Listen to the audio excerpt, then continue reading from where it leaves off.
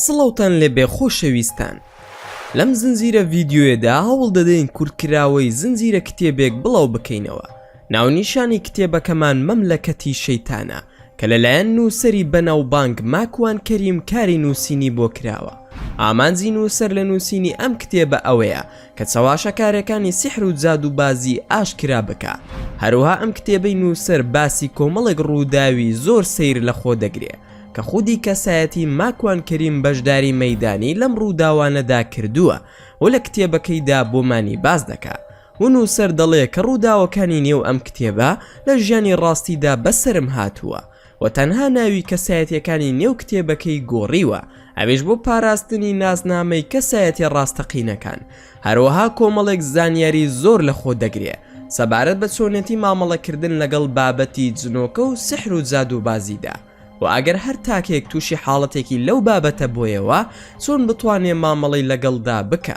ئەمانەی باسمان کرد زانیاریە گشتیەکانی کتێبەکەن و بۆ تێگەیشتن لە تەواوی چیرۆکەکە دەتوانن بینەری بەشەکانی تری چیرۆکەکە ببن لە ڤیدیۆکانی پێش و ترماندا.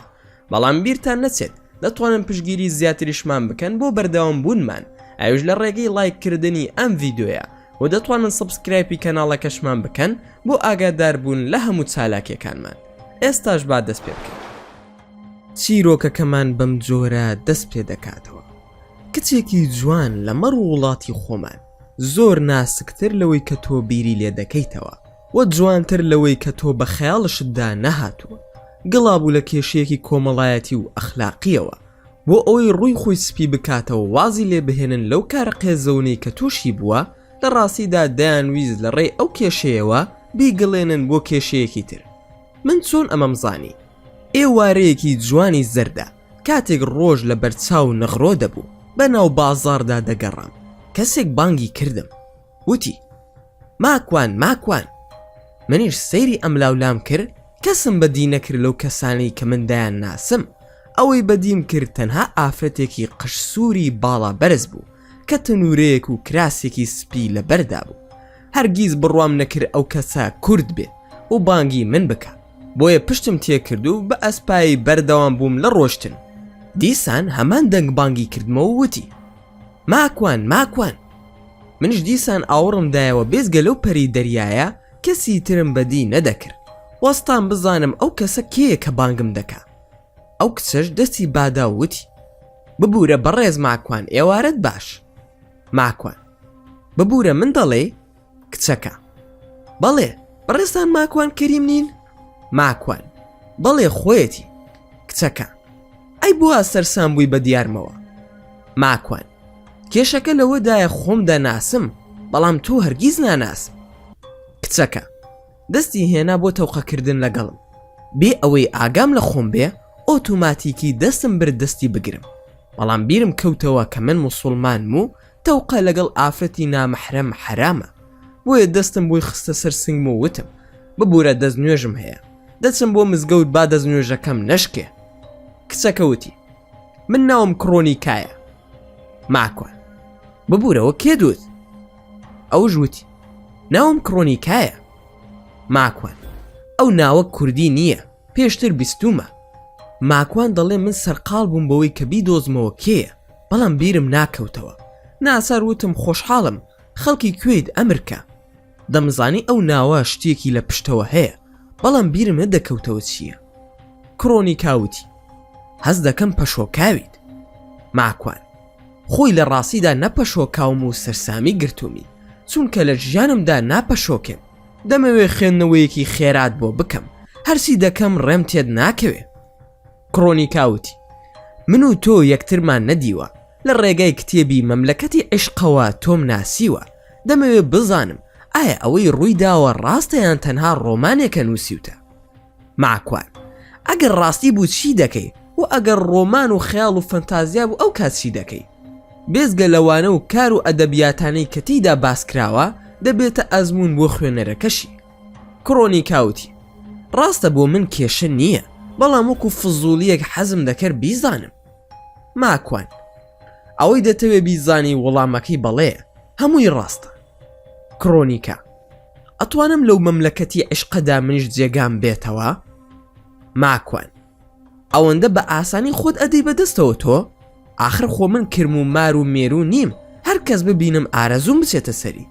ڕاستە تۆ ئافرەتێکی جوان و ناسکی، مانای ئەوە نییە عیشق و شەهوەت یەک بگرنەوە. دروستە بەشێک لە عیشق شەهوەتە، بەڵام لەگەڵیشیدا پرەنسیبە. پێم وانییە تۆش ئەوەندە کەسێکی ئاسان بی وا زوو خۆت بدەی بەدەستەوە، مەگەر شتێک لە پشتیەوە هەبێ یان ئافرەتێکی سۆزانی بی. ببوورەکەوا دەڵێم یاخۆ لە دەستگا و کۆمەڵەیەک و ڕێکخراوێکەوە هاتووی بۆ ناشرینکردنی من. گریمانی کۆتایی کە زۆر لاوازە ئەویش ئەوەیە کە هەژمونی مەملەکەتی عیشق بەسەرتەوەیە و ئەتەوێ کارکتەرێک بی لە کارکتەرەکانی ناو مەملەکەتەکەی من. بڕوایشم نییە لە وڵاتەدا تۆ ئەوەندە بە ئاسانی بیر بکەیتەوە. کڕۆنیکە: پێویستی ناکرد ئەو هەموو شیکاریم بۆ بکەیت. من پێم وانییە تۆ کەسێکی ئاسایی بیت و بە قسەی من کاریگەریت لەسەر دروست بێ. ماکوان: نابڕوا مەکە، ئەزمونم زۆرە لەگەڵ خەڵکی وەکو تۆدا. پێم بڵێ کێ نردویتی و بۆچی هاتوویت و چیت دەوێت و بایت چەندیت؟ چیت لە مێشکایە؟ کڕۆنیکە: هێواش ماکوان، چارەسەری من لای تۆیە و فریام کەوە بۆ ئەوەی لە ناو نەچم. ماکوان: خێر چی ڕووی داوە؟ کڕۆنیکە: من دەزانم ناتوانم ئەوەی دەمەوێ بەدەستی بهێنم لەگەڵ تۆدا. دەشزانم کەسێکی ئاسان نیت، چونکە پێشتر باسی تۆیان بۆ کردووم. دەزانم ئەوەندە بە ئاسانی ناتوانم ئامانجم بپێکم لەگەڵ تۆدا. قسە زۆر لەسەر کراوە، ڕاستی دەوێت نەمەملەکەتی عیشقم خوێندەوتەوە و نەهیچ. تەنها نێردراوم بۆ ئەوەی تۆڵی خۆم بە تۆ بکەمەوە. تۆ هیچ تاوانێکت نییە، بەڵام من تاوانبار کراوم بەوەی کە ئەگەر تۆ هەڵ نەخەڵەتێنم ئەو تاوانم بێدەنگی لێ ناکرێت. ماکوان: یا ئەڵڵا، بزانم چیت لە ژێر سەردایە.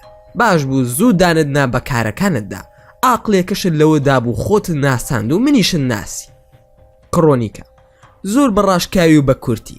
من لەگەڵ خۆشەویستەکەم دەستم تێکەڵ کردبوو، بەڵام ئەو تەنها دەستی پێگەرم دەکردمەوە و وێنەی ڕووتی گرتبووم لە کاتی سەرجەی بەیەکەوە. بەوەش چەند جار فشاری تری بۆ هێنام لەگەڵمدا ڕابوێرێت. منیش ناچار ڕازی بووم، بەڵام کارەکەی زۆر قێزەون بوو. هەوڵی ئەدا ڤیدۆم بگرێت و بڵاوی بکاتەوە بینێرێ بۆ یەکێک لە کۆمپانیا پۆرنۆگرافیەکان. منیش ئەوم پێ قبول نەکرا و کوشتم. ماکوان: هەر کوشتت؟ کڕۆنیکە: بەڵێ هەر کوشتم، بەڵام کاتێ وای وە دەستی کرد بە گریانێکی زۆر. ماکوانش وتی: من کاتی گریانم نییە، ئەگەر دەگریت بەجێت دەهێڵم و دەڕۆم، کە تەواوی لە گریان وەرەوە بۆ لام. کڕۆنیکە: باشە ناگریم، تەنها گوێم بۆ بگرە. ماکوان: فەرموو. کڕۆنیکاش وتی: لە دوای کوشتنی کەسی یەکەم هاوڕێکەی پێیزانین، بەڵام نەیهێش کەس بزانێ خۆشەویستەکەمی خستە ناو عەلاگەیەکی ڕەشە و برمان لە شوێنێکی دوور چاڵمان بۆ هەڵکەند و فڕێماندایە ناو خاکەوە. پاشان کەسی دووەم بە هەمان شێوەی ئەو بوو. ئەویش هەمان کاری لەگەڵدا کردم، وەکو فشارێک بۆ ئەوەی ئاشکرا نەبم. بەردەوام فیلمی پێدەگرتم کە پێم زانی بۆ هەمان کۆمپانیای پۆڕنی ناردەبوو. بیرم لەوە کردەوە کەسێک ئەوەندە پیس و قێزەون بێ باشترە بینێرم بۆ جێگەی ئەوەی یەکەم. پلانم دانا بۆ کوشتنی، نەمزانی بوو کامێرای شاراوی زۆری دانابوو لە هەموو لاکانەوە. ئەویش بۆ جوان تۆمارکردنی فیلمە پۆڕنۆکان. لە دوای کوشتنی ئاشکرا بووم. ماکوان: ئەی ماندوو نەبی، بەڕاست ئەمە ڕاستیە یان فیلمە ئەیگێڕیتەوە؟ جورئەتی کوشتنی زۆرت هەیە، با منیش بڕۆم نەکو بمکوژی. کڕۆنیکاوتی: من کەسێک دەکوژم یاری بەلاشەم بکە، تۆ لەوانەی کە یاری بەلاشە دەکەی؟ ماکوان: ئەستەغفیروڵڵا، یاریکردن بەلاشە؟ لە کوشتنی تۆ ناترسم، بەڵام لەو سوتانە دەترسم کە خودای گەورە دەیهێنێتە ڕێمان. لە تۆ جوانتر و ناسکتریش هەیە تا حەزەکانی خۆمی پێبەتاڵ بکەمەوە لە وڵاتە ئەوروپیانەدا، جا بە پارە بێ یاخود بە قسەی خۆش و هەڵخەڵەتاندن. لەگەڵ ڕێزم، تۆش هەر جوانیت، بەڵام مانای وانییە ئیتر دەستکەوت و نێچیری هاوشێوەی تۆ نەبێ ئەگەر من ڕاوکەر بم. هیوادارم لێم تێبگەی، ئەویش بۆ ئەوەی وانەزانی کە بە تەنها تۆ هەیت و کەسی تربوونی نییە. ئەگەر چاو بگێڕی هاوشێوەی جوانی و لەش و لاری تۆ زۆرە لەم چواردەورەدا، وایە یان نا؟ کڕۆنیکە: وایە. من چی بکەم و چۆن هاوکاریم دەکەی؟ ماکوان: من نازانم تۆکەی، ڕاست دەکەی یاخود درۆ دەکەی، داواکاری چییە و ئەتوانم چیت بۆ بکەم؟ کڕۆنیکە: دەمەوێت لەگەڵ تا بخەوم و ڕوتت بکەمەوە و وێنەت بگرم، وێنەکەشت بدەم بەو کەسانە. پارەش چەند دەڵێی بۆت پەیدا دەکەم لە بانک، بۆتی قەرز دەکەم، با لەم کێشانە ڕزگارم بێ. ماکوان: واتە فیلمی پۆڕن بە منیش دروست دەکەی؟ تۆ ئەسڵە من دەناسیت؟ کرۆنیکە: نا، هەمووی هەفتەیەکە باسی تۆیان بۆ من کردووە. هەز دەکەم ڕقیان لێت بێت و کێشەی خێزانیت بۆ دروست بکەن. منیش وام دانابوو بەڕاستی هەموویت پێ بڵێم. خۆشم دێم بۆ لای خێزانت پێی دەڵێم کە تەنها تەمسیلیەکە، ئەوەندەم لێ قبول بکەن بۆ ئەوەی ڕزگارم بێ لە دەستی ئەم سەگانە. ماکوان: کەسایەتی من زۆر لەوە گەورەترە کە بیری لێ دەکەیتەوە. من ئەگەر کێشەی خێزانیم هەبوایە ئاسانترین بوو، چونکە کەس نییە ئەوەندەی خێزانم متمانەی بە من هەبێ. دەبوو پێش ئەوەی بڕیار بدەیت و ڕازیبی بۆ ئەو کارە من بناسی، ترسناکی و قێزەونی کارەکەشت بزانیایە. کرۆنیکە: دەزانم کارەکە قێزەون و خراپە، بەڵام ئەوەندە نییە کە لە داواکارێکم ڕازگۆم لەگەڵ تا. ماکوان: ئەی ماشەئەڵڵا لەم ڕازگۆیەت هاتووی دەڵێی وەرە با کەرامەتت بشکێن و بزمارێک بدەم لە تابوتەکەشت. ئاخر ئەمە ڕازگۆیی نییە، بەڵکو ئەمە نیشانەی لاوازی تۆیە. زا من چۆن بەوە ڕازی دەبم؟ بەس پێم بڵێ. کرۆنیکە: ئەی من بگیرێم؟ ماکوان: ئەی هەردوو ساوت دەربێ. ئەی من حیا و شەرەف و کەرامەت و خانەوادە و هەمووی بۆ تۆ بخەمە ژێر پێم لە پایی چی؟ تۆ کە خۆت تێکەڵی ئەو پیسانە بووی، دەبوو بزانی بە کوشتنی دوو کەس نردویانی بۆ لای من کە ئەو کارە بکەی لێت خۆش بن و قسە نەکەن، بۆ زانیاریت زارێ ئەوان هەر قسە ناکەن ئەگەر یەک بە یەکیان بکوژی، چونکە کارەکەیان یاسایی نییە. بۆیە نە تۆ ئەدەن بەدەستەوە، نە سکاڵاش لەسەر تۆمار دەکەن، تەنها بەکارت دەهێنن. کرۆنیکە: وانییە من لە کاتی کوشتنی هەردووکیاندا وێنەم گیراوە، بێزگە وێنەی تری خۆم بەڕووتی لە کاتی سەرزەییدا. ماکوان: بەڵێ دەزانم پیس بۆ لای پیس دەچێ، تۆش لە بنەڕەتدا لە پیسەکانی تەنها جیاوازیەکت هەبوو کە تۆ بە دوای خۆشەویستی ڕۆحەوە بووی، ئەوانش بە دوای خۆشەویستی لاشەتەوە بوون. کرۆنیکە: تکایە هاوکاریم بکە، هەروە دەستم لێ بەرمەدە. ماکوان: بەسەر چاو، وەرە بابسین بۆ فەرمانگەی پۆلیس، هەموو ڕاستیەکان باز بکە.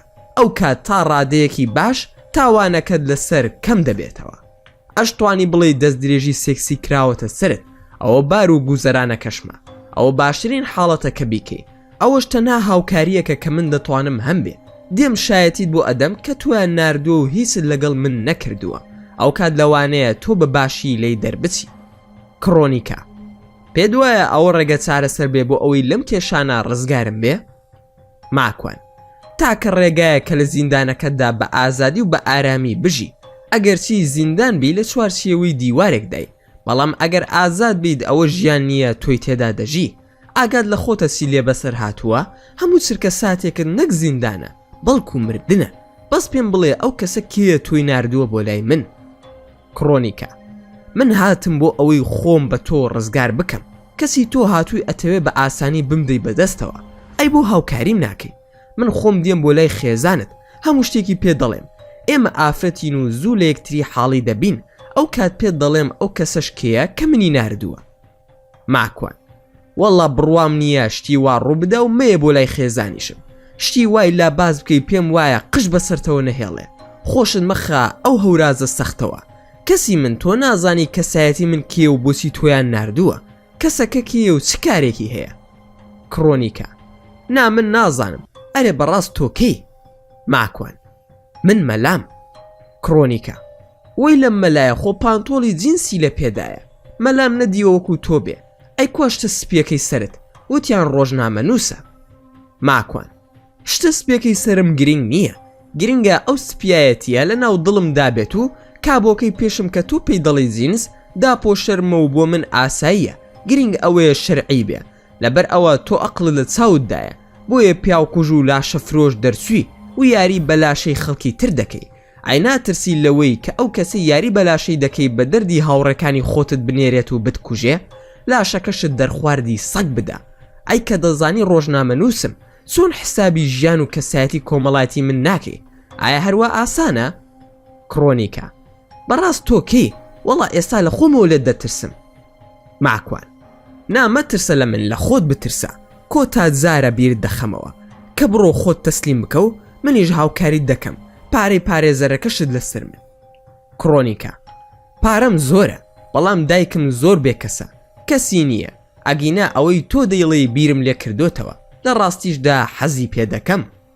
ماکوان: من پارێزەرێکم هەیە بەیەکەوە دەچین بۆ لای زیاترم بۆ باز بکە و باز زیاتر هاوکارت بم تۆ لەکوێ دەژی بتگێنمەوە یان سیارەت پێیە کرۆنیکە سوپاس سیارەم پێیە چۆن یەکتری ببینینەوە دەتوانی تەلەفۆنەکەی خۆتم بدەیتێ ماکوان هەر کات تەلەفۆنت کرد لەکوێ ویستت یەکتری دەبینینەوە ئەوە ژمارەی تەلەفۆنەکەمە ئەی چۆن لەم بازاڕەدا منت دۆزیەوە کرۆنیکە نیشانیاندام تخوا سرم لێ تێکسووە نامەوێت زیاتر خۆم و خەڵکی تریش بە خۆمەوە سەرگەردان بکەم ماکوان ئەی تۆ لە خوددا دەترسی یاخود نا کرۆنیکە بڕوام بە خوددا هەر نییە ئەگەر بڕوام هەبوایە وام لێ نەدەهات ماکوان منیش زۆر لەسەری نەڕۆشتم پێم وت تۆ هەرخوا ڕەحمی پێکردووی کە لە دەرگای منت داوە ماڵ ئاواییمان لە یەکتر کرد و ڕۆشت منیش خۆم لێون کردو بە شوێنیدا گەڕامەوە و شوێنی کەوتم بەڵام ئەو گریمانێشم دانابوو کە خەڵکێک چاودێری دەکا هەروەها منیش دەبینن چونکە دیارە لە سەرەتاوە منی نەناسیوە بۆیە چوومە ناو سیارەکەم نزیکی مزگەوتێک بوومەوە سیارەکەی خۆممدایە دەستی کوڕێکی هاوڕێم لە مزگەوتەکەدا سیارەکەی ئەوم وەرگرت و شوێنی کەوتم باش بوو لێم ون نەبوو شوێنی کەوتم تا لە شارەکەی من دەرسوو سوە سەر زادەی خێرا و ڕۆ شارێک لە نزیک شارەکەی من ڕۆشت منیش بە شوێنەوە بووم تا گەیشتە بەردەم شوقەیەک سیارەکەی بردە ناو گەرازی شوقەکە و هاتە دەرەوە بە کلیلی خۆی دەرگای سەرەکەی باڵەخانەکەی کردەوە لە دوورەوە تەماشایم کرد نەمزانی خۆی کرد بە کام شوقەدا تەماشای ناو ماڵەکانم کرد کرۆنیکای تێدا نەبوو بەڵام ناوی ئافەتێکم بەدی کرد نووسرا بوو فاتیمە سەعید شوقەی ژمارە 11 بەهەرحاڵ گەڕامەوە بۆ بەیانی کاتژمێر 2 تەلەفۆنی بۆ کردم وتی من ئامادەم با بڕۆین بۆ لای پارێزەرەکەت دیسان بۆیەوە بە گومان بووم خۆم تەلەفۆنم کرد بۆ پارێزەرەکەم و هەموویم بۆی ڕوون کردەوە کەچی ڕووی داوە ئەویش وەکو خۆم تەقەی مێشکی دەهات دەیوت ماکوان کەسێک دوو کەس بکوژێت چۆن کاری وا دەکا خۆی تەسلیم بکە لانی کەم لەسەر و 20 ساڵ زیندانی دەکرێت ئەگەر ئەمدیش نەبێ هەرچی سرم دەهێنا و دەبر بە تەنها پیاسەم دەکرد بیرم لێ دەکردەوە کە ئەم چیرۆکەم بۆ هەڵاوێر نەدەکرێت ئافرەتێک لە وڵاتە ئەوروپیەدا دوو کەس بکوژێ شەرەف و کەرامەتی خۆی لا ئەوەندە خۆشەویست بێ بەڵام شەرەف و کەرامەتی خەڵکی تری لا ئاسان بێ بەدەم خۆمەوە هەر قسەم دەکرد بۆڵە بۆڵم بوو ئاخر چۆن دەبێ کاری وا بکە دوایش ئەوەندە شەریف و خاون کەرامات بێت و هەموو ڕاستیەکانشم پێ بڵێ بیرم دەکردەوە کە ئاخۆ دەبێ چی لە پشت ئەم هەموو قسە و باسەوە بێ کە بۆم نەدەدۆزرایەوە و سەرەداوێکم لێ دەست نەدەکەوت ئەمە ڕاستی بێ یاخود فێڵ ئەبێت چیان لە من بوێ زوو هەناسەیەکم هەڵدەکێشا دەچوومەوە سەری دێڕ دەمهێنا و دەمبر هیچ تێنە دەگەیشتم تۆ بڵێ ڕاست بکە یاخود نا نەمدەوێرا بە کەس بڵێم بێزگە لە پارێزەرەکەم ئەویش هیچی لێ حاڵی نەبوو ئەوەندەش پارە خۆشەویست بوو کە قسەکردن لای ئەو بە پارە بوو ناسار بووم زۆر پرس و ڕاوێژ بە پارێزەرەکەم نەکەم بیرم کردەوە کێ باشە لەگەڵیدا ئاخاوتن بکەم تاکە کەسێک ئەقلم گرتی کوڕێکی هاوڕێم بوو لەسەر کار دەمناسی کوڕێکی وریا بوو لە بواری ئافرەت و باندە مافیایەکانی ناو ئەم وڵاتە ئەوەی خواناسی بوو نەیدەزانی تەنها مەشروب خواردن و فرۆشتن بە قاچاق و جگەرە و ئافرەت و شەڕ بوو شەوێکیان بەیەکەوە کارمان دەکرد لە شاری ئۆسلۆ چەند ئەلبانیەک هاتنە ناو دوکانەکە و ویستیان دزی بکەن شەڕێکی تابڵی سەخت و پیاوانەمان کرد سەردەمی ئەم شەڕە دەگەڕێتەوە بۆ ساڵی 2003 هەستم کرد کوڕێکی ئازایە هەرچەندە تازە بوو لە کارەکەی ئەو کاتە خێزانم گواست بووە لە شەڕەکەدا چەند تێڵایەکم دابوو لە ئەلبانیەکان و خوێنم لە سەریان هێنا بوو من و ئەو کوڕا کە پێکەوە کارمان دەکرد جلەکانمان وەکو یەک بوو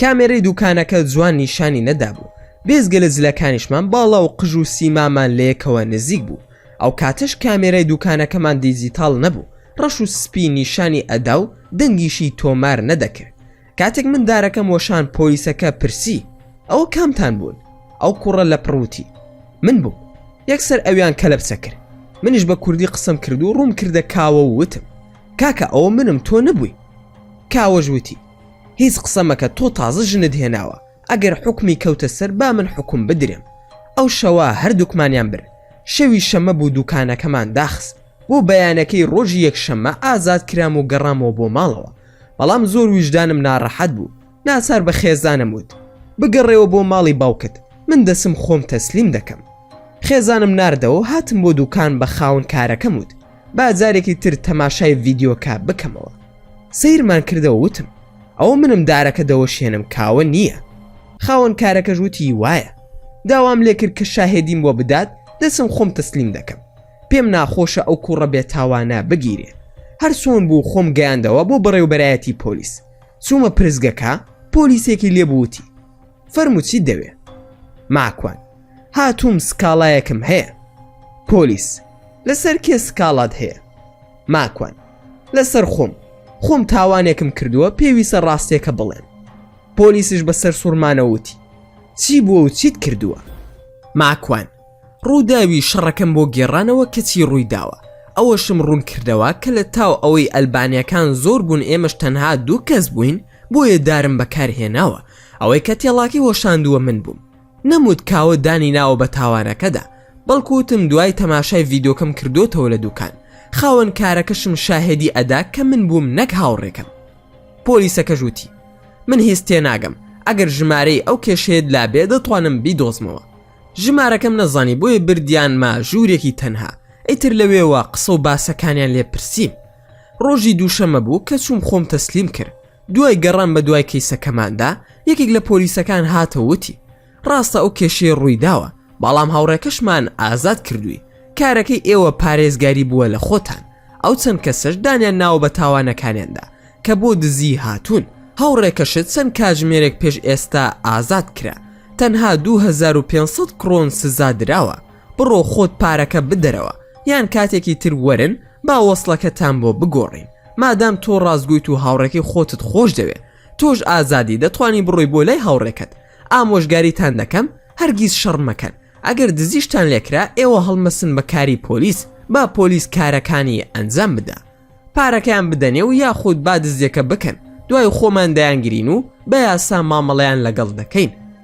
ماکوان باشە بەسەر چاو. لە دڵی خۆم داوتم ئەم قسەیەت هیچ بە مێشکی کووردا ناچێت، دزی لێ بکەن و ئەویش بە بێدەنگی بوەستێ. پاشان زۆر دڵخۆش بووم کە هاتمە دەرەوە. تەلەفۆنم کرد بۆ خاوەن کارەکەم وتم کاوە بەر بووە. خاوەن کارەکەش وتی وەرە لای منە چاوەڕێی تۆ دەکا. پێشەوەی من بگەڕێمەوە سەعید کە فارز بووە خەڵکی ئێران بوو هەموو باسەکەی بۆ گێڕابووە کە من ویژدانم نامورتاح بووە و چوومە بۆ پۆلیس. کە چووم لەوێ دانیشت بوو. لەو ساتەوە ئەو کوڕا زۆر ڕێز و تەقدیری لە لامدا هەبوو. باوەشمان کرد بە یەکدا و خۆشەویستیەک دروست بوو. هەرچەندە ماوەی مانگێک بوو کارمان دەکرد بە یەکەوە، بەڵام لەو ساتە وەختەوە هەستم بە پیاوەتی دەکرد. بە هەمان شێوە ئەویش هەستی خۆشەویستی زۆر زیاتر بوو. زۆر ڕێزی لە من دەگر. کات تێپەڕی و ژیان هەمووانی لە یەکتری دوور خستەوە. هەر یەکەمان چوینە شارێکی تر، بەڵام یەکترمان هەر دەبینی. زاروبار لە شاری ئۆسلۆ و لە فەیسبوک و بۆنەکاندا کە بۆنەکان تایبەت بوون بە کوردەکان لە ئەوروپا و ژمارەی تەلەفۆنی یەکترمان لاما بوو. تەلەفۆنم بۆ کرد کە دەمەوێ بیبینم، بەڵام وەرە بۆ لای من، کارێکی گرنگم پێتە. لە شارەکەی من چەند کاتژمێرێک دوور بوو. ئامادەی دەربڕی وتی کەی بێم بۆ ئەویانە؟ ماکوان ئەگەر ئیشت هەیە شەمە و یەکشەمە وەرە، ئەگەر کاریشت نییە کەی بۆت کراوەرە. کاوە نەوەڵا کارم نییە، هەمووی 2 هەفتەیە لە زیندان بەربوومە. ماکوان بۆ خێر تۆ گیرا بووی؟ کاوە بڵێ ماوەی ساڵێک زیندانی کرابووم. ماکوان پێم ناخۆشە چی بووە؟ کاوە هیچ نەبووە، لە 2 عەرەبمدا بوو، یەکێکیان دەستی شکا وامزانی زانیوتەوە ئیشت بۆ دۆزیومەتەوە. ماکوان نەوەڵا نەمزانیوە، کەوا بێت جارێ مەیە تا خۆم تەلەفۆنت بۆ دەکەم.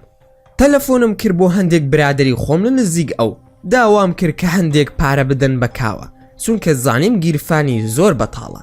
پاریان دابووی و هات بۆ لام، چوین بە شوێنیدا بۆ وێزگی شەمەندەفەر. دوای چۆنی و چاکی و هەواڵ پرسین، کاوە وتی چی بووە مامە ماکوان؟ بۆم گێڕایەوە کە 2 ڕۆژ پێش ئێستا تووشم بووە بە تووشی ئافرەتێکەوە. هەموو ڕووداوەکەم وەک خۆی بۆ گێڕایەوە. بانگی ئەو کچە بکەم هەتا تۆ لەگەڵم دای بزانم خوێندنەوەت بۆی چییە. کاوە چیت بۆ بکەم من؟ ماکوان نازانم چی بکەین و چی تێدەگەی. کاوە بانگی بکە و بزانین چی دەبێ. ماکوان جارێ با بڕۆینەوە بۆ ماڵەوە. گەڕاینەوە بۆ ماڵەوە ئێوارەی هەینی بوو. لە دوای ئەوەی کە پشوماندا زۆر سەرقاڵ بووم بە بیرکردنەوە لەو ئافرەتە. کاوە بۆ تەلەفۆنی بۆ ناکەی ئێمە بچین بۆ لای؟ ئەگەر ڕاستی کیر شوێنی خۆیمان پێ دەڵێ، خۆ ئەگەر درۆشمان لەگەڵ بکە ئەوە دوامان دەخات تا خەڵکەکانی لەگەڵی دان بانگ دەکا، شوێن و جێگای دەزانی یاخودنا. ماکوان بەڵێ لەو شارەی نزیک خۆمانە. کاوە با بڕۆینە ئەوێ لەوێ تەلەفۆنی بۆ بکە بیبینین بۆ ئەوەی زوو بگەینە لای پێش ئەوەی خەڵکەکانی دەور و پشتی کۆ بکاتەوە. خۆت قسەی لەگەڵ بکە و منیش زانیم کەس نییە لەو دەور و پشتە یەکسەر دێم بۆلاتان ئەو هەم پێ باشترە. ماکوان پێشنیارەکەتم بەدڵە. چوین لە نزیک شوقەکان تەلەفۆنم بۆ کردووتم کڕۆنیکا دەمەوێ ئەم شەو بتبینم. کڕۆنیکا ئاساییە من بێم بۆلات؟ ماکوان من دێم بۆلات ئەگەر ئاساییە. کڕۆنیکا وەرە من دوێنێ چاوەڕێم کردی بۆ نەهاتی. ماکوان کارێکم بۆ هاتە پێش تکایە ئەدرەسی ماڵەکەت بنێرە با بێمەلات. کڕۆنیکا ئەدرەسەکەی ناردوو ئەو جێگایە بوو کەلەی وەستا بووین و ژماری دەرگاکەشی نارد. هەر ئەو ناونیشانە بوو دەستنیشانم کردبوو. ماڵی فاتمە سەعیدەکە بوو شوقەی ژمارە 11. بە کاوەم وت هەمان ئەدرەسی ناردووە ڕاستگۆیە. کاوەژ وتی تەلەفۆنی بۆ بکەرەوە بزانە هەر کات بچین ئاساییە یاخودنا. تەلەفۆنم بۆ کردەوە وتم ئاساییە هەر کات بێم؟ کڕۆنیکا بڵێ ئاساییە هەر کات دەیت ئاساییە. ماکوان کاوەی برام دەتوانی خۆت لەم ناوە حەشار بدەیت کە من دەسمە ژوورەوە با تەلەفۆن کراوە بێ لە نێوانماندا هەرچی بوو ئاگادارت دەکەمەوە باشە؟ کاوە باشە با چەقۆکەی دەستشت کراوە بێ کراسەکەت قۆڵ کورتە ئەو کەراسی من بکەرە بەرت بیخەژێر قۆڵی کراسەکەتەوە ئەگەر زانیت خەڵکی لێ دەستی خۆت بوەشێنەوە بە چەقۆ لێیان بدە دەرگا بکەرەوە منیش خۆمی پیادا دەکەم. کراسەکەمان گۆڕیەوە لە ناو سیارەکەدا. کاوە دابەزی و بڕوات خۆی حەشار بدە منیش هەندێک وەستان بۆ ئەوەی خۆم ئامادە بکەم و بڕۆم. دەنگێک لە پشتی سیارەکەمەوە هاتووتی ئەوە چی دەکەی؟ ئاوڕم دایەوە سەسیل بوو. سەسیل وتی بۆ کوێ دەچی؟ ماکوان سەلەی برام تۆی؟ وەڵا شتێک ڕوویداوە بە دەمێوە دەچم. سەسیل کورە نەکەی بەچوونە ژوورەوە چەقۆت پێبێت و هیچ شت پێ نەبێ هەر دۆڕاویت. ماکوان ئاگاد لە منەچی ڕوویداوە سەلەی برام؟ سەسیل بەڵێ ئەی چۆن ئاگامان لێ نییە ئەو ئافرەتە بەشێک لە قسەکانی ڕاستە بەشەکەی تریشی ئەوەیە لە ماڵەکەی خۆیدا کامێرای تێدایە هەر بچیتە ژوورەوە وێنت گیراوە بە ڤیدۆ جا ئەگەر چەقۆی لێ دەربێنی هەر قوڕت بەسەر دەکرێت و دەگیرێ چەقۆش دەرنەهێنی ئەو خۆی ڕوت و قوت دەکاتەوە وێنت دەگیرێت کە بەڕووتی لەگەڵ ئافرەتێکدای لە ماڵێکدا چۆن دەچیتە ماڵی ئەو بە دوای تۆوەیە بۆ ئەوەی شتێکت لێ بگرێ تۆش هەروە بە ئاسانی خۆت تەسلیم دەکەی. ماکوان بەخوا ڕاست دەکەی سەلی برام زۆر ترسناکە من ئەقلم بەوانە نەشکاوە. سەسیل مەچۆ هەوڵ بدا بە ڕۆژ بیبینی و لە دەرەوە لە ناو جێگا و شوێنی قەرەباڵغیدا بێ ئەو خۆی دەیەوێت تۆ بچیت بۆ لای و بە تەنها بن. ماکوان ئەی چۆن وتت بەشێک لە قسەکانی ڕاستە؟ سەسیل ئەوە دانێ بۆ شێخ بەرقان و حەسقیل دوای خۆیان تێت دەگەێنن بەڵام تکایە بەبێ ئێمە هیچ مەکە ئەگەر ساڵێکشمان پێچووە نەهاتوین بۆلات من دەڕۆم ئەوە کاوەی هاوڕێشت وا هات و پرسیارە لێ دەکا بۆیە وەڵامی بدەرەوە. کاوە هاتووتی ئەو بۆ ناڕووی چی ڕوویداوە بۆ وەستاوی؟ ماکوان سەرکەوە ئیشم پێتە هاتە ناوەوە بۆم باس کرد کە بیرم بەلای شتێکی ئاوادا چووە ئەوەی کە سەسیل بۆی باسکردم بۆ ئەوم باس کردەوە. کاوە وتی بیرکردنەوەکەت معقولە تەلەفۆنی بۆ بکرەوە بڵێ میوانم هاتووە و ناتوانم بێم بۆیە با بیخینە کاتێکی تر بزانین چی باشە ئەوە دەکەین.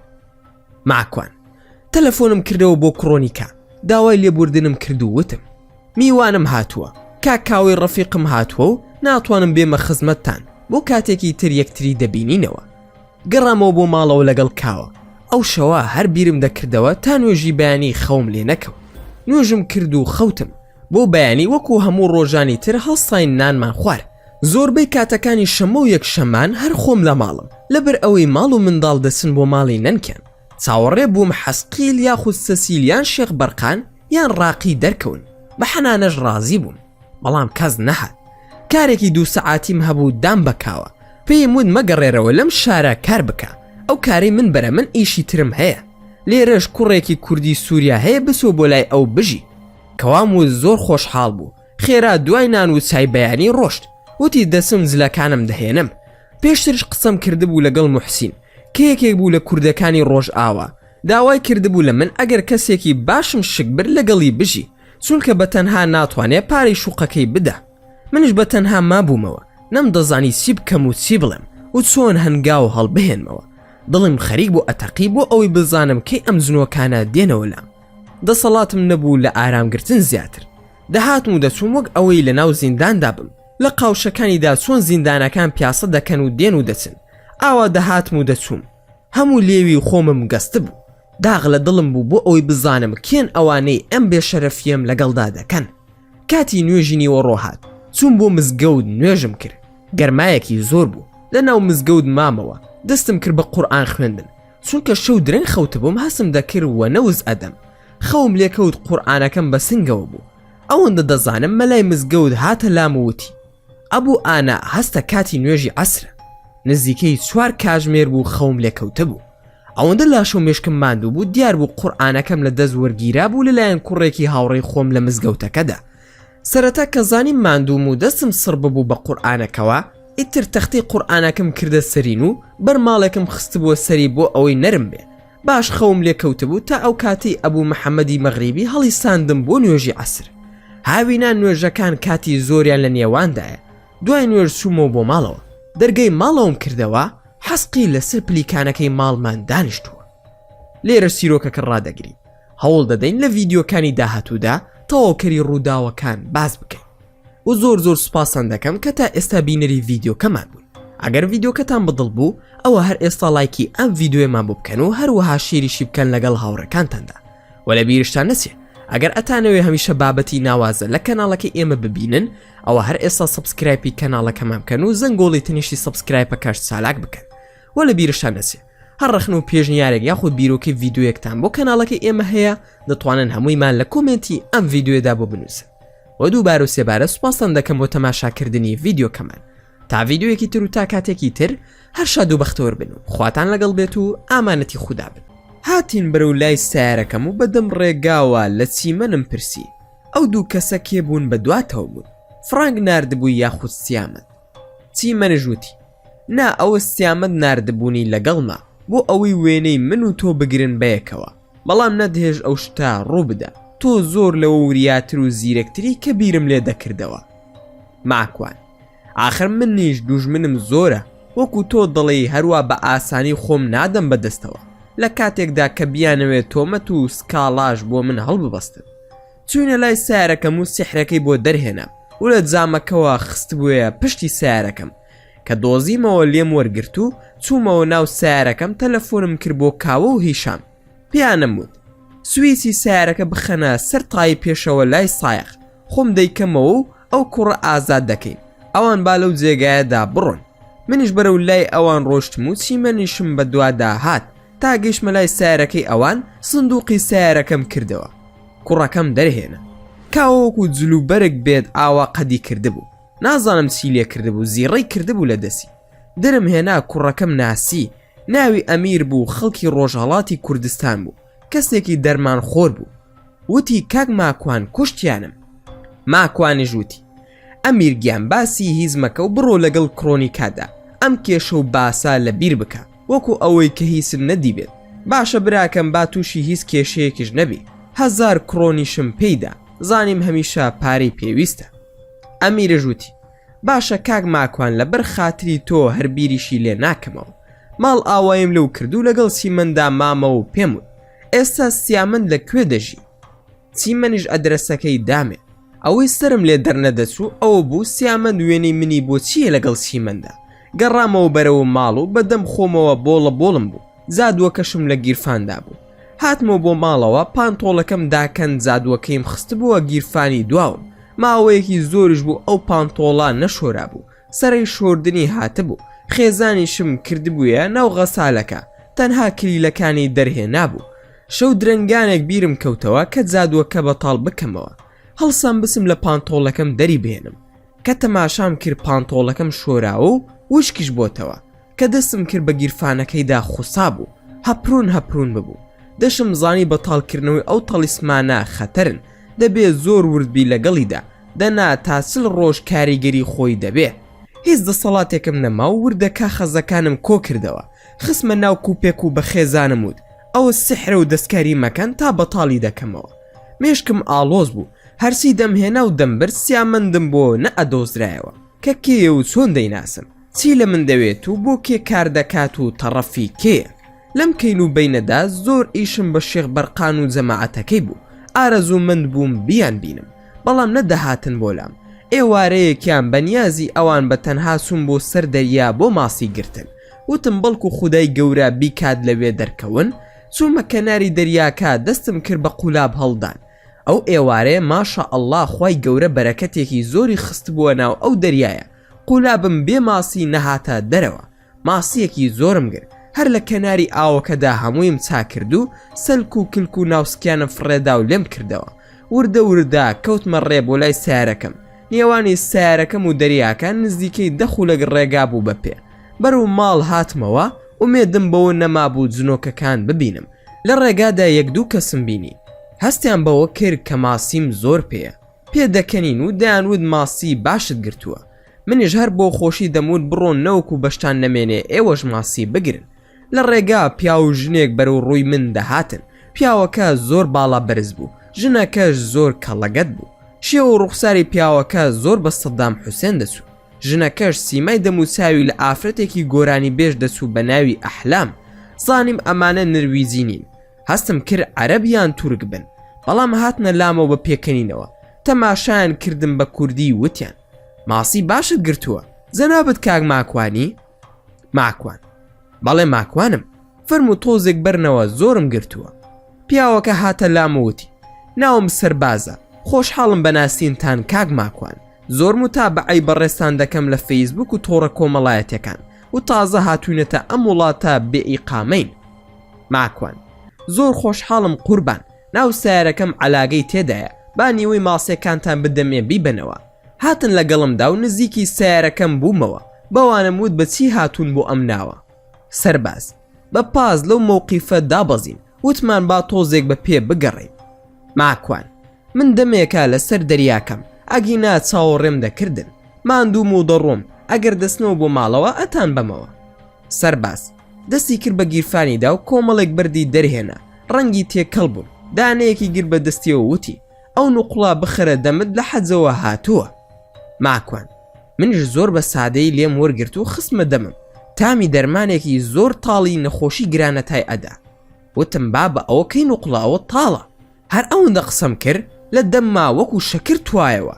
چاوم وردە وردا تەڵخ بوو، هەموو گیانم قورس بوو. تەنانەت قاسم نەیدەتوانی بە پێوە بوەستێ. لە شوێنی خۆمدا خستمی. ژنەکەی سەرباز هات بە چواردەورمدا خەتێکی خڕی کێشە. هەر ئەوەندە ئاگادار بووم چاوم نابەیەکدا. ئاگام لە خۆم نەما. کە چاوم کردەوە لەسەر بەردێکی ڕق پاڵکەوتە بووم. هەموو چواردەورم تاریک بوو. شوێنەکە وەکو ئەشکەوتوا بوو. ئاگرێکی تیا کرابەوە. لە خوار بەردەکەوە مار و مێروویەکی زۆر و قالۆنچە و حەشەراتی پیسم دەبینی. مارەکان مێرو و مشکەکانیان دەخوارد و زۆر زار بە پێچەوانەوە مشکەکان مارەکانیان دەخوارد. دەستم بر بۆ لای قایشەکەم، لەوێدا چەقۆیەکم تیا شاردبووەوە، بەڵام دەستم بۆ بەرز نەدەکرایەوە و هیچی پێوە نەبوو. بە چاوی خۆم دەمبینی کە هیچی پێوە نییە، بەڵام نەمدەتوانی بیزۆڵێنم وەکو ئەوەی پێمەوە نووسابێ. قاسم عیبی نەبوو، بەڵام زورئەتی ئەوەم نەبوو بڕۆم بۆ ناو ئەو هەموو مار و مشک و قالۆنچەیە. لە هەمووی سەیرتر ئەوە بوو کە نەدەهاتنە سەر ئەو بەردەی کە منی لەسەر بوو، کە تاشە بەردێکی گەورە بوو. یەکێک لە دوورەوە بە دەنگێکی هەژدی هایی هاواری کرد و ئەینەڕان. ماکوان کەوتیتە بەردەستم. ئەوەی لەگەڵ تۆ بوون هەمویان لای من وەکو تۆ وێران و ئەسیرن. ئای چەندە ماندووت کردین. هەستم کرد دەنگەکە نەما و دەستم کەوتەوە جوڵە و مار و مێرووەکان نەمابوون لە بن بەردەکەدا. منیش دابەزیمە خوارەوە لەناو ئەو ئەشکەوتا بەرفراوانەدا. دەگەڕام بەردەکانی وەکو چلوورەی بەفر هاتبوونە خوارەوە. دڵۆپەی ئاو ئەیدا لە پشتە ملم، لە پڕدا دەسەڵەکیم و هاوارم کرد ئێرە کەی لێ و چیتان دەوێت، پەیامتان چییە؟ دەنگ نەبوو. بە دوای دەواازەیەکدا دەگەڕام لەو ئەشکەوتا بێمە دەرەوە. بە چواردەوری خۆمدا هەڵدەخولام هیچم نەدی. هەمووی هەر بەرد و شاخ و چلوورەی شاخ بوو. زۆر هەڵخوڵام لە ڕاست بۆ چەپ و باکوور و باشووری ئەشکەوتەکەم دەکرد. چارم نەما ناو دەمم وشک بوو. هەناسەم سوار بوو. لە ماندوێتی خۆم تۆزێک دانیشتم. زۆر میزم دەهات و پێویستیم بەسەر ئاو بوو. ویستم تۆزێکی تر بگەڕێم. دەستم کرد بە میزکردن لە شوێنێکی بەرزەوە بۆ ئەوەی لە نوێژ نەسم. تەماشا دەکەم چەند کەسێک لە خوار منەوە وەستاون و دەستیان بۆ میزەکەم گرتوتەوە بیخۆنەوە. لە تاواندا تەریق بوومەوە و ڕامگر و بە پەلە خۆم گەڕاندە دواوە. لە پشمەوە دەواازەیەک وەکو بڵی بە جادوو یان سحر کرایەوە. زۆر شتی عەجیب و سەرسوڕهێنەرم ئەدی. لە خۆشیدا ڕام کردە دەرەوە کە هاتمە دەرەوە لە دەشتایەکەدا تەماشام کرد هەموو هاوڕە جنۆکەکانم بەسراونەتەوە. تەماشام کرد شێخ بەرقان و حەسقیل و ڕاقی و حەنانە زۆرێکی تر لەو برانەی کە هەر تەعاروفم هەبوو لەگەڵیاندا زیاد لە 16 کەس بەسترا بوونەوە کە منیان دی هەمویان سەریان داخست بەپەلە سوم بۆ لایەن بۆ ئەوەی بیان کەمەوە لە دواوە وەکو ئەوەی کە ئەسپێک یاخود هێسترێک بە قاسەکانی شەقم تێ هەڵبدە ئاوا کێشیان بە پشتمدا و فڕی دامە بەردەمی ئەوان وا فڕی دام وتم تەواو مردم ئەوەندە ئازارم پێگەیشت هیچ توانای هەناسەدانم نەما تا چەند ساتێک ڕاستەوخۆ لە بەردەمی حەسقیل کەوتم زانیم سەسیلیان لەگەڵدا نییە وتم بەخوا سەسیل پەنی پێداون ئازارەکەم کەم بۆیەوە چاوم دەگێڕا بۆ ئەوەی بزانم کێ بوو پیای کێشام لە پشتەوە کەسم بۆ نەئەدۆزرایەوە ئەو جنۆکانەش یەکێکیان قسەیان لەگەڵم نەدەکرد لە پڕ سەرباز دەرکەوت لەگەڵ ژنەکەیدا ئەینجا زانی منیش ئەسیر کراوم لە لای ئەم عیفریت و شەیتانە خوانە ناسانە. سەرباز دەزانی من کێم ماکوان ئیبلیس و شەیتانیان خزمی ئەو جووتەی. سەرباز نەخێر من وەرماشم زۆر ئازارم نەدای لەبەر ئەوەی کەسێکی بەخشندە بوویت و ڕەزیلیت نەکرد لە بەخشینی ماسیەکانت هەرچەندە نیوەی داینێ و نیوەکەی تری خۆمان خواردمان. ماکوان دەی بە قوزەڵ قورتان بێ من کاتێک قسە لەگەڵ ئێوە دەکەم هەست دەکەم کە جیاوازم لە مرۆڤی تر و جورئەتی ئەوەشم بۆ دروست دەبێت کە حیسابی یەک تاکە قۆنەرەشتان بۆ نەکەم. لەم قسانەدا بوون چوار دەورم داڕما بەسەر یەکتریدا وامزانی دەکەومە ناو چاڵێکەوە. گوێم لە حەسقیل بووتی نەترسی ماکوان بیرتە لە ئەڵمانیا چیمان کرد لە حوسێن ئەوە هەمان چاواشەکاری جنۆکەکانە ڕاوەستاو بە. تەماشای حەسقیلم دەکرد ئاگام لێ بوو و هاواری دەکرد ئەوم دەبینی کە هاوار دەکا و لێی ئەدەن بەڵام ئەوەی لی دەدا نەم دەبینی. هاوارم کرد وەرماشی تەڕەماش چی دەوێ لێمان؟ وەرماش بەیعەت و گفت و عەقد هەرچی موت بە قسەم بکەی. ماکوان لە بەرامبەر چیدا؟ وەرماش داواکە. ماکوان ئازادکردنی هاوڕێکانم. وەرماش ئاسانە هەمویان ئازاد بن لەبەر تۆ لە ئێستاوە. ماکوان جارێ تەواو نەبوون ئەوەی داوای دەکەن نابێ ناشەرعی بێ.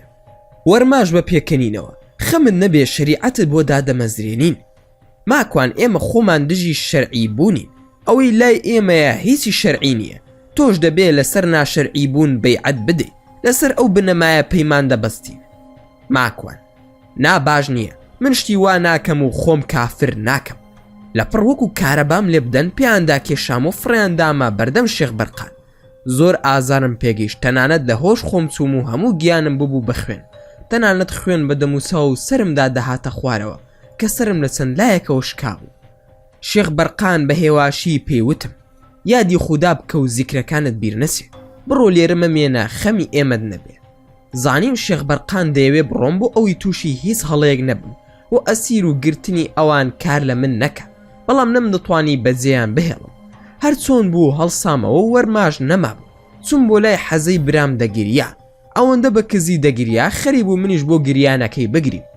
وتم بۆواتان لێ هاتووە چۆن بتان کەمەوە چی بکەم؟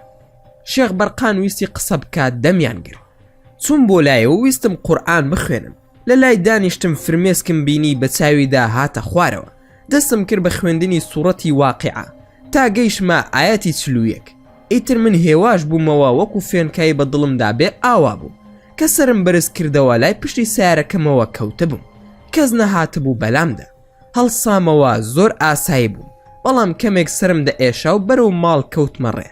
تەماشای ماسیەکانم کرد لە ناو سیارەکەمدا ژماردم نقوسانی نەبوو هەر ئەوە بوو کە گرت بووم هیچی لێکەم نەببووە بەڵام هەستم بە ماندووبوونێکی زۆر دەکرد. گەڕامەوە دوای نوێژی شێوان لێی خەوتم ماندوێتی زۆرم پێوە دیار بوو بۆ نوێژی بەیانی هەڵسامەوە زۆر خەفەت لە دڵمدا بوو. دوعای خێری زۆرم کرد بۆ براکانم بە تایبەت بۆ حەسقیل و شێخ بەرقان. لە دڵی خۆمدا وامدا نابوو کە ئەمە فیتی سەسیل بێ وا گومانم دەبرد و بیرم دەکردەوە کە پلانی سەسیلە و ئەوانی هەموو یاوە بە داوی وەرماشەوە. ئیتر زۆر بێتاقەت و خەفەتبار بووم نەمتوانی بسمەوە سەر کارەکەشم. تەلەفۆنم کرد بۆ کار و ئاگادارم کردنەوە کە ناتوانم بێم بۆ کار ماوەی 4 ڕۆژ پشوم وەرگر لە دەوروبەری نیوەڕۆدا بوو خێزان و منداڵەکانم چوون بۆ بازار بەتەنها مامەوە سرم نایە سەرسەرین بۆ ئەوەی چاوێک لێک بنێم لەپڕ سەسیل هاتە لام. سەسیل: ئەسەلام عەلەیکوم، ئاگاداری چی ڕووی داوە؟ ماکوان: وعەلەیکوم ئەسەلام، بەخێر بێ، ناسی ڕووی داوە بۆم باسکە. سەسیل: بەدزیەوە هاتووم بۆ ماڵەکەت، چاوی لەسرە، هەموو جەماعەت گیراون، تەنها من ڕام کردووە، ئەویش لە ناویاندا زۆر نەناسراوم، ئەوانەی کەناردبوونیان بۆ گرتنی شێخ بەرقان و ستافی خۆمان. ماکوان: بۆ تۆ لەوان ئازیزتری زا تۆ نەناسن کێ دەناسن؟ سەسیل: پێم وانییە ڕاست بکەی، فرت و فێڵی خۆتە. سەسیل: سوێن بە خودا ئاگام لە هیچ نییە، ئەوەی ئاگاداری کردمەوە کەسێکی نزیکی خۆمانە بە ناوی میا کە ئاگاداری کردمەوە، هەرچەندە کاتی ئەوەمان نییە، شتێکە پێ دەڵێم بۆ ئەوەی بتوانی ئازادیان بکەین. ماکوان: چیم پێ دەڵێ؟ ئەوان چۆن ئاوا بە ئاسانی دەست بەسەر کراون؟ بۆ جەماعەتی وەرماش ئەوەندە موهیمن شێخ بەرقان و ستافەکەی ئاوا بەرن؟ سەسیل: بەڵێ بۆ ئەوان ئاسان بوو، خەتای تۆیە، تۆ وات کرد ئەوان بگیرێن، تۆ بە قسەی کەس ناکەی، هۆکاری سەرەکیش خۆت بووی، ئەوان لەبەر تۆ دەست بەسەر کراون. ماکوان: چی؟ بەڕاستە؟ جا من چیم کردووە؟ سەسیل هاتوو هەموو کارەکانی دا بەسەر مندا و منیش زۆر بێزار بووم لە قسەکانی کەوتی، هەمووی خەتای تۆ بوو و بە هۆکاری تۆ گیراون. ماکوانیش وتی: جا من چیم کردووە؟ خۆ من لە دنیای ئێوە دانیم تا خەتای من بێ، هەروەها ئەوانیشم دابێتە دەستەوە جاسوسیم کرد بێ. سەسیل: ڕاستە جاسوس نی، بەبێ ئاگایی کارەکەت کردووە بێ ئەوەی بە خۆت بزانی، ئەوان سوودیان لە تۆ وەرگرتووە، لە ڕێگای درکاندنی هەندێک نهێنی لە جێگای ترەوە دەستیان کەوتووە کە تۆ هەموویت خستۆ تا بەردەستی ئەوان بێ ئەوەی بە خۆت بزانی. ماکوان: ئەمە چییە؟ من بەبێ ئاگایی باسم کردو خستومە تا بندستی ئەوان و ئەوان سوودیان لێ وەرگرتووە، یان هەر ئەتەوێ قسەی زل بکەیت و بینەی بەسەر مندا، بەڵگەکەت چییە بۆ ئەو قسەیەت سەسیل؟ سەسیل: بەڵگەکەم ئەوەیە ئەو کاتی کە گەڕایتەوە لە ئەڵمانیا و لە وڵاتی سوید بووی کە بووە شەڕ لەگەڵ سپیا، ئێمەش تۆمان بر بۆ جێگای خۆمان، سوید هەمووی نووسیەوە لە کتێبی سێم، ئەم باسانەی خۆمانت هەمووی ئاشکرا کردووە. ماکوان: سپیا کێ؟ من هەر نایناسم، باسی چی دەکەی؟ سەسیل: ڕاستە ببوورە من هەڵە بووم، سپیا ناوی خۆی گۆڕی بوو بە پەروانە و ئەوەی ڕوویدا بوو سوید لە بەشی سێمدا هەموویت باس کردووە و جێگا و شوێنی شێخ بەرقان و هەندێک نهێنی تر کە تۆ بە چاوی خۆت بینیوتەوە بێ ئەوەی بزانی کەسیە باست کردووە. لە ڕاستیدا تۆ هەموو کۆدەکانت بۆ جەماعەتی وەرماش ئاشکرا کردووە و ویرسان توانیوێتی کاری لەسەر بکە. لە چەند شەوی ڕابردوودا دایان بەسەر شێخ بەرقان و ئەو برایانەی تریشماندا و هەر هەمویان گیراون، هۆکارەکەشی تۆ بووی کە بە نەزانی خۆت ئەو کارت کردووە و ئەوانیشت خستۆ تا ناو ساڵێکی گەورەوە. ماکوان: کەس بە منی نەوتووە نابێت ئەو باسانە بنووسی، ئێوە هەمووتان دەزانن من ئەوەی دەیبینم و باسی دەکەن دەیکەم بە کتێب و باسی خواستەکانمان بڵاو دەکەینەوە. پێم وایە تۆش و حەسقیل و شێخ بەرقان و ڕاقی و هەتا دوایی هەمووتان ئەو شتە دەزانن، خۆ ئێستا ئەوەندەی ئێوە دەناسم و ناوی خەڵکی لای ئێوە فێربووم لە مرۆڤەکان ئەوەندە ناناسم. بەهەرحاڵ خەتای من نییە، ئێوە خۆتان منتان ئاگادار نەکردوتەوە، هیوام وایە ئێستا ئاوا قسە نەکەن و هەمووشی نەشکێننەوە بەسەری مندا. فەرموو بزانم من چیم پێ دەکرێت، با بیکەم و سیتان پێ باشە من بیکەم. سەسی: سەرەتا تۆ دەبێ خۆت بدەی بەدەستەوە بۆ ئەوەی ئەوان ئازاد بن، ئەمە خاڵی یەکەمە و سەرەتایەکی گرنگە بۆ ئەوەی بیکەین. ماکوان: ئازانی ئەو قسەیە دواتای چییە؟ خۆم بدەم بەدەستەوە، کافربوونی خۆم ڕادەگەێنم و تەواو، خۆ ئەوان ناسن من بگرن و بمخەنە زیندان، ئەوان داوا لە من دەکەن کە کاریان لەگەڵ بکەم. سەسیل: ڕاستە، بەڵام دوور بە دوور ئاگامان لێتە و ئاراستت دەکەین و فێرت دەکەین کە چی بڵێ. لە کاتی ئەوان کۆنتراکتت لەگەڵ دەکەن بۆ ئەوی کۆنتراکتەکە بەتاڵ بکەیتەوە، پاشان نەتوانن زاڵ بن بە سەرتا و چاودێریت دەکەین. ماکوان: جا پێت وایە ئەوەی تۆ دەیزانی ئەوان نەیزانن و ئەقلیان پێنەشکێ؟ سەسیل: هەوڵی زدی خۆمان ئەدەین و تا بتوانین هاوکاری براکانمان دەکەین، مەگەر ئێمە موسڵمان نین هەمومان.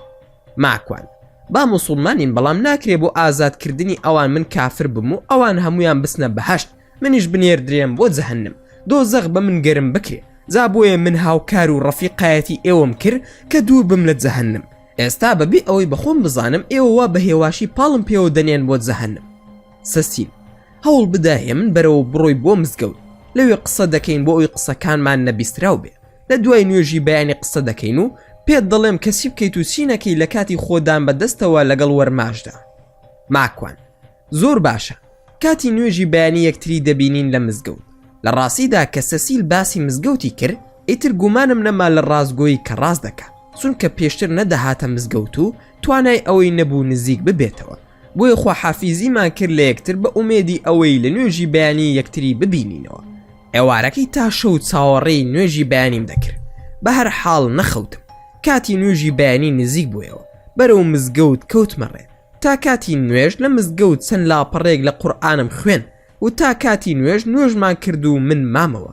چاوەڕوانی سەسیلم دەکرد.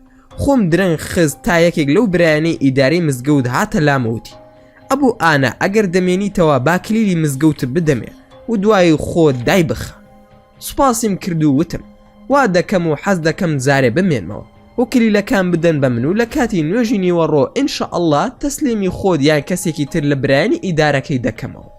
دەستم کردەوە بە قورئان خوێندن بە ئومێدی هاتنی سەسیل، بەڵام هەر دیار نەبوو. زۆر ماندوو بووم. پاڵم دابۆیەوە بە پای مزگەوتەکەوە.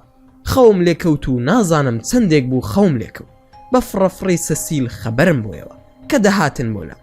دەنگی هاتنیان وەکو باڵی پەپولە وایە، چۆن فڕەفڕ دەکات دەنگێکی وایان دەهات. چاوم بەرز کردەوە، تەماشام کرد سەسیل لە بەر چاومدا بوو. سەسیل: ببوورە درەنگ هاتم، لەگەڵ میا سەرقاڵ بووین بە هەندێک کاری تایبەتی خۆمانەوە، بەڵام جوان گوێ بگرات چیت فێر دەکەم و چی دەکەیت و دەچیت بۆ لای کێ؟ ماکوان: وا گوێم گرتووە حەز دەکەم بینووسم بە قەڵەم و وەرەقە. سەسیل: نابۆ وا دەکەیت و دەینووسی، خۆ ئەوانیش خوێنەواریان هەیە، تۆ بە ئاسانی ئەیخەیتە بەردەستیان و پلانەکەی من ئاشکرا دەکەی. هەوڵ دەبا لە مێشکت دابێت و کە پێویست پێی بوو بەکاری بهێنە، ئاوا باشترە. ماکوان: باشە تۆ چی دەڵێی باوا بێ قسەکەت ڕاستە. سەسیل: سەرەتا ئەوە بزانە کە جنۆکە بەگشتی و بە تایبەتیش ئەوانەی کە کافرن دەسەڵاتێکی زۆر لاواز و کەمیان هەیە، ناتوانە هەندێک کاری کەم بکەن بەرامبەر بە مرۆڤ. جا ئەوە گرینگە بزانیت کە لە مێشکتدا بچەسپێ. پێم وابێ خۆشت باش ئەوە دەزانی. ماکوان: بەڵێ بە دڵنیاییەوە دەیزانم. خودای گەورە دەفەرمێ: ئینە کەید الشەیطانی کانە ضەعیفە. سەسیل: زۆر ڕاستە، ئەوەی کە پلان و توانە ئەدا بەوان خودی مرۆڤەکان خۆیانن. هەوڵ بدە کە کەوتیتە ژێر کاریگەر و هەژمونی ئەوان و وەرماش، پاشان کە سویتە لای زۆر ڕێز لێ دەگرێ، وشتی زۆر باشت پێشکەش دەکا. بەس دڵنیا بە هەمووی فرت و فێڵە و هەڵت نەخەڵەتێنن. ئەو دەزانێت کە تۆ بە فشار خۆت ڕادەستی کردووە. بەم هۆکارە هیچ فشاری زۆرت بۆ ناهێنێ. ئەو توانە وزەی لە لای تۆ وەکو هالە دەردەچێ ئێمە دەیبینین، بەڵام تۆ خۆت هەستی پێ ناکەی. ئەوانیش باش دەزانن. هەوڵ بدە هەرگیز نەهێڵی هالەکەت لاواز بێ، ئەوە زۆر گرینگە. ماکوان: حالە مەبەستت ئەو وزەیە کە بە هۆکاری دەستنوێژ و خودی نوێژ و قورئان خوێندن و زیکرەکانەوە هەمانە؟ سەسیل: بەڵێ مەبەستم ئەوەیە، خۆت باش دەزانیت و پاشان هیچیان پێ ناکرێ و ئەگەر لە کاتی بەستنی کۆنترەکتەکەدا ئەم قسەیە بکەی، ئامادەی دەرببڕە بۆ هەموو کارێکی ئەوان داوات لێ دەکەن.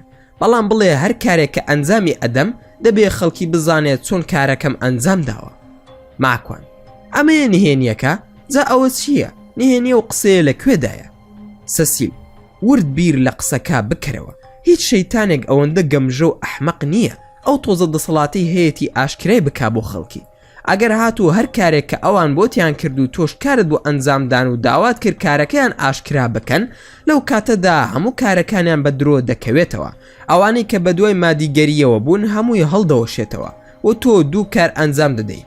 کاری یەکەمیان ئەوەیە دەستی ئەوان ئاشکرا دەکەی و کاری دووەمیش ئەوەیە کە هەرچی بانگەشی مادی و مادیگەرانەیە هەمووی هەڵدەوەشێنیتەوە. تۆ بڵێ ئەوان ئەوەندە بێ ئەقڵ بن ئەوە ئاشکرا بکەن بۆ خەڵکی بەگشتی؟ ماکوان: قسەکانت سەرنجی ڕاکێشام تا ڕادەیەکش زۆر تەواوە. سەسیل: بەڵێ بە دڵنیاییەوە ئێمە وەکو جنۆکەی موسڵمان ناتوانین خۆمان بۆ هەموو کەسێک ئاشکرا بکەین. ئێستا ئەوان چۆن ئەو کارە ئەنجام ئەدەن؟ ماکوان: باشە ئەوەی باسی دەکەی، چۆن دەگاتەوە بە وەرماش و من بانگ دەکەن و چۆن بتوانم ئەوان ئازاد بکەم. سەسیل: من و میا دەچینەوە بۆ لای ئەوان و دانوستاند و قسەیان لەگەڵ دەکەین کە تۆمان ڕازی کردووە. تۆش دەبێ ئامادەی خۆت دەرببڕی کە ئامادەی تێدا هەیە. کەی هاتن بۆ لات و ویستیان بتبن بۆ لای ئەوان، ئامادەی خۆت نیشان بدە، بەڵام بە بەرچاوی خۆتەوە دەبێ ئازادیان بکەن. منیش با پێت بڵێم کۆتایی هاتووە. ئەو کات دەست بکە بە نووسینی کۆنتراکتەکە. لەو حاڵەتەدا تەنها من و میا دەمێنینەوە کە دەستکرا بە دامەزراندنی کۆنتراکتی نێوانی هەردوو لاو پەیمانەکەتان بەست. ئەو کات ئێمەش دەڕۆین و ئەوان هەرچیان وت بڵێ باشە و لە کۆتاییدا بڵێ من هەمووی دەکەم، تەنها یەک مەرجم هەیە، مەرجەکەیان پێ بڵێ هەر کارێکمان کرد دەبێ بۆ خەڵکی ئاشکرا بێ. ماکوان: داواکان چی دەبێ؟ سەسی: لە ئێستادا نازانم چی دەبێ، بەڵام هەرچی داوا لێ بکەن بەرداوام لەگەڵ تا دەبم و ئەگەر منیش ئاگادارت نەکەمەوە میا دێ بۆ لات. ماکوان: میا کێیە؟ سەسیل وتی: میا لەگەڵمدایە. بانگی کرد و میا هات، بەیەکەوە تەعاروفمان کرد و کوڕێکی تەمەەن 30 ساڵ دەردەکەوت، بەهێز و لاشات جوان هاتە پێشچاوم. ئەوان ڕۆشتن و منیش گەڕامەوە بۆ ماڵەوە لی خەوتم. ئەو ڕۆژە چاوەڕوانی هاتنی جنۆکەکانم دەکرد، هیچ کام لەوان بە دیار نەبوون. پاشان بۆ ڕۆژی دوایی هیچ دەنگێک نەبوو، من هەر چاوەڕوان بووم تا نزیکەی 1 هەفتە هیچ ڕووی نەدا. لە دڵی خۆمدا بیرم کەوتەوە کە هیچ نەبێ بگەڕێمەوە بۆ سەر لێواری دەریاکە و بەڵکو لەوێ بیان بینم، هەروەها شتێک ڕوو بدە. قولابم هەڵگرت و سومە سەر دەریاکە بۆ ماسی گرتن. ئێوارەیەکی درەنگ بوو، چاوەڕێم دەکرد و قولابم هەڵ ئەدا ماسیم نەئەگرت تا لە پڕ کەسێک بە قولابێکەوە دەرکەوت و وتم: خۆیانن؟ هاتە لام بە نەرویزی وتی: دەمی قولابێکت پێیەتۆ؟ من قولابەکەم پچڕاوە. ماکوان: بەڵێ فرم و دانەیەکم داپێ. وتم: ئەگەر ئەمێنیتەوە دانەیەکی تریش بەرە، من زۆرم پێیە. کابرای ماسی گریش خوا حافیزی کرد بە نەرویزی و پاشان بە کوردی وتی: کێشەی تۆ ئەوەیە لە هەر شتێک دەمانەوێ نوقسان بهێنی، بەو پەڕی چاکی لی دەردەچی. ماکوان: تۆش لە شەیتانەکانی؟ کابرای ماسیگر: بەڵێ لەوانم، ئێستا پێکەوە دەچین بۆ لای وەرماش. ماکوان: ئەوە چییە؟ من ئاوا تێدا سەرکەوتوم. کابرای ماسیگری شەیتان: تۆ بەخشندەی. ماکوان: بۆ دوو دەمە قولاب ئەوەندە سەرسامن، دیارە ئێوە زۆر چروک و ڕەزیلن. کابرای ماسیگری شەیتان: لای من ئەوە گرینگە کە بەخشندەیت، ئەوە گرنگ نییە چی دەبەخشی، هۆکاری گەورەی مرۆڤەکان لە بەخشندەییاندا دەردەکەوێت. ماکوان: دڵم بە قسەکەت خۆشە، بەڵام چونکە شەیتان و کافریت و جەماعەتی وەرماشی هیچ کاریگەریەکی نییە. کابرای ماسیگری شەیتان: ئێمە بچینە لای هەر کەس تاقی دەکەینەوە بە بەخشندەی کە بزانین دەبەخشێ، ئێمە هیوا بڕوا دەکە ئەو کەسانی کە پیسکە و دەستگرن بە ماڵەکانیانە و نابەخشن، ئەوە بۆ ئێمە باشە. ئامادەی بڕۆین؟ ماکوان: با بڕۆین. لە دڵی خۆمدا وتم: خوا بدا بە ناوی دەمتاندا، دەبێت چیتان لە ژێر سەردا بێ. بە دەورمدا لە شێوەی بازنەیەک دایکێشا و 2-3 گۆشەی دروست کرد کە لە ئەستێرەیەکی 6 پاڵوو نیشاندار و پێی وتم چاوت بن و قێنە و هەناسەیەکی قوڵ هەڵمژە. کردم و لە پڕ کەوتمە سەرزەوی کە چاوم کردەوە لەو جێگایە بووم کە حەسقیل و شێخ بەرقان و جەماعەت لەوێدا ئەسیر کرابوون. شێخ بەرقان: ئەو بۆ هاتووی خۆت بێدین دەکەی لەبەر خاتری ئێمە. ئاگام لێبوو کێشیان بە شێخ بەرقاندا. تووڕە بووم، وتم: ئەگەر ئازاری بدەن پەشیمان دەبمەوە لە هەرسی کەوتومە و هیچ کارێکشتان لەگەڵدا ناکەم. تەماشای حەسقیلم کرد، هەر دەگیریا. چوون بۆ لای وتم: حەزە گیان مەگری، پێ بکەنە. ژیان ئەگەر بە قورسی بیگری بۆت قورس دەکا، بەدەمەوە پێ بکەنە بۆت ئاسان دەکا. پێ بکەنە تۆ لە قوتابخانەی محەممەدی صلی الله عليه وسلم. ڕوون کردە شێخ بەرقان، ئەو چەند ئاەتەم بۆی خوێن: فإن مع العسر يسرا، إن مع العسر يسرا، فإذا فرغت فانصب وإلى ربك فارغب. ئاگام لە شڵەژانێکی زۆر بوو، بەس نەمزانی چی ڕووی داوە و لە پڕ وەرماش دەرکەوت و هات بۆ لام و بەخێرهاتنی کردم. ماکوان: دەستم کرد بە پێکەنین و وتم: کاری خۆتت کرد ئەی مەلعون. وەرماش: بەخێر بیت، جێگای تۆ لای منە نەک ئەم پیسانە.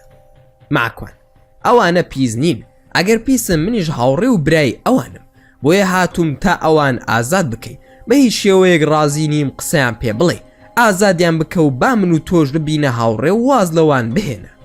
وەرماش: چۆن زانیت کە ئازادیان دەکەم؟ ماکوان: لە تەرەفی تۆوە هەواڵم بۆ هاتووە کە ئازادیان دەکەی بە مەرجێک کە من کار بکەم لەگەڵتاندا، وایە یاخود نا؟ وەرماش: تەرەفی من یان تەرەفی ئەوان؟ ماکوان: منیش نەمدەزانی چی بڵێم لە ترسە، بەڵام خودای گەورە خستێ دڵمەوە، خۆ هیچ ڕووی نەداوە بۆ بشڵەژێم. بە ئاشکرا بڵێم سەسیل بوو. لە مزگەوت وتی ئێمە دەچین دانوستانی لەگەڵ دەکەم. وتم ببوورە، بیرم کەوتەوە هاوڕێکانی شێخ بەرقان بوو. وەرماش: ناوی دەزانی یاخود نا؟ ماکوان: ئەی چۆن میا هات بۆ لام؟ وەرماش: باشە با بڕۆین پیاسەیەک بکەین هەندێک قسە دەکەین لەوێ. ماکوان با بڕۆین، بەڵام پێش ڕۆشتنمان دەبێ ئەوان هەمویان ئازاد بکەین و کاتێک دڵنیا بووم کە ئەوانیشت ئازاد کردووە ئینجا هەنگاوم لەگەڵ هەنگاوت دەڕوات ڕوونە یاخودنە. وەرماش هەمویان ئازاد بکەن. لە دوورەوە گوێم لە شێخ بەرقان بوو هاواری کردووتی ماکوان خۆت مەفرۆشە، بە هەرزان قیمەتە زۆر لەوە گرانترا بسیتە ژێر ڕکێفی ئەم شەیتانە. وەرماش با بڕۆن لێرە ئیشمان پێیان نەماوە. دڵنیا بوومەوە ئەوانیش ڕۆشتن. ئینجا کەوتمە ڕێ لەگەڵ وەرماش. کە لەگەڵ وەرماش کەوتینە قسە یەکەم داوام لەو ئەوە بوو کە دەبێ هەرسی کردووە پێش هەنگاونان بۆ قسەکردن دەبێ هاوڕێکانم ئازاد بکە. وەرماش فەرمانی کرد بە ئازادکردنی هەموو هاوڕێکانم. گوێم لە شێخ بەرقان بووتی ماکوان بۆ ئازادبوونی ئێمە خۆت بێدین مەکە، مردن بۆ ئێمە باشترە لەو کاری کە تۆ دەیکەی. منیش وەڵامیم نەدایەوە. وەرماش قیژاندی بەسەر دەست و پەیوەندەکانیدا وتی ئەمانە لێرە دوور بخەنەوە با بڕۆن. ماکوان چۆن بزانم کە هاوڕێکانمت ئازاد کردووە؟ وەرماش چیت دەوێ بڵێ بۆ ئەوەی دڵنیا بیت کە ئازاد بوون؟ ماکوان با میا بێ قسەی لەگەڵدا دەکەن بزانم لە ژێر ڕکێفی تۆدا ڕۆیشتون یاخودنا. وەرماش میای بۆ بدۆزنەوە و بانگی بکەنە ئێرە. لە چاوەڕوانی هاتنی میادا بووم بێتە لا ئەو جێگایی لێی بووم گۆڕا بۆ کەناری دەریایەکی پڕ خۆڵی نەرم و گەرم پڕ بوو لە ئافرەت و پیا و لە کەناری دەریاکە و هەندێکشیان مەلایان دەکرد. ئەو هەموو ئافرەتە جوانە بەڕووتی دەهاتنە بەرچاوم، هەر یەکە زۆرە مایەوەک و جل و بەرگێکی مەلایان لە بەردا بوو. بە پێکەنین و ناسکردنەوە تەماشای منیان دەکرد. هەمووان بەدەستیانەوە بوو خواردنەوەی جۆرا و زۆر.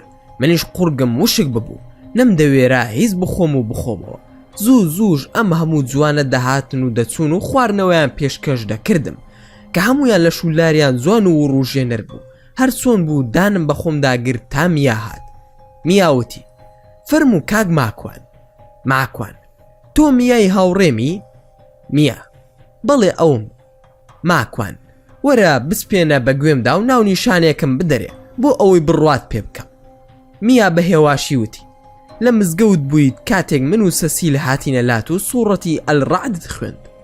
ماکوان ڕاستە جەماعەت ئازاد کراون یاخود نا؟ میا بەڵێ هەموو ئازاد بوون، تۆش ئاگاد لە خۆت بێ. کەوای وت زۆر خۆشحاڵ بووم. بە میام وت بڕۆ بەوانیش بڵێ دوعای خێر بۆ منیش بکەن. بانگی وەرماشم کرد و وتم وەرە با قسە بکەین.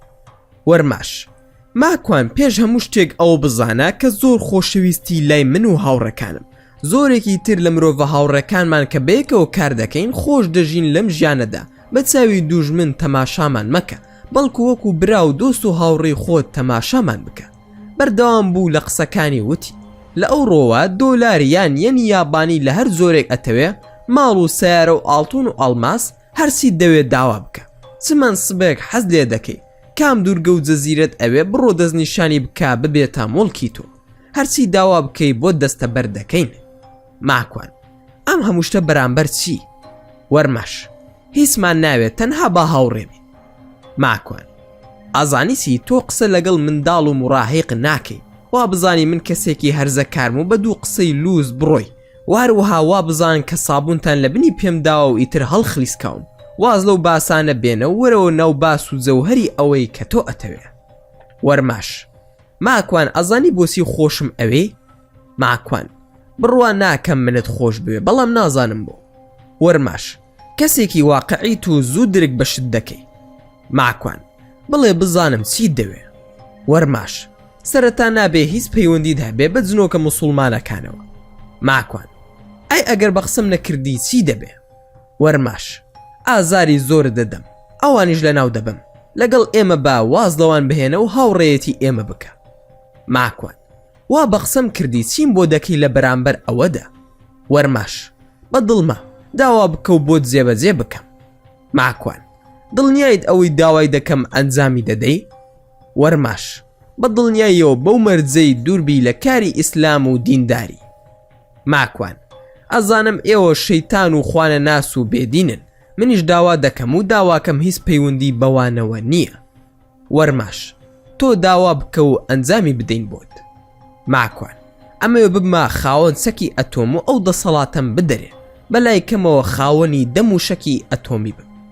وەرماش وامزانی دڵی باڵەخانە و پارەی زۆرم دەوێت و لەگەڵ ئافرەتابی ئەتوانین هێزی فرین بە ئاسماندا و جۆرەها سیحر و جاد و بخەینە بەردەستن، بەڵام ئەوەی داوای دەکەی من هیچ دەسەڵاتێکم بەسەریدا نییە و ناتوانم ئەنجامی بدەم بۆت.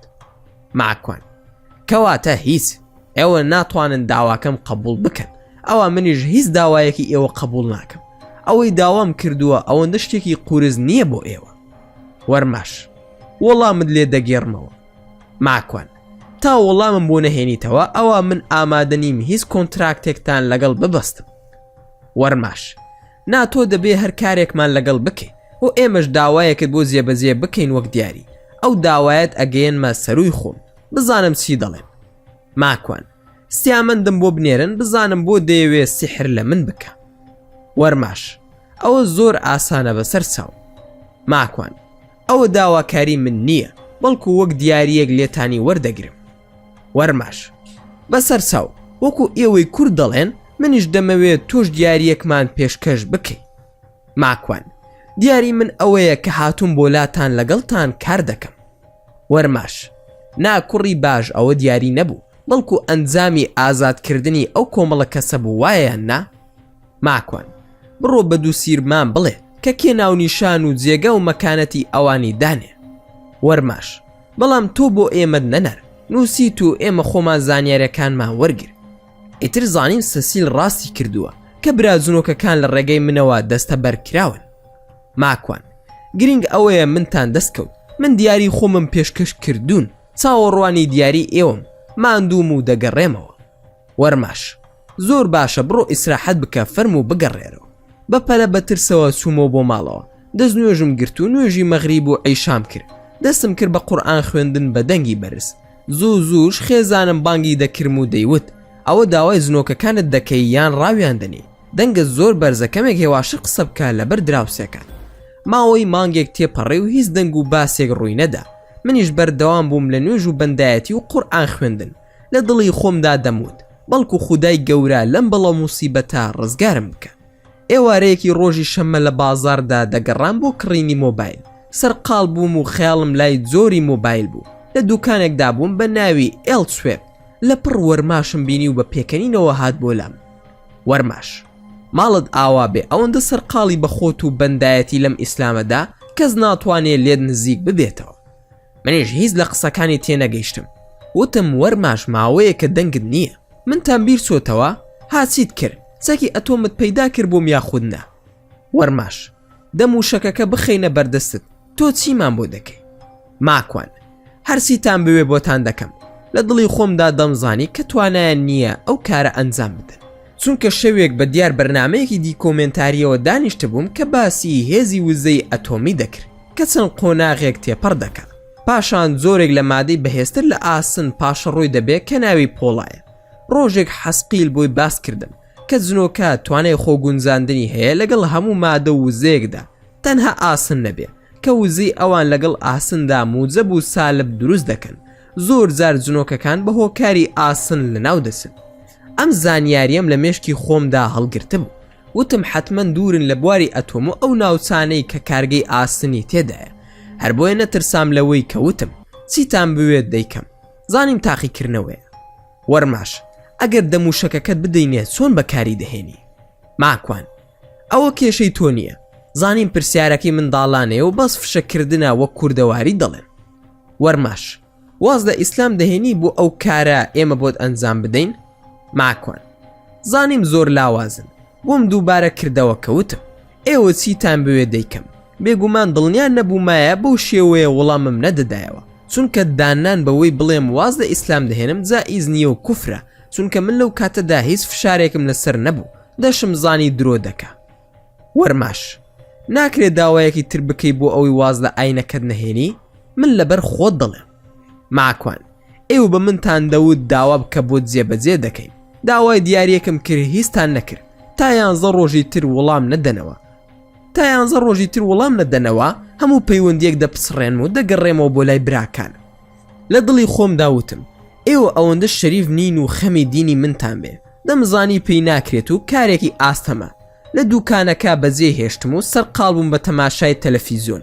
لەو ساتەدا تەلەفۆنێکم بۆ هات، ژمارەکەم نەناسی و هەڵم نەگر لەسەر یەک چەند جارێک ئەو ژمارەیە پەیوەندی کرد منیش هەڵم گر کەسێک بە نەرویزی قسەی کرد و خۆی ناساند و وتی من خەڵکی ئێرانم پێم خۆشە بدناسم و ئەو تەلەفۆنی بە شوێنیدا دەگەڕێی من بۆ دەهێنم بە دیاری ماکوان سوپاسم کرد و پێم وت پێویست ناکە خۆی وان نیشان دەدا کە زۆر موهیمە و ئاگاداری کردارەکانی منە نەیدەزانی من لەو سەری فرت و فێڵەکانی ئەوانەوە هاتوومەتەوە بە تووڕێیەوە بە کوردی پێم وت وەرە دەمەوێت بتبینم بە نەرویزی وتی من نازانم بە کوردی قسە بکەم ماکوان خەڵکی کوێی تۆ سیامند من خەڵکی ئێرانم و فارسم و لە شاری تاران لە دایک بوومە بە فارسی قسەم لەگەڵ کرد و وتم وەرە با بتبینم کە هاتی ئەو سۆزانیەش لەگەڵ خۆت بهێنە سیامند ئاغا ماکوان مەبەستت کێیە ماکوان مەبەستم کڕۆنیکایە کەوام وت تفێکی قوددا گوێم لە دەنگی تف قوددانەکەی بوو دەشڵەژا وای زانی من هیچ نازانم چونکە دیار بوو کڕۆنیکا هیچی پێنەوت بوو لەوەی کە ڕوویدا بوو سیامند بەسەر چاو بینە کوێ وا هەسی دەکرد مەبەستم ئەوەیە کە کڕۆنیکا بهێنێ بۆ من لەگەڵی ڕابێرم بەڵام من نەمدەزانی ئەو ساحیرە خوێڕیە دەیوسە و وابیر دەکاتەوە من مەبەستم لە قسەکەم ئەوە بوو کە ئەویش هەز بکا کە منیش توانای زانینی شتم هەیە و مەبەستم بوو کاتێک هاتن هەردووکیان بچووک بکەمەوە لە بەردەم یەکتردا ئیتر قیمەتی خۆیان و منیش بزانن ماکوان ئەو ژمارە تەلەفۆنە لای خۆم یادداشت دەکەم و ئاگادارت دەکەمەوە کەی بێنە لام سیامند باشە ئاغا ماکوان لە دوکانەکە هاتمە دەرەوە تەلەفۆنم کرد بۆ کاوە لەگەڵ چەند هاوڕێکی ترم ئاگادارم کردنەوە کە بیان بینم لە مزگەوت کاوە نەبێ هەمویان وتیان باشە دێین بۆ مزگەوت لێم پرسی بۆ نایتە مزگەوت کاوە لەشم پیسە نایم بۆ مزگەوت لەبەر خاتەی کاوە من و سێ هاوڕێکی ترم چوین بۆ پارکێک لەوێ دانیشتین داوای هاوکاری و یارمەتیم کرد کە لە کێشەی ئەم سیامەندا ڕزگارم بێ و بزانم بۆسی دەیەوێت سیحرم لێ بکە یاخود من ناشریم کات و سکانداڵ و ئابڕوچوونم بۆ دروست بکە هەمویان ئامادەیان دەربڕی بۆ هاوکاری کردنم بەڵام پلانم هیچ پێ نەبوو نە من و نە ئەوانی تر لەو کاتەدا هیچ بە خەیاڵماندا نەدەهات بەڵام هەموو لەسەر ئەوە کۆک بووین کە تۆڵە لە سیامەند بکەینەوە یەکترمان بەجێهێشت من بەرەو ماڵ گەڕامەوە لە دڵی خۆمدا دەموت چی بکەم باشە خۆیە هاوکارم بە فریام بکەوە لە دەستی ئەم شەیتانانە ڕزگارم بکە لەم قسە و باس و هاتوچۆیەدا بووم لەگەڵ خۆم و سیمەن یاخود کڕۆنیکا تەلەفۆنی بۆ کردم کڕۆنیکە ماکوان چۆنی ماکوان سوپاس بۆ خوا زۆر باشم کڕۆنیکە چی بووە بە قسەی من ڕازی نەبووی بۆ لە ڕێگەی سیامەندەوە ئەو کارم لەگەڵ دەکەی من خۆم ڕازی بووم بەوەی لەگەڵم بخەوی ماکوان ئەوە باسی چی دەکەی کێ وتوێتی من لەگەڵت دەخەوم زا من چۆن کاری قێزەونی وا دەکەم کێ ئەم ناماقوڵیەی کردووە کڕۆنیکە تۆزێک بەر لە ئێستا سیامەند پەیوەندی پێوە کردم وتی ماکوان داوای کردووی لەگەڵی بخەوی منیش وتم ماکوان کاری وا ناکە لە وەڵامدا وتی ماکوان خۆی وتیەتی ماکوان وەکو خۆت دەڵێ من ئەگەر لەو کارانم بکردایە خۆت باش دەزانی لە تۆ ئاسانتر نەبوو بۆ ئەو کارە تۆ خۆت ڕازی ئیتر بۆ بە خوێڕی وا دەڵێم درۆ دەکا من تەنها وتم ئەو سۆزانیە لەگەڵ خۆت بهێنە کە هاتی بۆلام کڕۆنیکە زۆر بەڕێزەوە باسی کردی بەڵام تۆ ئەو کەسەی کە باوەڕت پێیەتی مەبەستی خودای گەورە بوو پێم مەڵێ سۆزانی پێم ناخۆشە ماکوان هەستم کرد بریندارم کردووە بۆ قسەیە زۆر کاریگەری لەسەر دروست کرده بوو بەڵام من زۆر پەشیمان بووم لەوەی کەوتم هیچم نەوت و داوای لێبوردنیشم لێ نەکرد لەسەر باسەکە ڕۆشم و باسەکەم گۆڕی لەگەڵیدا وتم کچی خۆم کە هاتیت هەرچیم وت بە سیامەند تۆ تەداخول مەکە و بێدەنگ بە کەوتم کچی خۆم دایە قاقای پێکەنین و وتی باشە باوکە ماکوان من ئەو کات تەمەنم 38 ساڵ بوو ئەویش 32 ساڵ بوو بۆ ئەوەی زۆرمان فەرق نەبوو بۆیە وەکو کچ و باوک بە یەکمان نەدەخوارد بە قسەی زول و سەرسەرێکی خۆیەوە کاتمان بەسەر برد تا گەیشتمە بەردەرگای ماڵەوە تەلەفۆنەکەم داخستەوە کە چوومە باخەکەی خۆمان یەکێک لە جنۆکە هاوڕەکانم هات بۆ لام بە ناوی کازۆڵ بە عەرەبی قسەی دەکرد و کوردی نەدەزانی وتی ئەبوو ئانا لەلایەن جەماعەتەوە هاتووم بۆلات زۆر سەلامیان لێ دەکردی شێخ بەرقان دەیوت ئەگەر 3 مانگ خۆی دوور بخاتەوە لە کۆنتراکتی نێوان خۆی وەرماش ئێمە لە وەرزی پاییز داواتە ناوەڕاستی پاییز خۆمان دەگەێنینەوە بە ماکوان ئەی ئێستا لەکوێ بۆچی 3 مانگی تر من لە هیچ تێناگەم کازۆڵ ئەوە شێخ بەرقان خۆی بۆت باز دەکا میا و سەسی لەم دەوروبەرەدان سڵاویان بۆت هەیە دەیانوت ئەتۆمەکەی ئەوەندەی ئەتۆمێک بەهێز بوو بۆ وەرماش. ماکوان ئاخر پێیان بڵێ وا نابێ، بۆچی خۆیان ئاشکرا ناکەن و منیان لە ناو جیهانی خۆیان بەجێ هێشتووە. کازۆڵ باسی ئەوەمان کرد کە هەڵەیەکی زۆر گەورەیان کردووە لە سەرەتاوە خۆیان ناساندووە، پاش ئەوەش کە خۆیان بە تۆ ناساندووە باسی ژیان و جۆری ژیانی جنۆکەکانیان بۆ تۆ نەکردووە. تۆ خۆتان تەماشای ئێمە دەکەی، بەڵام ژیان و گوزەرانی ئێمە زۆر جیاوازە. ماکوان بەڕاستی من هیچ شارەزاییم نییە مەگەر ئەوەی لە دەمی خۆتانەوە زانی بێتم. جا لەبەر ئەوە کازۆڵ ئەگەر دەکرێ هەمیشە هەواڵی ئەوانم بۆ بهێنە. کازۆڵ من بەردەوام لەگەڵت دەبم، بەڵام شەوانێک کە مانگ پڕە، واتە لە 8 بۆ 22 مانگی عەرەبی من ناتوانم بە شەو دەربکەوم. بە ڕۆژیش دەتوانم لە مزگەوت یان لە ماڵی خۆت کە ئەو ڕۆژی سوورەتی ئەلبەقەرە دەخوێنی بێم بتبینم. ماکوان ئەم کاتێک کە باست کرد سەیرە بەلامەوە کازۆڵ، ئەم حساباتی مانگە چییە؟ کازۆڵ شەوانی مانگە شەو هەموو جنۆکەی کافر لە دەرەون و سەما و گۆرانی و چالاکی خۆیان هەیە. بە مانگە شەو زۆر دڵخۆشن، سوورەتی ئەلبەقەرەش بخوێنی تا 3 ڕۆژ هیچ جنۆکەیەکی کافر نزیک ماڵەکەت ناکەوێتەوە. ئەم بەیانێ سوورەتی ئەلبەقەرە تەواو کرد بە 2 ڕۆژ بوو، وایەیان نا؟ ماکوان بەڵێ وابوو. کازۆڵ لا سیر نەبێ پێغەمبەری خودا درودی خودای لەسەر بێ بە خات و عایشە دایکی ئیماندارانی فەرموو شەوێکی مانگە شەو بوو، پێغەمبەر صلی الله علیه وسلم دەستی ڕاکێشا بۆ مانگی چواردا و فەرمووی عایشە پەنا بەخوا لەو مانگە. ماکوان ڕاست دەفەرمووی وەڵڵاهی ئێمەی کورد زۆرترین شعر بۆ مانگ دەنووسین. کازۆڵ ئاخر من لەبەر ئەوەی خۆری کوردستان سوتێنەرە، بەڵام ئەوروپیەکانیان ئەسکەندە نافەکان بەگشتی چونکە خۆریان کەما ئەوان شعر بۆ خۆر و ڕۆژ دەنووسن. ماکوان وەڵڵاهی ڕاست دەفەرمووی قسەکانی سەرنجی ڕاکێشە، خۆشەویستی چووە ناو دڵم، زۆر جنۆکەیەکی بەهێز و خاوەن کەسایەتی تایبەت بەخۆی بوو، هەستم کرد زانیاری پێیە. کازۆڵ من بەجێت دەهێڵم، بەڵام هیچ کەس لە هاوڕێکانت تا 3 مانگی تر نابینیتەوە، بەو مەرزەی ئەگەر هیچ کۆنتراکتێک لەگەڵ وەرماژ نەکەی، دوای ئەو کاتە دێنەوە بۆلات بە پشتیوانی خودا. ماکوان ئەی جەنابەت.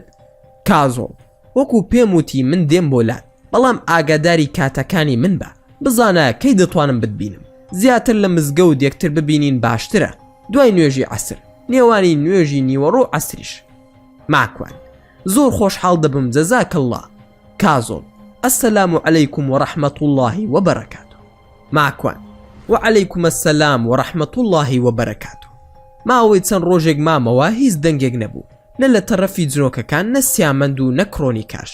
منیش خۆم بێزار بووم، تەنانەت نەدەچووم بۆ کاریش. ئێوارەیە کڕۆنیکا تەلەفۆنی بۆ کردم و وتی پێویستە بتبینم. ماکوان ببوورە مەجالم نییە و زۆر بێکاتم، لە ڕاستیشدا وا نەبوو، زانی منیش زۆر حەزم بە بینینی کڕۆنیکا دەکرد. ئەو چەند ڕۆژەش هەر لە خەیاڵمدا بوو، لە بەرچاوم ون نەدەبوو. کڕۆنیکە ئەگەر ڕازیش نابی دێم بۆ ماڵتان. ماکوان وتم ئاساییە، جاکە هاتی لە ماڵ بووم بەخێر بێ، بەڵام ئەم ماوەیە زۆر سەرقاڵم بیخە کاتێکی کە. کڕۆنیکە تەنها 1 سەعات دەمەوێت بتبینم، قسەی زۆرم پێ بوت. ماکوان بە تەلەفۆن قسەم بۆ بکە. کڕۆنیکە بە تەلەفۆن نابێت، دەبێ خۆت ببینم. ماکوان باشە بە زووی ئاگادارت دەکەمەوە کە کەی یەکتری ببینی. دەڵێن پیا و بە چاو عاشق دەبێت و ژنیش بەدڵ، بەڵام من سەر لە خۆم دەرناکەم، هەندێک جار دڵم عاشق دەبێ، هەندێک جاریش چاوم. لەناو ئەم هەموو جەنجاڵی جنۆکە و سەرقاڵی ژیانەدا هەستێکی زۆر ناموم هەبوو بۆ کڕۆنیکە. نازانم جوانیەکەی بوو، ناسکی و لە شولاری بوو، زۆر وروژێنەر بوو، لە بەرچاوم ون نەدەبوو. زۆر زار دەموت تخوا شەرم ناکەی لە خۆت ماکوان کە دڵت بۆ ئەو ئافرەتە لێدەدات لە کاتێکدا خۆت خاوەنی ژن و ماڵ و منداڵی. شەیتان دەهات و دەیوت خۆ کەس نەیوتووە بیهێنە و بیکەرە خێزانت، تەنها حەز و ئارەزووی خۆتی پێ بەتاڵ بکەوە. کێ دەزانێ ماکوان؟ لە دوای چەند جارێک وتنی ئەعوذ بالله من الشەیطان الرەجیم ئارام دەبوومەوە، فێنکای ئیمان دەهاتەوە بە گیانمدا. زۆری پێ نەدەچوو، خەیاڵی کڕۆنیکا دەهاتەوە و ماچێکی دەکردم و دەڕۆشت.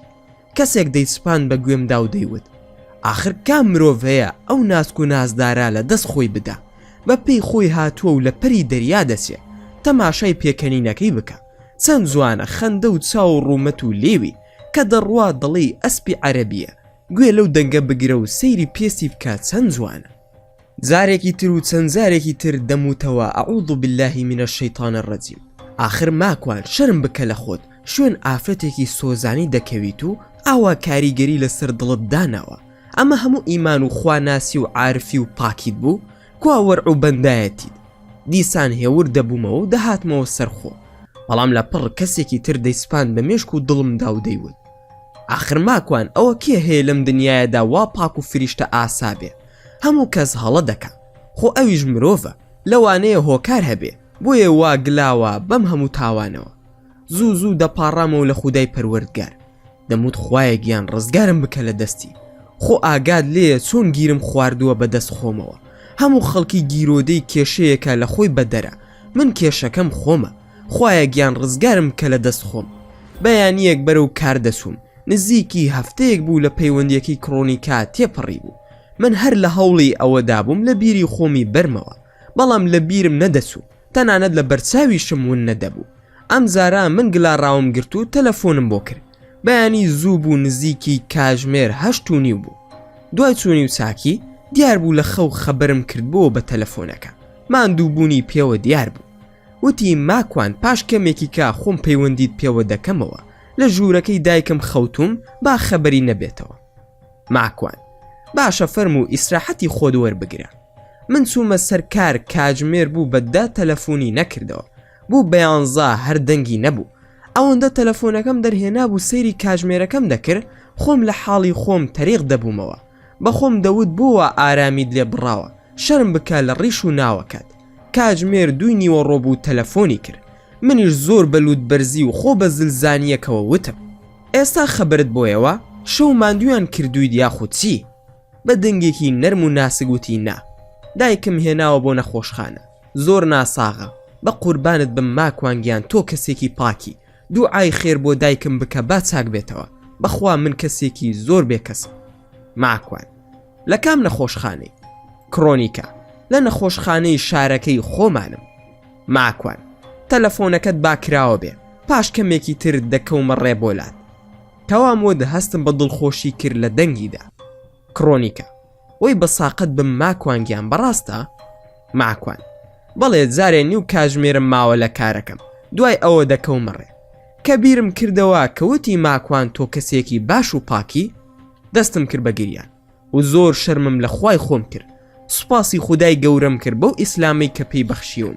قسەکەی کڕۆنیکا دیسانەوە ئیمانی لە خەو هەڵساندمەوە، بەڵام ئەم زارە سۆفیانە کەوتمە ڕێ بۆ لای کڕۆنیکا بە ئومێدی هیدایەت و هاوکاری خێر و چاکە.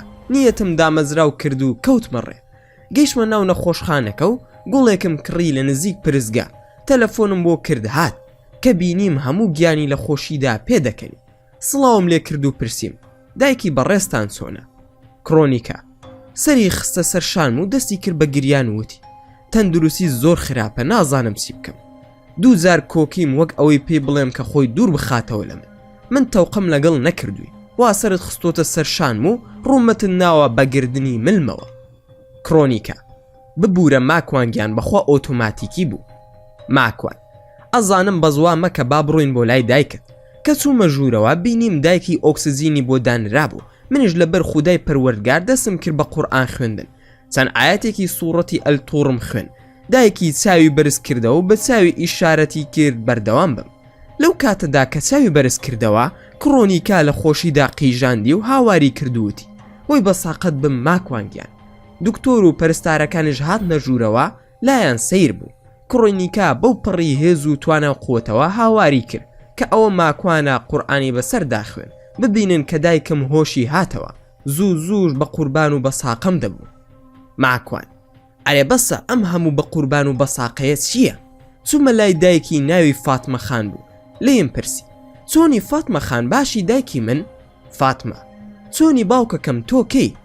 ماکوان من برای چیمەنی کستم و کوڕی جەنابتم، ناوم ماکوانە. فاتمە یاخوا بێوەی بی ماکوان کوڕە جوانەکە. کڕۆنیکە دایەگیان باشی شکور، بەیانی زۆر ناڕەحەت بووی ئێستا باشی یاخود نا. فاتمە وەڵا چیمەنگیان لە خەومدا لەسەر حەوزێک بووم، ئەمویست ئاوی لێ بخۆمەوە، بەڵام کە ئاوەکەم بە مش هەڵدەگر بۆ ئەوەی بیخۆمەوە لە دەستم دەبوو بە خوێن، زۆر تینوم بوو، زۆر بە دوای ئاودا دەگەڕام، وەک بڵێ ئاو زۆر بوو لە سوار دەورم، بەڵام کە من ئەمویست بیخۆمەوە هەمووی دەبوو بخوێن، تا کەسێک بانگی کردم و وتی وەرە ئێرە ئاوەکەی سازگارە. چوومە سەر حەوزەکە و تێر و پڕ ئاوم خواردەوە. ئەوەندە ئاوەکەی فێنک و خۆش بوو توونێتیم نەدەشتا، لە تاواندا خۆم فرێدایە ناو حەوزەکە. کە چاوم کردەوە ئەم کاکەیە قورئانی بەسەردا دەخوێندم. ڕۆڵە خوا لە دایکت نەسێنێ، ڕەحمەت لەو دایک و باوکەی تۆیان پەروەردە کرد. منیش سوپاسم کردووتم، من ئیتر دەڕۆم ئەگەر کارێکتان نییە. لە ماڵ ئاوایی دابووم لەگەڵیان، پەرستارێک هاتە ژوورەوە پێیوتن کەوا تەندروستی جێگیرە و ئەتوانن بڕۆنەوە بۆ ماڵەوە. کڕۆنیکە: ماکوان هەرگیز چاکەکەت لە بیر ناکەم، فەرموو بڕۆ با کات درەنگ نەبێ بۆ تۆ، منیش دایکم دەبمەوە ماڵەوە. دوای قسە دەکەینەوە. ماڵ ئاوایم کردو، ئەوانش لەگەڵ من هاتنە دەرەوە. کەمێک دوور بووم لێیان، گوێم لێبوو بە دایکی وت لێرە بۆستە ئێستا ئەچم داوا دەکەم کە تەکسیمان بۆ بگرن. کە گوێم لێبوو گەڕامەوە وتم ئەی خۆ سیارەت پێ نییە؟ کڕۆنیکە: نا بە ئەمبوڵانس هاتین، پێم وتن کەوایە من ئەتان بمەوە. کڕۆنیکە: نا پێویست ناکات، تۆ لە کارەوە هاتووی، بڕوو بۆ ماڵەوە پشوو بدە. ماکوان: ئەزانم حەزیش دەکەی، ئامادە بن تا من دەچم سیارەکە دەهێنمە بەردەم دەرگای نەخۆشخانەکە. کڕۆنیکە: ئەرێ وەڵڵا زۆریشمان پێخۆشە. ئەوانم بردەوە بۆ ماڵەوە. کە گەیشتین داوایان کرد لەگەڵیان بسمە ژوورەوە، بەڵام سوپاسم کردن و نەسوم. وتم پێیان ببورن ماندوم و ماڵ و منداڵیش چاوەڕێ من تا من نەگەڕێمەوە نان ناخۆن. بەجێم هێشتن، بەڵام دایکی زۆر دوعای خێری بۆ کردم و خۆشەویستی بۆم دەردەبڕی. هەر ئەیوت بەخوا ڕۆڵە بەقەدەر ئاواتی کوڕم خۆشەویستی. گەڕامەوە ماڵەوە. بەردەوام بووم لە کاروباری ڕۆژانم، لە کەمینی مردندا دەژیان. بێزار بووم لەو واقعەی کە تێیدا دەژیان. لە ترس و دڵە ڕاوکەیەکی زۆردا بووم. زیاتر هۆکارەکەی ئەوە بوو کە حەسقیل و شێخ بەرقان و هاوڕە جنۆکەکانم لێم دوور بوون. ئێوارەیەک لە دوای نوێژی عەسر لە مزگەوت مامەوە، بە هیوای ئەوەی کازۆڵ بێ. سەرقاڵ بووم بە خوێندنی سوورەتی ئەلئاعراف، لە پڕ ڤڕەی دەنگی جنۆکەکان هات. ئەوەندەم زانی میا و سەسیل و کازۆڵ پیا بوون. دوای چۆنی و چاکی و هەواڵ پرسین، سەسیل وتی شێخ بەرقان سەلامی لێ دەکردی و دەیوت بە ماکوان بڵێن ئەو حاڵ و گوزەرانی بەسەری داهات لە ناو کەشتێکی ئەڵمانیا دووبارەی نەکاتەوە. ماکوان: مەبەستی کڕۆنیکایە؟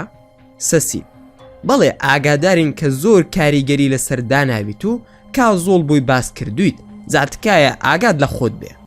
کازۆڵ: ئاگادار بە لە ئێستادا وەرماژ هیچ خاڵێکی لاوازی تۆی لا نییە، بە دوای هەلێکدا دەگەڕێ، بۆ زانیاریت هەلێکی دەست دەکەوێ. دڵنیا بە دەستت لێ ناپارێزێ و زۆر بێڕەحمانە مامەڵت لەگەڵ دەکا، چونکە دڵنیا بە زۆر ڕقیلێتە. ماکوان: چیم لێ دەکا؟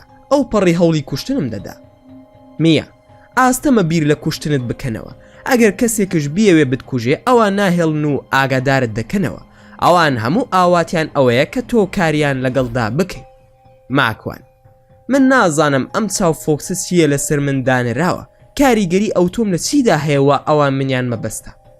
کازۆڵ: ئەوان بە دوای کەسێکدا دەگەڕێن کە ناسراو بێ، پاشان زوو تێبگات و بۆ پارە هەموو شتێک بکە، توانای قسەکردنی هەبێت و خەڵکی گوێی بۆ بگرێ، کاریزمایی هەبێ. ماکوان: جا من ئەوانم تێدایە؟ کازۆڵ: بەڵێ، ئەوەندەی من بزانم و ئەم ماوەی کە تۆم ناسیوە هەموو ئەوەی باسم کرد لە تۆدا هەیە، تەنانەت ئەوان گیریان بەدەست ئەوە خواردووە کە تۆ بۆ پارە و ماڵ و سامان کار ناکەی. لە هەمووی گرنگتر سوپاس بۆ خودا، ترسی خودا لە دڵتدایە. ماکوان: خودای گەورە زیاتر هیدایەتمان بدات و ڕووناکی ئیمان و خواناسی زیاتر و زیاتر بچەسپێنێ بە دڵ و دەروونماندا. کازۆڵ: ئاگاداری ئەوە بە وەرماش سەرپەرشتیاری خانەوادە و خێزانە ساحیرەکانە. ماکوان: خێزانی ساحیر؟ کازۆڵ: بڵێ، لە ئێستادا خانەوادە و خێزانەکان بەگشتی ئەو کارە ئەنجام دەدەن لە باوکەوە بۆ کوڕ و برا و دایک و کچوو هەتا دوایی. ماکوان: ئەمە بۆ من نوێ بوو، وام دەزانی ساحیرەکان تەنها بە دوای خانەوادەوە نین.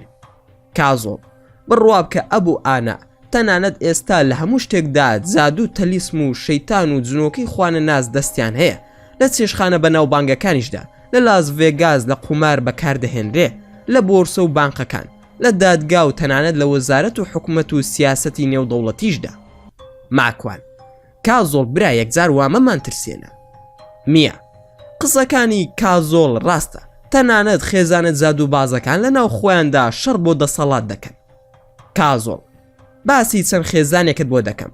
هەر بۆ زانیاری لە شاری پاریس لە وڵاتی فەڕەنسادا پۆلیس خانەوادەیەکی ساحیری دەستگیر کرد کە زیاد لە 6 منداڵیان ڕفاندبوو، کردبوویانیان بە قوربانی بۆ شەیتانەکان. ماکوان: ئەی چۆن پێیان زانی؟ کازۆڵ: ئەم خێزانە لە باو باپیریانەوە ساحیر و زاد و باز بوون. باپیرە گەورەیان یەکێک بووە لە قەشە و کاردیناڵە ناسراوەکانی پاریس.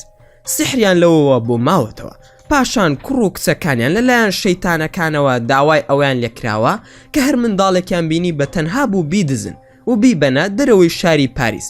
خانوویەکی بچووکیان کڕیوە، هەموو منداڵەکانیان لەوێ داناوە و هەموو جارێک 10-12 منداڵیان سەر بڕیوە بۆ شەیتانەکان، تاوەکو پۆلیسی فەڕەنسا لە ڕێگای DNA تاوانەکانیان دۆزیوەتەوە کە نزیکی 6 مانگی پێچووە. لە دوای ئەوەی دەستگیرکران لەبەر ئەوەی خانەوادەکە ناودار بوون نەیان هێژ هیچ میدیایەک باسی بکە. دوای چەند ساڵێک کوڕ و کچی ئەو خانەوادەیە سەفەریان پێکرا بۆ ئەمریکا. کاتێک لەوێ زانرا کێن دەرکران، دوای ئەوە بەرەو ئەمریکای لاتین ڕۆشن و ئێستا لەوێ دەژین، کەس ناونیشانیان نازانێت. ماکوان: ئەی ئەمانە باپیریان کاردیناڵ بووە، چۆن بووە بە ساحیر؟ کازۆڵ: ئەی نازانی زۆربەی ساحیرەکان قەشە و کاردیناڵەکانن؟ ماکوان: دەمزانی ساحیریان هەیە، بەڵام نەمزانی بوو بەو ئەندازەیە زۆرن.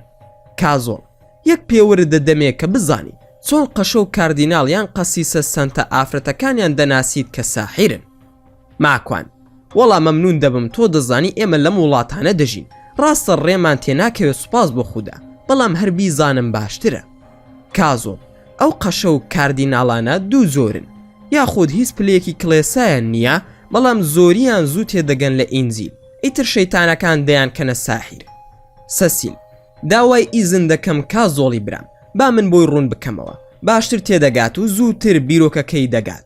ماکوان: بیرتە کاتێک من بێدین بووم، هاتمە لات لەسەر ئەم شێوەیە کە خۆم کرد بە فریشتە و کەرامات بۆ تۆ. ماکوانش بە پێکەنی نەوتی: بەڵێ باشم بیرە، ئەو کار لە دڵی خۆمدا سوپاسی خوددام کرد کە من لە پیاوچاکانم و بووم بە خاوەن کەرامات. سەسیل: ئەویش دەستی کردە پێکەنین، هاو شێوەی ئەو کاری منە، چونکە هەموو جنۆکەکان مەبەستم کافرەکانە بە یەک شێوە کار دەکەن. ماکوان: باشە، بەڵام چۆن دەچنە لای مەسیحیەکان؟ سەسیل: هەر وەکو من چۆن هاتم بۆ لای تۆ، ئەوە شەیتانیش دەچێت بۆ لای قەشەیەکیان کاردیناڵێک، دەڵێ من عیسام تۆم هەڵبژاردووە، ڕۆحی پیرۆز دەخەمە ناو لاشەتەوە. کازۆڵ: لە هەمووی سیرتر ئەوەیە تەنها ناسن لاشەی ئەوان، بەڵکو دەسن لاشەی ئەوانش کە بڕوایەکی کەمیان هەیە بە مەسیحیەت کە خۆیان ئاشکرا دەکەن، ئیتر ئەو کەسانە دەبنە کەسێکی زۆر پابند بە ئاینەکەوە. زۆر جار وەکو سێباستیان لە سوید هەموو ژیانیان لە خراپە و دەرمان فرۆشتن و کاری قێزەون بەسەر دەبا، کەسی لەم دوایەدا خۆی نەخۆش چاک دەکاتەوە. ماکوان: من سرم لە شتێک دەرناسێ، بۆ ئەوانەی کە پابند دەبن بە مەسیحیەت خێرا دەڵێن نەخۆش چاک دەکەین و کوێر و شەل و هەتا دوایی چارەسەر دەکەین. هەندێکشیان بەڕاستی دەیکەن، چەندیشم دیوە لە کەناڵەکانی ڕاگەیاندن و تۆڕە کۆمەڵایەتیەکان. کازۆڵ: ڕاستە، ئەوە هەمووی سیحر و جادووی شەیتانەکانە. هەموو ئینجیل لە ئێستادا ناسێتە سیلاپەڕە، ئەوان دەڵێن هەمووی بەهێزی عیسا و ئینجیل ئەو کارە دەکەین، بەڵام بەڕاستی هەمووی فرت و فێڵە. ماکوان: بەڵام ئەو کەسانە بەڕاستی چارەسەر دەبن یاخودنا؟ کازۆڵ: بەشی زۆری وەکو خۆی لێ دێتەوە کە ماوەی سحرەکە بەسەر دەچێت، یان سحرەکە کۆتایی دێ، یاخود ئەو جنۆکانەی هاوکاریان دەکەن دەمرن یان دەڕۆن، کە دەچنەوە بۆ لای ساحیرەکە زیاتر ئەم قسەیە بەکاردەهێنن، دەڵێن پابند نەبوویت و تاوانت کردووە. خۆ ئەگەر بڵی تاوانم نەکردووە، پێی دەڵێن کەوا بێ کەسێکی تر کردوێتی و تۆش بەشدار بوویتە. ئەگەر ئەوەش نەبێ، ئەوە دەڵێن کەواتە ئیمانت لاوازە بە عیسا. ماکوان: ئەی ئەوانی کە چاک دەبنەوە بەڕاستی، ئەی ئەوە چییە؟ سەسیل: بڕوا بکە لە 180 مەسیحیەکان خەریکی ئەو کارن و هەموو گیرۆدەی ئەو جادووە بوون بەدەست ئەم جنۆکە خوانە ناسانەوە. ماکوان: من سرم لە شتێکی ئێوە دەرناسێ، باشە شەیتانە کافرەکان بەهێزی قورئان ڕادەکەن و لە موسڵمانان دەترسن کە زیکر دەکەن یان قورئان دەخوێنن یاخود نوێژ دەکەن و ناتوان بە هیچ زۆرێک بێن بەلایەندا. باشە ئەم شەیتان و عیفریت و ناوانەی ناو ئێوە، باشە ئەمە بۆ خۆی بەز نییە بۆ بڕواهێنان بە ئیسلام؟ کازۆڵ: پرسیارێکی زیرەکانەیە لە تۆوە، بەڵام جیهانی ئێمە وەکو جیهانی ئێوە نییە. تۆ ناتوانی وەکو ئێمەی جنۆکە بیر بکەیتەوە، من هەندێکت بۆ باز دەکەم تا تێبگەی ئەویش زۆرینەی جنۆکە جاهیلن پاشان ئێمە زۆر لە مرۆڤ زیاترین ئەوانی کە دەبنە خاوەنی ژیری و عەقڵ و وریا دەبن زۆر زوو موسڵمان دەبن و سوپاسی خودا و موسڵمانانیش دەکەن ماکوان واتە وەرماش جاهیلایان ویرسان جاهیلە من پێم وایە زۆر وریا و زیرەک و لێ هاتوون کازۆڵ بە دڵنیاییەوە خەڵکی وریا و زیرەکیان هەیە من لێرە باسی گشتی دەکەم لە ناو بێدین و خوانە ناسەکاندا جنۆکەی وریا و لێزان و خاوەن پلانیان هەیە هەروەکو ئێوەی مرۆڤ چەند پرۆفیسۆر و زانا و خاوەن توانە هەیە تەنانەت بڕوای بە وجودی خوداش نییە جنۆکە شەیتانەکانیشوان هەندێکیان بۆ سروشتی دەگەڕێننەوە هەندێکیان دەزانن حەقە بەڵام دەسەڵات و خۆشی ژیان کوێری کردوون هەندێکیان بە خەستی هەڵخەڵەتێنراون ئیتر ژیان لە نێوان ئێمە و ئێوەدا بەو شێوەیە یان چاگیان خراپ جا لە کۆتایی بۆ بەهەشتا یان دۆزەخ ماکوان ڕاستە بەڵام بەڵگە لای ئێوە بەهێزتر هەیە بۆ ئیمان و ئیسلام کازۆڵ ڕاستە بەڵام جەهلی جنۆکە زۆر خەستە بەرحاڵ لەناو ئێمەشدا بزوتنەوەیەکی بانگەوازکار بۆ ئیسلام هەیە زۆر بەهێزە دەزانی چەندین لە ئێمە ڕۆژانە دەگەڕێنەوە بۆ ئیسلام سوپاس بۆ خودا ماکوان ئەلحەمدولیللا باسەکەی خۆمان بیر نەسێتەوە باسی خێزانە ساحیرەکانمان کرد زیاتر زانیاریم بدەرێت لەو بارەیەوە کازۆڵ بەگشتی زۆرن ئەو خێزانانە هیانە لە ناو دەسەڵات و سیاسەتدا بەهێزە هەیە لە پارە و سەروەت و ساماندا هەر خێزانە و زۆرێک لە دەسەڵاتی دنیای و ساحیری هەیە بۆ زانیاریت هەر خێزانێک لەو خێزانە ساحیرانە نزیک ببن لێکەوە هەوڵی کوشتن و لە ناوبردنی یەکتری ئەدەن ماکوان وەڵام من وامزانی هاوکاری یەکتر دەکەن بۆچی یەکتری لە ناو دەبن سەیرە کازۆڵ وەکوتم جیهانی جنۆکە جیاوازە لە جیهانی مرۆڤ لەوەش گرنگتر دەبێت بزانی کە جنۆکە شەیتانەکان بە شوێن وێرانکاری لەسەر ئەم زەویە و خەڵکەکەیەوەن ئەوان دەیانەوێ بیکەنە دۆزەخ ماکوان ڕاستە دوژمنایەتیەکەیان زۆر کۆنە لەگەڵ مرۆڤ لە باوکە ئادەمەوە دەست پێ دەکە میە ئەوەی بۆی هاتبووین خەریکە لە بیرمان دەچێتەوە پێویستە ماکوان ئاگاداری ئەوە بێ کە وەرماش ئەو هەموو ماوەیە بێدەنگە بۆ ئەوەیە ماکوان هێور بکاتەوە و هاوڕێیەتێکی ئاسایی لەگەڵ ببەستێ چونکە کاتمان درەنگ کردووە ماکوان ئێمەش پێویستە بڕۆین ماکوان سوپاس میاگیان دانیشتنەکەمان خۆش بوو زانیاری باشی تێدا بوو بەڵام نەگەیشتمە ئەنجامێکی کۆنکرێتی کازۆڵ من لە خزمەتام هەر جارێکی تر یەکتریمان بینی بە سڕ و سەختی باس و خواستی نوێت لەسەر ئەم زۆرە خێزانانە و سحر و کەسایەتیە بەناو بانگانت بۆ دەکەم بە پشتیوانی خودای پەروەردگار ماکوان زۆر باشە مۆبایلەکەم زەنگی لێدا تا دەسم کرد بە گیرفانمدا و دەرم هێنا و سەرقاڵ بووم بە دەرهێنانی مۆبایلەکەم ئەوان دیار نەمان کە تەماشای ژمارەکەم کرد کڕۆنیکا بوو ماکوان بەڵێ فەرموو کڕۆنیکە ماکوان چۆنیت باشیت دایکم دەیەوێ قسەت لەگەڵ بکە ماکوان با بفەرموێ لە خزمەتیدا فاتمە ماکوان کوڕی خۆم وەرە بۆ ماڵمان من دەعوەتت دەکەم بۆ نان خواردن فاتمە خان قسەی لەگەڵ کردم بە تەلەفۆن داوای لێکردم بچم بۆ ماڵیان پێم وت فاتمە خان بە دڵنیاییەوە دێمە خزمەتتان بەڵام ئەم ماوەیە سەرقاڵم چەند ڕۆژێک ئیجازەم بدا با کەمێک کاتم هەبێ بەسەر چاو دێمە خزمەتتان فاتمە ماکوان کوڕم بیکە لە ڕای خوا وەرە دڵم خەریکە ئەتەقێ وەرە تۆزێ قورئانم بۆ بخوێرە ئەگەر بی بۆ ئێرە خێرت ئەگا ماکوان بەسەر چاو خۆم ئاگادارت دەکەمەوە بەم نزیکانە دێمە خزمەتت وعد بێ فاتمە باشە باوکەکەم یاخوا مەحفوظ بی ماکوان خوا ئاگادارت بێ بەڕاستی من دەترسام لە چوونم بۆ ماڵیان بیرم لەوە دەکردەوە ماڵ و مناڵ ببەم لەگەڵ خۆم بەڵام دەترسام دەمویست کڕۆنیکا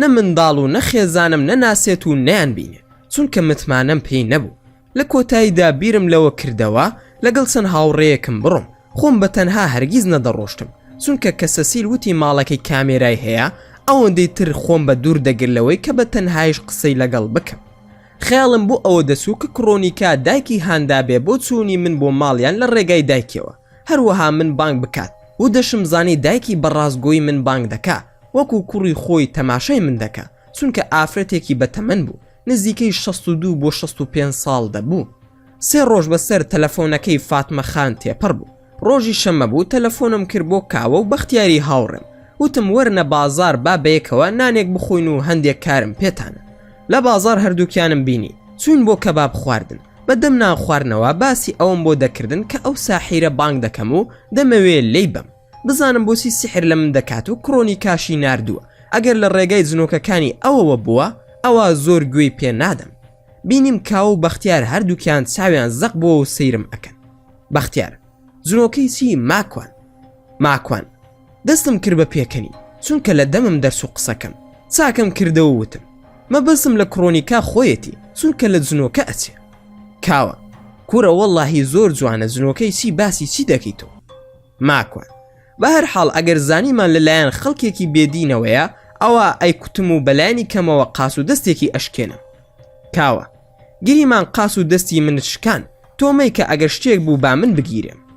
ماکوان: کێشە من و تۆ نییە، ئەوە نییە بانگم کردووی پێت خۆش بێ یان ناخۆش بێت کە پێمان زانرا هەمومان بەشدارین، بەڵام پلان چی بێت و چۆن بانگی بکەم و بۆ کوێی بانگ بکەم. کام قسانم کرد هەمومان کەمێک بێدەنگ بووین. بەختیار: بانگی بکە بۆ غەسلەکەی من، لەوێ بڵێ سیارەکەم دەشۆم و دوای دەچینە شوێنێک پێکەوە دادەنیشین. ماکوان: ئەی دوای بۆ تۆ و کارەکەت خراپ نییە؟ بەختیار: بە قوربانی پێڵاوەکانت بێ. ماکوان: قوربانی تۆ بم مامە بەخەگیان. لە بەرچاوی ئەوان تەلەفۆنم کرد بۆ سیامن، بەڕێزەوە وتم ئاغا سیامن بەیانی وەرە بۆلام تا بەیەکەوە نانێک بخۆین. سیامن: بەسەر چاو بەڵام بێمە کوێ؟ ماکوان: وەرە بۆ شارەکەی من، ئەدرسی ڕێستۆرانتەکەم لا نییە، بەیانی بە نامەیەک بۆت دەنێرم. سیامن: زۆر باشە. بۆ سبەینێ کاتژمێر 12 سیامن تەلەفۆنی بۆ کردم و وتی ئاغا ماکوان لەکوێ بتبینم؟ ماکوان: لە ماڵەوەم وەرە، چەندی تر دەگەیتە لام؟ سیامن: 15 خولەکی تر لە لاتانم. ماکوان: وەرە بۆ ئەم ئەدرەسە، من سیارەکەم دەشۆم چونکە ڕۆژانی تر لە کارم و سەرقاڵم و مەجالم نییە. ئەمڕۆ لەبەر من هاوڕەکەم غەسلەکەی کردوتەوە تا سیارەکەی من بشوە، هەمووی نیو کاتژمێرم پێدەچێت، لەوێ سیارەکەشت بشۆ و دوای بەیەکەوە دەڕۆین. سیامن: زۆر باشە، وا هاتم. منیش تەلەفۆنم کرد بۆ بەختیار و کاوە، خێرا چوون بۆ لایەن و هەموو بەیەکەوە چوین بۆ غەسلەکەی بەختیار. لەوێ چاوەڕێ بووم تا سیامن بێ، چاوەڕێم دەکرد، وامدا نابوو سیامن کوڕێکی چوارشانەی زل بێ لە تەمەنی خۆمدا بێ. کە هات بۆ ئەویانە چاوم پەڕیە پشتی سرم کە بینیم کڕۆنیکای هێناوە لەگەڵ خۆیە، کەسێکی زەعیف و داما و باڵا کورد بوو، پەنجەکانی بۆنی جگەرەی لێدەهات، خۆی بۆنی بیرەی لێدەهات. ماکوان: ئەوە تۆ بۆ هاتووی کڕۆنیکە؟ سیامن: ئەی خۆ نەدوت بۆم بهێنا؟ بیرم کەوتەوە ڕاستی کرد، بەڵام من ئەو قسەیم لە بیر سبوویەوە، بۆیە چارەم نەبوو، دەبوو کارەکەی خۆم هەر بکەم. بە قسەی خۆش و پێکەنیم برمە ئۆفیسەکەی بەختیار. کاوە هات بۆ لامەوتی ماکوان بە ئاغا سیامن بڵێ با سیارەکەی بهێنێتە ژوورەوە لەبەر پۆلیس، ڕۆژی یەکشەمە قەدەغەیە دەرگای غەسل کراوە بێ، با ئەویش بهێنێتە ژوورەوە بۆشی دەشوین. سیامن: بەسەر ساو. ماکوان: ئەوە لە مندا دەبینی کڕۆنیکا کە من ئەو کارە لەگەڵ تۆ بکەم، بڵێم لە بەردەمی من پیاو لەگەڵ تۆ ڕابێرێ، هەموو کات ئەگەر بە چاوی سۆزانی سەیرم کردبێتی، بەڵام ئێستا خوشکی منی، بۆیە دووبارەی دەکەمەوە تۆ ئێستا خوشکی منی، تکایە ڕازگۆ بە لەگەڵم لە پشتەوە خەنجەرم لێمەدە. کڕۆنیکە: وعد بێت تۆش وەکو ئاواتی برامبی، با بڵێم وەکو تۆ باوکمی ئێستا. ماکوان: باشە ئێستا نواندنێک دەکەین، بەلاتەوە ئاسایی بێ، بەڵام مەشهەدەکەی تۆزێ قورسە، مەقیژێنە و بێدەنگ بە، با دەمت نەبەستم بە تێپ، باشە یاخودنا. کڕۆنیکە: چی دەکەی خۆنای کوژی؟ ماکوان: نا بەڵام نیوە مردووی دەکەین، عاقلی دەکەین بۆ پشتا و پشتی. سیامن هاتەوە بۆ لای من و کڕۆنیکە، لە کڕۆنیکان پرسی زۆری تەلەفۆنەکەی چییە؟ من تەلەفۆنی خۆم پێ بوو. کڕۆنیکا وڵامی دایەوتی زۆری مۆبایلەکەی سامسۆنگە. لە سیامندم پرسی ئەی تۆ ئاغا سیامن؟ سیامن: ئەوەی من زۆر کۆنە مۆتۆڕۆلایە، ببوورە بیرم سو تەلەفۆنەکەت بۆ بهێنم کە وعدم پێدا بووی. ماکوان: گوێی مەدەرێ، کام زۆرەیە تەلەفۆنەکەت ئاغا سیامن؟ تەلەفۆنەکەی دەرهێنا و دایە دەستم، کاوە و بەختیار هاتنە ژوورەوە، منیش تەلەفۆنەکەیم کردەوە کۆدی لەسەر بوو، دامەوە دەستی وتم تەلەفۆنێکم بۆ بکە، نازانم بۆچی زۆر جار ژمارەکەت لای من دەرناسێ. تەلەفۆنی کرد زەڕەس هات، تەلەفۆنەکەم لە دەستی وەرگرت و دانەیەکم کێشا بە دەمیدا، دەمی پڕ بوو لە خوێن. خێرا بەختیار تۆپەڵێک کرێنسی خستە ناو دەمی و بە تێب بەستی، کاوەش لە دواوە دەستی بە قەیدێکی لاستیک بەست، قژیم گرت و کێشان بە زەویدا. خوای گەورە شتێکی تری خستە دڵم، ئەوەی دام نابوو بیرم چووەوە. بە کڕۆنیکام وت ئەمە بوو بە زۆر لەگەڵ تا ڕای دەبوار، داوای لێ کردی کە شەرەفی من بشکێنیت و وێنم بگری؟ کڕۆنیکە: بڵێ ئەم بوو. ماکوان سیامەند ئێستا دەمت دەکەمەوە، پێم بڵێ بۆ وات کردو کار بۆ کێ دەکەی، لە بەرسی لەگەڵ مندا ئەو کارە دەکەی. بەڵام پێش ئەوەی بتکەمەوە ڕاستیم پێ بڵێ چەکوشێکشم بەدەستەوە بوو. پێم وت ئەگەر درۆ بکەی بەو چەکوشە هەرسی دانت هەیە دەیشکێنم. بەسەر ئیشارەتی کرد و وتی باشە. بە کاوە موت کە تیپەکە بەدەمیەوە لا بدە. کاوە تیپەکەی لا بردووتی ئاغا ماکوان چەند مانگێک پێش ئێستا کەسێک داوای لێ کردم سیحرت لێ بکەم. ماکوان کەسەکە کێ بوو؟ سیامەند بڕوا بکە تۆ نایناسی. ماکوان حیوان کەسێک سحر لە من بکات چۆن نایناسم؟ سیامەند سوێندی شیعانەی بۆ خواردم، پەنا بەخوا وتی بە زەهرا قەسەم تۆ نایناسی. کە وتی زەهرا من وتم ئەستەغفیرڵڵا. کاوە وتی ماکوان زەهرا کییە؟ ماکوان کچی پێغەمبەری خودایە درودی خودای لەسەر بێ. ئەم درۆزنە شیرک دەکات و سوێن بە پاکترین ئافرەت دەخوا کە فاتیمەی زەهرایە. کاوە باشە خەریک بوو پیای بکێشم وام زانیشتی ترە. ماکوان نانا ئەم فارسانە کە سوێن دەخۆن بەو شێوەیە سوێن دەخۆن. بەختیار ماکوان بڕۆی پێ دەکەی؟ ماکوان کوورە نەوەڵە بزانین کێ ئەو کەسە با ناوەکەی بڵێ پێمان. کاوە بۆکسێکی پێی کێشا و دەستی بادا، نەک خەریک بوو بیشکێنێ بەڵکو دەیویست لە بنادەری بهێنێ. بە کاوە موت کاکە هێواژ وا ئەقیڕێنێ. سیامەند ئاغا ماکوان تۆ دەزانی من ڕۆحانیم، بەخوا ناوی ویرسانە، بەڵام شێخێکی گەورەترم هەیە ناوی وەرماشە.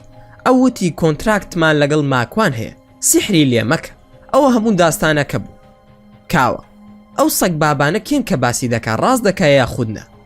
ماکوان ڕاست دەکا ئەوە خەڵکی پۆڵەندان، منیش نەم دەزانی چی بڵێن. کەسی سیامەندیش درۆکی پشت ڕاست کردمەوە وتی ئا خەڵکی ئەوێن. بە سیامەندم وت تۆ ئەزانی کە کڕۆنیکا چی منە؟ سیامەند هەم شەهریتە دەزانم. ماکوان هیچ و پوز ئەوە کچی پورمە، وەکو خوشکم وایە من چۆن کاری خراپ لەگەڵ ئەودا دەکەم. کەواموت کڕۆنیکا خۆشحاڵ بوو سەری داخست. وێنەی ئەوت گرتووە بە ڤیدۆ لە تەلەفۆنەکەتدا هەیە یا خودنا؟ کڕۆنیکا نا لە ناو کۆمپیوتەری ماڵەکەیدایە، چونکە کامێرای ژوورەکەی پەیوەست کردووە بە کۆمپیوتەرەکەیەوە. ماکوان ماڵەکەی دەزانی لەکوێیە؟ کڕۆنیکا بەڵێ هەر لە شارەکەی منە. ماکوان من سیارەکەی لێ دەخوڕم، ئێوەش بە دوامدا بێن خۆشی بخەنە سندوقی سیارەکەی من، بەختیاریش تۆ لێ بخوڕە. بەختیار بەسەر ساو کاوە ویستی دەمی ببەستێ.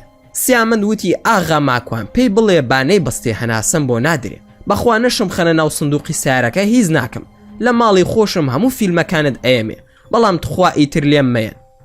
ماکوان وعدی شەرەف هەرچەنیشتا؟ سیامەند وعد بێ. ماکوان کێشە نییە با کاوە و کڕۆنیکا لە پێشەوەدا بنیشن و من و سیامەندیش لە دواوە، بەڵام با کڕۆنیکا لێی بخوڕێت و بەختیاریش بە دوامانەوە بێ. کەوتینە ڕێ بەرەو ماڵی سیامەند. لە ناو سیارەکە دەیوت ئاغا ماکوان وەرماش تۆی زۆر خۆش دەوێ بۆ؟ منیش هیچ وەڵامێکیم نەدایەوە. جارێکی تروتی ئاغا ماکوان هەرچی لێ کردوون فیدای سرت بێ، بەڵام بە وەرماش بڵێ بەڵکو هاوکاریم بکە. ماکوان بێدەنگ بە بادجارێ هەموو شتی ئەو کسەت لێ وەربگرم، دوای ئەوە قسە دەکەی. ئەگەر بزانم درۆم لەگەڵ دەکەی ڕێک ئەو نێرم بۆ قەبرستانی سپاسبۆرگ، خۆ باش دەزانی کوێیە. سیامەند هەرسی تۆ ئەتەوێ بەسەر چاو تەنها وەرماش هاوکارم بێ. ماکوان دەمت داخە و بێدەنگ بە حەوسەڵەم نییە، با لێ تووڕە نەبم. سیامەند ئۆکەی ئاغاجان. بە کڕۆنیکا وت کە نزیکی ماڵەکەی بوویتەوە پێم بڵێ، ڕاستە خۆم مەسۆرە بەردەرگاکەی. پاشان پرسییم ئایا لە شوقەدایە یان لە خانووە؟ کڕۆنیکا خانووە دەور و پشتەکەشی سۆڵە. ماکوان ئەو شوێنە کامێرای تایە یا خودنە؟ کڕۆنیکا نازانم، تەلەفۆنم کرد بۆ بەختیار و ناو نیشانی ماڵی سیامەندم داپێ، پێم وت کە پێش بکەوێت و پێش ئێمە بڕواتە ئەوێ. سیامەند نابڕوا بکە، تەنها ژووری نووسنەکەم کامێرای تایە، ئەو ناوچەیە هیچ کامێرای تیانە. هەرچەند قسەکەی ڕاست بوو، بەڵام هەر باوەڕم پێی نەکرد. بە کڕۆنیکام وت خۆی دوا بخات تا بەختیار تەلەفۆن دەکە. بەختیار ئاگاداری کردنەوە کە هیچی لێ نییە. لە ناو سیارەکە دەستیم کردەوە و پێم وت ناچارمان مەکە کە لێت بین، بە ئاقلی و پیاوانە کارەکەت بکە با ئێمەش بڕۆین. سیامەند ئاغا ماکوان ماڵەکەشم بسووتێنن هیچ ناڵێم. دەستیم کردەوە بە کڕۆنیکام وت لەگەڵی بڕۆ ئێمەش بە دواتانە دێین. لە چاوم ون نەبی لە ماڵەکەیدا، چونکە ئێمە شارەزانین. سیامەند خۆی زۆر بە جوانی پێشوازی لێ کردین، وەک ئەوەی بە میوانی سوبین بۆ ماڵی. وا هەستم کرد دەترسێ، هەستم کرد ئەترسێ نەوەکو دەمانچەمان پێبێ، کە لە ڕاستیدا نەک دەمانسە تەنانەت سەقۆشمان پێ نەبوو. چووینە ژوورەوە من و کاوە و کڕۆنیکا. تەلەفۆنم کرد بۆ بەختیار لە ناو سارەکەی دابێت و ئەو نەیەتە ژوورەوە.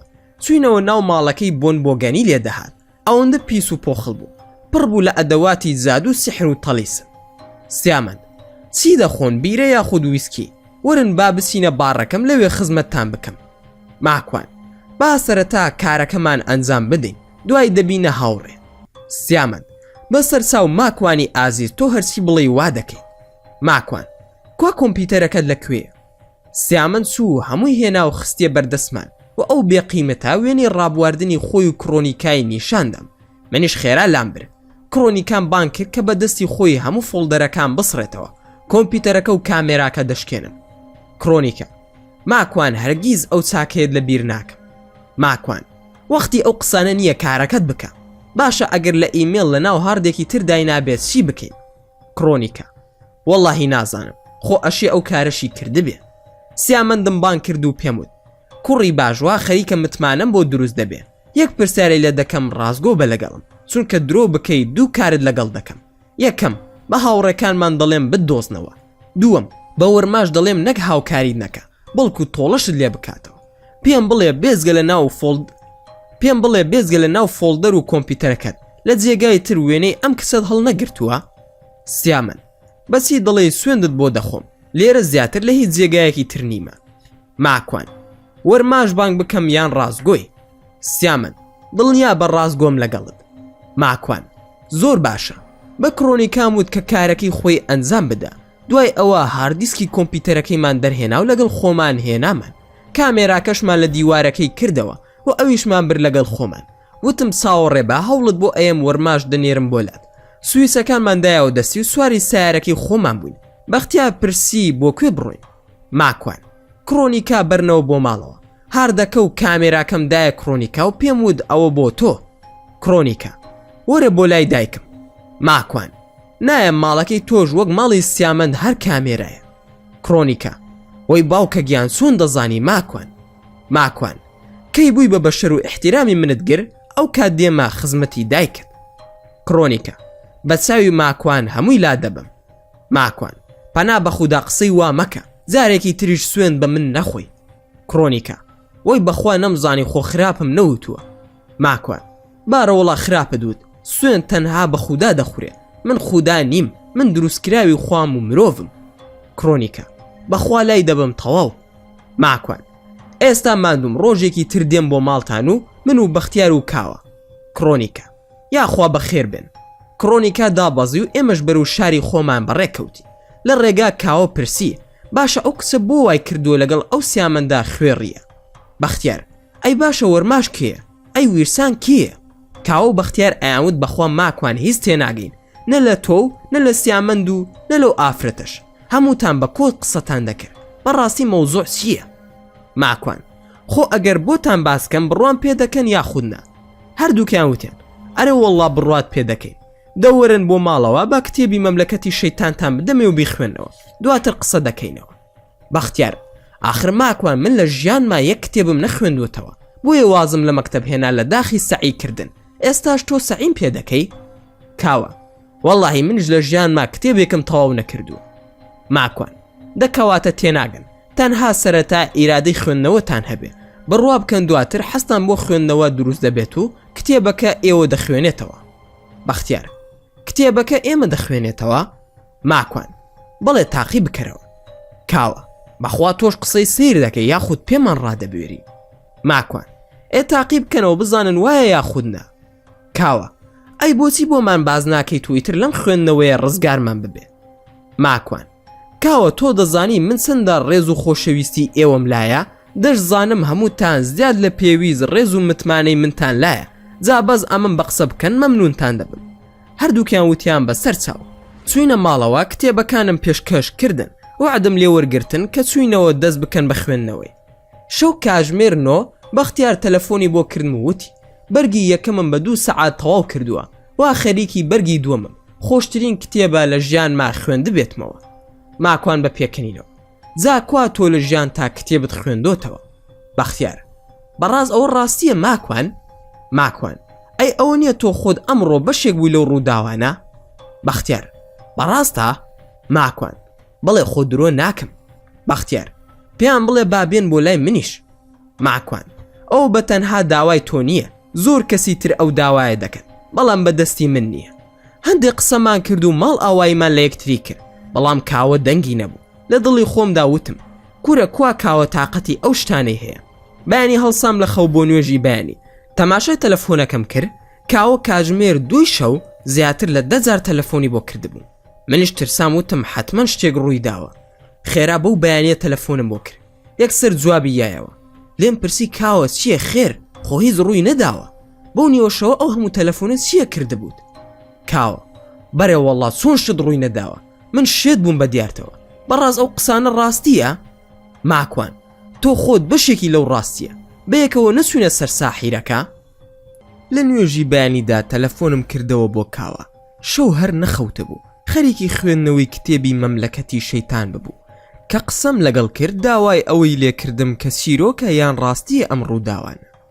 ماکوان ئاخر کوڕی باش کاوەی برام، تۆ خۆت لە واقعەکەدا دەژی لەگەڵمدا بووی، ئیتر درۆی چی و چیرۆکی چی برای من؟ دەبینی چۆن سحر و زادوم لێ دەکەن و دەبینی چۆن لەگەڵمدا شەڕ دەکەن. کاوە ئەی ئەم کڕۆنیکایە کێیە؟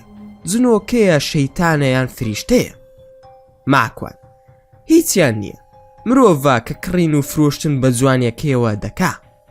کاوە واتە سۆزانیە؟ ماکوان نا بەو مانایە نا کەلاشی خۆی بفرۆشێ، بەڵام هەڵخەڵەتێنراوە گیرۆ دەیە بەدەست جوانی و لە شولاری خۆیەوە کە ڕۆژ بۆیەوە قسە دەکەین زارێک کاتی نوێژە. خواد لەگەڵ. کاوە ماکوان دەمەوێت فێری نوێژم بکەی نایزانم. ماکوان وەی بەسەر چاو لە خزمەتتدام، تۆ داوا بکە و من لە خزمەتتدام. کاوە کەی هاتیتەوە لە کار با یەکتری ببینین باشە برا؟ ماکوان لە خزمەتتدام پشتیوان بەخودا. نوێژی بەیانیم کرد و وەکو هەموو ڕۆژانی تر سەرقاڵی ژیان و ڕۆتینەکانی خۆم بووم. لە کار گەڕامەوە چوون بۆ مزگەوت. دوای نوێژی عەسر چاوەڕی کاوم دەکرد بێ بۆ مزگەوت. پەیمان وابوو لە مزگەوت یەکتری ببینین، بەڵام لە جیاتی کاوا کازۆڵ هات بۆ لام سڵاوی لێکردم. زۆر خۆشحاڵی خۆمم بۆ دەربڕی بەهاتنی. کازۆڵ ئەمەوێ بپرسم چۆن ئەو سیامەندە دڕسوا کرد، یەکێکە لە ساحیرە پیسەکان، چۆن شەیتانەکانی هاوڕێی هاوکاریان نەکرد؟ ماکوان خۆم پێشتر دراسی ئەوەم کرد، زانیم هیچ ناڵێ، چونکە وەکو دیاریەک بوو لەلایەن وەرماش بۆ من بۆ ئەوەی زیاتر لێیان نزیک ببمەوە. لە ڕاستیدا خۆیان وایان کرد کە ڕسوای بکەم، چونکە بۆ ئەوەی دوای بیکەن بە منەت بەسەرمەوە و هەروەها داوای ئیشم لێ بکەن. کازۆڵ داوای چیت لێ دەکەن؟ ماکوان تا ئێستا داوای هیچیان نەکردووە، بەس تەنها من داوای موشەکی ئەتۆمم کردووە. کازۆڵ ئاگاداری ئەوە هەم، ئەی دوای ئەوە هیچ ڕووی نەداوە؟ ماکوان نا، بەڵام ئەوەندەی هەستم پێکرد بێ ئەوان لە کەمیندان بۆ من و بە دوای خاڵی لاوازمدا دەگەڕێن کە منی پێ کۆیلە بکەن. کازۆڵ ئاگاداری خواردن و خواردنەوە بە، لە دەستی هیچ کەسێکی نەناسرا و هیچ خواردن و خواردنەوەیەک وەرنەگری. ماکوان بەسەر چاو، بەڵام ماوەی چەند مانگێک لەمەوبەر ئەو وەرماشە سەخیفە نوقلێکی دامێ، زۆر زوو بورامەوە، نەمزانی ئەوە چی بوو.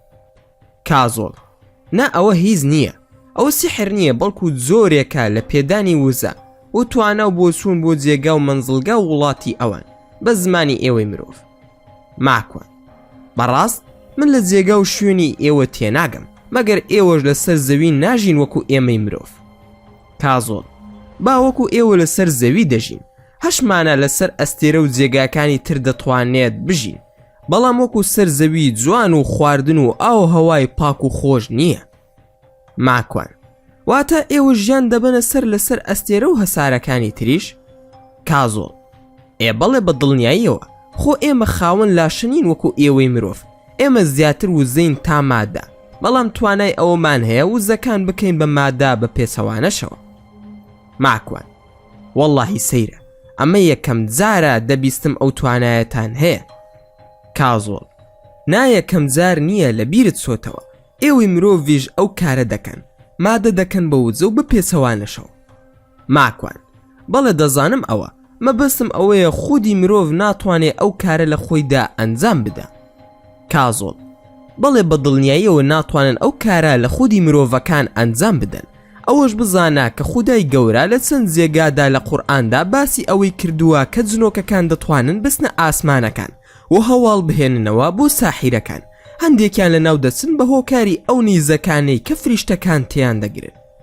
ماکوان ڕاستە لە سوورەتی ئەلمولکدا ئایەتی 5 خودای گەورە دەفەرموێ بێگومان ئێمە دونیامان کردووە بە چراخان بەهۆی ئەستێرەکانەوە کە بە شەوگار بەدی دەکرێن. بەو ئەستێرانە شەیتانەکان ڕاو دەکەین. لە قیامەتیشدا سزا و ئەشکەنجەی دۆزەخمان بۆ ئامادە کردووە. هەروەها لە سوورەتی ئەلجن لەوێ ڕوون کراوەتەوە زیاتر و لە ئایەتی 8دا دەفەرمێت ئێمە بەرەو ئاسمان کشاین و هەست و هۆشمان خستە کار.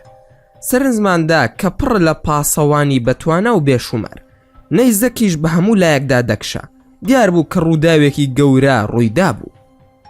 هەروەها ئایەتی 9 ئێمە جاران لە هەندێک شوێن خۆمان حەشار دەدا بۆ گوێگرتن و دەنگ و باز بیستن. بەڵام ئێستا ئەوەی بیەوێ گوێ بگرێ یەکسەر نەیزەکێکی بۆ ئامادەیە و بۆی دەهاوێژێت و لە ناوی دەبا. کازۆڵ لە زۆر جێگای تردا خودای پەروەردگار ئەو توانایی ئێمەی بۆ ئێوە ڕوون کردوتەوە. ماکوان واتە تۆش دەتوانی بڕۆی بۆ ئەو ئاسمان و ئەستێرە و هەسارانە؟ کازۆڵ بەڵێ بە دڵنیاییەوە سووم هەر کاتێکش بمەوێت دەسم. ماکوان هیچ مەخلوقاتی تر هەیە لە ئاسماندا بێزگە لە زەوی؟ کازۆڵ بەڵێ بە دڵنیاییەوە هەیە بەڵام وەکو ئەوەی مرۆڤ بیری لێ دەکاتەوە نییە. ماکوان وەڵڵاهی تێناگەم مەبەستت چییە؟ کازۆڵ مەبەستم ئاسمان پڕ لە مەخلوقاتی خودای پەروەردگار بەڵام هیچیان خەلیفە نین. ئەوە تەنها مرۆڤە سەرداری ئەم گردونەیە. ئەم گردونە بۆ پێشوازی مرۆڤ دروست کراوە بەڵام بەداخەوە مرۆڤ قەدری ئەو سەرداری و خەلیفە بوونە نازانێ بەگشتی. ماکوان ڕاستە مەبەست فریشتە و جنۆکەیە کە تەنها ئەوان لە ئاسماندا. کازۆڵ بەڵێ لەگەڵ هەندێک وزە و مادەی زیندوو. ماکوان ڕاستەکەی کازۆڵ باسی ئەو خانەوادە ساحیرانەم بۆ بکە. کازۆڵ بەسەر چاو بەڵام کاوەی هاوڕێدات هەڵی بگیرە بۆ کاتێکی تر. گوێم لە کاوە بوو لە دەرگای مزگەوتەکەەوە هاواری دەکرد. ماکوان لەکوێی؟ منیش چوون بەدەمیەوە. ماکوان ئەو هات و هاوارە لە چییە؟ ئەی لە ئەشکەوتیت وەرە ژوورە و تەواو. کاوە دەی سوزارم یەکەم جارمە بێمە مزگەوت. ماکوان دەی یاخوا بەخێر بێ بۆ ماڵی خوا. کاوە بە ساقەی تۆ بم ماکوان ڕۆحەکەیت. ماکوان خۆ ماڵی من نییە ماڵی خودایە. کاوە دەی بە ساقی خواگیان بم منیش دامە قاقای پێکەنی. کاوە بۆ دەتوانین لە مزگەوت پێ بکەنی؟ ماکوان ئەی بۆ بەتەمای بگرین برا تا نوێژی مەغریب لە مزگەوت بەیەکەوە بووین. فێرم کردو بۆم نووسیەوە کە چۆن نوێژ بکە. دیار بوو زۆر خۆشحاڵ بوو.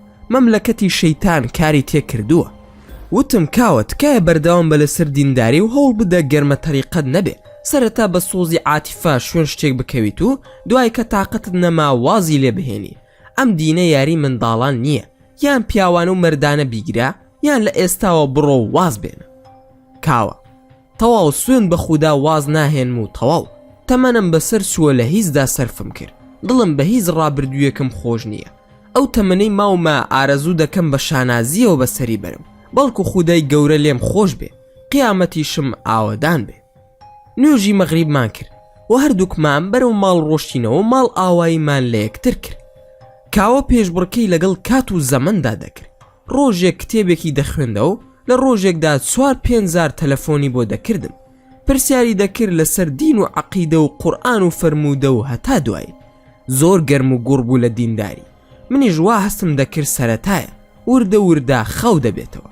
بەڵام هەرچۆن بوو دەبوو ئاگاداری بم و بەردەوام بێت لە خواناسیەکەی.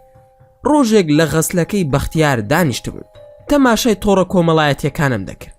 کاوە خۆی کرد بە ژووردا وتی با بڕۆین بۆ مزگەوت. ماکوان جارێ ماوێتی بۆ نوێژی عەسر. کاوە باشە بەختیار پێویستی بە خەڵکە بۆ ئیشی لا ناکەی. کاوە وەڵا پێم خۆشە هاوڕێی تۆیە پێی بڵێ بزانە کارم ناداتێ. ماکوان بەسەر چاو چوون بۆ لای بەختیار و وتم کاوە بێ ئیشە و کوڕێکی ئیشکەرە بۆ کاری نایەتێ.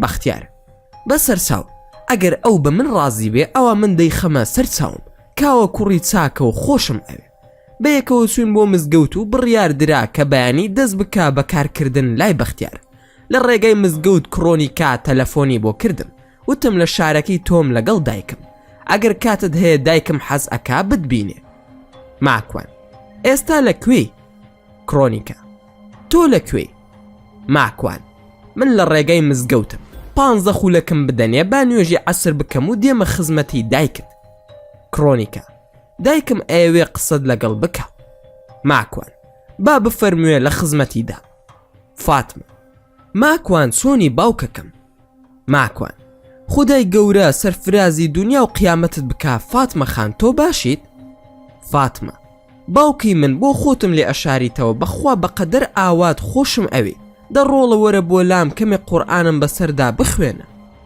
ماکوان بەسەر چاو تەنها 15 خولەکم بنێ با نوێژ بکەم و دێمە خزمەتت ئێستا کاتی نوێژە و لە مزگەوتم پشتیوان بەخودا دوای نوێژ دێمە خزمەتت نوێژمان کرد و بە کاوم ود وەرە بابەیەکەوە بڕۆین بۆ لای کڕۆنیکا و دایکی هاتوون بۆ ئێرە حەز دەکەن بمان بینێ کاوە وەڵام من نایم کاکە جائیز نییە ئەو ئافرەتە زۆر ڕوت و قوتە پیا و تەحەموول ناکە ماکوان ئاخر با منیش بە تەنها نەچم کاوە پیاوی چاک بەوەرە لەگەڵم کاوە نایم ئیزعاج خۆت بچۆ ماکوان کورە پیاوی چاک بە ئەو ئافرەتە خەتەرە هەرچی خۆم دوور دەخەمەوە کەسی بە شتێک زیاتر نزیک دەبێتەوە دایکی دەڵێ وەرە بۆلام قورئانم بەسەردا بخوێن کاوە بەخوا مادام دایکی ئەو کەسی پەروەردە کردووە دایکیشی هەروەکو ئەو وایە ماکوان کورە دایکی پیرە و نەخۆشە داوای خوێندنی ڕوقیەی شەرعیم لێ دەکا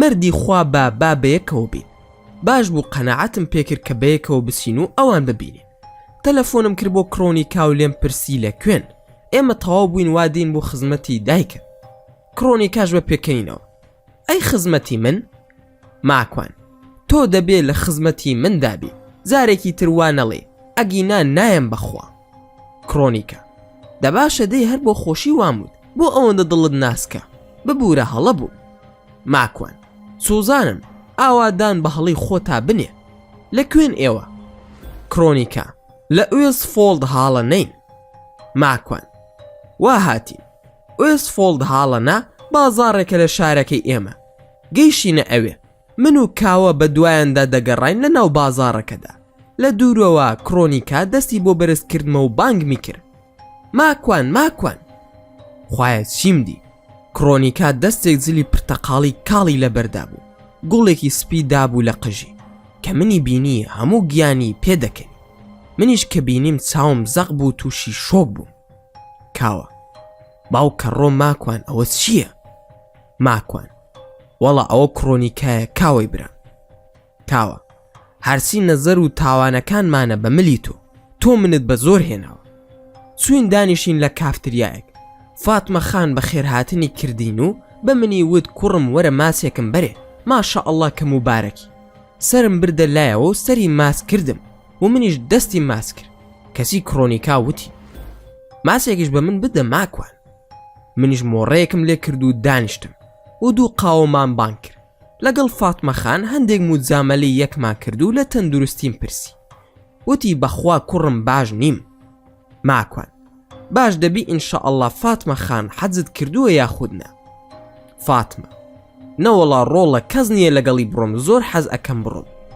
ماکوان ئەی ئاواتی کوڕت یان سیمەنی کچت فاتمە بەخوا ڕۆڵە ئاوا سەری ساڵ و سەری ساڵ ئەیبینم سیمەنیش بێدینە هەر خەریکی سوورا و سپیاوی خۆیەتی ماکوان خوا هیدایەتیان بدە فاتمە باوکەکەم ئەمەوێ قسەت بۆ بکەم دوو بە دوو ماکوان لە خزمەتتدا تەماشام کرد کاوە کڕۆنیکا تەماشامان دەکەن ماکوان ئێمە هەڵسین بڕۆینیان ئێوە دەڕۆن کاوە هەڵسا چوو بۆ تەماشای شتومەک کڕۆنیکاش سوە دوکانێک تەماشای جلوبەرگی ژنانە بکە ماکوان فاتمە خان فەرموو لە خزمەتتان فاتمە ماکوان من نازانم کەی دەمرم بەڵام دەزانم مەرگم نزیکە پارەیەکی زۆرم هەیە دەمەوێ بیدەم بەوەی محتاجە چونکە بمرم نە ئاوات و نەسیمەن بۆم ناکەن بەخێر جا باوکەکەم تۆ وەکیلم بە بە ئارەزوی خۆت ئەوەی ئەزانی محتاجە بیدەرێ. ماکوان پارەکە نزیکی چەند دەبێ؟ فاتمە 400,000 کرۆنە، نزیکەی 4 دەفتەر دۆلار. ماکوان ئەی منداڵەکانی خۆت پێویستیان نییە؟ فاتمە کوڕی خۆم چیمەن کار ئەکا، وەکو خۆی باسی ئەکا بە 1,000,000 کرۆن پارە لەسەر حیسابەکەیەتی، ئاواتیش 1,000,000. لێرە ئیتر پارەی چیان بدەمێ؟ ماکوان وەڵا من دەڵێم مادام پارەت هەیە بچۆ بۆ حەج. فاتمە ئەوە من ئامادەم دەبم بن. ماکوان من ئەو کارت بۆ زۆر دەکەم، ئەوەشی مایەوە لە دوای حەجەکەت بە کۆمپانیاکە دەڵێم لە مەککە و مەدینە لەگەڵت بن، لەوێ خەڵکی لێ بۆ خوێندن لەوێن، پارەکە بدە بەوان خێرت دەگات و هاوکاری دەکەن و هەموو دروشمەکانی حەجت لەگەڵ دەکەن و بە عەرەبانە و کورسی هەموو تەوافەکانت پێ دەکەن. زۆری دووهەم لێرەوە کەسێکت لەگەڵ بێت و پارەی حەجەکەی بۆ بدە، بەڵام مەسرەفی ئەوێ بە عایدی خۆی بێ. فاتمە ئەو من لە ئێستاوە ڕازیم، سەرەتا 100,000 کرۆنم بۆ هێناوی، بۆمدا بەش بکەوت تۆ وەکیل بە، فەرمو ئەوە پارەکە. ماکوان خوای گەورە خێرت بنووسێ، لێم وەرگرت و خسمە گیرفانم. فاتمە باوکەکەم کەی دەی بۆ ماڵمان تۆزی قورئانم بەسەردا بخوێنە. ماکوان من ئەتنێرم بۆ حەج، لە قورئان خوێندنەکەی من باشترە. فاتمە وەڵا کوڕم ئەوم بۆ بکەی هەتا ماو مەمنونت دەبم. ماکوان ئەوە لەسەر من لێگەڕێ، ڕەمەزان مانگێکی ماوە، لە مانگی ڕەمەزان ناوت دەنووسم و پاسپۆرتەکەتم بۆ بنێرە بۆ ئەوەی کاتی حەز هەموو شتێک ئامادە بێ پشتیوان بەخودا. فاتمە بەسەر چاو. ماکوان با کاوە کرۆنیکا بانگ بکەینەوە، لێمان نزیک بوون، هەرسی بە دوای کاوەدا دەگەڕام دیار نەمابوو. فاتمە دابنیشن ئێستا دێمەوە. کرۆنیکا بۆ کوێ دەچی دایکە؟ فاتمە ڕۆڵە دەچم بۆ دەست شۆرێ. ماکوان بڕۆ لەگەڵ دایکت. کرۆنیکا خۆ منداڵ نییە خۆی دەڕوە، کە دایکی هەڵسا و ڕۆشت من و ئەو بە تەنها ماینەوە، بۆیە وتم منیش ئەڕۆم بە دوای کاوەدا دەگەڕێ. کرۆنیکا ئەوە لێم دەترسیت بۆیە دەڕۆی؟ ماکوان ڕاستی دەوێ زۆر لێ دەترسم. کرۆنیکا وەی ماکوان بۆ لێم ئەترسی؟ بۆ ئەوەندە ناشرینم؟ ماکوان ناپێچەوانەکەی لەبەر ئەوەی زۆر جوانی. کرۆنیکا بەخوا کەس لە تۆ تێناگە. ماکوان بۆ تێناگەی لەو چاوانە دەترسم، لە بۆنەکەت دەترسم، لە قسەکردنیشت دەترسم. ئەزانی چەندە خەتەر و ترسناکی، وەکو موشەکی ئەتۆم وایت بۆ من لە تەوقیت دایت و پیامدا بتەقیتەوە، تەواو من وێران دەبم. کرۆنیکا ئەڵڵا ئەو قسانەی چەندە خۆشە و چەندە مانادارە. ماکوان ئەڕۆم بە دوای کاوەدا دەگەڕێم و ئێستا دێمەوە. زۆر گەڕام بە دوای کاوەدا دیار نەبوو، ناچار تەلەفۆنم بۆ کرد و لێم پرسی لەکوێی. کاوە لای سیارەکە دانیشتو. ماکوان بگەڕێەوە تەواو بووین لە قسەکردن. کاوە باشە بەسەر چاو. منیش گەڕامەوە لای کرۆنیکا و دایکی بۆ ئەوەی ماڵ ئاواییان لێ بکەم، کە گەڕامەوە سەیرم کرد 3 پیاو لەسەر هەمان مێز دانیشتو، کە نزیک بوومەوە کرۆنیکا منی ناسان بەوان، یەکێکیان تەمەنی لە چلەکاندا بوو، وتی ئەوە فڕانکی دۆسمە، ئەوانەی تریژ هاوکارەکانی. منیش خۆم پێ ناساندن، زانیم زۆر لوت بەرزە، منیش لەو لوت بەرزتر خۆم نیشاندا. بە نەرویزی ڕوم کردە فاتمە خان و پێم وت کاتم نەماوە ئەمانە هاتن و من دەڕۆم. دەستی ماس کرد و ئەویش سەری ماس کردم، خوا حافیزیمان لە یەکتری کرد. گەڕامەوە بۆ لای کاوە، خەمۆکیەک دایگرتە بووم، نەمدەزانی چییە. دوای کە شیکاریم بۆ خەمۆکیەکەم کرد، زانیم بەخیلیە کە ئەو ئافرەتە جوانە لای ئەو فڕانکە بێقیمەتە لوت بەرزەیە. کاوە وام زانی قسەی تایبەت لەگەڵ کرۆنیکا هەیە، ئەمە تو مەزدایکی حەزت لێ دەکە. ڕای دەبوارد و بۆ سوحبەت ئەم قسانەی کرد. ماکوان دابەزەوەرە ئیشم پێتە، با بڕۆین ئەو کوڕە ببینە و بیناسە، زا دوای پێت دەڵێم چی بکەین. لەگەڵ کاوە ڕۆشتین بە دوای فرانک و هاوڕێکانی. دەستی کرۆنیکای گرتە بوو، بە کاوەم نیشاندا. لەگەڵ کاوە گەڕاینەوە بۆ مزگەوت بۆ نوێژی مەغریب. ماکوان حەز ئەکەی بڕۆی بۆ حەج کاوەی برام؟ کاوە جاکێ حەز ناکا بەڵام بە چی؟ ماکوان بێگومان بە پارە. کاوە جارێ من ژنم نییە، ژن هێنان بۆ من باشترە، ئەی مەگەر وانیە؟ ماکوان نەوەڵاوانیە، حەز فەرزی خوایە، مرۆڤ دەتوانێت ژنیشی نەبێت و بڕوا بۆ حەج، ئیتر ئەم قسەیە نەشرعیە و نەهیز، قسەیەکی بێمانەیە. کاوە ئێخۆ من پارەی هیچیانم نییە. ماکوان ئەگەر پارەکەت بۆ پەیدا بکەم ئەڕۆیت؟ کاوە پێم ڕائەبوێری؟ ماکوان نە بەخوا بەڕاستمە، کوا لە بابەتی دینیدا گاڵتە و گەپ دەکەم من. کاوە وەڵا مەمنون دەبم، بەڵام هیچی لێ نازانم. ماکوان خۆم فێرت دەکەم باشە؟ کاوە نەک باشە بەڵکو هەر زۆر زۆر باشە. ماکوان کەواتە خۆت حازر بکە بۆ مەوسمی کاتی حەز. لەو کاتەدا بە کاوم نەود لەگەڵ فاتمە خان دەینێرم، چونکە دەمزانی کە ڕقی لێیان. وتم با بە قسەی خۆیەوە بێ، بەڵام لە مێشکی خۆمدا دوو کەسی ترم دانابوو پێیان بڵێم ئەگەر کاوە قبوڵی نەکرد. دوای چەند ڕۆژێک لەسەر کار بووم، وەرماشم بینی، بە گەرمی چوون بۆ لای وتم چییە کوڕی باش، منت لەبیر چۆتەوە؟ خۆ من و تۆ ڕەفیق بووین لای خۆی، هاوڕێ چۆنی باشی دەنگ و باست، ئەو بۆ لێمان ناپرسی چییە تا جنە موسڵمانەکان هاوڕێم بوون، ئێوە شەڕ نەما پێم نەگێڕن، ئێستا ئەوان ڕۆیشتون کەسی ئێوەش خۆتان لە من ون کردووە.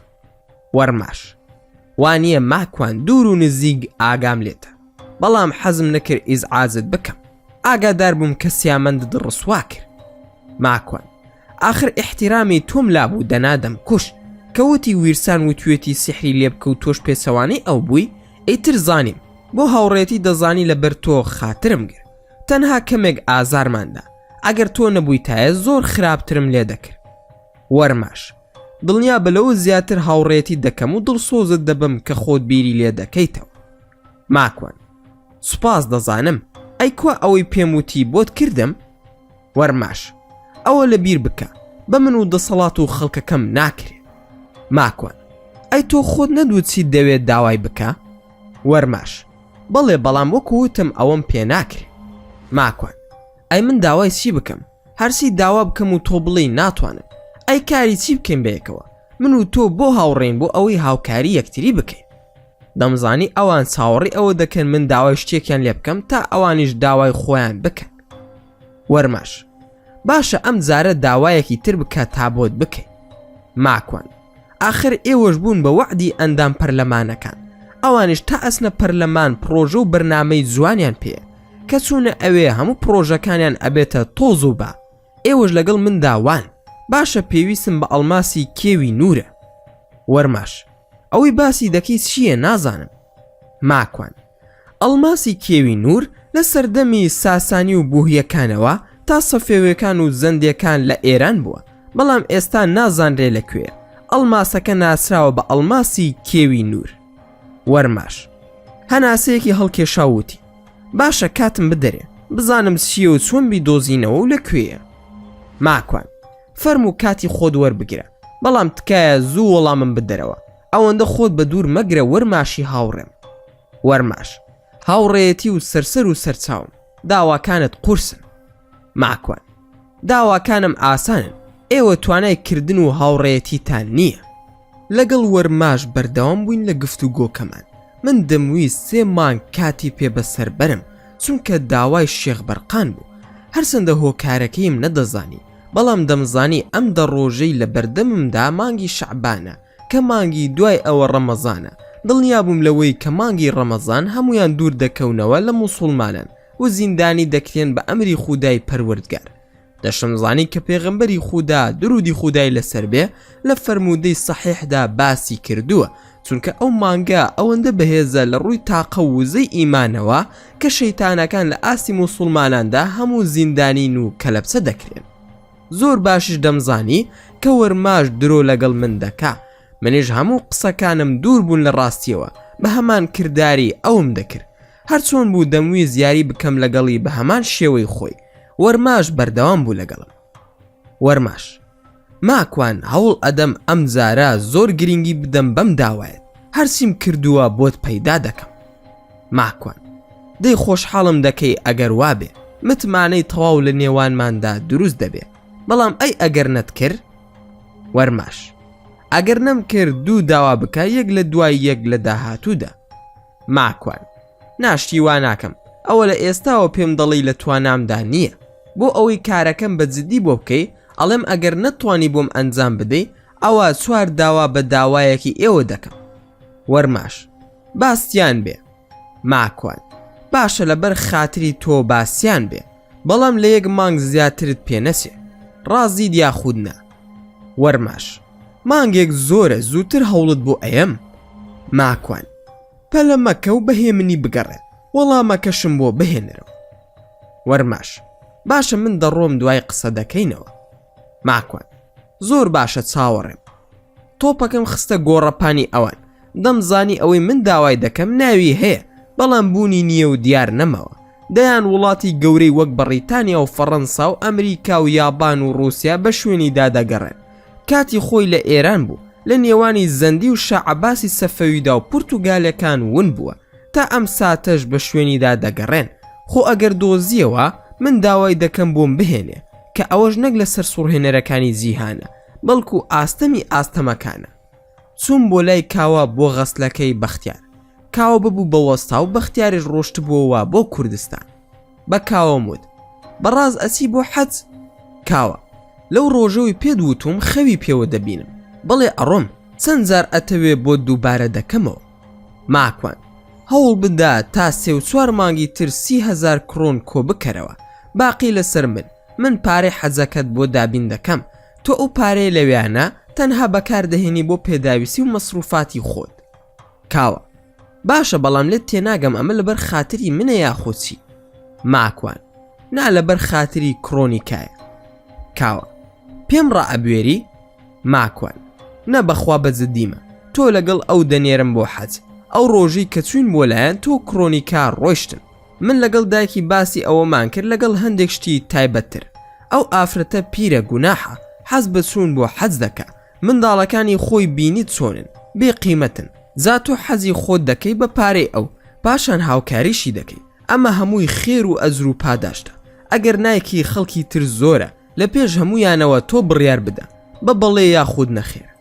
کاوە بەڵێ ئەو ژنە وەکو دایکم ئەی خەمە سەرچاوم دەی بەم و دەشی هێنمەوە بەڵام لە حەز نازانم فێرم دەکەی یاخود نا. ماکوان بێخەم بە هەموویت فێر دەکەم لە یەکەم هەنگاو تا گەڕانەوەت بۆ غەسلەکە. زۆر خۆشحاڵ بووم بە ڕازی بوونی کاوە. هەر لە غەسلەکەوە تەلەفۆنم کرد بۆ کرۆنیکا وتم دەمەوێت لەگەڵ دایکی بەڕێزت قسە بکەم. کرۆنیکا ئای لەگەڵ منی بەڕێز بۆ قسە ناکەی. ماکوان تۆ پێویستیت بە من نییە خاوەنی فڕانکی خۆتی. کرۆنیکا حەزت دەکرد لە جێگەی ئەو بوویتایە ماکوان دەستم لە ناو دەستی تۆ بواە. ماکوان قسەی بێمانە مەکە و دایکتم بدەرێ و کارم پێیەتی. تەلەفۆنەکەی دایە دەستی دایکی. دوای هەواڵ پرسین وتم مژدەی خۆشم پێ بوون حەزەکەم بۆ ڕێخستووی بە پشتیوانی خوددا ئەم ساڵ دەچی بۆ حەج بەڵام بە ئاوات و کرۆنیکا بڵێ کە من کارەکەت بۆ دەکەم و ئەو کەسەش کە دێ لەگەڵت کاوەیە وەکو برای من وایە و کوڕێکی ئازا و بەهێز و چاوکراوەیە و متمانم پێیەتی وەکو خۆم. فاتمە ڕۆڵە ئەوەندە دەڵێم ڕەحمەت لە دایک و باوکت.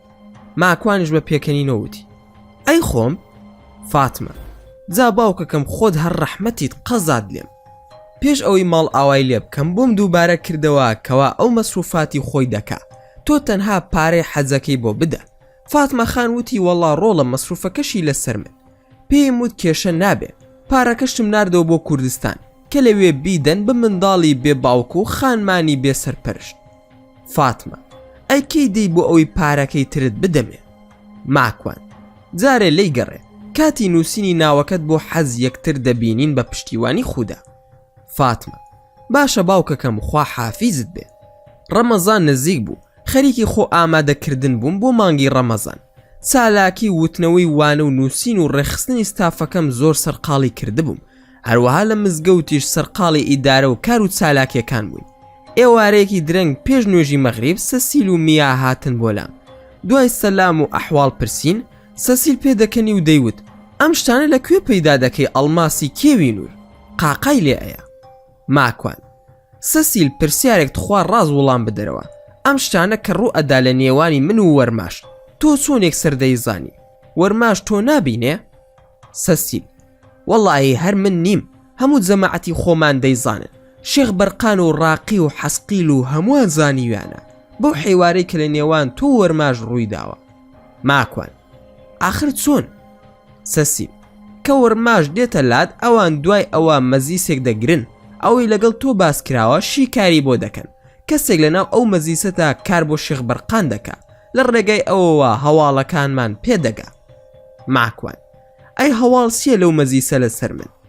سەسیل: ئەم جارە وەرماژ وتوێتی ماکوان تینووە بۆ کارکردن لەگەڵمدا، بەڵام داواکانی زۆر قورس و سەخیف و بێمانان. وەرماژ دەڵێ یان ماکوان تاقیمان دەکاتەوە یان داوای شتی ئاستەم دەکا تا ئێمە کاری نەدەین بەسەردا. ماکوان: کەواتە تا ڕادەیەک دەزانن منیش یاری دەکەم لەگەڵیاندا. سەسیل: نا دڵنیانین، بەڵام چاوەڕێی هەلێکن بۆ قۆستنەوەی. ماکوان: هەلی چی؟ سەسیل: کڕۆنیکایەک، سحرێک، تاوانێک، غافڵ بوونێک لە خودا و هەتا دوایی. ماکوان: خوای گەورە پشت و پەنامان بێ و فریامان بکەوێ لە دەستی شەیتانەکان. ئامین ئەزمعین. سەسیل: جەماعەت سڵاویان لێ دەکردی و دەیانوت با مزگەوتەکە بگۆڕێ بۆ قسەکردن لەگەڵماندا، بە تایبەت لەگەڵ کازۆڵ، نەوەکو پێیان بزانن. سەسیل: بە دڵنیاییە و لە مزگەوتدا نامێننەوە، بەڵام دێن بۆ وەسوەسە و سەر لێ شێواندنی خەڵکی و دروستکردنی کێشە بۆ موسڵمانان. ماکوان: وەڵا بەلامەوە سەیرە، کازۆڵ بۆیە ئێرەی هەڵبژار کە ئەوان ناتوانن بێنە مزگەوت. سەسیل: کازۆڵ لەگەڵماندایە. وەڵا کاروای وت کازۆڵ پەیدا بوو. کازۆڵ: بەڵێ من واموت، ئێستاش بەردەوامم لەسەر قسەکەی خۆم. شەیتانەکان ناتوانن لێرە بمێننەوە، دێن و دەڕۆن تەنها لە کاتی نوێژی جەماعەت و بۆنەکانی موسڵمانان لە مزگەوت کۆ دەبنەوە. ماکوان: تێناگەم، وامزانی شەیتان ناتوانێت بچێتە مزگەوت و ماڵی خوا. کازۆڵ باسی فەرمودەیەکی پێغەمبەری خودای کرد، درودی خودای لەسەر بێ، کە لەوانەیە بە هەزاران جار لە مامۆستایان و مەلاکان گوێم لێبوو بێ و خۆشم دووبارەم کردوتەوە، بەڵام کە باسی کرد سوبحان الله وەکو وابێ یەکەم جارە گوێم لێبوو بێ. فەرمودەکەش دەفەرموێ شان بنێن بە شانی یەکتریەوە و پاژنەی پێکانتان بنێن بە پاژنەی یەکترەوە، قولە پێتان تون بکەن لە قولە پێ یەکتر، چونکە شەیتان دەبینم بە نێوانتاندا دەڕوات. لە مزگەوتی پێغەمبەردا شەیتانەکان هەبوو لە نێوانی هاوڵاندا وەسوەسە و دڵڕاوکەیان دروست دەکرد. موسڵمانانی ئێستا چۆن بەوان پێوەردەکرێت؟ ماکوان: وەڵاهی ڕاست دەکەیت، تاکە مەرزی نەسوونی شەیتان بە نێوانی موسڵمانان دروست نەبوونی دڵڕاوکێ و وەسوەسە لە نوێژدا، شانان بە شانی یەکتر و قولە پێ توندکردنە لە یەکتری. سەسیل: جا لەبەر ئەو هۆکارە جاروبار بڕۆ بۆ مزگەوتی لیشلەبی. ماکوان: بەسەر چاو ئەم جارە وا دەکەین، خوا جەزای خێرتان باتەوە. کاتی نوێژی مەغریب بوو، وردە وردە مزگەوت قەرەباڵغ بوو. سەسیل و میا و کازۆڵ ڕۆیشتن بەرەو ماڵ دەگەڕامەوە دوای نوێژی مەغریب. لە ڕێگا تەلەفۆنی کڕۆنیکان بۆ هات، گوێم لە دەنگی بوو دەگریە. ماکوان: ئەوە نەخۆشی لوتت گیراوایان دەگریت؟ کڕۆنیکە: نادەگریم، زۆر بێتاقەت و بێزارم. ماکوان: دایکە سەلامەتە، خۆ هیچ ڕووی نەداوە لە دایکت. کڕۆنیکە: نا ئەو عیبی نییە. ماکوان: ئەلحەمدولیلا، ئەی تۆ چ دەردێکتە؟ کڕۆنیکە: فرانک دەیەوێ بمبا بۆ بولگاریا لەوێ یاریم پێ بکە.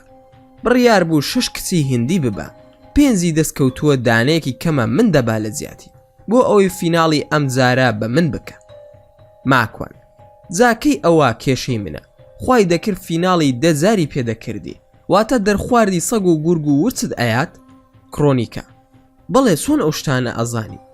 ماکوان: ئەو پارە زۆری لەسەر حسابەکەتەوە ئەو سیارەی پێتە دەبێ بازەکەی بدەیت، ئێوارەیەکی خۆش بە ئاواتی برات بڵێ فریاد بکەوێ. کڕۆنیکە: باشە، ئاگاد لە دایکم بێت، سوپاست دەکەم. ماکوان: دایکت دایکی منە. کڕۆنیکە: بۆ 2000 دەمەوێت قسەت لەگەڵ بکەم، تکایە دڵم مەشکێنە. ماکوان: باشە بەسەر چاو، بەس دایکتم بدەرێ با قسەی لەگەڵ بکەم. کڕۆنیکە: ئەوە تا ئەویش هەر دەڵێ بم دەرێ با قسەی لەگەڵ بکەم، فەرموو ئەوە دایکم. فاتمە: باشی ماکوان گیان، چۆنی باوکەکەم؟ ماکوان: فاتمە خان، تۆ چۆنی؟ باشی شکر، تەندروستیت باشە، مژدەیەکی خۆشم پێ بوت. فاتمە: باوکەکەم خۆش موژدەبی، هەر تۆ چاک بیت و قسەم لەگەڵ بکەی بۆ من موژدەیە. ماکوان: خوای گەورە سەربەرزی دنیا و قیامەتت بکە، چوونی حەزەکەتم ڕێخست، لەگەڵ کۆمپانیاکە قسەم کرد، داوای پاسپۆرت و ئەدرەسی نیشتەجێبوونی دەکەن، هەمووی ئامادە بکە و دەرزی ئەنفلۆنزا لە خۆت بە، کە دەرزیەکەت لە خۆتدا وەرەقەیەکیان لێوەربگرە وەکو بەڵگە بۆ ئەوەی تەسلیمی کۆمپانیاکەی بکەم، چونکە ئەوان بیمەت دەکەن. فاتمە هەموویت بۆ ئامادە دەکەم بەسەر ساو ماکوانگیان لەم وڵاتە بێکەسم چیمەن برای لێرە نییە و تۆش فرقت نییە برای ئەوی لە بەیانیەوە دەگیری و هیچم پێناڵێ کوڕەکەم یارمەتی چیمەن با لەبەر خودا تخوا زۆر بێکەسین ماکوان بەسەر ساو فاتمە خان بەڵام بۆ پاسپۆرتەکەت و وەرەقەکانی تر تا پێش جژنی ڕەمەزان کاتمان هەیە بۆچی منش ئەگەر من بە برای خۆی بزانێ ئەوەی بوێ بۆی دەکەم بەڵام ئەویش دەبێ بە قسەم بکە فاتمە وەڵڵاهی چیمەن تۆی زۆر خۆش دەوێ باوکەکەم دڵنیا بە کە بە قسەت دەکا لە منەوە وعد بێ ماکوان لەبەر خاتری تۆ لە خزمەتیدام وەکو خوشکەکانی خۆم تەماشای دەکەم ئەگەر ڕازی بێت بە برایەتی من فاتمە ڕۆڵەخوا لە ئێمە نەسێنێ ئەوە چیمەنە لەگەڵت قسە دەکا تەلەفۆنەکەی دوور خستەوە لە دایکی و بە کوڵ دەگریە کڕۆنیکە ماکوان تۆ چی بڵی لە قسەت دەرناسە بەس با بە تەنها بەیانی بتبین و قسەی دڵمت بۆ بکەم ماکوان بەیانی دوای کار من دەچم بۆ ئۆسلۆ وعدم داوە بە ماڵ و مناڵ شیرینیان بۆ بکڕم مەجالم نییە بیخەرە کاتێکی کە کڕۆنیکە منیش دێم بۆ ئۆسلۆ لەوێ چاوەڕێت دەکەم ماکوان بەڵام دەستێک جلی داپۆشراو لەبەر بکە لە ئۆسلۆ خەڵک من زۆر دەناسم وەڵڵاهی تەریق دەبمەوە ئەگەر بەو جلو بەرگال لەگەڵ من دابی کڕۆنیکە باشە بەسەرچاو ناو نیشانم داپی و ماڵ ئاوایم لێ کرد ماکوان کەریم بە کڕۆنیکای وت بەیانی دوای کار من دەچم بۆ ئۆسلۆ وعدم داوە بە ماڵ و مناڵ شیرینیان بۆ بکڕم مەجالم نییە بیخەرە کاتێکی تر کڕۆنیکە منیش دێم بۆ ئۆسلۆ لەوێ چاوەڕێت دەکەم ماکوان بەڵام دەستێک جلی داپۆشراو لەبەر بکە لە ئۆسلۆ خەڵک من زۆر دەناسن وەڵڵاهی تەریق دەبمەوە بەو جلو بەرگا لەگەڵ من دابی کڕۆنیکە باشە بەسەرچاو ناو نیشانم دایە و ماڵ ئاوایم لێ کرد بەیانی چوون بۆ کار کە تەواو بووم ڕاستە و خۆ بەرەو ئۆسلۆ بەڕێکەوتم لە ڕێگادا تەلەفۆنم بۆ کرد و پێم ود لەکوێ کڕۆنیکە لە ئۆسلۆم لە شەقامی کارل یۆهان ئەو ناونیشانەی کە پێم دابوو گۆڕیم بانگم کرد بۆ جێگایەک لە بازارێکی گەوری ناو سنتەری ئۆسلۆ بە ناوی ئۆسلۆ سیتی لەگەڵ چەند هاوڕێیەکەم لە ناو بازار قسەم دەکرد لە پڕ ئافرەتێکی محەجەبە دەرکەوت کوڕە هاوڕێکانم تەماشایان دەکرد لە جوانیدا منیش ئۆتۆماتیکی چاوم چووە سەری و سرم داخست کەسی لێمان نزیک بووە و سڵاوی لێ کردین وتی کاک ماکوان باشی سڵاوی لە هاوڕێکانیشم کرد کە لێ ورد بوومەوە سەیرم کرد ئەمە کڕۆنیکایە و بە حیجابەوە لە زاران جوانتر بوو من بە دیاریەوە تفم قود ئەدا پرسییم ئەرێ تۆ چیمەنی یاخود کێ کەوام وت هاوڕێکانم بە زیان هێشتم منیش وتم ماشا الله تبارك الله أحسن الخالقين تەماشای خۆتت کردووە چەندە جوانی بەم جلانەوە بەڕاستی تۆ کڕۆنیکایت کڕۆنیکە لەبەر خاتری تۆ لەبەرم کردووە خەریکە ئەخن کێم ماکوان ئەی بەخێر نەیتەوە وامزانی ئەڵەی تەوبەم کردو و ئیتر هەر بەم شێوەیە دەمبینی کڕۆنیکە جارێت دادگاییم مەکە با بچینە جێگایەک دابنیشین ئەو بۆ ئەوەندا ئاغا و دەرەبەگانە لەگەڵم ڕەفتار دەکەی ماکوان هەر خۆم ئاغام و عیزەتی نەفسم هەیە تۆ وا هەست دەکەی ئەگەر واش بم خۆ کەس هەڵ ناخەڵەتێن و کەسیش نافرۆشم وەکو کوردەواری دەڵێ خەنجەریش لە پشتی کەس نادەم کڕۆنیکە هیچ جێگایەکت حجز کردووە بۆ ئەوەی دابنیشین ماکوان نەوەڵا من کوڕی هەژارم ئەچینە ئەو قاوەخانەیە دادەنیشی کڕۆنیکە باشە با بڕۆین ماکوان فەرموو ئەو بووە سترێسی کڕۆنیکە زۆر حاڵم خراپە تکایە گوێم بۆ بگرە ئەم دانیشتنەوەک وەسێد وایە بۆتی دەکەم ماکوان بۆ بەتەمای بمری کڕۆنیکە بڕوا بکە زۆر زدیم تکایە با بچینە جێگایەک دابنیشی ماکوان فەرموو بچینە ئەو قاوەخانەیە کڕۆنیکە ماکوان تکایە لەگەڵم وەرە چەند دەقیقەیەک دەچینە کافتریای هۆتێل ساس ئەوێ هێ منە ئێرانە بازاڕە و نە گوێت لە من دەبێت و نە من گوێم لێت دەبێت کاتێک قسە دەکەین ماکوان بۆ کەڕی باشە با بڕۆین لەگەڵیدا سووم بردمیە کافتریایە کە بەرزترین باڵەخانە بوو لە نەرویز کافتریاکە لە نهۆمی کۆتاییدا بوو لە ژیانمدا یەکەم جارم بوو شوێنی وا خۆش ببینم نزیکەی 19 ساڵە لە نەرویز و 6 ساڵە لە ئۆسلۆ ژیام توانە و بیرم لەوە نەکردبووە بسمە جێگا و شوێنێکی لەو جۆرە چوونە ژوورەوەکەشی بە پارە بوو کوپ و پەرداخ و مێز و کورسیەکانی هەمووی تایبەت بوو هەرچوونە ژوورەوە سەرپۆشی لابرد و خستێ ناو جانتاکەی کڕۆنیکە ماکوان ببوورە زۆرێک لێرە دەمناسن ناچارم لای بم. ماکوان ئەگەر لەبەر من نامەوێ بۆ خوا خۆتدا بپۆشە. کڕۆنیکە فەرموو ماکوان بادا بنیشی خۆشترین جێگایە هەموو ئۆسلۆت لێ دیارە. ماکوان فەرموو قسەم بۆ بکە کێشت چییە و چی دەوێت لە من. کڕۆنیکە سوێندت دەدەم ماکوان بەچی خۆشت دەوێت چۆن زانی ئەو فیناڵی باسم کرد فیناڵی مەرگە من بۆیە وامود بۆ ئەوەی سەرنجت ڕابکێشم کەچی خۆت زانیت چۆن دەزانی فڕانک کاری ئەوەیە. ماکوان زارە تۆ سوێندم مەیە چونکە من سوێند ناخۆم خوای گەورەشم خۆش دەوێت و سوێن تەنها بەو دەخۆم دڵنیاش بە پێت ناڵێم ئەوە سەرچاوی نهێنی منە. کڕۆنیکە باشە واتە دەزانی کە من دەچم بۆ مەرگ و یاریم پێدەکا فڕانک یارێکەش لە بولگاریایە ئەمجارە هەرچەندە پەیمانی داوە بە من کە من بەشدار نیم بەڵام دەزانم کۆمپانیاکەی لە نەرویج زۆر قەرزارە دەیەوێ خۆی هەڵبسێنێتەوە کەسێکی درۆزنە و لێی دەترسم. ماکوان ڕاستی دەوێ حەز دەکەم بڕۆیت و من و دایکشت نەزاتمان بێت بەدەستەوە پڕ بەدڵ حەز دەکەم بڕۆیت و سەگ و گورگیان پڵنگێک بتخوا هەروایە ئەوە ڕاستی فەلسەفەی کارمایە. کڕۆنیکە تۆ بڕوات بە کارما هەیە؟ ماکوان نەوەڵە لای من قسەی قۆڕە بەڵام وتم بەڵکو هەست بە هەڵەی خۆت بکەیت ئەی نەدەزانی ئەو پارەی دەست دەکەوێت لەلایەن فڕانکەوە هەمووی پارەی خوێن و لەش فرۆشیە. کڕۆنیکە کاتی دادگایی نییە ئەزانم هەڵم هیچ و پووسم هاوکاریم بکات چی بکەین ئێستا.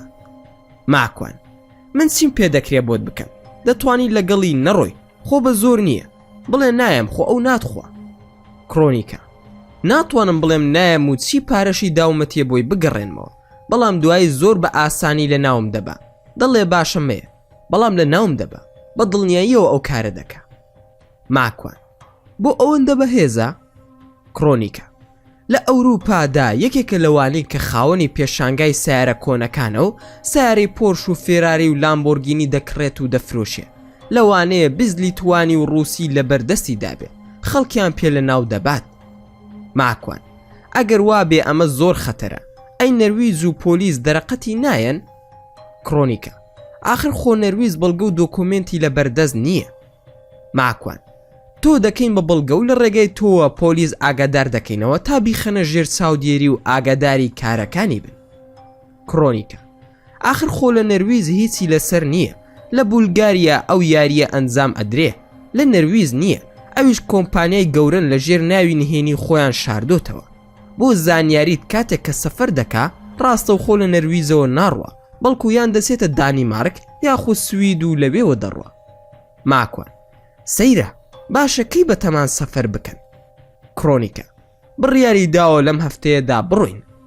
ماکوان بلیتتان بڕیوە؟ کڕۆنیکە ئەو دەی بڕێ کات و ڕۆژ نازانم من هەر ئەوەندە وتی خۆت ئامادە بکە بەخوا زۆر دەترسم. ئەم قسانەی بەدەم گریانێکی بە کوڵەوە دەکرد فرمێسکەکانی لە مرواری دەسوون بەسەر ڕوومەتیەوە زۆر بەزەیم پیایدا هاتەوە. ماکوان خۆی گەورە ئاسانی بکە من نازانم تۆ تەڕەفی کەی.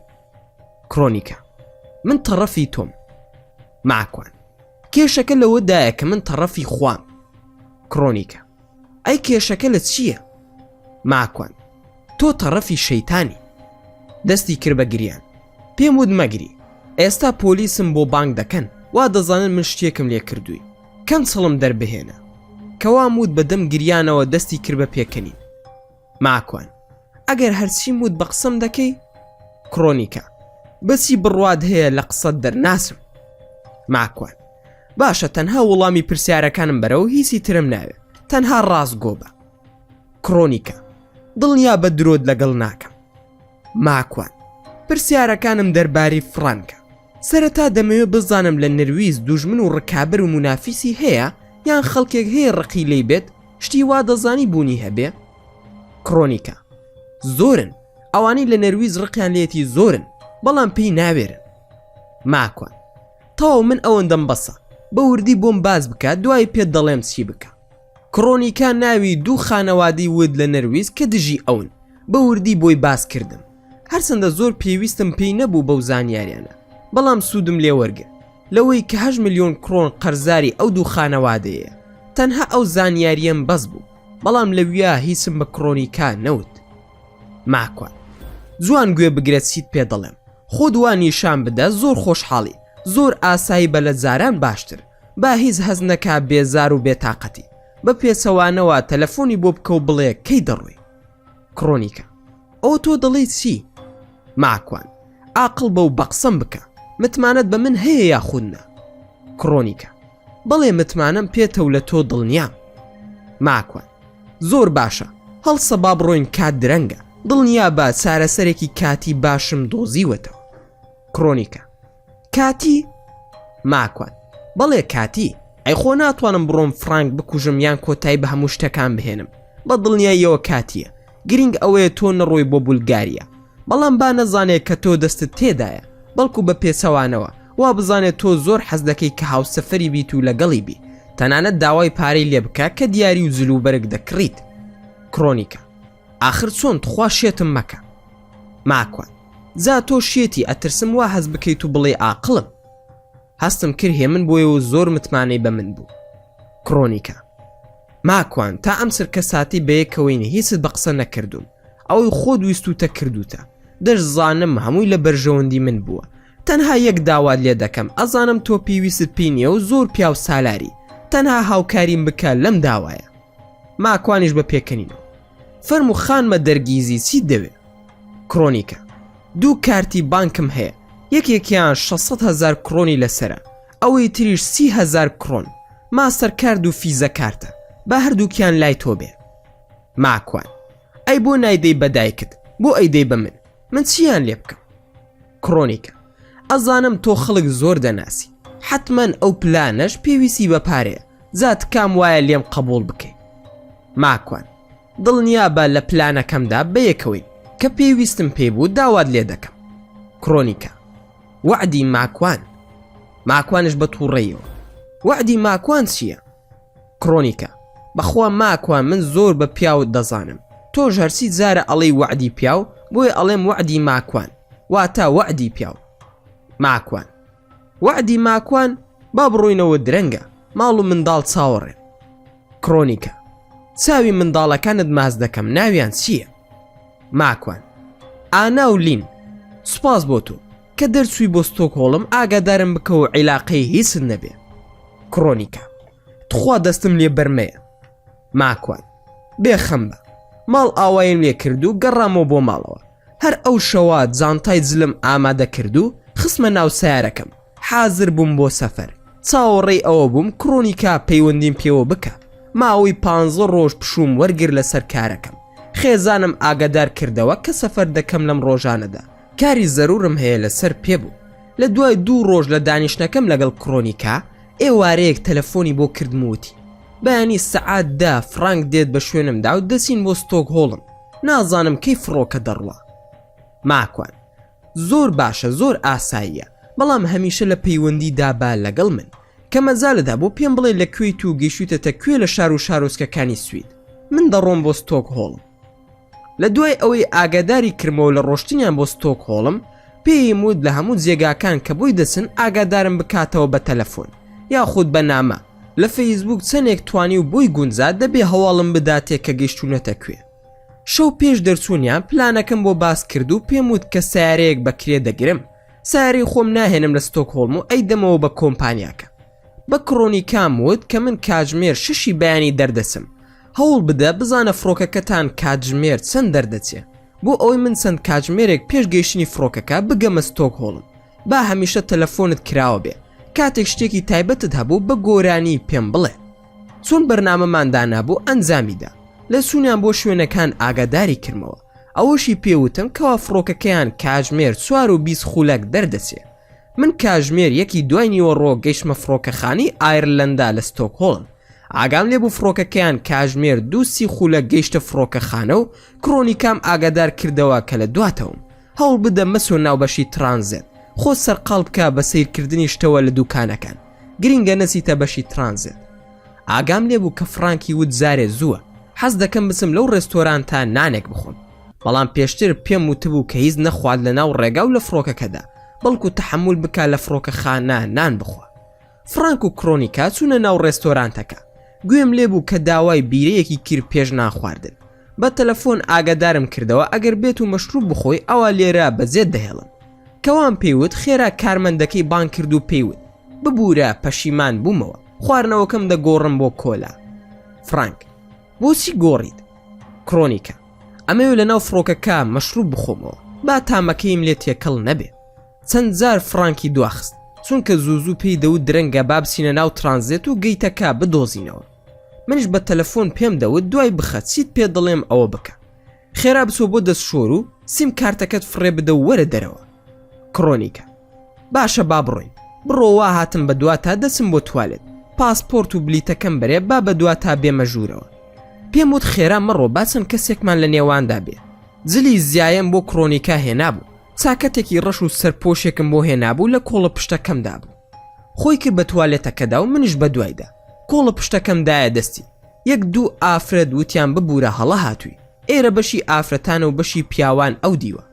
پێم وتن ببورن، تەنها ئەو کۆڵە پشتە دەدەمە دەست ئەو ئافرەتە لە دەرەوە لە بیری چبوو.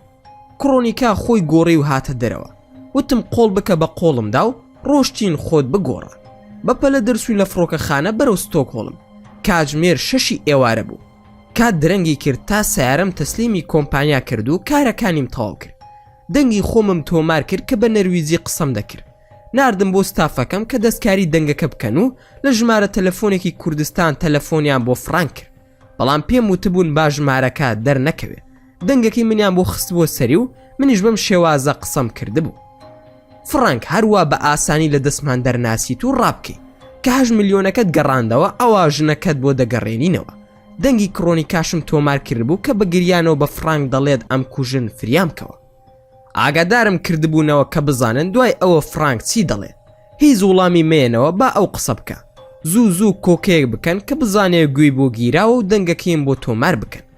ئەوەشم پێوتبوون کە کاژمێر 9 شەو بە کاتی ئەوروپا تەلەفۆنەکەی بۆ بکەن.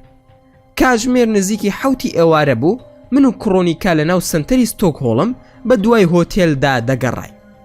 ماکوان: باشە لە فڕۆکەخانەکە وتم قۆڵ بکە بە قۆڵمە، بۆچی وا ئەوەندە بەتوندی منت گرت بوو؟ وا دەزانی من ڕادەکەم؟ کرۆنیکا: بەخوا زۆر دەترسام. ماکوان: دەی ئێستا قۆڵت لا بە و مەیکە بە قۆڵمدا کۆتایی هات. کرۆنیکا: ببوورە ئۆتۆماتیکی بوو. ماکوان: دەی کەوایە ئۆتۆماتیکیش قۆڵت لا بەرە. زیاد لە 2 کاژمێر گەڕاین بەناو هۆتێلەکانی ناو سنتەری ستۆکهۆڵم. هەموو وتیان جێگامان نییە و ئاستەمە بەبێ ڕێزەرڤەیشنی پێشوەختە هۆتێل دەست بکەوێت لە ناو سنتەر. لە کۆتاییدا یەکێک پێیوتین ئەگەر بچن بۆ دەرەوەی شار لەوێ مۆتێلەکان یاخود هۆتێلەکانی دوور لە شار جێگاتان لی دەست دەکەوێ. ماکوان: جا من چۆن ئەم هۆتێل و مۆتێلانە بدۆزمەوە؟ کارمەندی هۆتێلەکە وتی تەکسی بگرن پێیان بڵێن ئەوان دەتبەن بۆ ئەو شوێنانە. زۆر ماندوو تووڕە بووم، ماندوێتی زۆری بۆ هێنابووم. تەکسیەکمان گرت و سایقەکەی بێگانە بوو، لە خەڵکی ناوچەی ڕۆژهەڵاتی ناوەڕاست دەچوو.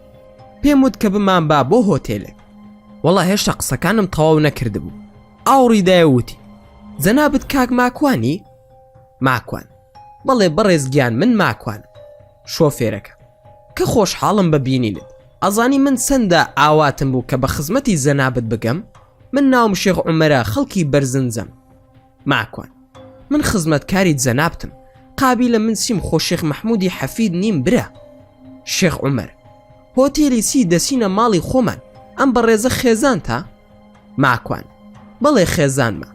دەبوو هەروە بڵێ چونکە ئەو منی بە ئیسلامەتی ناسیەوە، ئەی بڵێم کێیە؟ زاخوا ڕەحمی پێکردم کە سەرپۆشەکەی هەر بەسەرەوە بوو. شێخ عومەر: بووە ماندووی کاک ماکوان. ماکوان: کاکە شێخگیان لەگەڵ خێزانم ویسمان بگەڕینەوە بۆ کوردستان. لەسەر قاڵی خۆمان لە ناو تەکسی هەموو کەلوپەلەکانمان بیر چووە، بۆیە سەفەرەکەمان کانسڵ کردەوە و دەمانەوێت بەیانی بگەڕینەوە بۆ نەرویز. شێخ عومەر: یاخوا بەخێر بێ، تاو دەچینەوە ماڵی خۆمان. منیش کاژمێر 8 ئیشەکەم تاو دەبێت، زۆری نەماوە، نانم نەخواردووە، بەیەکەوەش نان دەخۆین. کرۆنیکا هەموو گیانی پێدەکەنی، منیش خەریکە دڵم دەتەقێ لە شەرم و لەو درۆیی کە کردم. ماکوان: نەوەڵا برە ئەیخینە کاتێکی تر تۆ بمان با بۆ هۆتێلێک. شێخ عومەر: کورە بەخوا ناسیت و دێنەوە بۆ ماڵی خۆمان. لی خوڕی و لە جێگایەک تەکسیەکەی دایە دەست کوڕێکی تر و سایارەکەی ئەوی وەرگر. کرۆنیکا لە کاتی دابەزینمان هاتە تەنیشمەوتی: بزانە چۆن تەمسیلێک دەکەم کە خێزانی تۆم. ماکوان بیکە بە خاتری خوا حەیام نەبێ چەند ساڵە کەسایەتی بنیاد دەنێم نەی ڕوخێنی یەک شتی نەخوازراو ببینم لە دەستی فرانک ڕزگارت بوو خۆم ئەتکوژم. کرۆنیکە باشە هاوسرە خۆشەویستەکە. شێخ عومەر کاک ماکوان با بڕۆین خێزانت ناوی چییە؟ ماکوان کڕۆ چیمەن. کرۆنیکە ناوم چیمەنە. شێخ عومەر لە خزمەتتاندام. من چوومە پێشەوە دانیشتم و کڕۆنی کاژ لە دواوە دانیشت لەگەڵ شێخ عومەر دەستمان کرد بە قسەکردن. شێخ عومەر تەلەفۆنی کرد بۆ خێزانی وتی میوانمان هەیە. خێزانشی وتی یاخوا بەخێر بێن سەرچاو. شێخ عومەر بە خێزانەکەی وت ئەی ناپرسی میوانەکەمان کێیە سەناریا؟ سەناریا کێیە میوانەکە؟ شێخ عومەر کاک ماکوان کەریمە. سەناریا گاڵتە دەکەی؟ شێخ عومەر بەرێ وەڵا خۆیەتی ڕێگای لێ هەڵەبووە هاتووە بۆ ماڵی ئێمە لەگەڵ خێزانی. سەناریا یاخوا بەخێر بن کەی دەگەنەوە ماڵەوە؟ شێخ عومەر دەخولەکی تر دەگەینەوە. سەناریا تۆزێک میوە و شیرینی بکڕە پێش ئەوی بێنەوە. شێخ عومەر باشە خەمت نەبێ. ماکوان خوا جەزای خێرت باتەوە کاکە شێخگیان چاک بووین بە عەزێت بۆ جەناب تۆ خانەوادە بەڕێزەکەت. شێخ عومەر تخوا وا مەڵێ من زۆر خۆشحاڵم تۆ پەلە مەکە با تەلەفۆنێک بکەم بۆ کاکم. پەیوەندی کرد بە کەسێکەوە تەلەفۆنەکەی هەڵگرت و وتی کاکە چۆنی؟ وەڵامی دایە وتی شێخ عومەر باشی شکور خۆیز نەبوو وا تەلەفۆنت کرد ئێستا. شێخ عومەر وەڵا شتێکی خۆشت پێ دەڵێم کاکە ئەزانی کێ میوانمە ئەمشەو؟ ئەوی ژووتی نەوەڵا نازانم. شێخ عومەر کاک ماکوان کەریمە. ئەوی ژووتی کوا بێنە با قسەی لەگەڵ بکەم ئەگەر ڕاست دەکەی. شێخ عومەر فەرموو کاک ماکوان ئەوە کاکمە تۆی زۆر خۆش دەوێ. ماکوان ناوی کاکی بەڕێزت چییە؟ شێخ عومەر ناوی شێخ موحسینە. ماکوان کاک شێخ موحسینی بەڕێز ئەسەلام عەلەیکوم. شێخ موحسین وەی سەر هەردوو چاوەکەم و عەلەیکوم ئەسەلام و ڕەحمەت اللهی وبەرەکاتوه. یاخوا بەخێر بێ بەیانی منیش دێمە خزمەتتان. خۆشحاڵی خۆم دەربڕێ و هەندێک قسەمان کرد و تەلەفۆنەکەم داخستەوە. شێخ عومەر دابەزی چوو بۆ شت کڕین من و کڕۆنیکام ماینەوە لە سیارەکەدا. بە کڕۆنیکام وت ئاگاد لە شەخسیەتم بێ هەرسیان لێ پرسید بڵێ من دانم دێشێت ناتوانم قسە بکەم. کڕۆنیکە واتە هیچ قسەیەک نەکەم؟ ماکوان زۆر مەمنونت دەبم ئەگەر هەوڵ بدەی بێدەنگ بی کاتی نوێژ هەوڵ بدا نوێژەکانت بکە یان بڵێ نوێژم لەسەر نییە. کڕۆنیکە بۆ دەبێ نوێژش بکەم؟ ماکوان ئەی بە حیساب هاوسەری منی ئەی خۆ دەبێ نوێژ بکەی ئەی خۆ ژنی من بی نابێ کافر بی. کڕۆنیکە خەمت نەبێ ئاگام لێ زۆر سترێسی دڵنیا بە ماکوان وەکوتم هاوسەرێکی باش دەبم. ماکوان دەدەمت دابخە هاوسەری باشی چی حەیام مەبە. کڕۆنیکە باشە دەڕۆم پێیان بڵێ ون بووە. ماکوان شتێکی وات بکردایە زۆر باش دەبوو. کڕۆنیکە ئا خۆت دڵی باش دەبوو. ماکوان بێدەنگ بە کاکە شێخ هاتەوە. شێخ عومەر تەلەفۆنەکەی بەگوێوە بوو وتی شێخ فەرەیدون ئامۆزامە حەز دەکا قسەت لەگەڵ بکە. ماکوان لە خزمەتی دام کاکە شێخگیان ئەسەلام عەلەیکوم. شێخ فەرەیدون کاک ماکوانگیان بەخێر بێی زۆر خۆشەویستی بەخوا بووی بەبەر لەسەر دڵی ئەو بێدینانە. ماکوان خوای گەورە لێت ڕازی بێ کاکە شێخگیان خوا لێمانی قبول بکە. دوای هەندێک گفتوگۆ ئەویش تەلەفۆنەکەی داخستەوە وتی بەیانی دێمەوە خزمەتت. لە دڵی خۆم داوتم بەیانی هەموو کوردانی ستۆکهۆڵم ئاگادار دەکەنەوە. چوینە ماڵی کاک شێخ عومەر بەڕێز و حورمەتێکی زۆرەوە بەخێر هاتنیان کردین. دوای نان خواردن هەواڵی مناڵەکانی منیان پرسی وتم لە ماڵی خەسوومن. خێرا کڕۆنیکا وتی لای دایک من. 2 سەعاتێک دانیشتین زۆر ماندوو بووم پێمەوە دیار بوو خوا ڕەحمی کرد وتیان با بخەوین بەیانی بەردەوام دەبین لە قسەکانمان وتیان ئێوە بسنە ئەو ژوورە بخەون. ماکوان نابا پیاوان بەیەکەوە بخەون و ژنانش ئیسراحەتی خۆیان وەربگرن. شێخ عومەر دەستی کرد بە پێکەنین وتی کاک ماکوان زۆر عەشایری یەکجار واژ نابێ ئێوە بسنە ژووری کوڕەکەمان بخەون کوڕەکە ئەم شەو لای ئێمە دەخەوێ. کڕۆنیکە کاک شێخ من گیرم بەدەست ئەو عەشایری ماکوانەوە خواردووە. من و کڕۆنیکەیان کردە ژوورێکەوە و کاتی خەویش بوو. ژوورەکە زۆر بچووکە و جێگاکەمان بەیەکەوە داخراوە لە سەر زەوی و سیستەمێکی یەک نەفەریشی تێدا بوو کە کوڕەکەیان لەسەری دەخەوێ. خێرا بەشی خۆمم هەڵگرت و بەشی ئەویشم خستە سەر سیسەمی کوڕەکەیان و پێم وت بچۆ لەوێ بخەوەتەوە تۆ بەیانی بڵێ لەبەر نوێژ جێگاکەم هەڵگرتووە. کڕۆنیکاش بە پێکەنینەوە ئەی مەگەر من و تۆ ژن و مێر نین. ماکوان بخەوە زۆر ماندوم. تەماشای تەلەفۆنەکەم کرد دەنگەکەی فرانکیان بۆ ناردبووم. چوو بۆ بولگاریا وام دانابوو کە سەفەرەکەی کانسڵ بکاتەوە. بە کڕۆنیکام وت کە فرانک چووە بۆ بولگاریا. کڕۆنیکا دەبێ بڕوات نەی دەتوانی کانسڵی بکات چونکە پارەیەکی خەیاڵی وەرگرتووە. ماکوان خەوم دێ شەوت شاد بەیانی قسە دەکەی بەڵام هەرسیان لێ پرسی دەربارەی من دوای یەکسەر بۆم باز بکە نەو قسەت لێ دەربهێنن. کڕۆنیکا باشە بێخەم بە شەوت شاد ماندوویت بخەوە بەڵام پرسیارێک بیرم کەوتەوە. ماکوان فەرموو خێراکە خەوم دێ. کڕۆنیکا ئەزانی ئەم ژن و مێردایەتی من و تۆ لە چی ئەچێ؟ ماکوان قسە زۆر ئەەکەی بخەوە دەی. کڕۆنیکا لە یاری ماڵە بازێنە ئەچێ یعنی تۆ پیاوەکەی تو منی ژنەکەم بە مناڵی ئەو یاریت نەکردووە؟ ماکوان نانەم کردووە بخەوە زۆر ماندوو بووم خەوم لێکەوت.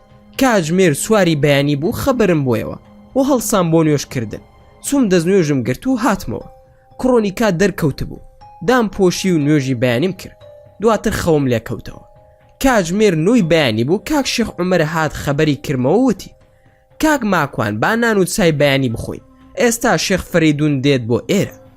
هەر بەڕاستی من زلوبەرگەکەی خۆم لە ناو ساری کۆمپانیاکە بەجێهێشت بوو. شەو بیرم کەوتەوە کاک شێخ عومەر زلوبەرگی ژێرەوەی بۆ ئامادە کردم کە هەمووی تازە بوو بەکار نەهاتە بوون. چوم دۆشەگێک بکڕم چاوم گێڕا کڕۆنیکا دیار نەبوو. هاوارم کرد چیمان؟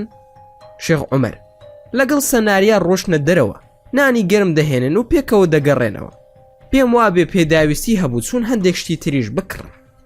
ماکوان زۆر باشە خوای گەورە جەزای خێرتان باتەوە بۆ ئەو میوانداریەتان بەڕاستی قەرزار بارتان کردم.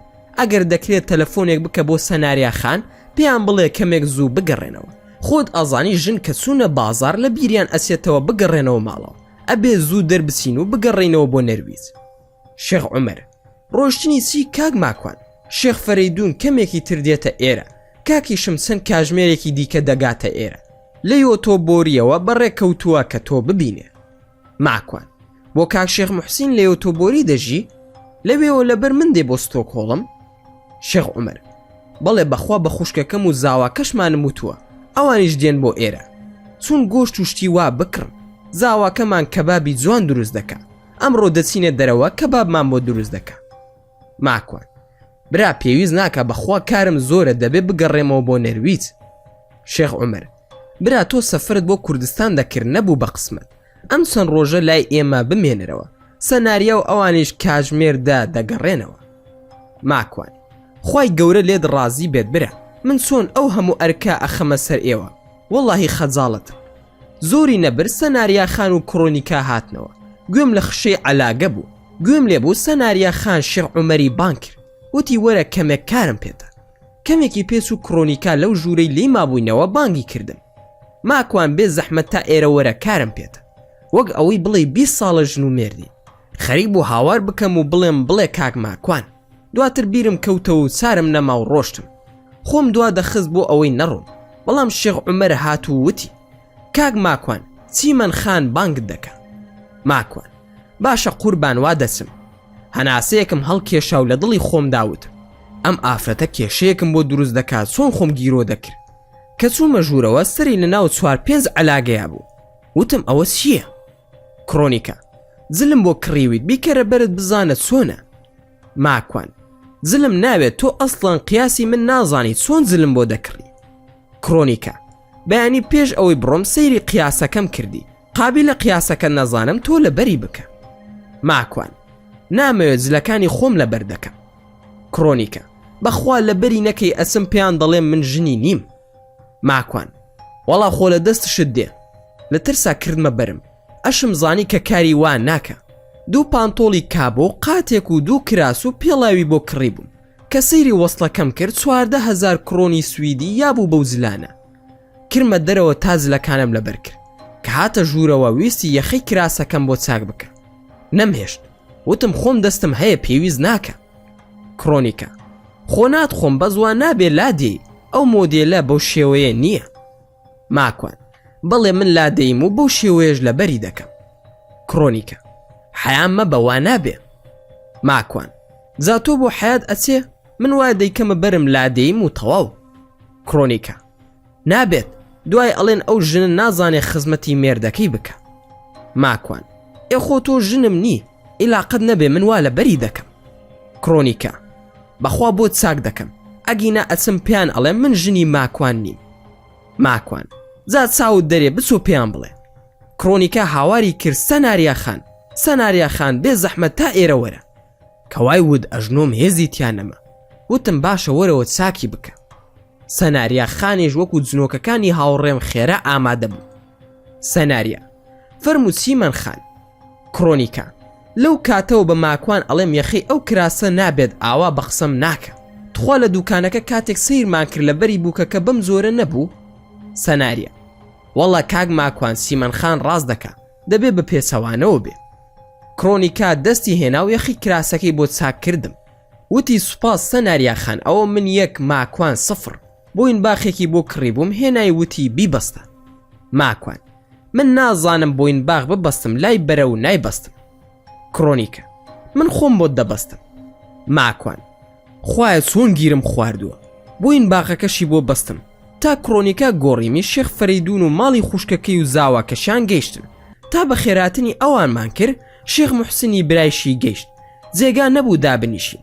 کرۆنیکاژ لە تەنیشمەوە دانیشتە بوو، شانی گیر کرده بوو لە شانم. زوو ئەمود ئەوەندە خۆت نزیک مەکەوە لێم. کرۆنیکە جێگا نییە.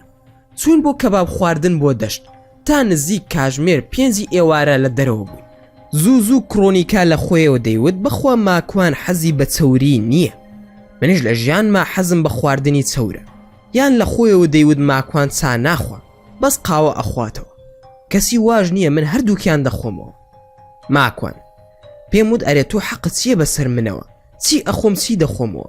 بۆ لە خۆتەوە لەسەر خواردنی من قسە دەکەی؟ کرۆنیکە ئاخر باوا نەزانن کە من ژنت نیم. چۆن دوور دەبینم؟ هاوسەرێکی باشم بۆ دیان نا. تخوا ڕاست بڵێ یاری ماڵە بازێنەکەمان خۆش نییە؟ ماکوان کرۆنیکە تۆ ناتوانی دەوری خێزانم ببینی، کەس ناتوانێ وەکو خێزانم بێت بۆ من. کرۆنیکە بۆ من چیمە؟ ماکوان هیچت نییە بەڵام زۆر جیاوازن. کرۆنیکە جیاوازیەکەمان چییە؟ ماکوان ئاسمان و ڕێسامان، ئەو خاوەنی 2 منداڵە و دایکە، ئەو لە خۆشی و ناخۆشیدا لەگەڵمدایە، لە بێپارەی و پارەداریمدا لەگەڵم دەژی. هێز و باڵی منە، متمانەی تەواوم پێێتی، پارێزەری شەرەفمە و بێزگە لە من پیاوی تری نەناسیوە. هەوڵ ئەدا کەچی باشە بۆ منی بکە، زۆر شتی تریش. کرۆنیکە جا ئەوەسیە منیش هەمووی دەکەم. ماکوان لە قەپان یان لە پسکیت دایە قاقای پێکەنین، وتم بێدەنگ با وەک بەشەر پێ بکەنە. کرۆنیکە باشە ببوورە. ماکوان بڕۆ ئەڵێن منداڵەکانمان بێتاقەتن با بگەڕینەوە. کرۆنیکە باشە ماکوان ئەو خەڵکە تۆیان زۆر خۆش ئەوێ هۆکار چییە؟ ماکوان ئیسلامەتی و کەمێک زانستی ئەم دینەیە کە گەڕامەوە ناو مەزلیسی ئەو برایەنە یان بڵین ئەو شێخە بەڕێزانە پێم وتن ئیزنمان بن ئێمە بڕۆین، مناڵەکانمان بێتاقەتن، وایە یان ناچیمەن؟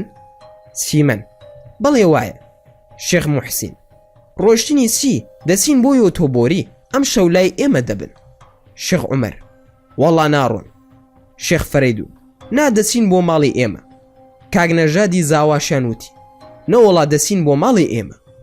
ماکوان یاخوا ماڵتان هەمیشە ئاوەدان بێ شێخانی بەرزنجە، حورمەتی زۆرتان نوان، ئیجازەمان بدەن بڕۆین، جارێکی کە دەینەوە خزمەتتان، تازە ئێوە براو کەسی منن. شێخ موحسین سوێن بە خودا نەیتە ماڵم نایڵم بڕۆی. کرۆنیکە ماکوان خۆ ئێمە هەر لە ئۆتۆبۆریەوە دەگەڕینەوە نەرویز، دەچینە ماڵی شێخ موحسین و لەوێەوە بۆ نەرویز. ماکوان خەریک بوو بڵێم دەمت داخە. ناچار وتم باشە دەچینە ماڵی کاک شێخ. لەگەڵ شێخ موحسین بەڕێکەوتین بەرەو ئۆتۆبۆری. بەڕێگاوە قسەی خۆشی زۆر بۆ کردم، پیاوێکی زۆر نەجیب و خواناز بوو. کاژمێر 10 شەو گەیشتینە ماڵی ئەوان، تا 12 شەو دانیشتین. دیسان کاتی خەو هات، من و کرۆنیکایان کردە ژوورێک وەک شەوی ڕابردوو، جێگاکەم زیا کردەوە لەگەڵی. هەڵسان بۆ نوێژی بەیانی لەگەڵ شێخ موحسین بە جەماعەت نوێژمان کرد. چوومە ژوورەوە و لێی خەوتم تا بەیانی. بەیانی کڕۆنیکا خەبەری کردمەوە، وتی هەستە نانی بەیانیان ئامادە کردووە. نانی بەیانیمان خوارد و چوون بۆ وێزگەی شەمەندەفر. خوا حافیزیمان لە شێخ موحسین کرد. بلیتم کڕی بۆ شارەکەی خۆم. کڕۆنیکاش بۆ شارەکەی خۆی لە وێزگەیەک لە دوای من دابەزی. لە ناو شەمەندەفەرەکە ڕوبەڕووی یەک دانیشت بووین. پێم وت وەرە ئێستا با حەق و حیساب بکەین. کڕۆنیکا: ئەم دوو ڕۆژە خۆشترین ڕۆژی ژیانم بوون. ئەی بۆ تۆ جوان نەبوو؟ ماکوان: وەڵا من ئەم دوو ڕۆژە ناخۆشترین ڕۆژەکانی ژیانم بوون. تێگەیشتی کڕۆنیکا؟ کڕۆنیکا: بۆ ماکوان چۆن دەورێکم دەبینی؟ ماکوان: زۆر باش بوو، بەڵام تا من ماوەم ناتوانم زارێکی تر ئەو خانەوادانە ببینمەوە. کڕۆنیکا: بۆچی ناتوانی؟ ماکوان: ئاقل هەر بێنە ماڵم یان بسمەوە ماڵیان، خێزانم ببینن دەڵێن سیمەن خان چۆنی؟ ئەمە سیمەن خان نییە، کوا سیمەن خان؟ هەر لەو سیمەنەوە خانەوادی من دەشێوێت، وایە یان نا؟ کڕۆنیکا: قسەکەت ڕاستە، وایە. ماکوان: خوای گەورە ئاسانی بکە، با بینەوە سەر باسەکەمان. ئەوە دەنگی فڕانکە لە بولگاریایە. سوپاس بۆ خوددا ڕزگار بوویت لە دەستی. پلانی داهاتوومان زۆر قورسە، دەبێت تۆش و منیش زۆر وریابین. کڕۆنیکا: وەی چەندە ئارام بووم ئەو دوو ڕۆژە لەگەڵت، خۆزگە ئەو دوو ڕۆژە کۆتایی نەهاتایە. ماکوان: کڕۆنیکای خوشکم، تۆ خۆت دەتوانی گۆڕانکاری بکەی لە ژیانتدا. زۆر کەس هەیە لە من باشتر و لە من پیاوترە کە مەمنونە تۆ خێزانی بی، دەتوانی ژیان دروست بکەی. کڕۆنیکا: وانییە بۆ من کەس وەک تۆ نییە. ماکوان: با زۆرە، من دەتوانم برات بم. کڕۆنیکاش ئاهێکی هەڵکێشا و شەمەندەفەرەکە کەوتەڕێ. سەفەرەکە 4 کاتژمێری پێدەچوو تا گەیشتمەوە شارەکەی خۆم. لە ڕێگا باسی ئەوم بۆ کڕۆنیکا کرد کە دەبێ خۆدون بکەی ماوەیەکی زۆر تا بزانین چی ڕوودەدا، ئەگەر و پلانی زۆرماندانە، بەڵام نەمان دەزانی کامیان جێبەجێ بکەین. کڕۆنیکا: ماکوان ڕاستم پێ بڵێ منت خۆش ناوێ؟ ماکوان: با وەکو خوشکی خۆم خۆشم دەوێ. کڕۆنیکا: درۆ دەکەی؟ ماکوان: ڕاستەکەی من درۆ دەکەم. کڕۆنیکا: بە چاو تا دیارە کە ڕاز ناکەی. ماکوان: ڕاز بکەم یان درۆ، تۆ بۆ من ئاستەمی. ناگەین بەیەک، ئێمە دوو هێڵی تەریبین بەیەکەوە دەڕۆین، گەیشتن بەیەکمان ئاستەمە. کڕۆنیکا: تۆ کێشەی چیت هەیە لەگەڵ من؟ ماکوان: من کێشەی دڵم هەیە. لە دوای ئەوەی کە پرسی کێشە لەگەڵ من سی و منیش وەڵامم دایەوە کە کێشەی دڵم هەیە، وا تێگەیشت لە دڵی مندا هیچ خۆشەویستی تیا نییە، بەڵام بۆم ڕوون کردەوە کە ئەگەر دڵم عاشق بۆ ئاستەمە لێت زیا ببمەوە. کڕۆنیکا: ماکوان باسی عیشقت کرد، عیشق لای تۆ چی دەگەێنێ؟ ماکوان: عیشق لای من دوو واتای هەیە. واتای یەکەم ئەوەیە کە کوڕ و کچێک حەزیان لە یەکتریە و دەڵێن عاشقی یەک بووین، کە دەگەن بە یەکتر و حەزەکانیان بەتاڵ دەکەنەوە، دوای ئەوە نەک ڕقیان لە یەکتر دەبێتەوە، بەڵکو نایەنەوێ یەکتریش ببینن.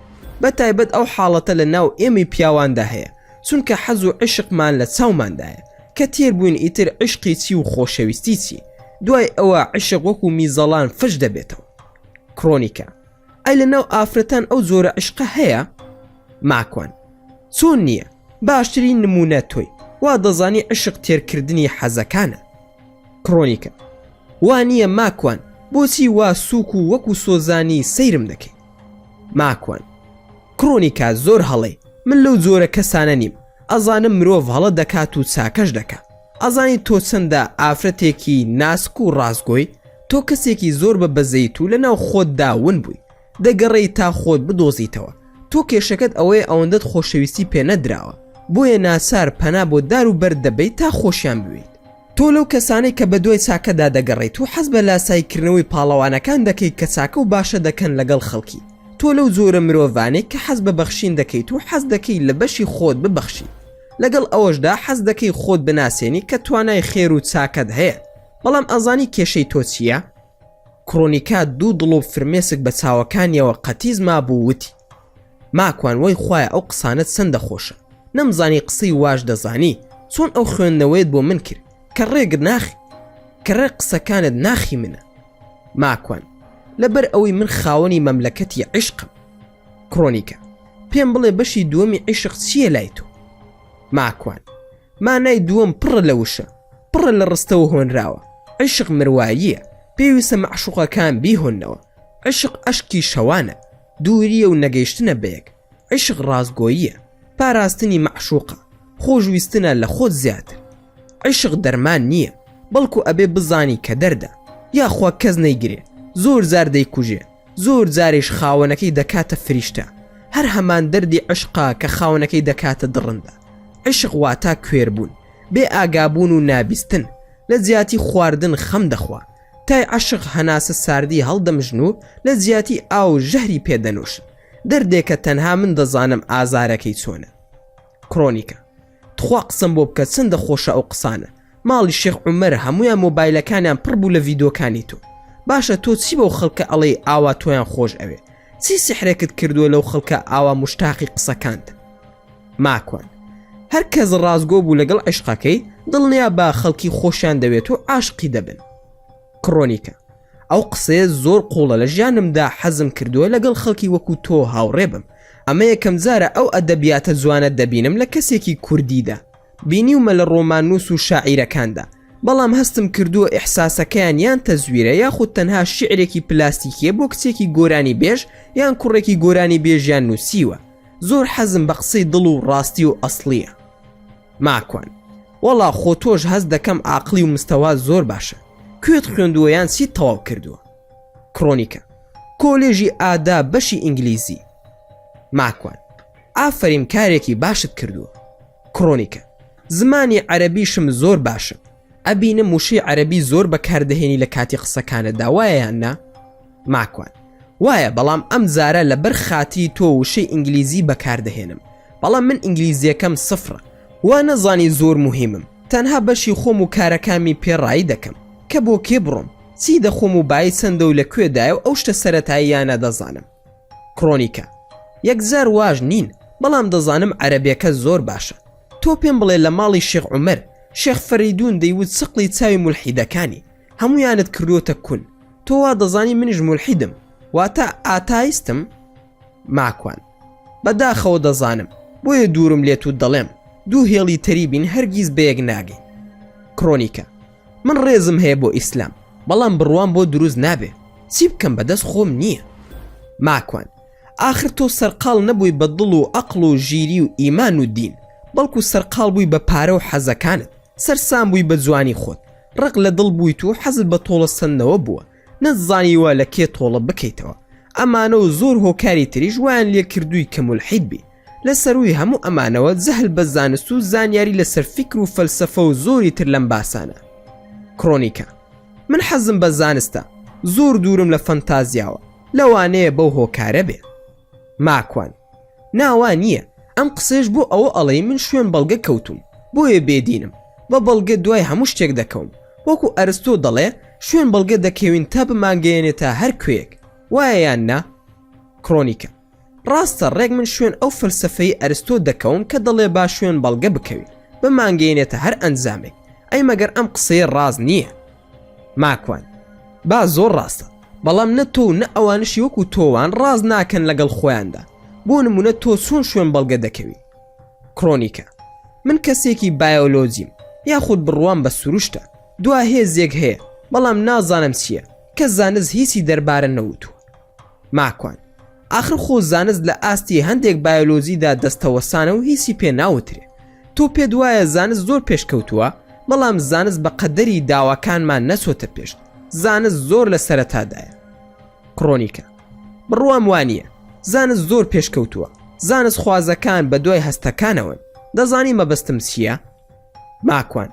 بەڵێ باش دەزانم مەبەستت بۆنکردن و تامکردن و بینین و بیستن و دەست لێدانە. کڕۆنیکە. بەڵێ بە دڵنیاییەوە، ئەوە زانستە، لە چوارچێوەی ئەوەوە دەربچێ فەنتازیایە و ناتوانم باوەڕی پێ بکەم. ماکوان. منش پێنج هەستت پێ دەڵێم کە زانستەکەی تۆ لە ئاسیدا دەستەوەستانە و زاناکان تا ئێستا هیچ لەبارەیەوە نازان. کڕۆنیکە. چییە بابی زانم؟ ماکوان. ژیان و بیرکردنەوە و لۆژیک و وشیاری و هەستکردن بە خۆت، ئەمانە هەمویان بوونیان هەیە، ئەو پێنجەی تۆ هەرگیز پێی بەو پێنجەی من نابە، فەرموو وەڵام بدەرەوە بە زانست. کڕۆنیکاش هەندێک فکری کردە و وتی بڵێم چی؟ ماکوان. ها ناوێری شتێ بڵێ، تۆ ئینگلیزی زانیت حەزت بە زانستە، زانستی لەبارەی ئەم پێنج هەستەی تر دەڵێ یان بە شێوەیەکی تر زانست لە سێ شت دەکۆڵێتەوە ناوی ناوە گەردوون و ژیان و مرۆڤ جێگەی خودا نییە لە زانست وایە یان نا؟ کرۆنیکە: وایە. ماکوان: مادام وایە ئەو پێنج بوونم بۆ باز بکە لەکوێوە هاتووە؟ ئەمەی بۆت باز دەکەم گریمان نییە، حەقیقەتێکە. کرۆنیکە: ڕاستە حەقیقەتە. ماکوان: ئەزیزم ئەگەر ئەم بەڵگانەی باسم کرد هەست بە دروستکراوێک نەکەی بەڕاستی زانستی نیت. کرۆنیکە: لە ڕاستیدا تووشی شۆک بووم، ئەتوانی زیاتر بۆم شی بکەیتەوە تا زیاتر تێبگەم مامۆستاکەم؟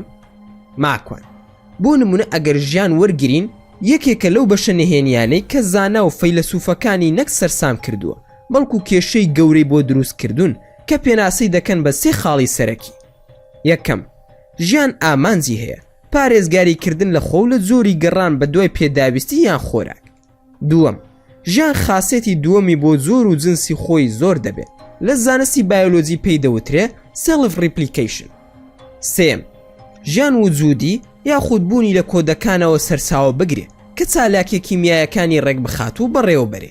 تا ئێستا ئەو زانستەی تۆ باسی دەکەی ڕیچارد داوکینس و هاوڕێکانی بە زادوو ناویان بردووە لە ئاستی ئەو سێ خاسێتی ژیان تێناگەن و کوێرن لە ئاستی مادەی مردوو بێگیان. بەکە موعجیزە ئەم خانە زیندووە پەیدا بووە و پەرەی سندووە. کرۆنیکە: قسەکانت زۆر جێگەی قەناعەتی منن. ئەی بیرکردنەوە چییە؟ ماکوان: بیرکردنەوە هەستێکی زۆر عەجیب و سەیرە. ئەگەر بە دۆپامین پێوەری بکەیت ئەو شەپۆلە کارەبایانەی کە کار بە پەنجەت دەکەن یان زمانت یاخود بیرکردنەوەکە زۆر گەورەتر و سەیر و عەجیبترە کە ئامرازی مادی هەستەکان بێ وەکو بەرکەوتن و بینین و بیستن و تام و بوون. کرۆنیکە: زیاتر بۆم ڕوون بکەرەوە ئەگەر بڵێم تێناگەم خۆ ئاساییە. ماکوان: زۆر ئاسایە چونکە هەموو شتێکمان سنووردارە، تا سنوورێکی تر ئەدۆزینەوە بەر فراوانتری دەکەین. بۆ نمونە هەرگیز بیر لەوە کردوتەوە لە سیمینارێکی زانکۆ کە باسێک پێشکەش دەکەی ئیرتیجاڵی لەگەڵ زمانت بیرکردنەوە دەردەچێن نەک مێشک. تێگەیشتی؟ کرۆنیکە: ناوەکو پێویست نییە. ماکوان: چ زۆرە کۆمپیوتەرێک لە ئێستادا زیرەکترینە؟ کرۆنیکە: بلوجینی بە 200 تریلیۆن کردداری ژمارەی لە چرکەیەکدا هەڵدەستێ. ماکوان: باشە هیچ ئامانجێکی هەیە بۆ مانەوەی خۆی؟ بیر دەکاتەوە لە خۆیان کار بۆ خاوەنەکەی دەکات، واتە کردداری وەکو پەپولەیەکە یاخود بەکتریایەک. کرۆنیکە: نا بە دڵنیاییەوە کار بۆ خاوەنەکەی دەکات. ماکوان: کەواتە ژیان و بیرکردنەوەی نییە، ڕۆبۆتە، ئەوەی کە زانست داوێتی کاری پێدەکە. ئەگەر من و تۆ گوێ لە گۆرانیەکی کازم ساهر بگرین بە کۆمپیوتەر، ئایا کۆمپیوتەرەکە وەکو من و تۆ ڕێک چێژی لێ وەردەگرێ؟ کرۆنیکە: نەخێر. ماکوان: ئەوە ژیان و بیرکردنەوەیە لەگەڵ جیاوازی زانستی مجەڕەد و کۆنکرێتی مادی، ڕوونە یاخودنە. کرۆنیکە: ئەی لۆژیک مامۆستاکەم؟ ماکوان: لۆژیک هەموو ڕێخستنی سیستەمە لەگەڵ ئەو یاسە سەرسوڕهێنەرانەی کە ئەم گەردوونە بەڕێوە دەبا. لۆژیک دەڵێ مادام ئەم هەموو یاسا گەردوونیە هەیە پێویستە دانەرێکش هەبێ. ئەمە قسەی زانای فیزیای گەورەی جیهانە ناوی پاوڵ داڤیسە. کرۆنیکە: واتە ئەو یاسا دانەرە خوایە؟ ماکوان: بە دڵنیاییەوە خۆپورم نییە، هەر خوای پەروەردگارە. کرۆنیکا قاقای لێداوتی: قسەکانت خۆش و جوانە. ماکوان: تکام وایە بە چاو مێشکی سۆز و عاتیفەوەری نەگری، بە عەقڵی زانستی بیری لێ بکەیتەوە. کرۆنیکە: بە دڵنیاییەوە ماکوان، لە زانستی موجامەلە نییە. ئەی وشیاری چییە و چۆنە؟ ماکوان: هۆشیاری لە مرۆڤدا بە 6 خاستیەت هەڵدەستێ، ئەویش بریتین لە هۆشیاری و بیرکردنەوە و یادەوەری و زمان و لۆژیک و بڕیاردان. هەموو ئەم خاستیەتانە بریتین لە یەک نادیار کە هەموو زانا و پسپۆڕ و فەیلسوفەکان دەستەوەستان بوونە لە بەردەمیدا. دەزانی چییە؟ کرۆنیکە: نەوەڵا نازانم. ماکوان: عەقڵە. عەقڵ بوونی هەیە، بەڵام نە ئەندامە نە جێگای دیارە، نە دەبینرێ، نە بۆن دەکرێت و نە دەبیسترێ، هەروەها تامیش ناکرێت و هەتا دوایی. پێم بڵێ کە کام کارێکی کیمیایی شەپۆلی کارەبایی ناولاشە و هەتا دوایی پەی بە عەقڵ دەبا. آخر چۆن بنسینەی مادە و مادی دەکرێتە پێوەر بۆ ئەمانەی باسمان کرد. کرۆنیکە: ئەی هەست بە خۆکردن چییە بۆم ڕوونکەوە؟ ماکوان: تۆ هەست دەکەی لەگەڵ منی، بەڵام خۆت بوونت هەیە وایە یان نا؟ کرۆنیکە: وایە. ماکوان: ئەی نازانم لە تۆدا لەکوێوە سەرچاوی گرتووە. کڕۆنیکە: نازانم. ماکوان: ئەی خۆت کەی؟ کڕۆنیکە: من کڕۆنیکەم، ئەم لاشێم کە لەگەڵ تۆ دانیشتوم. ماکوان: ئەوە تۆ نیت، لاشەتە، هەمووی ناوی هەیە، تۆ دڵی من جێ ناوی قسەکەرەکەیە. ئەو قسەکەرە کێیە کە بە من دڵی مامۆستاکەم؟ ئەو قسەکەرە کێ و چییە؟ تۆ کە هەست دەکەی جیاوازی لە هەرچیشتی دەوروبەرت هەیە، تۆ مەحاڵە دەست بخەیتە سەر خۆت، چونکە خۆت دۆخێکی مادینی یان هێزێکی عەقلی معنەوی لە هەردووکیان گەورەترە. ئەو منە تەنانەت بزوێنەکە هەرچی فەیلسوف هەیە لە ئەفلاتون تا دەیڤید هیوم سەرسامن بە خۆت. کڕۆنیکە: کە خۆت شتێکی مادی نەبێت و ئەقلانی و معنەویش نەبێت، ئەو شتێک کە دیندارەکان ناویان ناوە ڕۆ. ماکوان: ئەی ئافرین گوڵی من کڕۆنیکە. کڕۆنیکە: ئەو قسەیە لە دڵەوە بوو ماکوان؟ ماکوان: ئەرە وەڵا لە دڵەوە بوو، چونکە خەڵکی عاقڵ زوو لە شتەکان تێدەگا لە قسەکانی دەوروبەریشمان. گوڵە یاخوا تەمەنت تەمەنی گوڵ نەبێ. کڕۆنیکە: وەی زۆر سوپاس ماکوان گیان، زۆرم خۆش ئەوی. ماکوان: طبعاً وەکو برای خۆت وایە یان نا؟ کڕۆنیکە: ناوەکو یاری ماڵە بازیێنەکەمان. ماکوان: چی تێنەگەیشتم لە قسەکانت؟ کڕۆنیکە: هەموو شتی جوانن، بەڵام کاتم بەرێ بۆ زیاتر بیرکردنەوە. ماکوان: بەڵام تەمەڵ مەبە، بزانە ئەوەی لەم گەردوونەدایە بۆ پێشوازی مرۆڤ ئامادەکراوە، کاتێکی کەمت لە بەردەستایە کە ڕۆشتی ناگەڕێتەوە. کڕۆنیکە: بۆ کوێ دەڕۆن؟ ماکوان: بەرەو مردن دەڕۆی. چی دەکەی بمری خودای گەورە لێپرسینەوەت لەگەڵ بکە؟ ئەو کات وڵامت چی دەبێ؟ کڕۆنیکە: نازانم. ماکوان: لە دادگادا نازانم بوونی نییە کە لە ناو ڕووداودا بووی، کەوتت نازانم یان شێتی یان بێگیانی، تۆش هیچیان نی، یان کوێری یان دادەنێن بە کوێری و کەڕی خۆتدا. لە کاتێکدا کەم ئەندام بیت ناتوانانی، حاکم قبوڵی ناکە. کڕۆنیکە: حاکم خودایە؟ ماکوان: بەڵێ بە دڵنیاییەوە پەروەردگارە. کڕۆنیکە: ئەی بەڕەحم نییە لەگەڵماندا؟ ماکوان: بەڕەحمە بە دڵنیاییەوە، بەڵام لەگەڵ ئەو کەسانەدا کە ناسیویانە ڕەحمی هەیە، ئەو کەسانەشی کە خودایان نەناسیوە و هەروەها گوێیان بۆ نەگرتووە و نایان بیستووە و خۆیان لە گێلی داوە، خاوەنی عەزاب و سزایە بۆ ئەو کەسانە. کڕۆنیکە: باشە ئەگەر خودا بوونی هەبێ وا بڕوام کرد. ماکوان: بە گومان نابێ. کڕۆنیکە: نا بە گومان ناڵێم، لە 100% دەڵێم خودا بوونی هەیە، بەڵام کام دین ڕاستە؟ باشە ئەگەر موسڵمان بووم، گرنتی چییە لەو دنیا مەسیحیەت ڕاست بوو، من قوڕی کوێ بکەم بەسرمدا؟ یان یەهودی ڕاست بوو، یان بودایی، یان زەردەشتی، یان هیندۆسی و هەتا دوای، کام دین ڕاستە؟ ماکوان: وەڵامی ئەو پرسیارە زۆر ئاسانە و زۆریش قورسە. کڕۆنیکە: پێم ڕادەبوێری زۆر ئاسانە و زۆر قورسە واتای چییە؟ ماکوان: نا لە بابەتی جددی زۆر زدیم، بە کەس ڕانابێرم، بەڵام ئاسانە بۆ کەسێک کە باگراوندی ئاینی هەبێ ئەم پرسیارە بکە، قورسە بۆ کەسێک کە نەزانێ ئاین داوای سی دەکات و بۆچی هاتوو. کڕۆنیکە: قسەکانت قوڵن، پێویستە ڕوون بکرێتەوە ماکوان، ببوورە واموت، خوا مەجالم بەرێ منیش قسە بکەم بۆت، هەندێک زار دوای تۆ باسەکەم بۆ تەواو بکە. ماکوان: ئەزانی من بۆچی تۆم خۆش ئەوێ؟ ماکوان: خوا خۆشەویستت لێ نەسێنێت نەوەڵە. کڕۆنیکە: چونکە تا ئەم ساتە وەختە نەتپرسیوە من کێم و چیم و بۆوان بەسەر هاتوو. ماکوان: آخر ئەوە ئیش و کاری من نییە، خۆ من دادگایی ناکەم تا بزانم چیت و کەیت و چیت دەوێت. کڕۆنیکە: نام بەبەستم ئەوەیە کە پرسیارەکە زۆر سەرنجی ڕاکێشم، وتە زۆر ئاسانە و زۆر قورسە، کە بۆ شیکردمەوەکو فیلمێکی سینەمایی ژیانی خۆم و دایکم هاتەوە بەرسەوم کە چەندە ناڕەحەتی و چەرمەسەریمان دیوە، بۆیە منیش ئاوا بەڕەڵا بووم. ماکوان: حاشای بەڕێزت. کڕۆنیکە: ناپێویستە ئێعتراف بکەم، من تاوانبارم، بەڵام ئەوەی بەسرمدا هاتووە خەتای باوکمە. ماکوان: بۆچی خەتای باوکتە؟ کڕۆنیکە: من کچی برای حاجی عەباسی قەسابم، پیاوێکی ناوداری شاری سلێمانیە، یەکێک بۆ لە پیاوچاک و خواناسەکانی شار. لە ساڵی 1993 بۆ 1996 لە کاتی گرانی و ئابلوقەی ئابووری لە جەژنەکاندا زیاتر لە 1000 ماڵی هەژاری لە جەژنی ڕەمەزاندا بەسر کردوتەوە. بیرمە کە ساڵی 1998 هات بۆ ئەوروپا، ساڵی 2000 ئێمەشی هێنا بۆ نەرویج. ئەو کات باوکم هەمیشە لەگەڵ دایکم شەڕیان بوو ژیانمان زۆر ناخۆش بوو بەهۆی باوکم. ماکوان: باوکت چی بوو چی دەکرد؟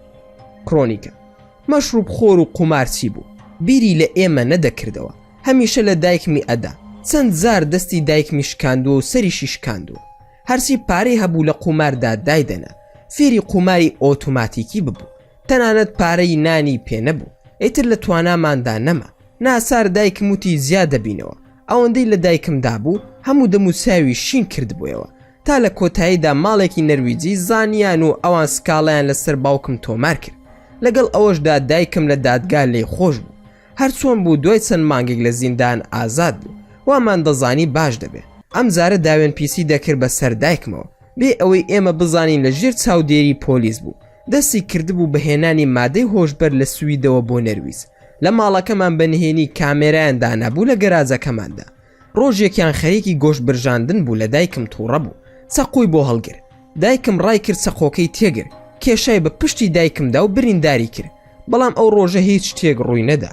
2 ڕۆژ دوای ئەو ڕووداوە دەستگیریان کرد بە چەند کیلۆیەک هیرۆین و ئەو چەقۆیشی کە بۆ دایکمی هەڵدا بوو. هەموو ئەمانە کۆکرانەوە لەسەری و لە ساڵی 2006ەوە لە زیندان بوو تا ساڵی 2017 وڵاتی نەرویز ڕەگەزنامەکەی لێ سندە و ناردیەوە بۆ عێراق.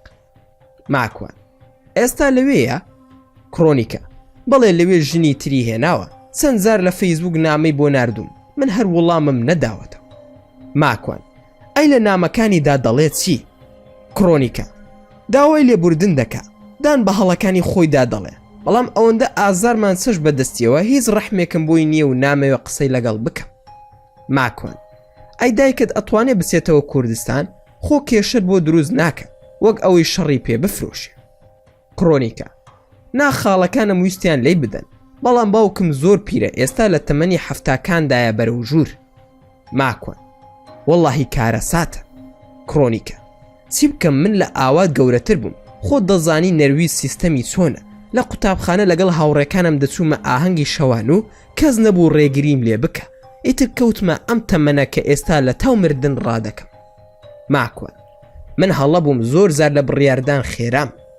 کرۆنیکە: دەزانم دڵی چی و لێت تێدەگەم، بەڵام تۆش ناحەقت نییە. ماکوان: وەڵا ئێستا بەزەیم پێدا دێتەوە گوێی مەدەرێ، من دەبم بە باوکت، ئیتر تۆ کچی منی. کرۆنیکە: باوکم ناوێ، باوکم هەیە، پێویستم بە کەسێکە کە ئاگادارم بێت و لە ساییدا ئارام بگرم. ماکوان: خوا بداتێ، برسیمە بچینە کافتریە قیتارەکە شتێ بخۆین. کرۆنیکە: با بڕۆین. ماکوان: سەرپۆشەکەت لا بردووە بەسەرتەوە، سوێن بە خودا بەو سەرپۆشەوە مەعقولتر و جوانتر و خاوەن شەخسیەتی، دەبی دەرەوە بەسەرتدا. کرۆنیکە: باشە بەسەر چاو، بەخوا لە بیرم چ بوو، لەبەر تۆ مادام حەز دەکەی هەرلای نابم. ماکوان: خوای گەورە هیدایەتت بدا. ڕۆشینە کافتریاکە، لەوێ من داوای ساندویچم کرد و ئەویش وەکو من، کە دانیشین کوڕێکی گەنج کە زۆر لە من مناڵتر بوو، تەمەنی لە 25 ساڵ دەسوو. هادوتی: کاک ماکوان، من ناوم بڕیارە، خەڵکی ناوچەی جوان ڕۆم، زۆر هۆگری جەنابتم، حەز دەکەم وێنەیەک بەیەکەوە بگرین. ماکوان: بە خۆشحاڵیەوە براگیان، چوم ساندویچێکم بۆ هێنا، خەیاڵم نەبوو کە بۆمبێکی ئەتۆمم لەگەڵدایە، تا گەڕامەوە تەماشا دەکەم کرۆنیکە داوێتی بەڕاستی قسەیە لەگەڵ ئەو کوڕەدا. ماکوان: فەرموو کاک بڕیار. بڕیار: کاک ماکوان گیان، دەستت خۆش بێ، خێزانی بەڕێزت وێنەکەمان بگرێت ئاساییە؟ ماکوان: بەڵێ بەڵێ زۆر ئاساییە، وێنەیەکمان گر، گەنجە بەڕێزەکەش ماڵ ئاوایی لێ کردین. ماکوان: چیت بەو کوڕەوت کرۆنیکە؟ کرۆنیکە: بۆ پاراستنی تۆ وتم کە خێزانی ماکوانم، ئەگەر پێشن ناخۆشە ئەچم پێ ئەڵێم من گێڵفرێندی ماکوانم، کەوای وت پێ ئەکەنی. ماکوان ژووتی: دابنیشە و دەمت دابخە، خەریکی نان خواردن بووین، ئەوەندەم زانی کەوا ژنێکی بەتەمەن لەگەڵ بڕیار بەرەو ڕووی ئێمە هاتن. بڕیار: کاک ماکوان، ئەوە دایکمە، حەز ئەکا قسەت لەگەڵ بکە. ماکوان: خۆشحاڵ دەبم، دایکی بەڕێزی ئێمەشە. دوای سڵاوکردن لە بەڕێزیان وتم: چی دەخۆی یان خواردنەوە چی دەوێت، بیخەمە خزمەتی جەنابتان. کوڕەکەی وتی: دایکم ناوی تووبایە. تووباخان: ئەرێ ماکوانگیان، ئەوە چییە ئەیخۆی، با بچینە ماڵی ئێمە، خۆم خواردنتان بۆ حازر دەکەم. بەخوا کە بڕیار وتی ئەوە ماکوانە و خێزانی لەگەڵایە، ئەوەندە خۆشحاڵ بووم، وتم ڕۆڵە ماکوان لێرەیە، چۆن ئێڵم بڕواتەوە تا لە ماڵی ئێمە نان نەخوات ناڕۆ. بەخوا ساڵحی مێردم ئەوەندە تەماشای تۆ دەکا تەماشای تەلەڤیزیۆن هەر ناکە. دێت و دەڕوا دەڵێ بە قەولی ماکوان. ڕووی کردە کڕۆنیکا وتی دەی باوکەکەم دوای 2 وێزگەی تر شارەکەی ئێمەیە دا ئەبەزین و ئەچین بۆ ماڵی ئێمە دوای بە ئەحمەوی زاوام ئەڵێم بتان باتەوە بۆ نەرویج. ماکوان بەخوا ماڵ و مناڵ تەنهان ئەبێ بڕۆن. لە بیرم چبووەوە کە کڕۆنیکا پێی وتون کە خێزانمە. تووبە ئەی مناڵەکانت هان لەکوێ؟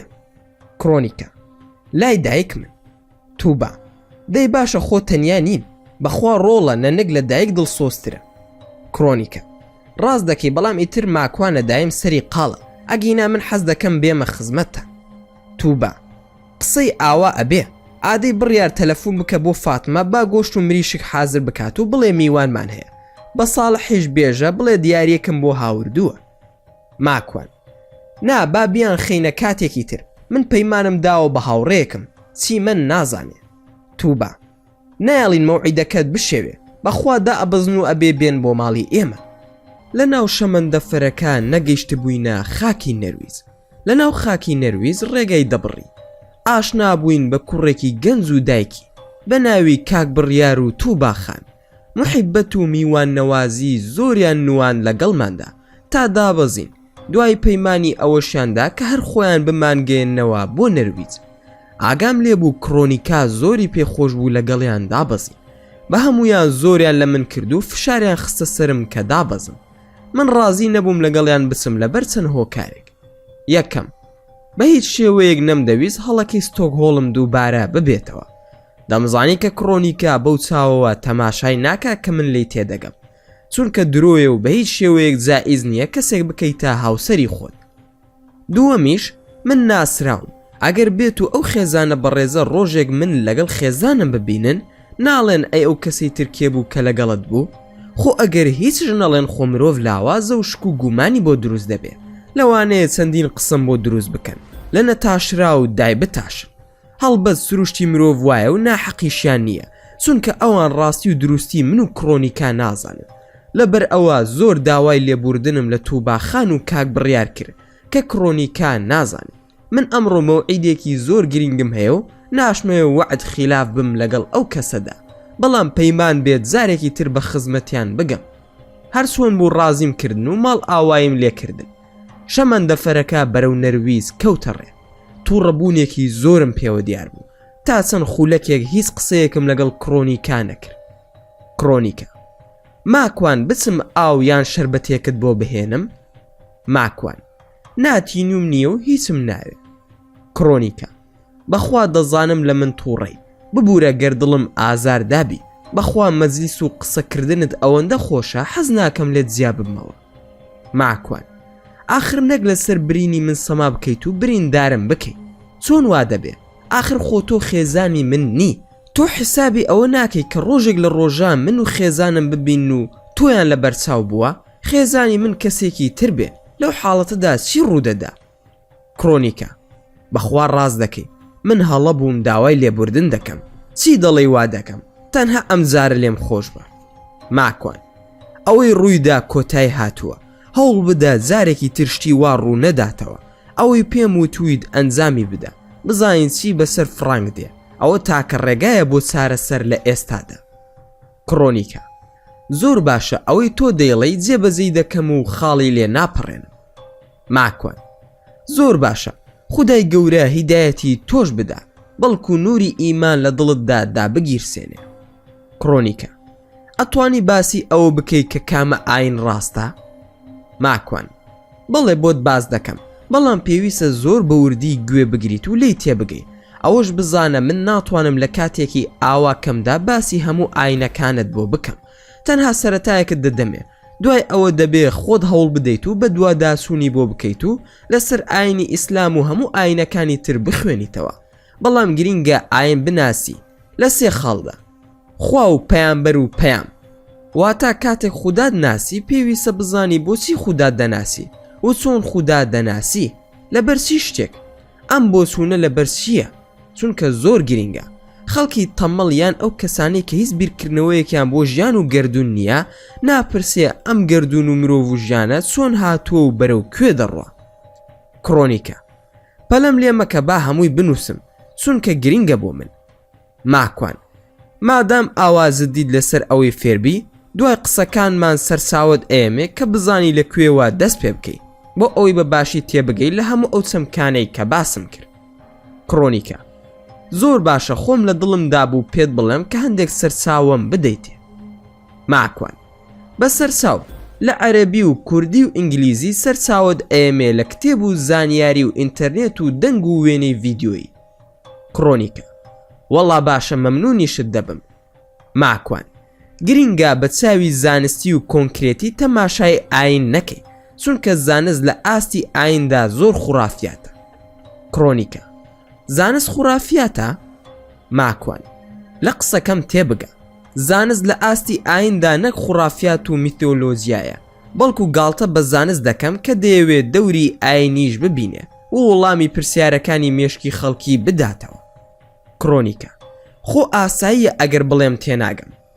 ماکوان: بڵێ بە دڵنیاییەوە ئاساییە، بۆ ئەوەی تێبگەی ئەم کورسی شەمەندەفەرەی کە لەسەری دانیشتووی دەکرێت بڵێن دوای 1000 ساڵ عەقڵی بۆ دروست دەبێ و ژیانی هەبێت و پاشان ئامانجیشی بۆ دروست دەبێ. کڕۆنیکە: نەخێر، شتی وا نابێ. ماکوان: ئەگەر وتمان دوای 1 ملیۆن ساڵ ئەم کورسی لەسەری دانیشتووی دەتوانێت لە خۆیەوە عەقڵ و ئامانج و ژیانی بۆ دروست ببێت. کڕۆنیکە: ناشتی وا ڕوونادا، ئاستەمە چۆن شتی وا دەبێ. ماکوان: زانست وا دەڵێ کە هەموو شتێک لە مادەی نازیندوو دروست بووە پاشان ژیان و عەقڵ و ئامانجی بۆ دروست بووە. کڕۆنیکە: بە دڵنیاییەوە خوڕافەیە. ماکوان: ئەی تۆ چەندین فەیلسوف بڕواتان بەو خوڕافەیە هەیە کە باسی ئاین دەکرێت ڕاستە و خۆ دەڵێن ئێمە بڕوامان بە زانست هەیە. کڕۆنیکە: وەڵا ڕاست دەکەی، من ئێستا تا ڕادێک مێشکم فراوانتر بوو، پێشتر هەموو شتێکم لە تەکنەلۆژیا دەبینیەوە. ماکوان: تەکنەلۆژیا خزمەتی مرۆڤایەتی زۆر کردووە، بەڵام توانە و ئیمکانیەتی زۆر سنووردارە و لاوازە، ناتوانێ وەڵامی پرسیارە وجودیەکان بداتەوە. کڕۆنیکە: واتە دین داوای شتێک دەکات لە مرۆڤ، زانست و فەلسەفە ناتوانێت ئەو شتانە شیتەڵ بکەن، وایە؟ ماکوان: بە دڵنیاییەوە ئەوە ڕاستی و دروستی ئاینە، کەواتە هەر ئاینێک توانی وەڵامی ئەو پرسیارە وجودیانە بداتەوە ئەوە دڵنیا بە ئاینی ڕاستەقینەیە. کڕۆنیکە: وجود واتای چییە؟ ماکوان: واتای ئەوەیە من بۆچی لێرم، بۆچی هاتووم، بۆ کوێ دەڕۆم، ئەرکەکانم چییە، کێ بەدیهێنەرە، مردن چییە، دۆزەخ و بەهەژ لەکوێوە سەرچاوی گرتووە و هەتا دوایی. کڕۆنیکە: لێرەدا دەمەوێت پرسیارێک بکەم، ئیسلام وەڵامی ئەم پرسیارانەی داوەتەوە یاخود ئاینەکانی تریش. ماکوان: بە دڵنیاییەوە هەر ئاینێک لەلایەن خودای پروەردگارەوە هاتبێ وەڵامی ئەم پرسیارانەی داوەتەوە. کڕۆنیکە: کەواتە دێمە سەر ئەو پرسیارەی کە کام ئاین ڕاستە. ماکوان: هەموو ئاینەکان لە ئادەمەوە تا موحەممەد صلی الله عليه وسلم یەک ئاینە و بە گوێرەی زەمن و شوێن شەریعەتەکەیان جیاوازە، دەنا هەمویان ناویان ئاینی ئیسلامە. کڕۆنیکە: کەواتە من دەتوانم مەسیحی بم یان یەهودی یان ئیسلام؟ ماکوان: ناتوانی، چونکە کە مرۆڤایەتی بە تەواوەتی خۆی ناسی و بنەمای ژیار و شارستانیەتی داڕژ، خودای پەروەردگار کۆتا شەریعەتی نەر کە شەریعەتی موحەممەددا صلی الله عليه وسلم و کۆتا پەیامبەری ئیسلامە. منیش دەگەڕێمەوە سەر ئەو سێ سەمکەی کە بۆم باس کردی، خودا و پەیامبەر و خودی پەیامەکە. تەنها ئیسلامە و ئاینی پێغەمبەر موحەممەددا درودی خودای لەسەر بێ دەتوانێت کە وەڵامی هەموو پرسیارەکان بداتەوە. دەبێت بزانی ئاین چەند پێوەرێکی ڕاستەقینەی عەقڵی و زانستی هەیە تا بڕوای پێ بکەیت. کڕۆنیکە: ئەم قسەیە زۆر گرینگە، ئەو تیۆریانە چین کە بزانم ئیسلام یاخود هەر ئاینێکی تر ڕاستە. ماکوان: پێوەرەکان بریتین لە کارکردن لەسەر ئەو سێ سەمکە، خوا، پەیامبەر، پەیام. ناسینی خوا سێ پێوەرە: یەکەم عەقڵ، دووەم زانست. بەم دوو سەمکە خوا ئەدۆزیتەوە، کە خوا دۆزیەوە دەچیت بۆ ئاین. پێوەری ئاین چییە؟ ئەویش لە 10 خاڵدا بۆتی ڕوون دەکەمەوە. کڕۆنیکە: پەلەمەکە با هەمووی بە جوانی بنووسمەوە. ماکوان پەلەم نییە بە جوانی هەمووی بنووسەوە، بەڵام تکام وایە کاری لەسەر بکەیت و زیاتری لەسەر بخوێنیتەوە. کڕۆنیکە بە دڵنیاییەوە من بووم و دەمەوێ خۆم بدۆزمەوە. پێوەری ناسینی ئاینی ڕاستەقینە چییە؟ ماکوان وەکو وتم دەخاڵە، یەکەم خوا بە مرۆڤەکان بناسێنی کە زانی زاتی بەرزەکەیە و چۆن بیناسیت. دووەم ئامانجەکانی مرۆڤ لەو ئاینەدا ڕوون بکاتەوە بوونی مرۆڤ و دروستکردنی بۆ چییە. سێم هەموو داواکاری بەندایەتی و تیۆر و چەمکەکانی لە سوارچێوی عەقڵی مرۆڤ دابێت بەگشتی. چوارم بەڵگەی عەقڵی لۆژیکی هەبێ بەرامبەر بەو چەمک و تێزانەی کە دایان خاتە ڕوو بۆ مرۆڤ. پێنجەم هیچ دژ بە یەکێک لە چەمک و تێزەکاندا نەبێت لەو ئاینەدا کە بۆ مرۆڤ دەیخاتە ڕوو. شەشەم هەموو دەقی ئەو ئاینە لەگەڵ یاساکانی سروشت و ئەخلاقی مرۆڤ واتە فیتڕەتی دژ بە یەک نەبن و لەگەڵ یەک تێک نەگیرن وەکو دەنکی ملوانکە بە دوایەکدا بهۆنرێتەوە. حەوتەم ئاینەکە بە هیچ شێوەیەک چەمک و تێزەکانی نابێت لەگەڵ زانستی ڕاستی و معتەبەر دژ بە یەک بن. هەشتەم ئاینێکی واقعی و مرۆڤ بتوانێت لە ژیانیدا جێبەجێ بکە. نۆیەم ئاینەکە دەبێت لەگەڵ ژیار و شارستانیەتی مرۆڤایەتیدا بڕوات و هیچ دژ بە یەکێک نەبێت لە درێژبوونەوەی زانست و ژیار و شارستانەکەدا لە ڕووی پێشکەوتن و تەکنەلۆجیا و هەتا دوایێ دەبێت ژیار و شارستانیەتی ئاین لەگەڵ واقعی مرۆڤەکاندا هەنگاو بنێت و لە یەک زیان نەبنەوە. دەیەم ئەو کەسەی ئاینەکە دەهێنێ ناسراو بێت و لە منداڵی تا مردن شتی شاراوەی نەبێ، هەموو ژیانی کراوە بێت لە بەردەم یار و یاوەرانیدا. ئەمە بەگشتی پێوەری ئاینە بۆ هەڵبژاردن. کڕۆنیکە وەڵا ئەوە زۆر موهیمە. ئەی پێوەری پێغەمبەرەکە چییە؟ ماکوان پێوەری پێغەمبەری ڕاستی بریتیە لە یەکەم دەبێت لە زنسی مرۆڤ بێ، نابێ مرۆڤ بێت و بڵێ من خوام یان فریشتەم یان هەر بوونەوەرێکی تر بێزگە لە مرۆڤ. دووەم دەبێ ئەو پەیامبەرە کاری یەکەم و کۆتایی گەیاندنی پەیامەکە بێت و هیچ زۆرە پەیامێکی تری تێکەڵ نەکە بێزگە پەیامی خودایی. سێم پەیامبەرەکە دەبێ ئاینەکە بناسێ. چوارم هیچ پەیامبەرێک نابێ لە دوای خۆی باڵەخانە و دەسەڵاتی حکومڕانی بۆنەوەکانی بەجێ بهێڵێ. پێنجەم ئەوەی ئاین داوای دەکات جێبەجێ بکا پێش هەموو شوێن کەوتوانی. شەشەم پەیامبەرەکە دەبێ خاوەنی موعجیزە بێ کە هەموو مرۆڤەکانی دەوروبەر بە یار و نەیارەوە شاهیدی بۆ بدەن. ئەو موعجیزانەش نابێ لە توانای مرۆڤ و تەکنەلۆجیا و شتەکانی تردا بێ. حەوتەم دەبێ ڕازگۆ بێت و ئازا بێت و بەخشندە بێت، وەرنەگرێ بەڵکو ببەخشێ. لە سەروی هەموو شێوە دەبێت کەسێکی ناسرا و باوەڕپێکراوی ناو خەڵک بێ پێشتر هەوڵی بۆ دەسەڵات و پلە و پایە و مەنسەب نەدابێ. هەشتەم نابێ وەکو پاڵەوان و داستان و سیرۆکە خوڕافیەکان بێ، دەبێ هەموو سیفات و پێناسەی پێغەمبەرانی هەڵگرت بێ. نۆیەم دەبێ ژیانی لە ناو خەڵکی دابێت و تێکەڵاوی خەڵکی بێ، نەک دابڕا وەکو ڕاهیب و پاشا و قەیسەر و فرعەونەکان. دەیەم لە ماوەی ژیانیدا دەبێ پەیامەکەی گەیاند بێ، هیچ کەم و کورتی و بۆشایی جێ نەهێشت بێ. ئەوە سیفات و نیشانەی پێغەمبەری ڕاستەقینەیە. کڕۆنیکە زۆر باشە ئەوەشم نووسی. ئەی ئەتوانی سەرچاوم بدەیتێ بۆ ئەوەی زیاتر لەسەر ئەم باسانە بەرچاوڕوونم بکاتەوە؟ ماکوان بە پشتیوانی خودا کە سوی بۆ لای ئاواتی برات خۆم سەرچاوت بۆ دەنێرم، بەڵام ئەدرەسەکەم بە نامەیەک بۆ بنێرە. وەک پێم وتی بە ناوی خۆت داوای سیمکارتی تەلەفۆن مەکە، با یان بە ناوی دایکتەوە بێ یان ئاواتی برات. هەوڵ بدە دایکیشت بەرە با مانگی ڕەمەزان دایکت لای ئاوات بێ، تۆش خودای گەورە هیدایەتت بدات و موسڵمان بیت. کڕۆنیکە زۆر باشە، بەڵام جێگەی ئاوات زۆر ناخۆشە، ئەو جێگایە ژیانی تێدا نییە. ماکوان چارە نییە. باشە خۆ تۆ ئیشت نییە لەم شارە بۆ ناسی بۆ شارێکی تر بژی، ماوەیەک لەوێ بمێنەرەوە بۆ دایکی شت ئاسانتر دەبێت. کڕۆنیکە با بیری لێ بکەمەوە بزانم چۆن دەبێت. ئازانیت کە ڕۆشتن و نیشتە جێبوون لە شارێکی تر هەروە ئاسان نییە. ماکوان بۆ ئاسان نییە؟ وەڵا زۆر ئاسان و زۆریش ئاساییە. خۆ ناسی بۆ وڵاتێکی کە زمانەکەیان نەزانی، نەرویز هەمووی لەیەک دەچێت. کڕۆنیکە نا بە قسەت دەکەم، چونکە کاتێک لە ماڵی شێخ عومەر بووین قسەیەکی زۆر نایابت کرد کە شێخ فەریدون لی پرسید کاتێک مرۆڤ تۆبە دەکات دەبێت چی بکات تا بەردەوام بێت لەسەر تۆبەکەی؟ لە وەڵامدا تۆژوتت باشترین شت هیجرەتکردنە لەو جێگای کە تاوانت لێ کردووە بۆ جێگایەکی تر کە تاوانت تێدا نەکردووە. لە دڵی خۆمدا سوپاسی خوددام کرد کە نەک بڕوای هەیە بەڵکو خۆی ئامادە کردووە بۆ تۆ بەکردن. ماکوان زۆر خۆشحاڵم کە ئاوا گوێت بۆ قسەکانم گرتووە و لی تێگەیشتووی. کرۆنیکە حەز دەکەم ڕاستیەکت پێ بڵێم، ئەویش ئەوەیە کە من هیچ موعجیب نیم بە دەم و چاوت. باش دەزانی کە لەم ئەوروپایە خەڵکی لێ کە زۆر لە تۆ جوانتر و قۆسترە، دەوڵەمەندتر هەیە کە من بتوانم لەگەڵیاندا ژیان بکەم. بێزگە ئەوروپی کورد هەیە مەمنونی پێڵاوەکانی توێ لەم وڵاتەدا کە من شووی پێ بکەم. لە دڵەوە قسەکەیم پێ ناخۆش بوو، پێم وت کێ داوای لێ کردووی کە موعجیبم بی؟ من نە داوای پەیوەندی خۆشەویستیم لێ کردویت و نە داوای زەواجیش. ئیتر کێ داوات ئەکات و کێ توی پێڕازیە؟ فەرموو کێ دەستی گرتووی؟ کرۆنیکە دەبێ هەڵە با قسەکەم تاوەکەم بزانە دەمەوێت چی بڵێم. ماکوان باشە فەرموو.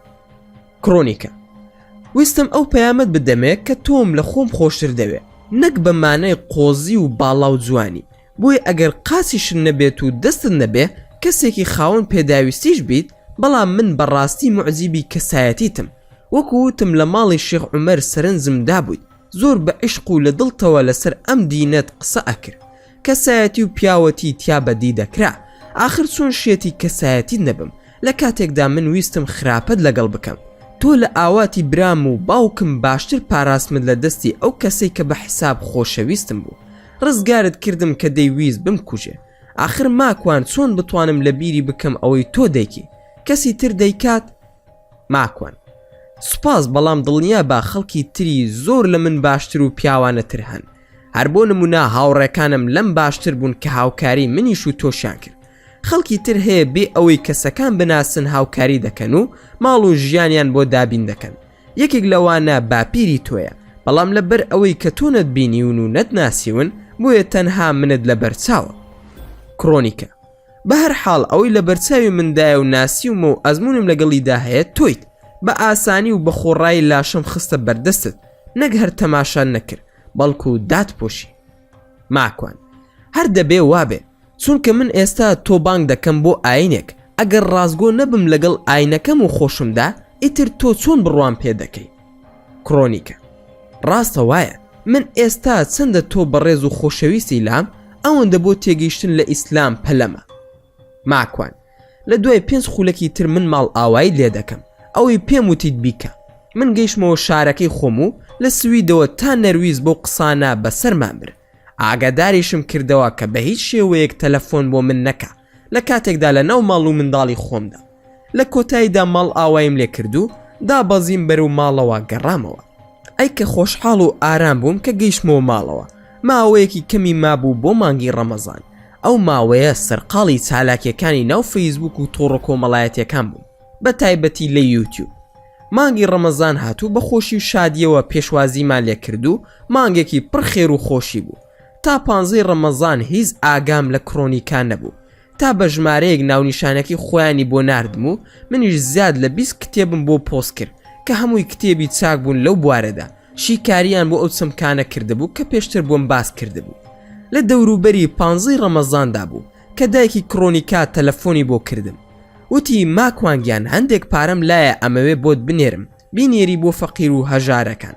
منیش ڕقەمی ئەو کەسم داپێی کە پارەکان دابەش دەکا. وتم پەیوەندی بەوە بکە و بۆ ئەوی بنێرە.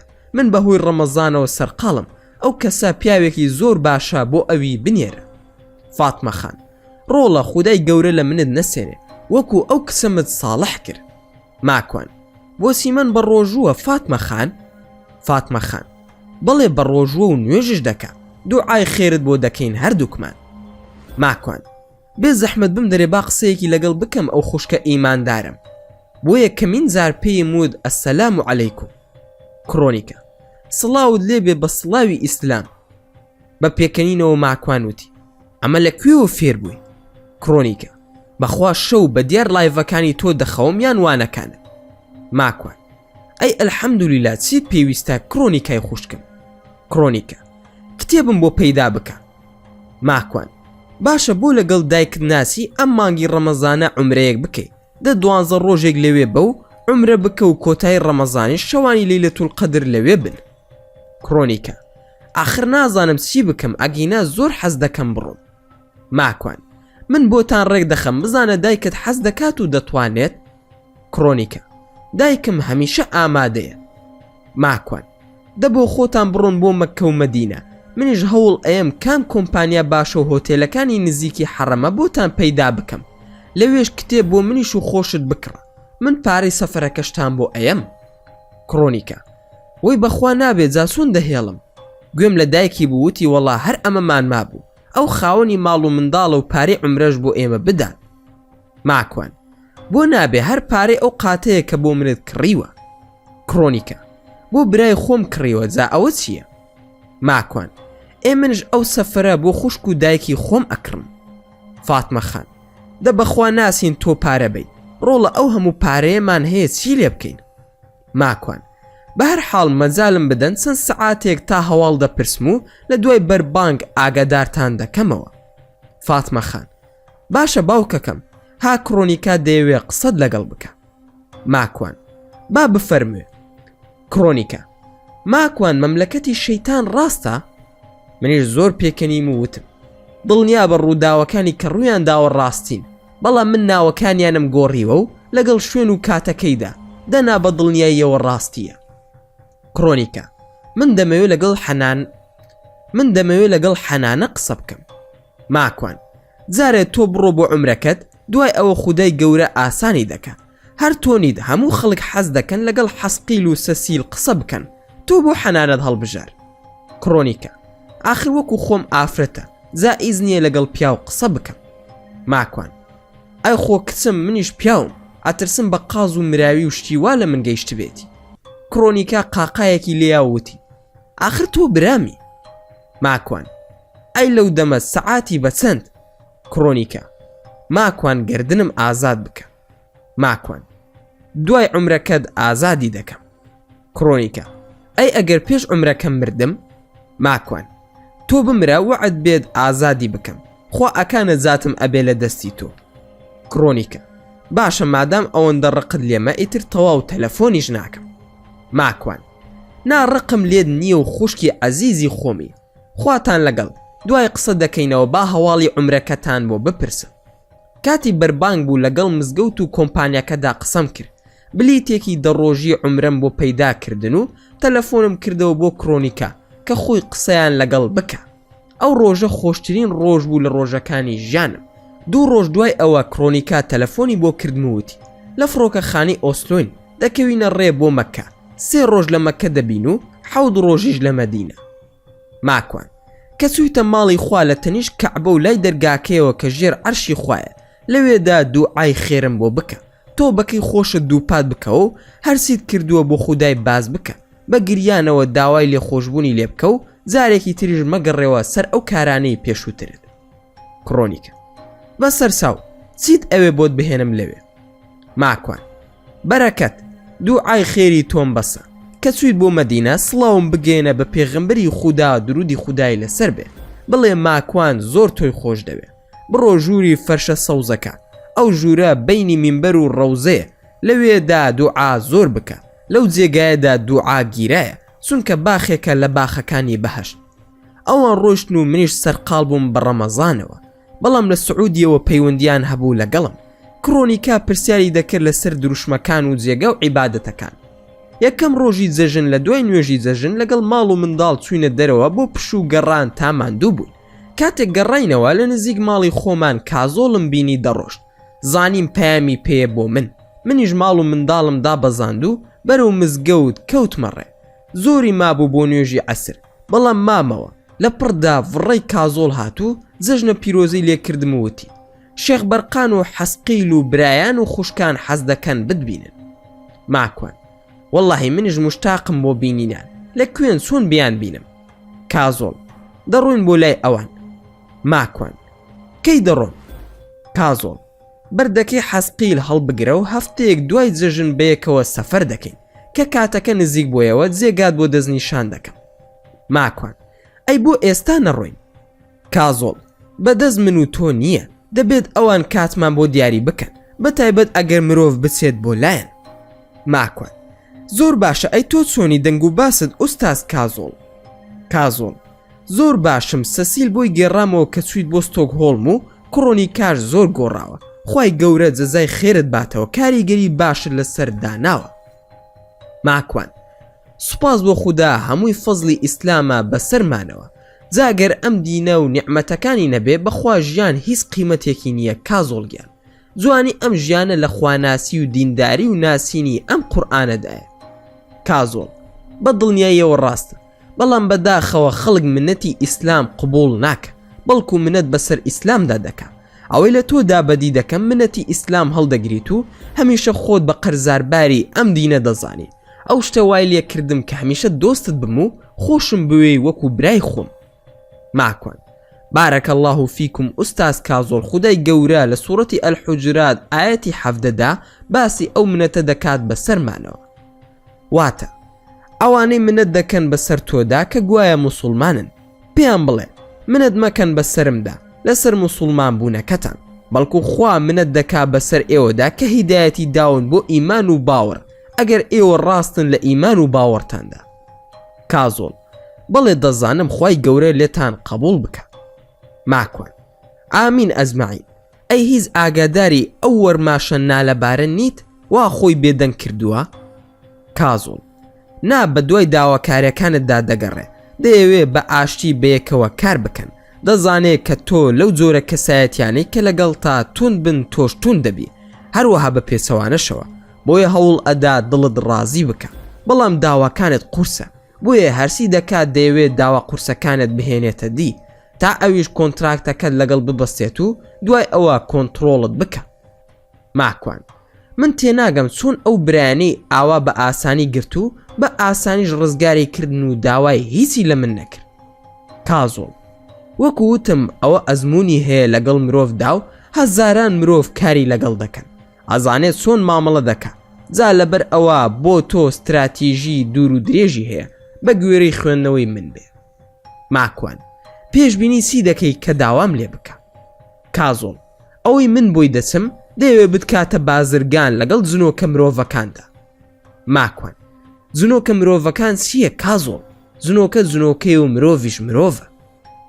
کازۆڵ: نا، هەندێک لە جنۆکەکان لە شێوەی مرۆڤدا بازرگانن و لەگەڵ خەڵکی مامەڵە دەکەن و خەڵک نازانێت کە جنۆکەیە، بەڵکو تێکەڵ بووە لەگەڵ خەڵکدا و کڕین و فرۆشتن دەکات و تەنانەت زۆرێکیان خاوەنی دەسەڵات و کۆمپانیای گەورن. یەکەم ڕۆژی جەژن لەگەڵ کازۆڵ بەردەوام لە قسە و گفتوگۆکانماندا بووین. زۆر سەرنجی ڕاکێشان بەوەی کەوتی لە ناو ژیانی مرۆڤەکان جنۆکە بە ئاشکرا لەسەر شێوەی مرۆڤ کار دەکەن و تەنانەت خاوەنی کۆمپانیا و دەسەڵاتن لە پێگەکانی سیاسیدا. ماکوان: جا چۆن ئەم زۆرە خەڵکانە بناسینەوە لە ناو کۆمەڵگەکەدا، چۆن بزانین جنۆکەن؟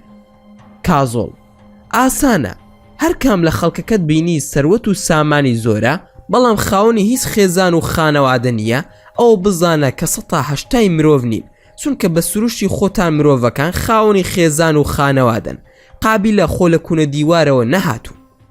ماکوان: ئەها، واتە ئەوە پێوەرە بۆ ناسینتان.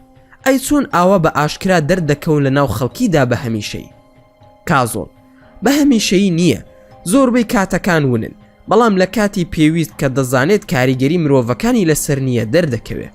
ئەوەش بزانە کە جنۆکەکان هەر خۆیان نین، بەڵکو گروپن و بەیەکەوە کار دەکەن. ماکوان: ئەم زۆرە جنۆکانە لەکوێ هەن؟ کازۆڵ: زیاتر لە شارە گەورەکان هەن کە چەندین ملیۆن کەسی تێدا دەژی، لەوێ دەردەکەون وەکو تاران و لەندەن و ئەستەمبوڵ و قاهیرە، یان لە چین و مالیزیا و ئەندەنوسیا بەگشتی. ماکوان: زیاتر چ جۆرە کارێک دەکەن؟ کازۆڵ: سەرقاڵن بە باڕ و قومارخانە و شوێنەکانی لەشفرۆشی و ئەم زۆرە کارانە، لە شوێنە بچووکەکان کار ناکەن چونکە زوو ئاشکرا دەبن. ماکوان: ئەی لەو جێگایانەدا حکومەتەکان پێیان نازانن؟ کازۆڵ: هەموو ڕێگایەک دەگرنە بەر بۆ ئاشکرا نەبوونیان و لە ڕووی پێناسە و دیکۆمنت و پاسپۆرت خۆیان باش تۆکمە دەکەن، خۆ ئەگەر پێشان بزانن خێرا خۆیان ون دەکەن. لە ئەوروپا لەو جۆرانە زۆرن چونکە بە دوای خانەوادە و ناوبانگدا ناگەڕێن، حکومەتەکان زیاتر سەرمایەدارن. ماکوان: ئەی ئەم زۆرە جنۆکانە لە ئەمریکا نین؟ کازۆڵ: چۆن نییە، بە تایبەت لە لاس ڤێگاس زۆرن، لە هاڵیود نمونەیان زۆرە، لە هاڵیود ساحیریان زۆرە کە ساحیرەکانیان لەوێ بەکاردەهێنن. ماکوان جا هاڵیود پێویستی بە ساحیرە، ئەوان باشترین زۆری کامێرایان هەیە کە زۆر لە ساحیرەکان بەهێزتر و بەتواناترە. کازۆڵ بەشێکی قسەکەت ڕاستە، بەڵام زۆر پێویستیان بە ساحیرە بۆ وەرگرتنی بیر و باوەڕ و خەیاڵاتی سحری، پاشان زۆری کارکردنی زنۆکە و مرۆڤەکان بەیەکەوە. ماکوان ئەم هەواڵەشت بۆ من نوێ بوو. کازۆڵ بڕوا بکە زیاد لە 100 ساڵە هاڵیود کار لەسەر ئەو ساحیر و زنۆکانە دەکا، بەشی تایبەتی خۆیان هەیە، تەنانەت دەرهێنەری ساحیریان هەیە. ماکوان ئەتوانی چەند نمونەیەکم پێ بڵێ؟ کازۆڵ لە کۆندا پێش 100 ساڵ لەمەوبەر کەسێک بە ناوی هاری هۆدینی یەکێک بوو لە ساحیرەکانی ناو هاڵیود، لە ساڵی 1874 لەدایک بووە و لە 1926 مردووە، بەڵام لە دوای خۆی 10 کتێبی جێهێشتووە کە باز لە هونەری خەیاڵ و سحر و جاد و بازی دەکا و دژی ئەوانە بوو کە بە ناوی سحرەوە دایانوت گوایە گیانی مردوەکان بانگ دەکەن. بەهەرحاڵ لە دوای خۆی چەند ساحیرێکی بەجێهێشتووە، لە هەمویان گرنگتر و ترسناکتر یۆگار جمولی ئەفریقیە کە دەرناکەوێت زۆرێک لە فیلمەکانی کە باسی جادو، خەیاڵ و شەیتان و چەند ڕۆحی پیس لە فیلمەکانی هاڵیود بەشداری پێدەکەن کە هەمووی لە نووسینگەی یۆگار دەنووسرێن.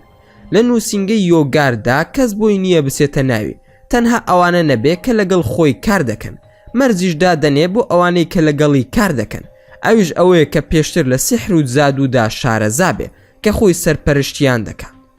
ماکوان ئەمانە زۆر ترسناکەن، لە هەموو چین و توێژێکدا خۆیان ڕێخستووە، بەڵام بانگەوازیان ئامادەکردنی گیانی مردوو چییە کە بە عەرەبی پێی دەڵێن تەحضیر الئەموات. کازۆڵ گوایە ساحیرەکە بانگی ڕۆحی مردووەکە دەکا، قسەی لەگەڵ دەکا. ماکوان جاشتی وا دەبێ یان هەر لە جنسی جنۆکەی خۆی دەکا بە مردووەکە؟ کازۆڵ نا، هەر لە جنسی ئێمێ، بەڵام ئەو جادو بازانی کە بە ناوی بانکردنی ڕۆحی مردوو خەریکی جادون زۆر ترسناکن، ئەوانە لە ڕێگەی منداڵی ناباڵغەوە کار دەکەن بۆ وێرانکردنی ماڵی خەڵک و ئاژاوە نانەوە، کاری سەرەکیان ئەوەیە خەڵکی بە یەکتر بکوژن. ماکوان بەڵێ شتێکی وان دەزانی، بەڵام وان دەزانی تەنها فرت و فێڵە، بۆیە منداڵ بەکاردەهێنن، چونکە منداڵ هیچ نازانێ، ئەوانیش یاری و چەواشەکاری خۆیان لە ڕێگەی ئەوانەوە دەکەن. کازۆڵ بەشێک لە قسەکەت ڕاستە، هاری هۆدینی کە یەکێک بوو لە ساحیرە بەناوبانگەکانی سربیا، ئەویش دەیوت منداڵ دەخەڵەتێنێت، بەڵام لە ڕاستیدا لە ڕێگەی ئەو منداڵەوە کۆنتراکت لەگەڵ دایک و باوکی دەکەن و ئاژاوە و خراپەکاری لەناو ئەو خێزانەدا بڵاو دەکەنەوە. ماکوان کەواتە هیچ نییە مادام تەنها چەواشەکاریە، بەڵام لە ڕێگەی منداڵەکانەوە دەیانەوێت دەست بگرن بەسەر خێزانەکەیدا، وایە هەننا؟ کازۆڵ وایە. ماکوان ئەی باشە هاری هۆدینی کە سربیە چۆن لە هاڵیود کاری کردووە؟ کازۆڵ هاری لە بنەماڵەیەکی یەهودی بووە، لە بۆ دابێز لە دایک بووە، نازانم زانیاریت هەیە یاخودنا، بەڵام جوولەکە بەگشتی لە زادوودا زۆر بەناوبانگن، زۆربەی جادوگەرەکان یەهودین. ئەم کوڕەش لە بنەماڵەیەکی جوولەکەیە، ئەو سەردەمە مەزەر سەر بە ئیمپراتۆریەتی نەمسا بوو، دوای ئەوەی کە ناوبانگی دەرکرد لە ناو سێرکەکاندا بانگیان کرد بۆ ئەمریکا و لەوێ بەردەوام بوو لە سحر و جادو، لەبەر ئەوەی خۆی باش دەیزانی سحر چەندە خراپە و پیسە، دژی هەموو ساحر و ئەوانەش بوو کە بە خۆیان دەوت ڕۆحانی. تەنانەت لە وەسێت نامەکەیدا دێڕێکی نووسیوە دەڵێ من بڕوام بە ئامادەکردنی ڕۆحی مردوەکان نییە، ئەگەر ئەوە ڕاست بۆیە هۆدینی دەگەڕایەوە بۆ ژیان، بەڵام دڵنیا بن هۆدینی بەڕێز و گەورە جارێکی تر ناگەڕێتەوە بۆ ئەبەد نایبینینەوە. ماکوان جا مەبەستی چی بوو لەو دێڕە؟ کازۆڵ مەبەستی ئەوە بوو کە ئەو لەو سەردەمەدا مامۆستای سحر و جادو بوو، ئەوانی بە درۆ خستەوە، ئەگەر لە ژیانیشیدا بوو زۆر گاڵتەی دەکرد بەوانەی خۆیان ناو نابوو ڕۆحانی. ماکوان ئەی چۆن زنۆکە شەیتانەکان لیان قبول دەکرد؟ کازۆڵ ئاخر خۆی زۆر ترسناک بوو لە جادو بازیدا، زیاد لە هەزاران زنۆکەی شەیتان لەگەڵیدا هاوکار بوون. ماکوان چی دەکرد ئەم ساحیرە؟ کازۆڵ بە زنجیر و قوفڵی گەورە و بەهێز دایان بەستەوە، دایان خستە بەر مشاری گەورە، لە ماوەی چەند سرکەیەکدا خۆی ڕزگار دەکرد. ماکوان ئەو فرت و فێڵ و تەکنیکە نییە مەگەر؟ کازۆڵ نا، ئەو خۆ ڕزگارکردنە بە تایبەت ئەوانەی کە یاری بە وەرەقی پۆکەر دەکەن ئەوە هەمووی سحری بەهێزە. ئێستا ئەوانەی کە لە باڕە گەورەکانی لاس ڤێگاس یاری دەکەن زۆربەیان ساحیرە گەورەکانن کە لە ڕاستیدا بۆ پارە یاری ناکەن بەڵکو بۆ نواندنی هێز و پیشاندانی توانای ساحیرەکانە. ئێستا ئەوەندە زۆرن بۆ خۆناساندنیان پەنا دەبن بۆ تیڤی و بەرنامەی بەناوبانگ بوون. ماکوان ئەم کەسەی باسمان کرد هاری ئەکتەر بوو؟ کازۆڵ نەخێر، بەڵکو لەگەڵ کاری ئەکتەری دەرهێنەری فیلم و مێژونووسی سیحر و ڕەخنەگیری گەورە بوو لە ڕۆحانی و پاشان ساحری گەورەی سەردەمی خۆی بوو. لە دوای ئەو ڕاستپۆتین بوو کە سیحرەکەی وەرگرت تا ئێستا ئەوەیە کە وەری گرتووە و لێی یۆگارە. ماکوان ئەی ئەم نالەبارە کێیە؟ کازۆڵ ئەمە بێزگەلەوەی کە زۆر ترسناکە، نووسەر و خاوەنی چەندین کۆمپانیای دروستکردنی فیلم و زنجیرە درامای سیحر و زاد و بازی و فیلمی ترسناکە. یەکێکە لە دەسەڵاتدارەکانی ناو هالیوود، تەنانەت سیناتۆرەکانی ئەمریکا و کۆشکی سپیش لێوەی نزیکن، متمانەیان پێیەتی و یەکێکە لەوانەی کە خاوەنی بڕیارە لە ئەمریکا و کاریگەری هەیە لەسەر سیاسەتی نێودەوڵەتی. ماکوان ئەمانە وەکو تەنی زاڵزاڵۆکە چوون بەناو یەکدا، جیا نابنەوە تەماشا بکات چۆن ئەم دوو زۆرە شەیتانە یەکیان گرتووە، شەیتانی مرۆڤ و شەیتانی جنۆکە، چۆن یەکتری ئاگادار دەکەنەوە لە ئیشی خۆیان. دڵنیاشم کە هەمویان دژی موسڵمانانن. کازۆڵ بە دڵنیاییەوە ئەوەی کە دەیانوت و کاری بۆ دەکەن لە ناوبردنی موسڵمانان و دینی ئیسلامە. ماکوان بەڵێ بەداخەوە تازە بە تازە ئێمەش لە ململانەی سەلەفی و سونی و سۆفی و هەتا دوایی داین، بەداخەوە هەز ناکەن کە ڕەوشەکات چەندە ترسناکە. کازۆڵ خۆی پەروەردگار پشت و پەنای موسڵمانانە. ماکوان بەڵێ بە دڵنیاییەوە ئێمە خوامان هەیە و ئەوانی شەیتان، بەڵام کێشەکە لەوەدایە کە بەپی پێویست موسڵمان چاو کراوە نییە و هەز بە شتەکان ناکە. ئەوە ئێمە بەستەکەم. کازۆڵ خۆی بەگشتی شارستانێتی ڕۆژ ئاوا ترسناکە، وەکو موگناتی زوایە، هەموو تەنێک بۆ خۆی ڕادەکێشێت و پاشان بارگاوی دەکا بە خۆی. سیستەمەکەشی زۆر ڕقە و زۆر بێڕەحمانە لەگەڵ موسڵماناندا مامەڵە دەکە. ماکوان چۆن لە مەبەستەکە تێناگەم کازۆڵی برام. کازۆڵ هەموو ئاین و بیر و باوڕێک لە ناو خۆیاندا دەتوێنەوە، ئەگەر بۆیان نەتوایەوە ئەوە کێشەی بۆ دروست دەکەن. ئەزمموی زۆریان وەرگرتووە و بە هەزارەها پرۆفیسۆر و مفەکیر و دانشمەند کار دەکەن لەم ڕۆژ ئاوایەدا. منداڵت دەبن، هێز و توانات دەبن، لە کۆتاییشدا بیر و باوڕەکەشت دەبن بە ناوی مافی مرۆڤ و دۆستایەتی و خۆشەویستی و مرۆڤ دۆستی. لەم قسانەدا بووین زۆر بە زدی قسەمان دەکرد. حازی مرادی چیچانی خۆی کرد بە ژووردا وتی: ئەسەلام عەلەیکم ئەبوو ئانا، عید مبارەک. منیش جەژنە پیرۆزەم لێ کرد و نوێژمان کرد. دوای نوێژ گەڕامەوە بۆ ماڵەوە. چاوەڕێ بووم کاتی بێت تا بچم بۆ لای شێخ بەرقان و ئەوان. ئەو هەفتەیەم لێ نەدەڕۆژ، ئەوەندە چاوەڕێم دەکرد. 3 ڕۆژ دوای جەژنی ڕەمەزان کڕۆنیکا و دایکی تەلەفۆنیان بۆ کردم بۆ جەژنە پیرۆزە. پرسییم سەفەرەکەتان چۆن بوو؟ کڕۆنیکە: ئەتوانی ناوی منیش بنووسی لەگەڵ دایکم بچم بۆ حەج، بەڵام دڵی پڕ بوو دەگریا، وامزانی ئیمانە لە دڵیدا بۆیە دەگری. ماکوان ئەوە ئیمانە لە دڵ تا بەرز بۆتەوە لە ترسی خوا دەگری یان لە خۆشی ئیمان؟ کڕۆنیکە: نەوەڵا ئەو گەمژەی برام هەموو پلانەکەی ئاشکرا کردووە بۆ فرانک. ماکوان چۆن وە بۆچی؟ کڕۆنیکە: لەم ڕۆژانەدا گەڕاومەتەوە، تەلەفۆنی کردووە بۆ ئاواتی برام و وتێتی. کڕۆنیکا دەنگ و باسی چۆنە، ئەویش وتێتی باشە و هیچ عیبی نییە و لەگەڵ دایکمدایە. پاشان پرسیویەتی ئێستا لەکوێن؟ ئەویش جێگاکەی ئێمەی ئاشکرا کردووە. نازانم چی بکەم، زۆر بێتاقەتم. ماکوان فرانک قسەی لەگەڵ کردویت بە ژمارەی نوێت؟ کڕۆنیکە: نا، بەڵام چەند زار پەیوەندی کردووە بە ئاواتەوە. من هیچم بۆ ئاواتی برام باز نەکردووە. پێی وتووە کە لەگەڵ دایکم چوونە بۆ سعودیە، بەڵام دەزانێت لەم شارەی. ماکوان ئاساییە، لە ئێستادا هیچم لە مێشکان نییە. ئەگەر ئەتوانن تەنها جێگاکەتان بگۆڕن لەبەر سەلامەتی خۆت تا بزانم چی بکەین باشە. کڕۆنیکە: خۆشم ئەوەم لە خەیاڵدایە، هەروە دەکەین، بەڵام پێویستە بەیەکەوە قسە بکەین، زۆر زەرورە. ماکوان زۆر باشە، من لە خزمەتم. بۆ زانیاریت کڕۆنیکە ئەگەر جاران تااقەتی قسەم نەبوو لەگەڵت، بەڵام ئێستا پاراستنی تۆ ئەرکی دنیا و قیامەتمە. دڵنیا بە کە خوشمی و دەست لێ بەرنادەم ئەگەر سەری خۆشم دابنێ. کڕۆنیکە: وەی بە ساقەت بم، خودای گەورە بتپارێزێت و لە منت نەسێنێ. ماکوان ڕۆحی یەکتر دەبینین، تۆ خوشکی ئازیز و بەڕێزی منی. تەلەفۆنەکەم داخستەوە، زۆر خەمی کڕۆنیکام بوو.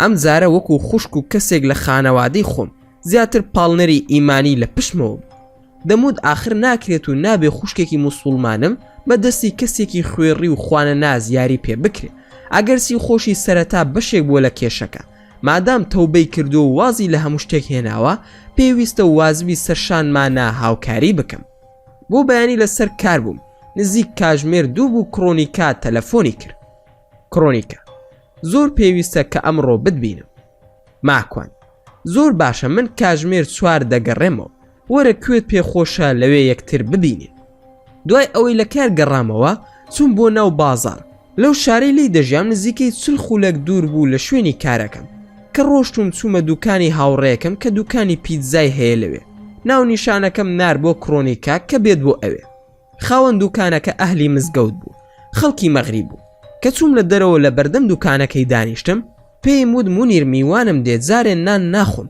لەگەڵ میوانەکەم بەیەکەوە پیتزا دەخۆم ئەویش دەیزانی کە حەزم لە گۆشت و کەبابە شیشێک گۆشت و کەبابێکی بۆ خستبوومە سەر قاپێک و بۆی هێناموتی بەبێ نان بیخۆ تا میوانەکە دێ دانیشت بووم کوڕێکی کەتەی هەرزەکار تەمەنی لە 20 بۆ 22 ساڵ بوو بە پێکەنینەوە بەرەو ڕووم هات بە ئەدەب و ڕێزە وتی کاک ماکوانی دوایە ماکوان بەڵێ گیانی من فەرموو کوڕە هەرزەکارێک من ناوم میلادە خەڵکی شاری کرماشانم زۆر گوێ لە بڕێزە دەگرم لە تۆڕە کۆمەڵایەتەکان زۆر خۆشحاڵم بەناسینت ماکوان بەڕێزی کاکە میلادگیان شیشە گۆشتەکەم بەرز کردەوە تا تەعاروفی بکەم بخوا بە دەست و پەنجە و خواردنیدا هەستم کرد کە برسیەتی بۆیە لێم پرسی کاکە میلاد حەزت لە پیتزایە یان کەباب میلاد وەڵڵی خۆشحاڵ دەبم کە بەیەکەوە نان بخۆین بەڵام حەز دەکەم داوەتی من بی ماکوان من هەر داوەتی جەنابتم کاکە میلادگیان پیتزا بخۆین یان کەباب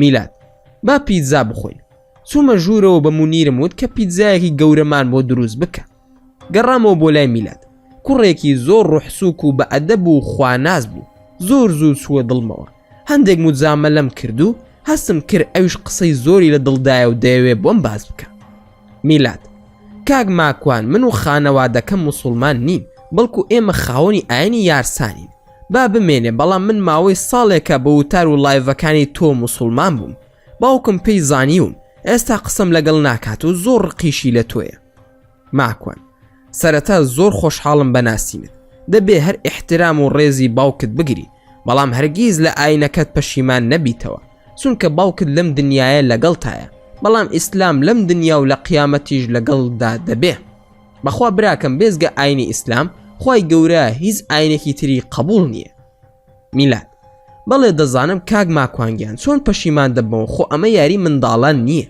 بەخوا ماوەی 1 هەفتە باوکم دەری کردم لە ماڵی هاوڕێیەکم بووم تا دایکم هات بردمێوە کاتێک کە چوومەوە بۆ ماڵەوە لە ژوورەکەی خۆم دەرگامدا نەخست بوو نوێژم دەکرد باوکم ئاگای لێبوو ماکوان ئای خوای پەروەردگار بتپارێزێ کوڕی خۆم ئەوەشت لەبیر نەچێ من براو باوکتم لەو کاتەدا پیتزاکان هێنا هەستم کرد زۆری برسیە میلاد بەڵێ هەروایە کاکە ماکوانگیان تۆ برا گەورەی منی پیتزاکەم خستە بەردەمی میلاد پرسی ئەی تۆ بۆ ناخۆی ماکوان ڕاستی کاکە میلادگیان من میوانێکم دێت چاوەڕێی ئەوم ئافرەتێکە خزممە ئەویش تازە خوای گەورە هیدایەتی داوە دێتە ئێرە و لەگەڵ ئەو نان دەخۆم بەڵام زۆر خۆشحاڵم بەناسینی تۆ میلادگیان میلاد ببوورە کاک ماکوانگیان ئیزعازت ناکەم هەر کات ئەو بەڕێزە هات من دەڕۆم ماکوان نا ئاسایە ئیشی نییە ئەو خوشکەمان ئیشێکم بۆ پەیدا کردووە دێت بۆی باز دەکەم ئیشەکە چییە و لەکوێیە میلاد وەڵا کاک ماکوانگیان منیش زۆر بێکارم ئەگەر کارێک هەبوو ئاگادارم بکەیتەوە مەمنونت دەبم ماکوان تەلەفۆنەکەتم بەرێ وەرە لە مزگەوت زیاتر خەڵک بناسە خەڵکی باشی لێیە هاوڕێ و برای باش پەیدا دەکەیت بە پشتیوانی خوددا ئیششت بۆ پەیدا دەکەیت میلاد ئەوە ژمارەکەمە ماڵیشمان لە تۆرپا ماکوان لەم ناوە بە کە تەواو بووم لەگەڵ ئەو خوشکە خۆم ئەدبمەوە بۆ ماڵەوە میلاد بەخوا باوکم بمبینێ لەگەڵ تۆ بە تەواوەتی دەرم ئەکە منیش پێکەنین گرتمی کەوای وت لە پڕ ئافرەتێکی محەجەبە لە تەنیشتم بە هێواشی وتی ئەسەلام عەلەیکوم تەماشام کرد وام زانی حۆریە ماشاءالله لە جوانی کڕۆنیکا بجلی محەجەبەوە و ئیمان و ویقاری لێدەباری داوای ئیزنم لە میلاد کرد و وتم من دەسمە ژوورەوە دادەنیشم لەوێ لەگەڵ ئەم خانمە نان دەخۆم میلاد ئیسراحەتی خۆت وەربگرە هەڵسا بچێت پارە بدە. پێم وت ئەمە دوکانی خۆمانە، هەموو شتێک لێرە بۆ من بەخۆڕایە، لەبەر ئەوە بە ئیسراحەت نانەکەت بخۆ. ماڵ ئاوایم کرد لە کاکە میلاد و چوونە ژوورەوە. مونیر خواردنی بۆ من و کڕۆنیکا هێنا. باسی حەزم لێپرسی. کڕۆنیکە: نازانم چیت بۆ باز بکەم. لەلایەکەوە زۆر خۆشحاڵم، بەڕاستی زۆر سوودم بینی لە کتێبەکان و ئەو بانخوازانە.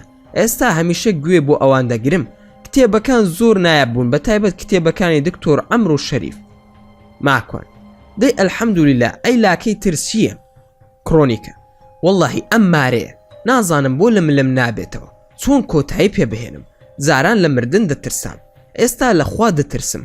نامەوێ بمرم لەبەر ئەوەی دەمەوێ هەموو هەڵەکانم چاک بکەمەوە، ئەگەر مردیشم بە پاکی بگەڕێمەوە بۆ لای خودا. ماکوان: ئەو بزانە تۆ تازە خوشکی منی، هیچ کەسێک ناتوانێت زەفرت پێبەرێ، بە تایبەت فرانک.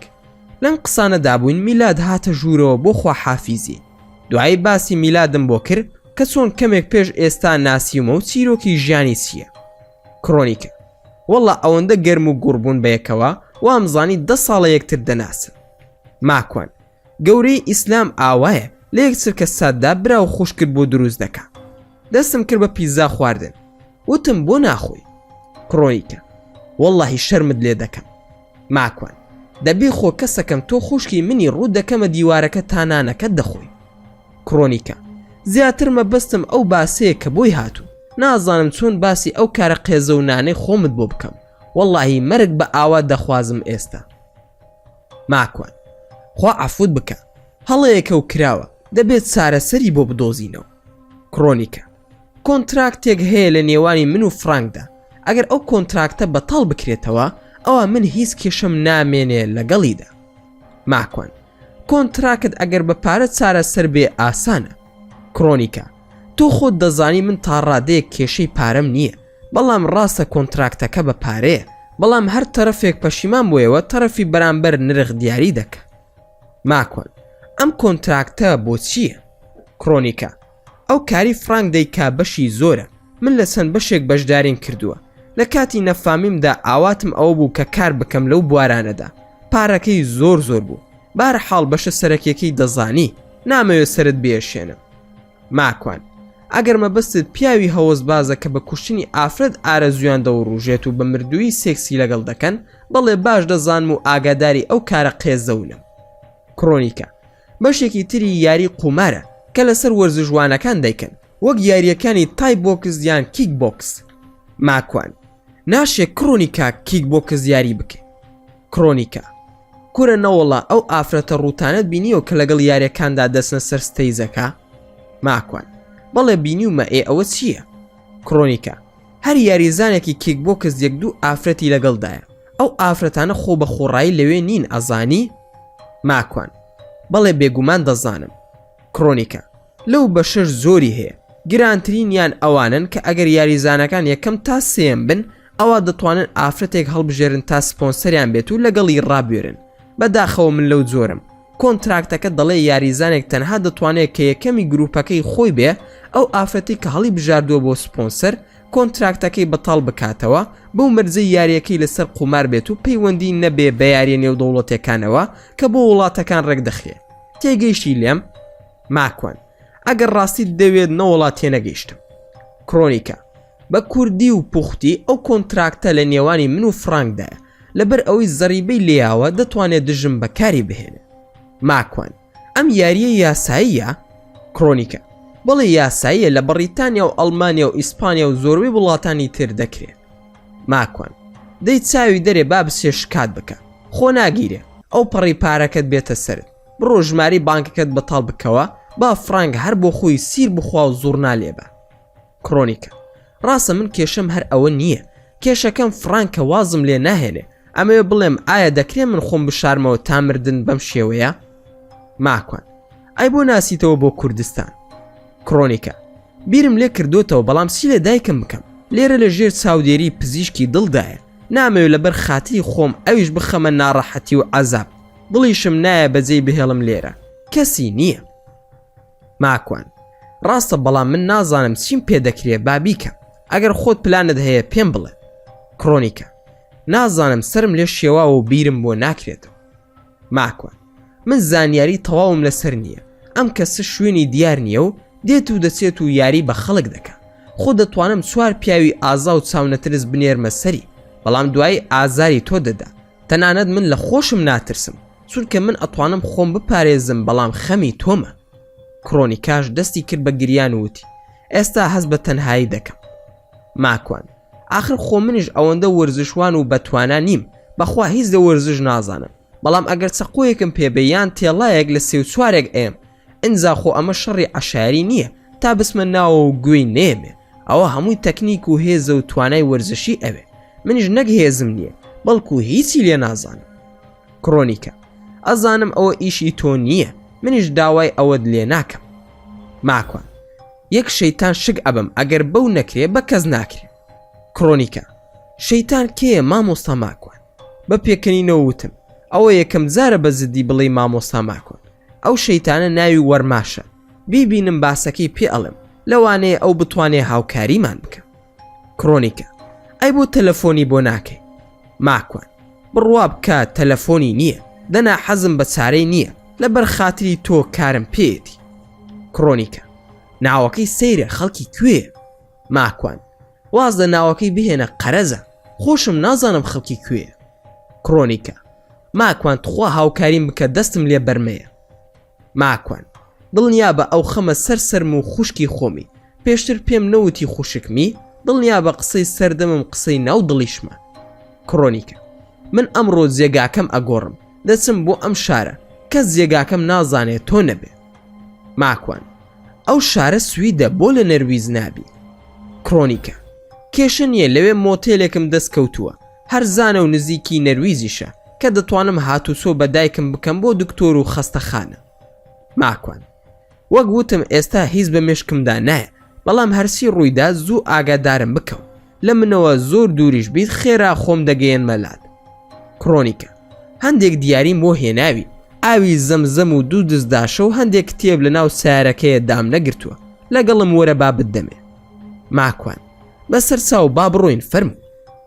کڕۆنیکە دەکرێت داوایەکت لێ بکەم؟ ماکوان فەرموو ئەو جدیاتە چییە کچی خۆم، قسە بکە.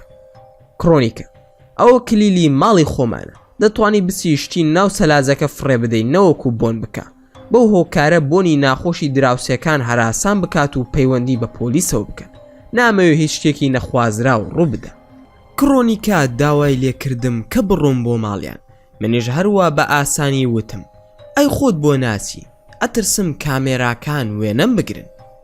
کڕۆنیکە تخوا ماکوان تا ئەم ساتە وەختەش متمانم پێ ناکەی؟ ماکوان ناسوێن بەخوا هەروە ئاسایی هاتە دەرەوە لە دەمم، زیاتر ئەمێ بزانم هۆکارەکەی چییە کە خۆت ناچی. کڕۆنیکە ئەترسم یەکێک لە سەگەکانی فرانک لەوێ بێت و بمفڕێنێ، یاخود فرانک خۆی بێت، چیم بۆ دەکرێ ئەو کات؟ ماکوان بەسەر چاو من دەچم، بەڵام حەز ناکەم ئەوەندە بترسی، تۆ خۆت باشتر دەزانی کە وڵاتی نەرویز وڵاتی فێمینیستە، لەم وڵاتە ئێوە خۆتان حاکمن، یەکەم ئافرەت، دووەم مناڵ و سێم سەگ، چوارەم پیاوە. کڕۆنیکا بە پێکەنینەوە وتی یەکجار واژ نییە، خۆ گریما قسەکەی تۆش لە 100% وابێ، من خۆم بەشێکم لەو کێشانە و دەستگای پۆلیس بە دوای منەوە نییە تا خێرا هاوکاریم بکەن. ماکوان وایە باشە گریمان هەموو ئەوەی کە کردوتە و ئەوەی کە فرانک دەیکا بە پۆلیس بڵێن هاوکاریمان ناکەن ئەو کات. کڕۆنیکە جارێکی تریش هەمان پێشنیارت کرد، وەڵامەکەی من ئەوەیە لە نەرویز بە دوای بەڵگەون، بەڵگەمان هیچ هەیە ئێمە؟ ماکوان تۆ خۆت دەبیتە بەڵگا. کڕۆنیکە کەواتە دەبێ من بڕۆم سکاڵا سەرەتا لەسەر چەپەڵی خۆم تۆمار بکەم، کارەکە هەروە بەو ئاسانیە نییە کە بیری لێ دەکەیتەوە مامۆستا ماکوان. ماکوان بە هەر حاڵ ئێستا هیچ لە مێشکمدا نییە، کاتم بدەرێ و ماوەیەک بزانم ئەتوانم چیت بۆ بکەم. کڕۆنیکە ئەوە کلیلی ماڵەکەمانە، فەرموو. ماکوان ئەی ئەگەر کەسێک لە سەگەکانی فرانک منیان ڕاگرت و وتیان چۆن ئەم کلیلانت پێ و تۆ چی ئەم ماڵیت و لەکوێی، چی بڵێم و چی بکەم باشە؟ کڕۆنیکە نازانم، بۆ ئەترسیت؟ ماکوان کێشەی من زۆر زار ئەوەیە وەکو کەڵەشێرم، جا کەڵەشێر زۆر بێ دەماغا کڕێوی دەبینێ دەڕوات بۆ لای و شەڕی لەگەڵ دەکا. دەمەوێت ئەو کەسایەتی کەڵەشێرە واز لێ بهێنم، هەوڵ بدەم بزانم چۆن لەگەڵ ڕێویەکاندا مامەڵە بکەم. کڕۆنیکە: ببوورە کەوتم دەترسی. ماکوان: نا ئاساییە، مرۆڤ بێگومان غەریزەی ترسی هەیە، ئەگەر بشترسێت زۆر ئاساییە، زۆر جار ترس چاکە و خۆشە. ئایا ئەو شتە ئەزانی؟ کڕۆنیکە: نەوەڵا نازانم، ئەمە یەکەم جارە بزانم ترس خۆشە و چاکە. من ئەوەندە دەترسم تووشی نەخۆشی دڵڕاوکێ و سترێسی کردوم، تەنانەت بیرم بۆ ناکرێتەوە. ئیتر خۆشی چی و چاکی چی؟ ماکوان: چیت بۆ ئەو جێگانەی کاری تێدایە، مەبەستم شاری یاریە. کڕۆنیکە: بەڵێ بە دڵنیاییەوە چوومە. ماکوان: کام یاری لە هەمویان ترسناکترە سەرکەوتویت؟ کڕۆنیکە: بەڵێ سەرکەوتوم. ماکوان: ئەی نەترساوی لە کاتی کارپێکردن بە یاریەکە بە هۆکاری خێراییان هەر هۆکارێکی تر؟ کڕۆنیکە: با ترساوم. ماکوان: کە تەواو بۆ دەست کردووە بە پێکەنین بە هۆکاری ترسەکەت؟ کڕۆنیکە: بەڵێ ڕووی داوە. ماکوان: دەی ئەوە ترسی خۆشە، زۆر ئاساییە ترست هەبێت و لە هەمان کاتیشدا یاریەکە خۆشیەکەی لەوەدایە کە ترست ئەداتێ. قسەکەم ڕاستە یاخودنا؟ کڕۆنیکە: وایە، من سوزانم تۆ فەلسەفیانە بیری لێ دەکەیتەوە. ماکوان: نافەلسەفیانە نییە، ئەوە حاڵەتی ترس چاکە، چونکە هۆشیارت دەکاتەوە و خۆت دەپارێزی. کڕۆنیکە: ڕاستە تێگەیشتم. ماکوان: ئەلحەمدولیللا، کلیلەکانم بەرێ. کڕۆنیکە: فەرموو، من دەبێ بڕۆم، دایکم بە تەنهایە و کاتیش درەنگە. ماکوان: زۆر باشە، خواد لەگەڵ. لە دوای ڕۆشتنی کڕۆنیکە هەستم بە گۆڕانکاریەکی زۆر کرد کە تێیدا ڕووی داوە. گۆڕانکاریەکە کەسایەتی شەرمن و لەگەڵیدا بەهێزی بۆ دروست کردووە. هەستم بە پەشیمانیەکی زۆر کرد لە ژیانیدا. لەگەڵ ئەو هەموو گۆڕانکاریە دەمزانی دنیای قسە لە دڵیدا هەیە. جاران ئەگەر من حەزم بە گوێگرتن نەبوو، بەڵام ئێستا من حەز دەکەم قسەی لەگەڵ بکەم، بەڵام شەرمی ئەو ڕێگا نادات قسەم بۆ بکە. هەموو ئێوارەیەک دەچووم بۆ مزگەوت. لە نێوان نوێژی عەسر و مەغریب لە کۆتایی هەفتەکەدا کازۆڵ هاتەوە. بەیەکەوە ڕۆشین بۆ جێگایەک لە ناو دارستانێکدا. بە دەورمدا بازنەیەکی کێشا و چوومە ناو بازنەکە و داوای کرد هەناسێکی قۆڵ هەڵمژم و چاوم بنووقێنم تا 21 بژمێرە و پاشان چاو بکەرەوە. ئەوەی پێی وتم ئەنجاممدا. کە چاوم کردەوە لە بیابانێکی وشک و گەرمدا بووم. بایەکی گەرم دەهات، خەریک بوو ئەخنکام. هەناسەم بۆ نەدەدرا. ڕوون کردە کازۆڵ و وتم: ئەرێ لێرە باشتر نەبوو بمهێنی بۆی؟ کازۆڵ: آخر ئەبوو ئانا، تۆ دەزانی ئەو جێگایی کە پێشتر ئەو برایانەی لێبوو، ئەو جەماعەتی وەرماش بردویانە و داگیریان کردووە. ماکوان: ئەی بۆ پێشتر پێتان نەوتوم؟ ئیتر من بۆسی دەبێت لەگەڵ وەرماش کۆنتراک ببەستم لە کاتێکدا شوێنەکەی ئێوەی داگیر کردو بردوێتی بۆ خۆی؟ کازۆڵ: لە جەنگی ئێمەدا هەمیشە سەرکەوتو و فەرمانی خۆی دەسەپێنێ. ماکوان: لای ئێمەش هەروایە، هەمیشە براوەی جەنگ یاسا و قسەی خۆی دەسەپێنێ، بەڵام من دەتوانم لە یاریەکە دەربچم کە مادام ئەوان ئازادن و جێگا کەشتان داگیر کراوە. کازۆڵ: پەلەمەکە لەم چاو پێککەوتن و ژوانەدا شتر زۆر بۆ ڕوون دەبێتەوە. ماکوان: من سوتام لەو سەحرایەدا، یان با بڕۆین یان بمگەڕێنەوە بۆ شوێنی خۆم. ئێمە لەکوێین ئێستا؟ کازۆڵ: لە بیابانی نێوان مەغریب و جەزائیرین، بەڵام لێرەش نامێنین و دەڕۆین. ماکوان: بۆ کوێ؟ وەکو جاری پێشوو خەتێکی بە دەورمدا کێشاوتی. هەناسەیەکی قۆڵ هەڵبمژە و چاوت دابخە و تا 21 بژمێرە. کە چاوم کردەوە مەیمونێکی بچووک لەسەر شانم بوو کە تەماشای جێگاکەم کرد. زانیم ئەفریقیایە، بەڵام نەمدەزانی چ وڵاتێکە. هەرچی هاوارم دەکرد کازۆڵ وەڵام نەبوو. باڵداری ڕەنگا و ڕەنگ بەسەرمەوە دەفڕین و جێگاکەش پڕ بوو لە مەیمون. چەند خولەکێک بە چواردەوری خۆمدا هەڵخوڵام. گوێم لە دەنگی عەبدوڕەحمانی حەسقیلی برام بوو. بانگی دەکردم کە ئاوڕمدایەوە وا شێخ بەرقان و ڕاقی و حەسقیل و سەسیل و میا و حەنانە وەستا بوون. زیاد لە 1000 جنۆکەی تر لە دوایانەوە وەستا بوون کە زۆربیان ڕەشپێز بوون. سڵاوم کرد، هەمویان بەدەم پێکەنینەوە وەڵامیان دامەوە. زۆر خۆشحاڵیم دەربڕی بەبینیمیان. شێخ بەرقان هاتە لام شتێکی دامێ و وتی بیخە دەمن کە خسمە دەمم تامی ئەوەندە تفت و تاڵ بوو یەکسەر لە هۆش خۆم چووم کاتێک چاوم کردەوە لە دارستانێک بووم لە ناو جۆلانێک وەک کورسی وابوو بەڵام شوێنی خەو بوو کە هەڵسامەوە حەسقیلم بینی. حەسقیل: چۆنی برا؟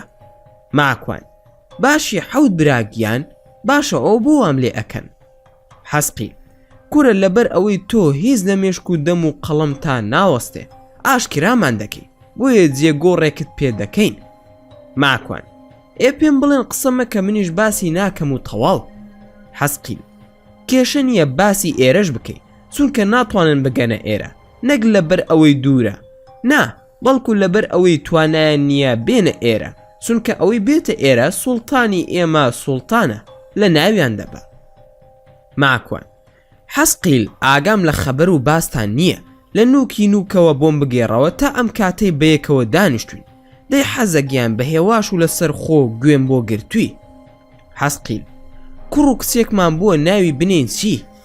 ماکوان: ئای پیرۆزە یاخوا بۆ لای ئێوەش دوانە هەیە؟ حەسقیل: نا لە دوو ژن خوای گەورە داوێتی. ماکوان: کوڕە تۆ زۆر خەتەری حەزەی برام ئەتوانم بیان بینم و ماسیان بکەم؟ حەسقیل: ئەتوانم بیان خەمە سەر شێوەی مەیمون بۆ ئەوەی بیان بینی باشە یاخودنا. ماکوان: زەوق سز هیچ نەدۆزیەوە مەیمون نەبێ؟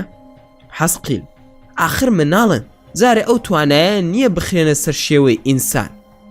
ماکوان: باشە حەزەگیان یاخوا تەمەن درێژ بن بە نازی دایک و باوکیان گەورە بن. حەسقیل: دایکی کوڕەکەم کوژرا بە دەستی جەماعەتی ویرسان و وەرماش. ماکوان: خوای گەورە لێی خۆش بێ کەوای وت زۆرم پێ ناخۆش بوو زانیم کە من هۆکار بووم لە دڵی خۆم داوتم داخۆ چەند زنۆکەی تر لە ناو چوو بن بەهۆی منەوە بێدەنگی هەردووکمانی داگرتە بوو. پێم وت: حەسقیلی برام شەرمە زارم چی بکەم داخۆ چەندی تر لە ئێوە بە هۆکاری من کوژرابێ.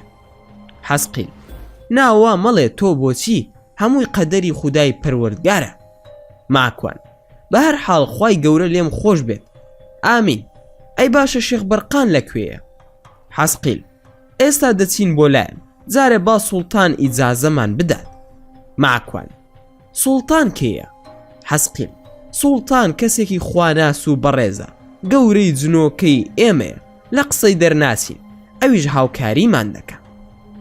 ماکوان: ناوی چییە؟ ئەویش وتی ئێناوی سوڵتانە. ماکوان: واتە سوڵتان ناوی خۆیەتی؟ من وامزانی سوڵتان مەنسەب و پلەپایەتی. حەسقیل: ئێناوی سوڵتانە و پلەپایەشی هەر سوڵتانی ئێمەیە. ماکوان: دەی شێتم بکە. حەسقیل: نا بڕوام پێ بکە هەروایە کە ئینشەئەڵڵا سوین دەیبینیت و قسەشی لەگەڵ دەکەی پێم بڵێ دەنگ و باسی کڕۆنیکا چۆنە. ماکوان: چیە حەزەی برام ناشێت تەماعەت لێ کرد بێت. حەسقیل: حەزم لە ناوەکەیەتی خۆشی بۆ تۆ. ماکوان: وەڵا خێزانم بزانێ ئەوەندە دەست و دڵت باشە بۆ من ڕقت لێ هەڵدەگرێ. حەسقیل: هەر بۆ خۆشی وا دەڵێم بەڵام حەز دەکەم کچەکەم ناو بنێم کڕۆنیکا و کوڕەکەشم ناو دەنێم حارث. ماکوان: حارثەکەم بە دڵە بەڵام کڕۆنیکا ناوێکی ئیسلامی نییە ئەگەر بە قسەی من دەکەیت ناوی بنێ مەدینە بۆ خۆشەویستی مەدینەی پێغەمبەری خودا صلی الله عليه وسلم. حەسقیل: ئەو بڕیارمدا ناوی بنێ مەدینە. محەممەد حارث با ناوەکەی ناوێکی تەواو بێ. ئەو بڕیارمدا ناوی بنێ مەدینە. محەممەد حارث با ناوەکەی ناوێکی تەواو بێ. ماکوان: دەمادام وایە کچەکەشت ناوێکی تەواو پڕ بنێ و ناوی بنێ مەدینەی مونەوەرە باشە یاخودنا. حەسقیل: ناوەکەی ئیمزای لەسەر کرا قسەکەت قبوڵە و بەسەر چاو. ماکوان: خوای گەورە بیان پارێزێت و بۆ ئەم ئیسلامە گەورە بن. ئامین یا رب العالمین. حەسقیل: ئامین. ئەزانی کازۆڵ تۆی زۆر خۆش ئەوێ هەمیشە لای سوڵتان باست دەکا. ماکوان: بۆ کازۆڵ و سوڵتان یەکتر دەناسن؟ حەسقیل: ئەی خوا عەفوت بکە کازۆڵ وەزیری سوڵتانە بەبێ ڕاوێژی کازۆڵ سوڵتان هیچ ناکە. ماکوان: زانیم ئەم جنۆکەیە کەسایەتیەکی سادە نییە، زۆر پڕزانیاری و خواناسە، زۆر کەسایەتێکی قورس و گرانە، وایە یاخود نا؟ حەسقیل تا بڵێ جنۆکەیەکی زۆر خێرە و مندە، دەستی خێری زۆرە، باوکی پیاوێکی زانا و خواناز بوو، خاوەن پێگەی تایبەتی خوانن لە ناو ئێمەدا، زۆر بەهێز و ئازایە و شەیتانەکان زۆر لێی دەترسن. ماکوان حەسقیلی برام، ئێوە زمانی تایبەتی خۆتان هەیە قسەی پێ بکەن. حەسقیل بەڵێ زمانی تایبەتی ئێمە زمانی باکوور و باشوور و ڕۆژهەڵات و ڕۆژ ئاوایە، ئەو چوار زمانە سەرەکیەیە، بەڵام هەمومان لە یەکتر تێدەگەین. ماکوان ناشی ئێوە وەکو کوردستانی ئێمە پارچە پارچە کرابێت. حەسقیل نا، زمانەکانمان لە دێر زمانەوە وا هاتووە، چونکە جنۆکەکان لەگەڵ مرۆڤەکان ژیان دەکەن، زۆر جار بە زمانی مرۆڤەکان قسە دەکەین، مەگەر ئەو زاراوانەی یاخود ئەو وشانەی لای ئێوە نەبێ، ئەوانەی خۆمان بەکار دەهێنین. ماکوان وەکو چی شتێک؟ حەسقیل هەندێ ئاژەڵ و خواردن و خواردنەوە و دەرمان و هەندێک شتی تر کە تۆ ناتوانی بیان ناسیت.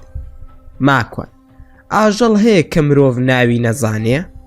حەسقیل بەڵێ بە دڵنیاییەوە هەیە، وەکو جنسی ئێمەیە، ئێوە نایبینن، بەڵام ئێمە دەیبینین، هەمویان وزن، ئێوە یەک جۆریان دەناسن کە پێغەمبەری خودا صلی الله علیه وسلم بەکاری هێناوە، ئەویش بۆراقە، وەکو ئەو نمونەی و نمونەی زۆری تر، ئێوە پێویستان نییە چونکە نایبینن.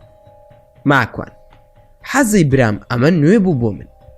حەسقیل زاری تریش بۆمان باس کردویت، بەڵام بیرت نەماوە. ماکوان ئەی چۆن ئێوە و شێخ بەرقان و جەماعەت ئاوا ئەسیر کرا؟ حەسقیل ئێوارەیەک لە پڕدان بەسەرماندا و شەڕێکی قورس ڕوویدا، زۆرێک لە ئێمە و لە ئەوانیش کوژران، بەڵام زیاد لە 1000 جنۆکە لە ئێمە بەدیل گیران. ماکوان ئەی هەمویان بەربوون؟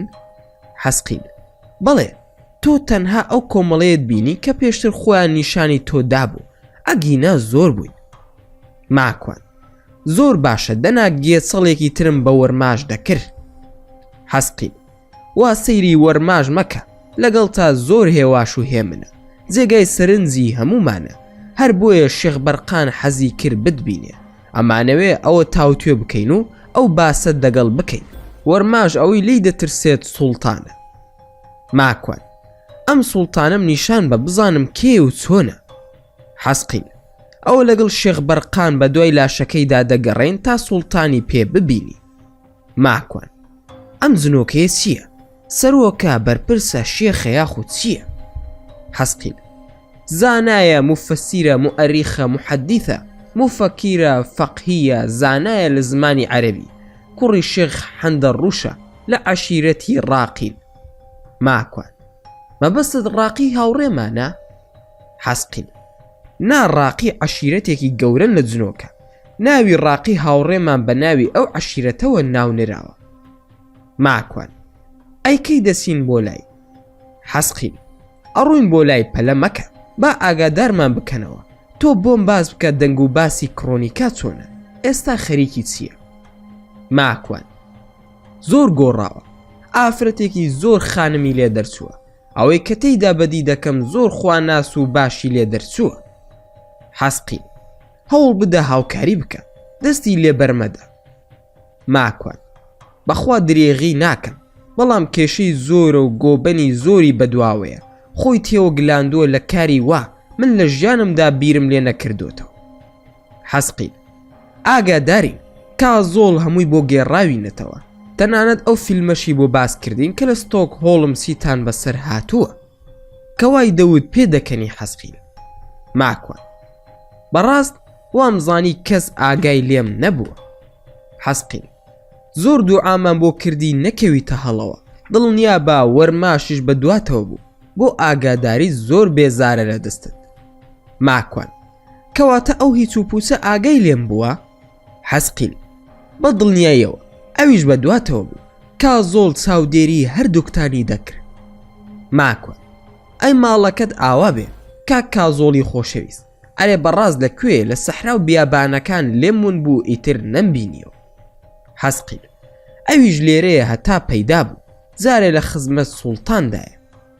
ماکوان سەسیل دیار نییە، حەسقیل لەگەڵ میا و ڕاقی شێخ بەرقان ناردوونی بۆ جێگایەک ئەوانیش بەم زوانە دێنەوە چونکە 2 ڕۆژی تر کۆبوونەوەی جنۆکە سەرکردەکانە هەروەها کۆنگرەی جنۆکەی خاکی سوڵتانە و باسی سوورەتی جن و پێگەی جنۆکەی لە ئیسلامدا و کار و فەرمانەکانیان وە شێخ بەرقان حەزی کرد لەم کۆنگرەیەدا بەشدار بێ زانیاری باشی لێوە فێر دەبیت ماکوان کێ باسی سوورەتی جن و پێگەی جنۆکە دەکە حەسقیل بە دڵنیایەوە شێخ سوڵتان شێخ زاهۆن شێخ باقوش لە کاتی قسەکردنیاندا ناوەکانیانت پێ دەڵێم هەمویان زانای گەورەی ئەم ئیسلامن تۆ شتێک ئامادە بکە لەوانەیە داوات لێ بکەن قسە بکەی ماکوان وەڵا ئەمە زۆر مهمە و خۆشیشە داخۆ باسی چی بکەن حەزەی برام زا ئەگەر داوا لە من بکەن من باسی چی بکەم ئەزمونم نییە وتار بدەم بۆ جنۆکە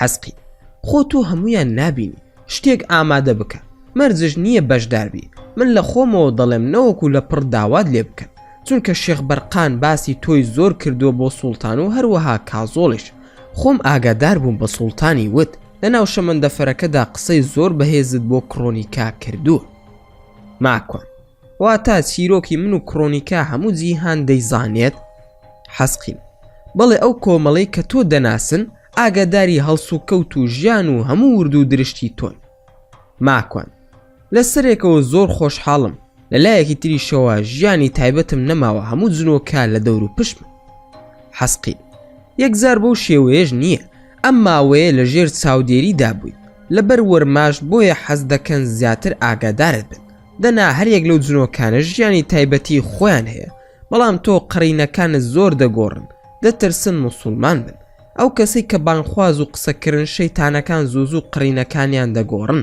تۆش قڕینەکانت زۆرن ماکوان ئێستا قڕینەکەم کێیە دەزانیت حەسقیل بەڵێ خودی وەرماشە وەرماش لەگەڵتدایە و چاودێریت دەکا ماکوان ئەی نازانێت کە من هاتووم بۆ لای ئێوە ئەگەر هەمیشە لەگەڵما بێت پێویستە بزانێت حەسقیل ئەو زۆر سەری ناپەرێژێت کاری زۆرە بۆیە خۆشی لەگەڵتدایە بۆ ئەوەی زیاتر بتناسێت کە خۆی دەڕوا کەسێکی تر لە جێگای خۆی دادنێ ماکوان چۆن دەزانی حەزەی برا حەسقیل کازۆڵ زۆر بەوردی چاودێریتان دەکا ئاگاداری هەموو شتێکە ئەوەت لەبیر نەسێ پابەندبوونی کڕۆنیکە بە ئیسلامەوە وەرماشی زۆر ئیزعاج کردووە ماکوان جاخۆ نیازم وایە بە وەرماش بڵێم چارەسەری کێشی کڕۆنیکا و فرانکم بۆ بکە حەسقیل هەرگیز شتی وا ناکە چۆن فرانک ئەگۆڕێتەوە بە تۆ ئەوە ئەستەمە باش بیزانە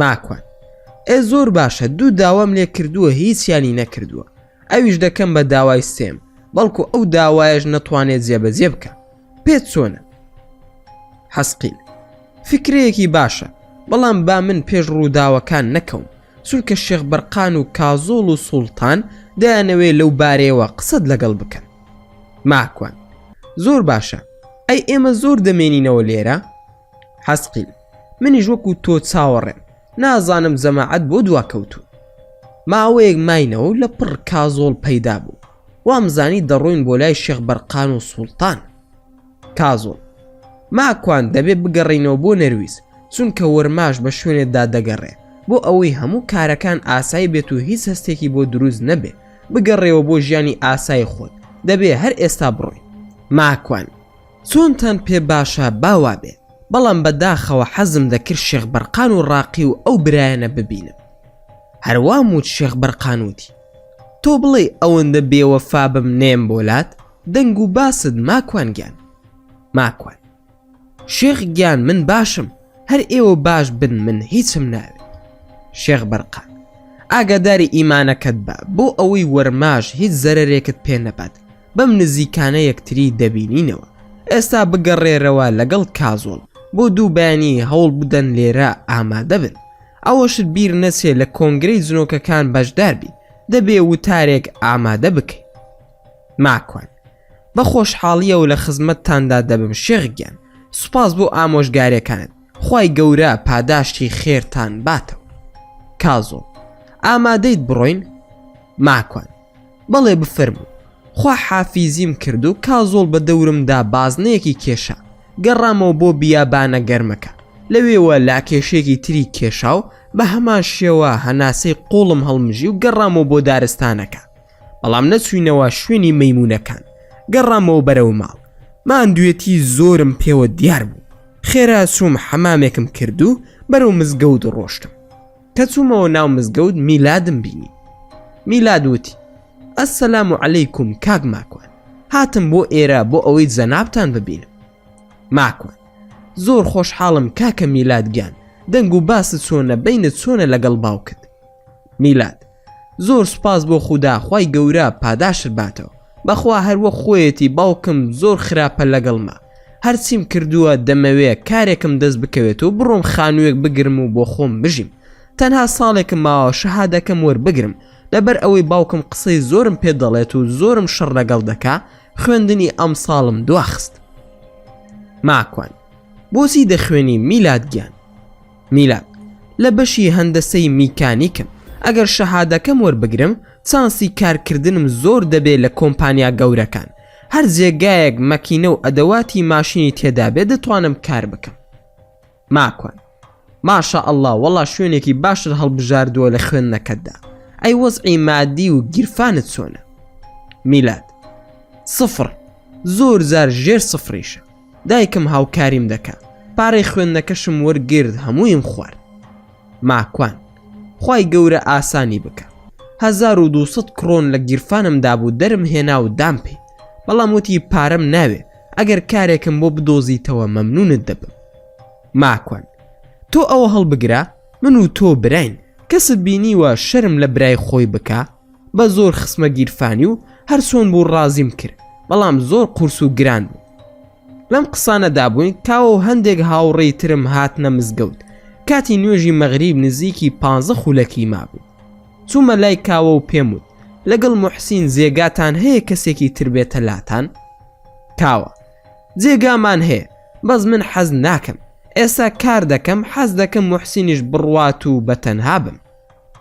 ماکوان: باسی میلادم بۆ کرد، وتم نازانم ڕازی دەبێ ئەو یان نا، بەڵام ئەگەر حەزی کرد بۆ ماوەیەک جێگای بکەرەوە باشە یاخودنا. کاوە: ئەوە ئاساییە، با بێت و لە خزمەتیدا دەبم، با پارەژ نەیات.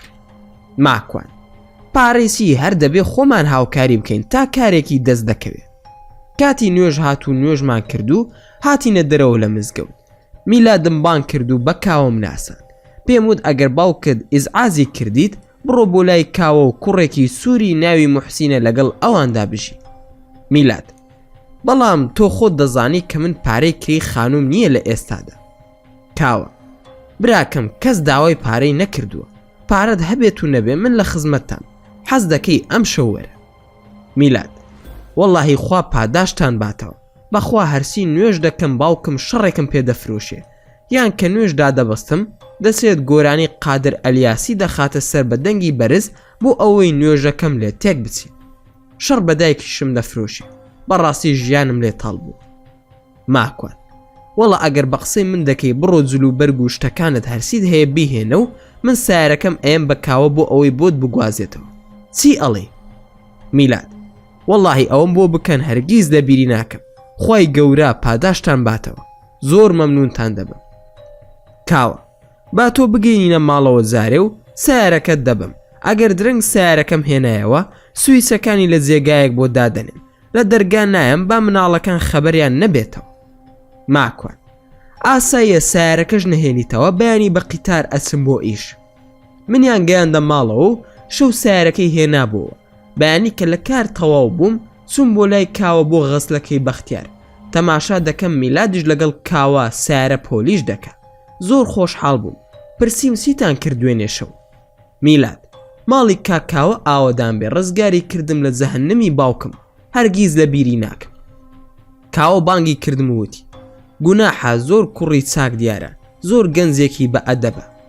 ماکوان: دەیخوا جەزات باتەوە کاوی برام، ئەو 5000 کڕۆنەم بۆ ئەو هێناوە، بۆ ئەم مانگە با موحسین بۆڵە بۆڵ نەکە.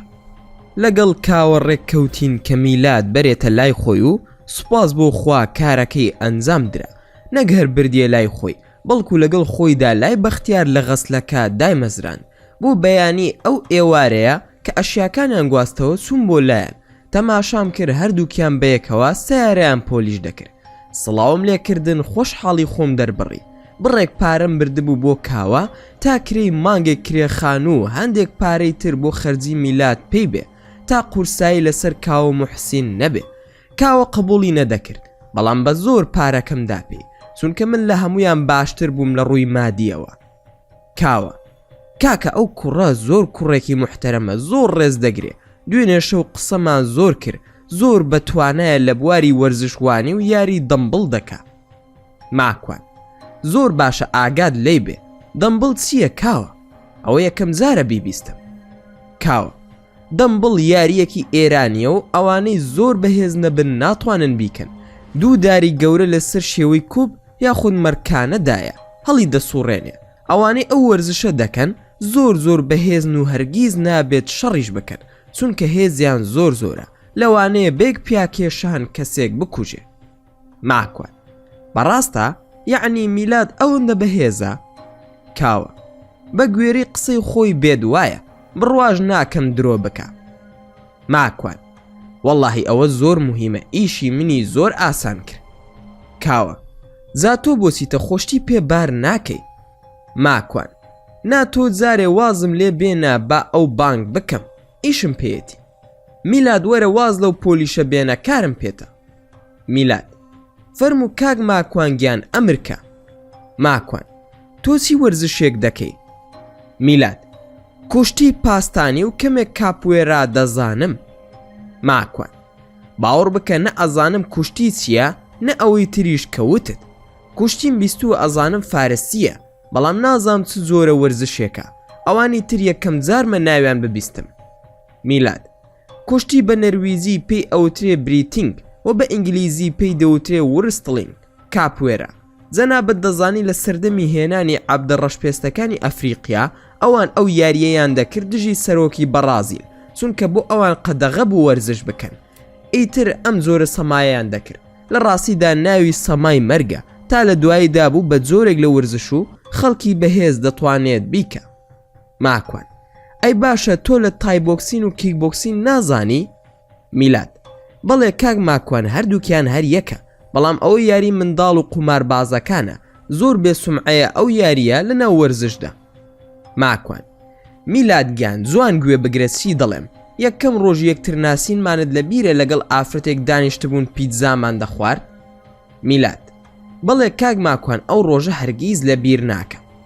ماکوان: ئەو ئافرەتە گیرۆدی دەستی ئەو وەرزشە و دەستی قوماربازەکانە، کۆی لە کراوە، ئێستا خۆی شاردۆتەوە لە ترسی ئەوان، پێشتر کەسێکی بێدین و خوانە ناز بوو، بەڵام خودای گەورە هیدایەتی داوە، کۆنتراکتی لەگەڵ ئەواندا هەیە، یەکەم و دووەم و سێمی براوەی ئەو یاریە دەتوانێت بیکڕێتەوە، خێرت دەگا بۆ ئەوەی ئەو ئافرەتە ڕزگار بکەیت. میلاد: ئەگەر یەکەم نەبیت ناتوانی کۆنتراکتەکە بەتاڵ بکەیتەوە، چونکە تەنها یەکەمە کە مافی ڤیتۆی هەیە. بۆ نمونە ئەگەر من یاری بکەم و دووەم بم، داوای ئەو ئافرەتە بکەم، یەکەمەکە دەتوانێت ڤیتۆی کیک بۆکس لە قومارەکە بەکار بهێنێت و بیبا بۆ خۆی. ماکوان: ئەتوانیت چیم بۆ بکەی؟ میلاد: سەرەتا دەبێ بزانی کە من سوێندم خواردووە کە لەسەر قومار یاری نەکەم. دووەم، خۆ ئەگەر سوێندەکەم شکان دەبێ بزانم لە کێشی چەند ئەو ئافرەتە کۆنتراکتەکەی بەستووە. سێم، دەبێت پارەیەک بخەوێنێ، حەقی ئەو پشتوێنە بۆ یانەکە یاخود کۆمپانیاکە یاخود هەر کەسێک، منیش ئەو پارەیەم نییە. لەبەر ئەوە ئاسان نییە لە ئێستادا من ماوەی 6 مانگە تەمرینم نەکردووە و لاشەشم هەمووی تێکچووە.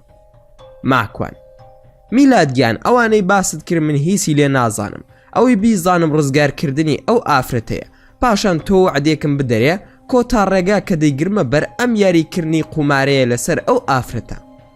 میلاد: کاکە ماکوان، تۆ هەرچی بڵێ لە خزمەتتام، بەڵام ئەو خانمە بانگ بکە، بزانم کۆنتراکتەکەی چۆنە و چییە، بەڵام دەبێت ماوەیەکم بدەنێ تا بتوانم تەمرینەکانم دەست پێ بکەمەوە و جەستەم ئامادە ببێتەوە. ماکوان: تۆ خەمی ئەوە نەبێ، ئەوە هیچ نییە، چارەسەری دەکەین بە پشتیوانی خودای پەروەردگار. میلاد: لە خزمەتتام، ئێستا با بگەڕێمەوە سەرکارەکەم، تو چی پێ باشە وا دەکەی؟ ماکوان: ئینشاءالله، فەرموو. دوای ئەوەی کە قسەکانم لەگەڵ میلاد تەواو بوو، تەلەفۆنم بۆ کڕۆنیکا کرد، وتم پێویستە بتبینم. کڕۆنیکا: کەی و لەکوێ؟ ماکوان: ئێستا من دێم بۆلات، وەرە سەر مەرزی نێوان سوید و نەرویز، لەوێ ڕێستۆرانتێکی لێیە، لەوێ یەکتری دەبینی. کرۆنیکە: دایکم ئەوێ قسەت لەگەڵ بکە. ماکوان: با بفەرموێ لە خزمەتی دام. فاتمە خان: کوڕم وەرە بۆ ئێرە یاپراغێکی خۆشم دروست کردووە، لە ڕێگا نانی گەرم بهێنە. ماکوان: باشە بەسەر ساو لای ئێوە نان دەخۆن. چون بۆ لای بەختیار لێم پرسی کەی دوکاندا دەخەن. بەختیار: 2 کاتژمێری تر. ماکوان: ئەکرێت میلاد لەگەڵ خۆم بەرم، ئیشم پێیەتی مەمنون دەبم هاوکاری بکەی. بەختیار: ئەوە کەی قسەیە دەیکەی؟ داوای ئیزن لە من دەکەی، خۆشم و دوکان و کرێکارەکانیشم لە خزمەتتدان. ماکوان: خوای گەورە لێت ڕازی بێت حەوت براگیان، بانگی میلادم کرد و وتم حەز لە دۆڵمە دەکەیت یاخودنا. میلاد: هیوایەتمە، خۆ ئەگەر گۆشی تیا بێ مەلەی تیا ئەکەم. ماکوان: واتە تۆش وەک من وایت بۆ گۆش خواردن تەبیعەتی تیمساحت هەیە. میلاد: ئارێ وەڵڵا کاک ماکوان، هیوایەتم گۆشتە. ماکوان: بڕۆ با بڕۆین. خێرا تەلەفۆنم بۆ کرۆنیکا کرد و وتم کەسێکی ترم لەگەڵدایە، یاپراغەکە بەش دەکات یاخودنا. کرۆنیکە: دایکم مەنزەڵێکی گەورەی لێناوە. ماکوان: وەزعی گۆشت چۆنە تێیدا؟ کرۆنیکە: پڕە لە گۆشت و پەراسو، لێرە گۆشت هەرزانە وەکو نێرویز نییە. ماکوان: وا هاتی نان حازر بکە. کرۆنیکە: دەی یاخوا بەخێر بێت. لەگەڵ میلاد کەوتینە ڕێ بەرەو سوید. میلاد وای دەزانی خێزانم دۆڵمەی دروست کردو و دەچین بۆ ماڵی ئێمە، کە بەرەو سوید سوین وای زانی ئەچم کەرەستە یاپراغ ئەکڕم، چونکە بەگشتی نرخی هەموو شتێک لە سوید هەرزانترە لە چاو نەرویز. کەوتینە ڕێ، لە ڕێگا پرسیارم لێ دەکرد دەربارەی کیک بۆکسین. وتم کاک ماکوان بێخەم بە، توانام زۆرە بەڵام پێویستم بە کاتە بۆ بنیاد نانەوەی جەستم، کە لاشم بوو نیاد نایەوە خەمت نەبێت دڵنیاد دەکەمەوە و بێخەم بە. ماکوان: برا عەزیزەکەم، من هەموو ئەو یاریانە بە حەرام دەزانم، با قومارەکەشی لەو لاوە بۆستێ. خۆت دەزانی من خۆم ئامۆژگاری خەڵک دەکەم کە دوور بن لەو زۆرە کارانە، بەڵام براکەم چارمان ناسارە کە ئەو موسیبەتە هەرچۆنێک بێت لێی ڕزگاری بکەین ئەو خوشکە، کەس نییە هەر دەبێ هاوکاری بکەین. میلاد: هیچ کەسێکی تری نییە؟ ماکوان: براکەم تۆ ئەگەر کەسێکی باشت هەبووە تووشی ئەو هەموو کارە ساتە دەبووی، پێغەمبەری خودا صلی الله علیه وسلم دەفەرموێ ئەگەر ئیماندار هاوکاری یەکتر بوون، خوای گەورەش هاوکاریان دەبێ. میلاد: زۆر ڕاستە. ماکوان: ئێستا دەچین بۆ ماڵی ئەو کچەی کە لە دوکانی پیتزاکە بینیمان، بەڵام نابێ لای کەس باسی بکەی، چونکە ئەوان خۆیان شاردوتەوە لە ترسی ئەو باندە مافیا قومارچیە. میلاد: ناکاک ماکوان، بێخەم بە چۆن باسی دەکەم. ماکوان: زۆر باشە، ئەی پێم بڵێ لای کاوت بەدڵە یاخودنا. میلاد: خوا پاداشتر بداتەوە، بەڕاستی کاکاوەش زۆر پیاو بوو لەگەڵمدا، هاوکارم بوو، ماڵی ئاوا بێ. ماکوان: هەر دەبێت وابێ، ئەو ئیماندارە و هاوشاری خۆتە. بەڕێگاوە تا سوینە ئەو شاری کە کرۆنیکا و دایکی لێبوون، داوام لێکرد ئەدرەسەکەم بە نامەیەک بۆ بنێرێ، تا گەیشتین لەگەڵ میلاد باسی ئاین و وەرزشمان دەکرد. سوینە بەر دەرگای ماڵەکەیان، کرۆنیکا دەرگای کردەوە و پێشوازیەکی گەرمی لێ کردین. سومە لای دایکی و دەستی ماس کرد. میلادش لاسای منی کردەوە و دەستی فاتمە خانی ماس کرد. دانیشتین بۆ نان خواردن. نان خورا و کرۆنیکا چای ئامادە کرده بوو. دەیزانی من حەزم لە چایە دوای نان خواردن. بە کرۆنیکا و میلادم وت من لەگەڵ فاتمە خانم هەندێک قسەم هەیە. پێشتر کرۆنیکام ئاگادار کردبووە کە هەرچی شتە بۆ میلادی باز بکە. دوای لەگەڵ میلاد پلان دادەنین و قسە و باسی لەسەر دەکەین. من لەگەڵ فاتمە خان کەوتمە قسە. کرۆنیکا و میلادش لە بەڵەکۆنەکە دانیشتن قسەیان دەکرد. بە فاتمە خانم وت زۆر خۆشحاڵم کە ئەتبینم دڵخۆشی. فاتمە خان: وەڵا باوکەکەم ئەوەی تۆ کردوتە مەگەر خودای گەورە پاداشت باتەوە. بەخەو و خەیاڵش بیرم لێ نەدەکردەوە کەسی من نوێژ بکات و لەگەڵ ما بێ بۆ عومرە. زۆر مەمنونتم. ماکوان: دڵەکان لە نێوان پەنجەی خوای پەروەردگارە. خوای پەروەردگار هیدایەتی داوە. لە بیرت نەچێ ئەوەندەی ناڕەحەتی و تاریکی بینیوە چیمەن، بۆیە ئێستا وە باوەشی کردوتەوە بۆ نووری ئیسلام. فاتمە خان: هەمیشە خەریکی خوێندنەوەیە بە کتێب و ئینتەرنێت و دایمە بەیەکەوە گوێ لە تۆ دەگرین. بەخوا ئێستا بەیانیان ئەو هەڵم دەسێنێ بۆ نوێژی بەیانی لە خوای گەورە بەزیاد بێ، بەڵکو بتوانی بیدەی بەشوو ماکوانگیان با ماڵ و منداڵی هەبێ. ماکوان: بە پشتیوانی خودای گەورە هەندێک ئیش و کاری ماوە با بۆی جێبەجێ بکەین. ئینشاءڵڵا کوڕێکی باش و خواناس و دەست و داوێن پاکی بۆ ئەدۆزمەوە. فاتمە خان: ئەی پارەیترن نەدەمێ بینێریتەوە بۆ فەقیر و هەژار؟ ماکوان: با نزیک بینەوە لە جەژنی قوربان ئەو کات لێت وەردەگرم. پارەکەی تریان بۆ دابش کردبوویت و ناوی ئەو ماڵانەشیان ناردبوو بۆ منیش دام بە چیمن. نازانم پێی وتیت کە چۆن پارەکەمان دابش کردووە یاخودنا. فاتمە خان: ئەرێ بەخوا هەمووی بۆ خوێنمەوە، خوا خێری تۆش بنووسێت. ماکوان: من ناوی کاوەشم نووسیوە لەگەڵ تۆ بێت بۆ حەج، کە مادام چیمنت لەگەڵ بێن ناوی ئەو دەکوژێنمەوە و لەگەڵ چیمن بۆ خۆتان دوو بە دوو بڕۆن. فاتمە خان: ئەوە تۆ دڵی چی؟ بەخوا بەبێ ئەو کوڕە ناڕۆم. ئەو یەکەم جار ڕازی بووە، ئەزانم چەندە دڵی خۆش بووە، چۆن دڵی دەشکێن و پەشیمانی دەکەمەوە. ئەو قسەیەت بەڕاستە، هەر باسیشی مەکەوە. وەکو کوڕی خۆم وایە با لەگەڵمان بێ، مادام تۆش متمانت پێیەتی زۆر گرینگە لەگەڵمان بێ. ماکوان: خوای گەورە بیخاتە میزانی حەسەناتت، خۆشم هەر چاوەڕێی ئەوەم لێ دەکردی فاتمە خان.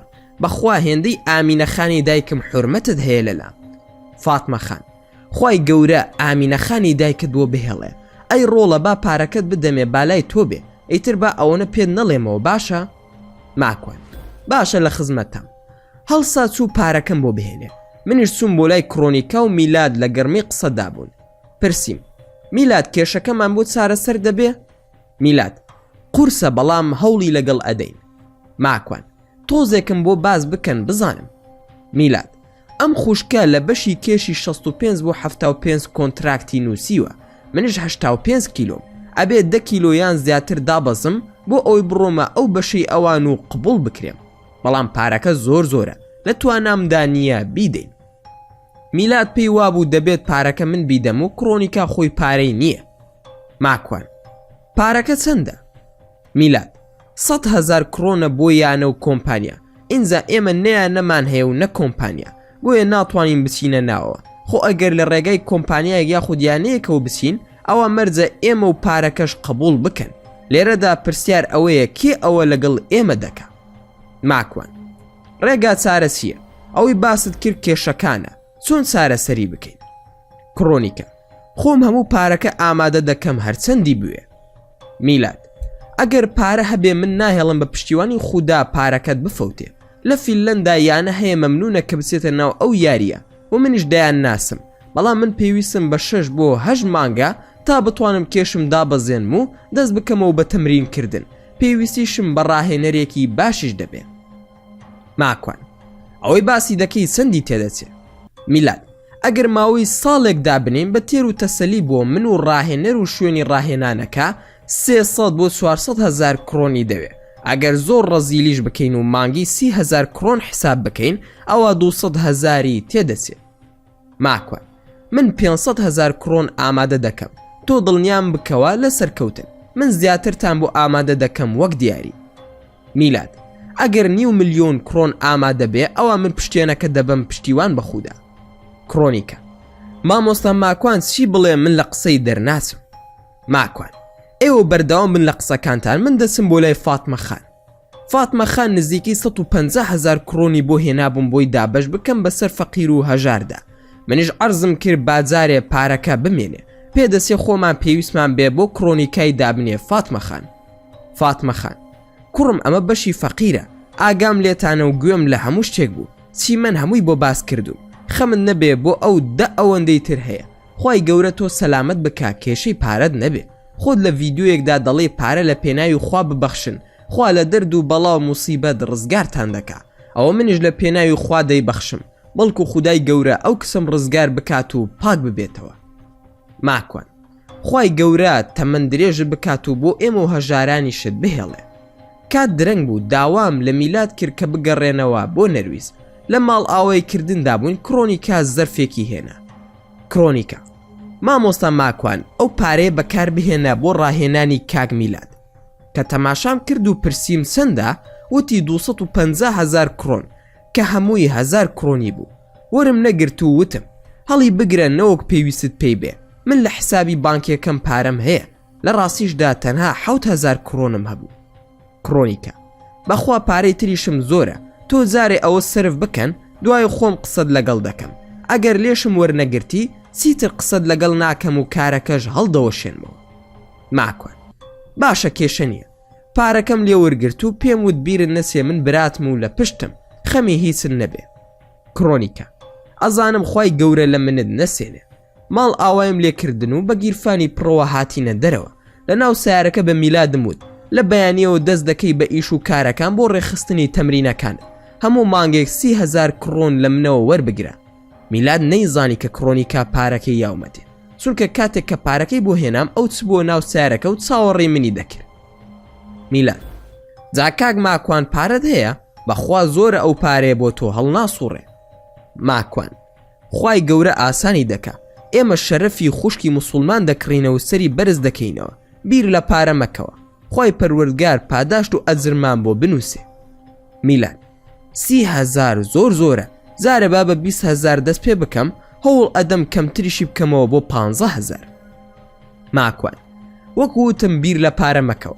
30,000 ئەدەمێ نانی باش بخۆ و خۆت هیلاک بکە و کام ڕاهێنەرە باشە ئەوە بەکار بهێنە میلاد باوکم باشترین ڕاهێنەرە بەڵام دڵنیام کە هاوکاریم ناکە ماکوان من قسەی لەگەڵ دەکەم میلاد کاک ماکوان بەخوا لەم دنیاە بەس ڕقی لە تۆیە شتی وا مەکە بە قسەم بکە قسەی لەگەڵ مەکە چونکە دڵنیام بە قسەت ناکە ماکوان ئەی ئەگەر باوکن نەبێ کەی تر هەیە کە زۆر بەتوان نابێ میلاد کەسێکی تر هەیە لە ئەڵمانیا ئەژی ئەویش وەکو باوکم بەهێزە ماکوان باوکت تەمەنی چەنە میلاد 55 ساڵە بەڵام زۆر بەتوانایە ماکوان زیاتر لەکوێدا دەنیشێت تەلەفۆنەکەیم بدەرێ میلاد جێگایەکی وای نییە هەمیشەی بێ بەڵام خەریکی سیارە کڕین و فرۆشتنە ماکوان من هەوڵێک ئێم بزانم چی دەبێ بەس پێم بڵێ لەگەڵ کام حیزبە لە حیزبە کوردیەکانی ڕۆژهەڵات میلاد دیموکراتە بەڵام وازی هێناوە بەڵام ئەوانی خۆش ئەوێ ماکوان زۆر باشە بیر لە هیز مەکەوە تەنها کێشی خۆت دابەزێنە و خەریکی وەرزش و ڕاهێنانەکانت بە چەند مانگی تر پێویست بە ڕاهێنان دەبێ میلاد ئەگەر بەردەوام بم و ڕۆژانە ڕاهێنان بکەم 3 مانگی تر پێویستم پێیان دەبێ ماکوان ئەی خۆ ناتوانی کاری ئەوان بکەی میلاد نا ئەوان ئەزمونیان هەیە هەمیشە پێویست بە ڕاهێنەر دەبێ ماکوان ئەمەوێ فیلمێک لەگەڵ باوکت دروست بکەم باوکت ئەزانێ لەگەڵ من پەیوەندیت هەیە میلاد نازانێت ماکوان زۆر باشە باوکت بڕوای چۆنە بە پیرشاڵیار میلاد هەر سوێن بەوە دەخوا بەڕاست ئەوە کییە ماکوان هەر زۆر باش و فرە خاسە من بەیانی دەسمە لای و قسەی لەگەڵ دەکەم ناوی چییە باوکت میلاد ناوی مام فەرهادە بەڵام لە ڕاستیدا ناوی عەلیە و ناوەکەی خۆی گۆڕیوە بە مام فەرهاد بەخوا کاک ماکوان باوکم پیاوێکی زۆر بێ ئەقڵە تکایە مەچۆ بۆ لای نەوە قسەی هەڵە بکە ماکوان ناوا مەڵێ دەبێ هەر ئیحترام و ڕێزی باوکت بگری بەردەوام بووین لە قسەکردن تا گەیشتینەوە ماڵەوە بۆ بەیانی خۆم ئامادە کرد بۆ کۆنگرەی جنۆکەکان چاوەڕێ بووم کازۆڵ بێت بە شوێنمە بەڵام لە کار گەڕامەوە چوون بۆ ئەو جێگایی کە بردمی بۆ لای بەرقان و حەسقیل بەڵام خەبەرێک نەبوو گەڕامەوە بەرەو مزگەوت و وتم بەڵکو لەوێ بیبینم لەوێ وەرماشم بینی وتم سەرکەوە بۆ چاوشارکێم لەگەڵ دەکەی خۆت لێ شاردوومەتەوە هاوڕێیەتی وا نابێ هەر ئاوڕمدایەوە لە تەنیشتم لە ناو سیارەکەدا دانیشت وەرماش دەنگ و باست ماکوان سوپاس باشم دەنگ و باسی تۆ بۆ دەرناکەویت و لەکوێ هیچت بۆ کردم بۆ ئەڵماسەکان وەرماش ئەوەی تۆ داوای دەکەی زۆر قورسە و بۆم ناکرێ ماکوان ئەی داوای سی لێ بکەم دەتوانی بۆم بکەی وەرماش وەڵا دنیایەک ئاڵتون و شتی کۆن دەزانم لەکوێ حەشار دراوە پێت دەڵێم بڕۆ بیبە بۆ خۆت ڕێککەوتین یاخودنا ماکوان شتی وام ناوێت چیان لێ بکەم دوای سەریشم تیا بەریت وەرماش چی دەوێ پێم بڵێ ماکوان کچێکی هاوڕێم هەیە ناوی کڕۆنیکایە کێشەی هەیە لەگەڵ هەندێک مافیا و خوێڕی ئەتوانی بۆم چارە سەر بکەی وەرماش مەبەستت فڕانکە ماکوان دەی باشە ئەی ناسی لە زومرەی جەماعەتی خۆتانە وەرماش جا ئەو هاوڕێ و خۆشەویستانی کە ئەو دەی پارێزن کێ دەتوانێت لە ئێمە بچێ بە دەوریە ماکوان ئەی من خۆشەویستان نیم داوایەکی بچووکت لێ دەکەم ناتوانی داوای گەورە دەکەم هەر ناتوانی بیکەی تخوا تۆ بەڕاز هیچت پێ دەکرێت توانات هەیە یان تەنها ئەهلی قسەی وەرماش وانییە لەبەر تۆ هەموو هاوڕێکانتم ئازاد کرد کەسی تۆ هاوکار نی. ماکوان: نەخێر ڕاز ناکەی، هەموو هاوڕێکانمت گرت بە هۆکاری من و چەند داوایەکم لێ کردیت هیچت بۆ نەکرا. ئێستاش کە ئەوانت لێ کردم قسەی چەند زلم بۆ دەکەی. نامەوێت بڕۆ ئەوان بگرەوە، مەمنونت نابم. وەرماش: کاکە خۆ ئەوان مریشک نین بیانگرم، بۆ وا تووڕە بوویت؟ ماکوان: داوای ئەوە دەکەم کە ئەو باوە هیچم بۆ ئاقڵ بکەی. ئەوت پێ ناکرێ ئەی داوای چی بکەم؟ تۆ ڕێک لە دێوەکەی بەرنامە دەچی، تەنها قسەت پێ و هیچی تر. وەرماش: ماکوان، فرانک زۆر چالاکە لەگەڵ هاوڕێکانی من. ئەوەی ئەو دەیکا ئێمەش ناتوانین بیکەین. لەبەر ئەوە لە مێشکی دەربکە هاوکاریت بکەم بەرامبەر بە فرانک، چونکە دەزانم کە کڕۆنیکاشت مسلمان کردو و ناردوتە بۆ حەج. ئێمەش هەمومان لێت تووڕین. ماکوان: بڕۆن کام کێوەی بەرزە بیگرن. تۆ کە پیاوی ئەوە نەبی کارێکم بۆ ئەنجام بدەی، ئیتر من چۆن گوێتان بۆ دەگرم؟ وەرماش: تۆ بوو بە شتێکەوە دەنووسی کە ئێمە خۆشمان دەوێ هاوکاری سەرەکیمانە. ماکوان: جا من هەرچی بڵێم و داوا بکەم، یان دڵی قورسە یان دڵی خۆشەویستمانە. من هەز دەکەم تۆ تەنها ویستت ئەو هاوڕێ جنۆکانم لێ بکەی. ئیشی خۆتت کرد، هەڵسە بڕۆ ملت بشکێنە، تاو نەیتەوە بەلامدا. وەرماش: تووڕە مەبە، من دەڕۆم کاتێکی تر دێمەوە، جارێ ماڵت ئاوا بێ بۆ ئەو هەموو قسەی پێدوتم. ماکوان: دەبڕۆ فشەکەر بە ملی شکاوت بڕۆی. بەڕاستی ملی شکاند و نەما لە چاوتروکانێکدا. زۆر پەس بووم زانیم کازۆڵ بە هۆکاری ئەوە نەهاتووە. کۆنگرەکەم لە دەست دەرچوو، بۆ من زۆر گرنگ بوو. بەڵام بەداخەوە گەڕامەوە بۆ ماڵەوە سەرقاڵی کاری ڕۆژانە و ژیانی ئاسایی خۆم بووم. هیچ دەنگێک نەبوو. ئەو 3 مانگەش تەواو بوو کە داوایان لێ کردم. ڕۆژێک بیرم لەوە دەکردەوە سیارەکەم بگۆڕم بە سیارەیەکی نوێ، چونکە هەستم دەکرد زوو خراپ دەبێت و ئەشیای دەشکێ. ماندووش بووە، بۆیە چوون بۆ لای مامە بەختیاری هاوڕێم. وتم بچین بۆ چەند پێشانگایەک تا سیارەکەم بگۆڕم. بەختیار: یەڵا با بڕۆین. ماکوان: دەنگ و باسی میلاد و کاوە چۆنە؟ بەختیار: کاوە زۆر باشە، بەڵام میلاد کاری تری دۆزیوەتەوە ماوەی 10 ڕۆژە لای من نەماوە. ماکوان: ئەلحەمدولیلا، ئەی نەیود ئیشەکەی چییە؟ بەختیار: کارەکەی زۆر باشە، لە کۆمپانیای بۆشی ئەڵمانی دامەزرا و لە بەشی حسابات و ژمێر یاری کار دەکا. ئەمما ئەوەیە زۆر لاواز و زەعیف ببوو. هەرسی وتم ئەگەر کێشت هەیە با هاوکاریت بکەم. هەستیشم کرد کە پارەی پێیە. لە کاتی ئیسراحەت ماشاءالله بەقەدەر 3 کەسی ئەخوار. ماکوان: ئەلحەمدولیلا کە وەزعی باشە، لەوانەیە بیری دایک و باوکی بکە، بۆیە زەعیف بووە. کە بەختیار وایوت زۆر دڵخۆش بووم. زانیم کە خەریکی وەرزشە و ئەوەندە ئامانەت پارێزە هیچی بەوان نەوتووە. بەختیار: بەڕاستی کوڕێکی زۆر بە ئەدەبە، خۆشم ئەوێت و دەستپاک و ئیشکەر بوو. ماکوان: ئەلحەمدولیلا. بەختیار: چیە هەرسی ئەڵێم هەر ئەڵێی ئەلحەمدولیلا؟ ماکوان: دەی برا هەر ئەبێ بڵێم ئەلحەمدولیلا لەوە باشتر هەیە، چونکە وەکو ئەوە وایە خۆمان پەروەردەمان کردبێ، بۆیە سوپاس بۆ خودا. بەختیار: ڕاستە ئەلحەمدولیلا. ئەویش کە وایوت سەیرێکی کردم و دەستی کرد بە پێکەنین. بەختیار وتی ئەچم بۆ لای کوڕێکی هاوڕێم، ئەویش غەسلی هەیە، گوایە پارەی قەرزارە و ئەسێت لێ وەربگرێتەوە. وتی دوای ئەچین سەردانی چەند پێشانگایەکی تر دەکەین. چوین بۆ غەسلەکەی کاک زراری هەولێری. دوای سڵاوکردن لە نووسنگەکەی دانیشتین زۆر ڕێزی گرتین. چەند کەسێکی تری لێبوو نەمدەناسین. کاک زرار وتی ئەوە کاک مەلا ماکوانە. دوانیان زۆر خۆشحاڵ بوون.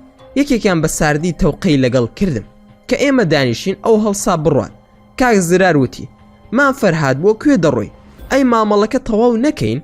ئەو کات زانیم ئەوە باوکی میلادە و لە داخی من دەڕوا. ماکوان: کاک زرار ئەگەر من و مام بەختیار لە کاتی ناوەخت هاتین دەڕۆین و دوایی دەینەوە، با مامەڵەکەی جەنابت و مام فەرهادی بەڕێز تەواو بێ. ویستم ئیحرازی بکەم. کاک زراریش وتی: نەوەڵاشتی تایبەتمان نییە، سیارەیەکی هەیە دەمەوێت لێی بکڕم. مام فەرهاد: ناوتم با قەرەباڵغ نەبێ، میوانەکانت بە ئیسراحەت دابنیشن، من دەسمە دەرەوە و جگەرەیەک دەکێشم. ماکوان: مام فەرهاد دانیشە برە، من خۆشحاڵم بەناسینت. بە لەهجەکەشدا دیارە خەڵکی ڕۆژهەڵاتی نیشتیمانی لە شاری کرماشان دەچیت وایە؟ وتم ئێستا لە دڵی خۆیدا دەڵێ وەڵام من خۆشحاڵ نیم بەناسینت. مام فەرهادیش زۆر بەڕێزە وتی لە خزمەتتاندا، منیش خۆشحاڵم بەناسینت. ماکوان: باسی مامۆسا ڕەبیعم کرد کە بەدەستی کۆماری شیعانشینی ئێران لە سێدارە درا، بۆیەش باسی ئەوم کرد هەر بۆ ئەوەی موجامەلەی بکەم. وتم ئەزانی من خەڵکی ناوسی ئێوەم چەندە خۆش ئەوێ بەڕاستی موسڵمان و کاکەیەکانتان مەبەستم یارسانەکان بوو هەمووی خەڵکی بەڕێز و کورتپەروەرن. مام فەرهاد وەڵا کاک ماکوان من سوپاست دەکەم من لە یارسانەکانی ئەو ناوچەیەم. ماکوان بەڕاستی مام فەرهاد ئێمە لە ناوچەی خۆمان زۆر ڕێز و حورمەتی یارسانەکانمان لایە بەتایبەت لە ناوچەی هەڵەبجە هاواریەکان زۆر بەڕێزن لەگەڵ ئەوەش کە موسڵمان نین بەخوا لە ڕەمەزاندا یەک کاکەی و هاواری نابینی جگەرە بکێشێ هەمویان ڕێزی موسڵمانەکان دەگرن زۆر بە شان و باڵی یارسانیەکاندا هاتن ئاگام لێبوو زۆری پێخۆش بوو. قەدەری خودای گەورەوا بوو لە غەسلەکەی کاک زرار گەیشتم بە باوکی میلاد هەندێک گفت و گۆمان کرد پرسیارم لێ کرد کە ئیشی چی دەکا. مام فەرهاد خەریکی سیارە کڕین و فرۆشتنم. ماکوان وەڵا مام فەرهاد منیش دەمەوێت سیارەکەم بفرۆشم سیارەیەکی نوێ بکڕم بۆ هاوکاریم ناکەین. مام فەرهاد سیارەکە چییە و بە چەند دەیفرۆشی؟ ماکوان وەرە بچین تەماشایەکی بکە و ئەگەر کرا هەر لەوەی خۆم چەند مۆدێل سەروتر دەکڕم ئەوەی خۆم هەز دەکەم ماندوو بووە چونکە من بۆ کار بەکاری دەهێنم. بەیەکەوە هەڵساین چوین بۆ لای سیارەکەم تۆزێ تەماشای کرد پێم وت بڕۆ کەمێک لی خوڕە بزانە چۆنە. مام فەرهاد بڕۆ بەیەکەوە دەڕۆین ئەم جۆرەی تۆ ئەڤانگاردە سیارەیەکی نایابە بۆ دەیفرۆشی عیبی چییە؟ ماکوان گڵۆپی مەکینەکەی داگیرساوە لەوە دەترسم. مام فەرهاد ئەی لە جیهازت نەیاوە ناڵێت لە چی دەردەچێت؟ ماکوان بردمە شەریکە وتی تەنها پشکینەکەی 1500 کرۆنە هەرسی لە پشکنینی بۆ دەکەن دەبێت لای خۆشیان چاکی بکەن منش لە ئێستادا نەمزانی چیە لەوانەیە زۆری تێبسێ. مام فەرهاد جا ئاوا بیفرۆشی پارەی کەم دەکا من لە ماڵەوە جیهازم هەیە پشکنینی بۆ دەکەین بزانی لە چی دەردەچێ خۆ لەوانەیە شتێکی ئاسان بێ ئیتر بۆ ئەو هەموو پارەی تیا خەرج دەکەین. ماکوان جاوەڵە مەمنونیش دەبم. مام فەرهاد با بڕوین بۆ ماڵی ئێمە لە گەراجەکە پشکنینی بۆ دەکەین زۆرمان پێناسێ. ماکوان فەرموو زۆر سوپاسی هاوکاریەکەت دەکەم مام فەرهادی بەڕێز. مام فەرهاد لە خزمەتتام بەڵام حەز دەکەم بزانی من زۆر شارەزانیم لە زمانی نەرویزی و ئینگلیزی کوڕێکم هەیە ئەو باش لی دەزانێ ئەویش لە ماڵ نییە ئەگەر خۆت لی تێ بگەی زۆر باشە. ماکوان ئەگەر زانیم ئەوە نووری عەلا نور ئەگەر نەمزانی دەینووسین و دەیبین بۆ کۆمپانیایەک پێمان بڵێن. مام فەرهاد ئێ زۆر باشە. ماکوان حەقی ماندووبوونەکەشن ناهێڵم بفەوتێت مام فەرهاد. مام فەرهاد کورە جا ئەوە چییە لە خزمەتتان؟ ماکوان مام فەرهاد پیاوێکی ڕوحسووک و خۆشەویستی لە دڵما سویتە دڵمەوە زوو هەز دەکەم زۆر نزیک بین لەیەکەوە لە دڵی خۆم داوتم ئێستا یەک زرتم بۆ لێ ئەیە. مام فەرهاد بەڕێزی کاک ماکوان هەرچەندە من دەمێکە جەنابتان دەناسم لە سەردەمی پاڵتاکەوە تۆش خاوەن ڕێزی بەڵام زاروبار زۆر بە شان و باڵی عەرەبدا دێیت نازانم لەگەڵ کوردایەتی بینت چۆنە. ماکوان بڕوا ناکەم بە شان و باڵی عەرەبدا هەڵ بدەم من بەڵکو بە شان و باڵی ئیسلامدا هەڵ ئەم لەوانەیە جەنابتان بە هەڵە تێگەیشت بێت. مام فەرهاد ئاخر مەبەستم ئیسلامە. ماکوان دەی برا مافی خۆتە تۆ ئاینەکەی خۆت خۆش ناوێ ئەگەر کەسێک قسە بە ئاینی یارسانی بڵێ قبوڵی دەکەیت یاخودنا. مام فەرهاد نا مەبەستم ئەوەیە زیاتر گرنگی بە ئیسلام ئەدەی گرنگی بە کوردایەتی نادەی. ماکوان تۆ بڕوات بە ئازادی مرۆڤ هەیە یاخودنا؟ مام فەرهاد بڵێ بە دڵنیاییەوە باوەڕم پێی هەیە مەبەستم ئەوەیە کە کێشەی ئێمە کێشەی ئیسلام یان یارسانی نییە بەڵکو کێشەی ئێمە کوردستانە. ماکوان ئەم قسەی بەڕێستان 150 ڕاستە بەڵام 50کەی تری ناتەواو و نوقسانە دەزانی چییە؟ مام فەرهاد بۆ ناتەواوە؟ ماکوان ئێران کە خاوەنی دەوڵەتە کام سیستەمە بەکاردەهێنێ بۆ حکومڕانی؟ مام فەرهاد سیستەمی کۆماری ئیسلامیە. ماکوان ئەردوگان سەکی دەستی بۆ هەڵبژارنەکانی تورکیا چییە و چی بەکاردەهێنێ؟ مام فەرهاد ئیسلامەتی و استراتیژیەکانی عوسمانی. ماکوان داعش چۆن توانی دەوڵەت یاخود ئەگەر بنووسین دەوڵەتێکی یەک ساڵی دامەزران؟ مام فەرهاد بە ئیسلام دایمەزران. ماکوان شیعە و سونەی عێراق کام ئاڵایان بەرز کردوتەوە ئەلمانیەت یاخود نەتەوایەتیان ئیشتیراکی؟ مام فەرهاد هەمویان هەر بە ئیسلام قسە دەکەن. ماکوان وڵاتانی سواردەور بە چی قسە ڕۆشتون لە جیهاندا وەکو سعودیا و ئیمارات و قەتەر و هەتا دوایی؟ مام فەرهاد هەمویان سیستەمی ئیسلامە. ماکوان ئەی ئەفغانستان چی؟ مام فەرهاد هەر ئیسلام بەکاردەهێنێ، تاڵیبان و حکوومەتەکەش. ماکوان ئەی لوبنان، حەسەن نەسڕوڵڵا زۆر بەهێزە، خاوەنی کام ئایدیایە؟ مام فەرهاد هەمویان هەر ئیسلام. ماکوان کام دەوڵەت دیموکراسی و لیبراڵی یان هەر ناوێکی تری لێدەنێن لە چواردە ورماندا هەیە؟ مام فەرهاد شک نابم هەمویان دیکتاتۆرن. ماکوان ئەی ئەگەر منیش هاوارم کرد وەکو ئێوە خاوەنی ئیسلامم، بۆ ئێوە دەوڵەتتان هەیە و من نیمە؟ ئەوە بەهێزە. یان بڵێم شوعی و دیموکراسیم، کام لەم سیستەمانە قسە ڕۆشت و ترە و خەڵک گوێی بۆ دەگرێت لەم ڕۆژهەڵاتی ناوەڕاستەدا. مام فەرهاد مەبەستت چییە؟ ماکوان مەبەستم ئەوەیە بۆیە داوای ئیسلام دەکەم کورد هەرچی ڕێگا هەیە تاقی کردوتەوە لە شۆڕشی خۆیدا لە دوای داگیرکردنی. پێشتر بە ئیسلام عەزیز بوون، کەوازی لێهێنا ڕیسوا بوو. زەنابەت دەزانی کەریم خانی زەند کورد بوو، خاوەنی هەموو دەوڵەتی ئێران بوو. دیناوەریەکان کورد بوون، خاوەنی دەوڵەتی دیناوەری بوون. هەزبانەکان کورد بوون، دەوڵەتەکان لە ئازەربایجانەوە دەستی پێکرد تا بابان و سۆران و بادینان و دەیان ئیمارەتی تر. ئادەی یەک ناوی دەوڵەتی کوردی ئەلمانی یاخود بێزگە ئیسلامیم پێ بڵێ. مام فەرهاد ئەوە گەیشتین، با سیارەکە فەحەز بکەم. ماکوان لە خزمەتتدا مام فەرهادگیان، خۆشحاڵم بەناسینت. دابەزین چووە گەرازەکە و منیش لەگەڵی دابەزین. هەڵبەت ئەو سیارەکەی لێ دەخوڕی شۆفێر بوو، ماوەیە خەریک بوو هەڵەکەی بۆ دۆزیمەوە. جیهازەکەی پێوتین، من تەقەی سرم دەهات و هیچم لێ نەدەزانی. ئەو پەیامەی کە پێی داین نووسیم و دەستخۆشیم لێ کرد. دەستم کرد بە گیرفانما 1000 کڕۆنم دەرهێنا بیەمێ. مام فەرهاد لای بە پارە بۆم نەکردووی، بڕۆ بچینە ماڵەوە سەر و چای بخۆینەوە. ماکوان نابێت تۆ ماندوو بووی، هەر دەبێ لێم وەربگری، بۆ چایەکەش ماڵت ئاوا بێت بۆ جارێکی تر هەڵی گرە. مام فەرهادش بە پێکەنینەوە، بۆ نایێتە ژوورەوە تەنها لەبەر ئەوەی یارسان و موسڵمان نیم؟ ماکوان وەڵا براوانیە، فەرموو با بڕۆینە ژوورەوە. کە چوونە ژوورەوە، چوونە ژووری دانیشتەکەیان کەسی لێ نەبوو. خۆی بە گەرمی بە خێرهاتنی کردم. گوێم لە دەنگی کچێک بووتی، باوکە تۆی هاتیتەوە؟ مام فەرهاد بەڵێ باوکە گیان منم، دایکت لەکوێیە؟ خێزانی وەڵامی دایە وتی، لێرەم چیت گەڕەکە عەلی؟ مام فەرهاد بە لەهجەی کرمانشانی بە خێزانی وت، وەرە میوانمان هەیە چایەک حازر بکە. خێزانی بەڕێزی هاتە ژوورەوە، زۆر بەڕێزەوە بە خێرهاتنی کردم. مام فەرهاد وتی خێزانم ناوی گلارەیە، لەگەڵ خۆیدا کچێکی هێنا دەستی گرتە بوو. هەستم کرد کە کچەکەی نابینایە. مام فەرهاد ئەم کچەم نابینایە، ماوەی ساڵێکە وای لێ هاتووە و چاوی زۆر زەعیف بوو، تا وای لێ هات هیچ نابینێ ئێستا. ناوی میلایە. خۆشحاڵی خۆم دەربڕی، بەڵام زۆر خەفتم خوارد بۆ میلا. کچێکی تەمەن 16 بۆ 17 ساڵ دەبوو. مام فەرهاد و خێزانی چوونە دەرەوەی ژوورەکە. گوێم لێ بوو خێزانی پەشۆکا بوو، وتی ئەرێ ئەوە خۆ ماکوان کەریمە. مام فەرهاد بەڵێ کێشەی سیارەکەی هەبوو بۆم ساکرد. دەستم کرد بە قسەکردن لەگەڵ میلا، زۆر شیرین و ڕۆحسوب بوو. ماکوان لە پۆلی چەندی میلاگیان، زۆر بە حورمەتەوە وەڵامی دامەوە، زۆر بە ئەدەب بوو.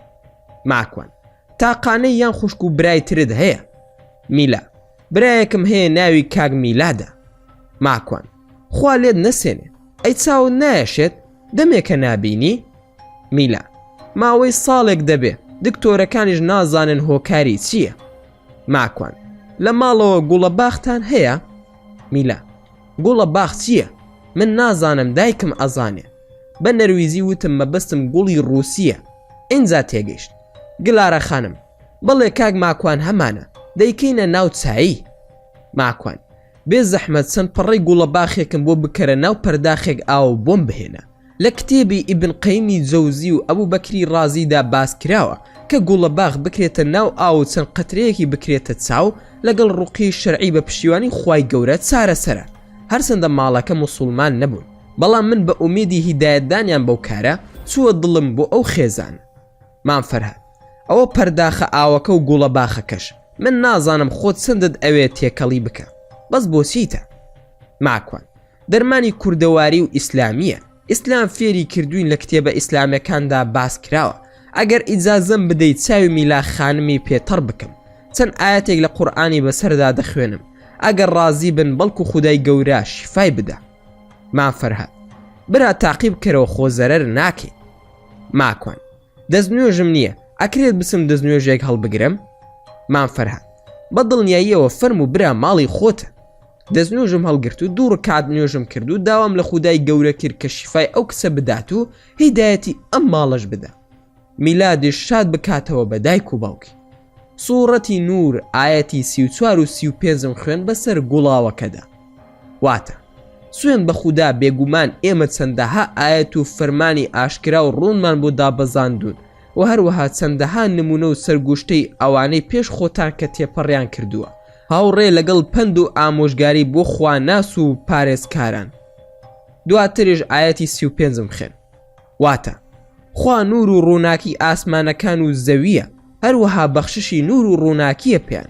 نمونەی نور و ڕووناکیەکەی وەک تاقێک وایە چرایەکی تێدا بێ، سراکەش لەناو شوشەیەکدا بێت و شوشەکەش وەک هەسارێکی گەش و پڕشنگدار وا بێت و داگیرسا بێ بەڕۆنی درەختی مبارەک و بە فەڕی زەیتون، ڕووی نە لە ڕۆژهەڵات و نە لە ڕۆژ ئاوا بێ، لە شوێنێکدا بێ بەیانی و ئێوارە خۆر لی بدا، ڕۆنەکەشی ئەوەندە پاک و بێگەردا خەریکە خۆی دابگیرسێت و ڕووناکی بداتەوە ئەگەر ئاگریش لی نەدا.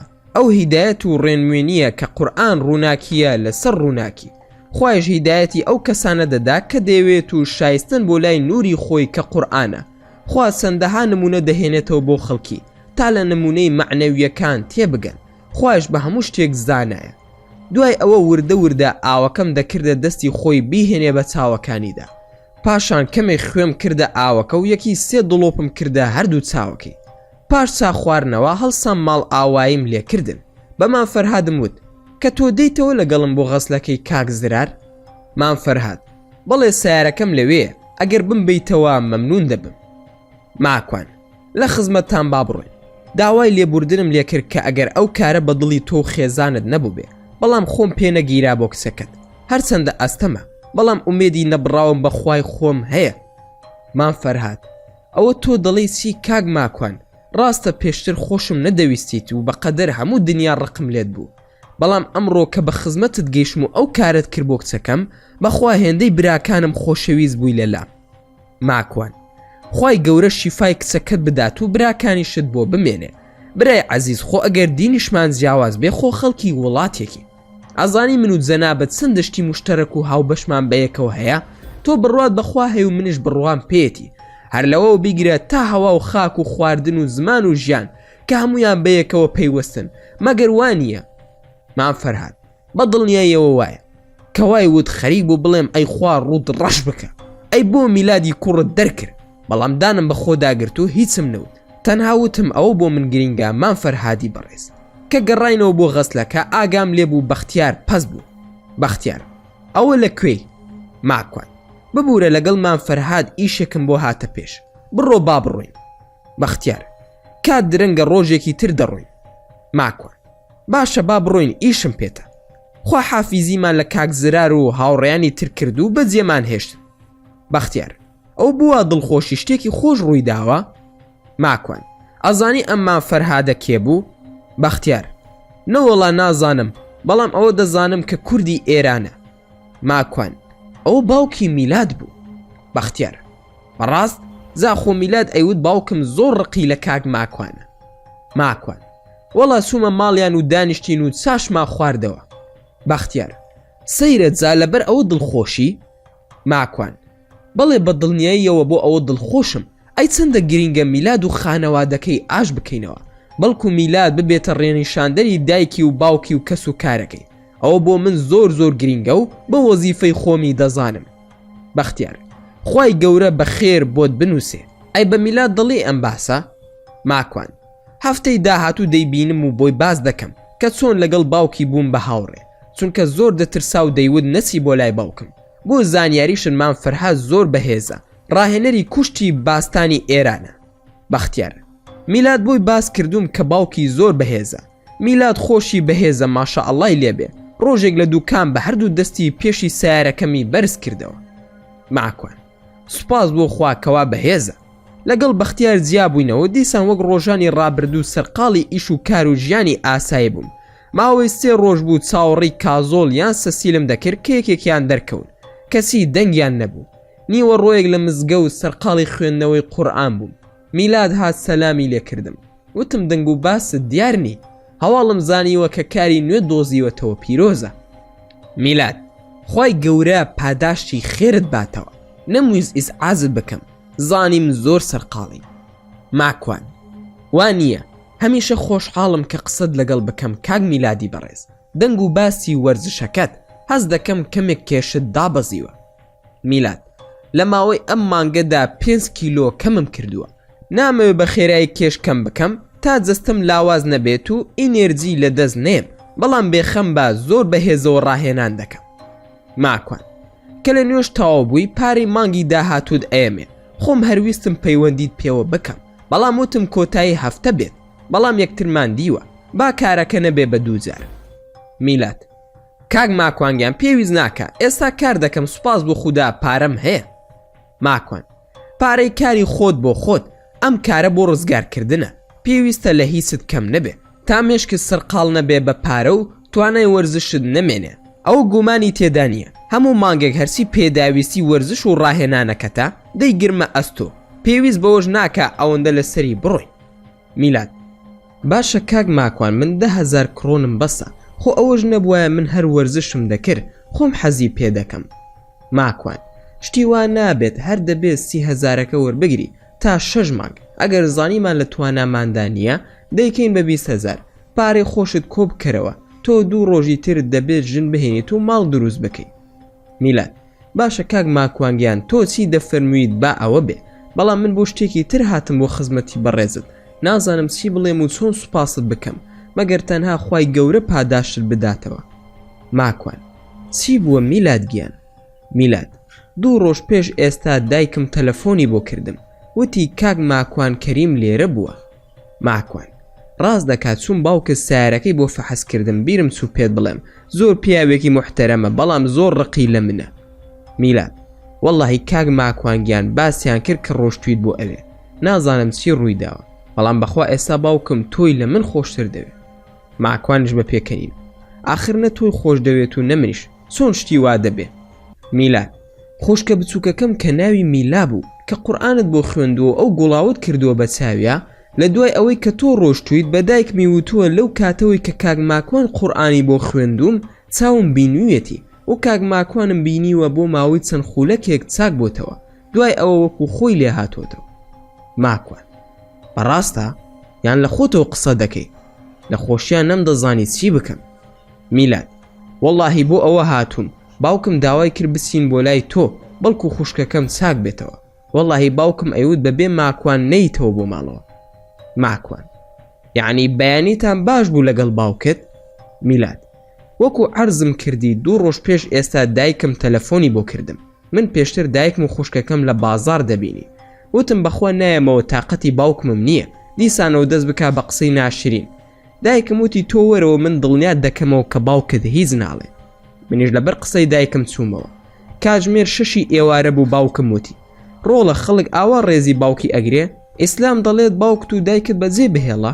منیش وتم بەخوا باوکە ئەگەر تۆ منت دەرنەکردایە من هەرگیز نەدەڕۆشتم.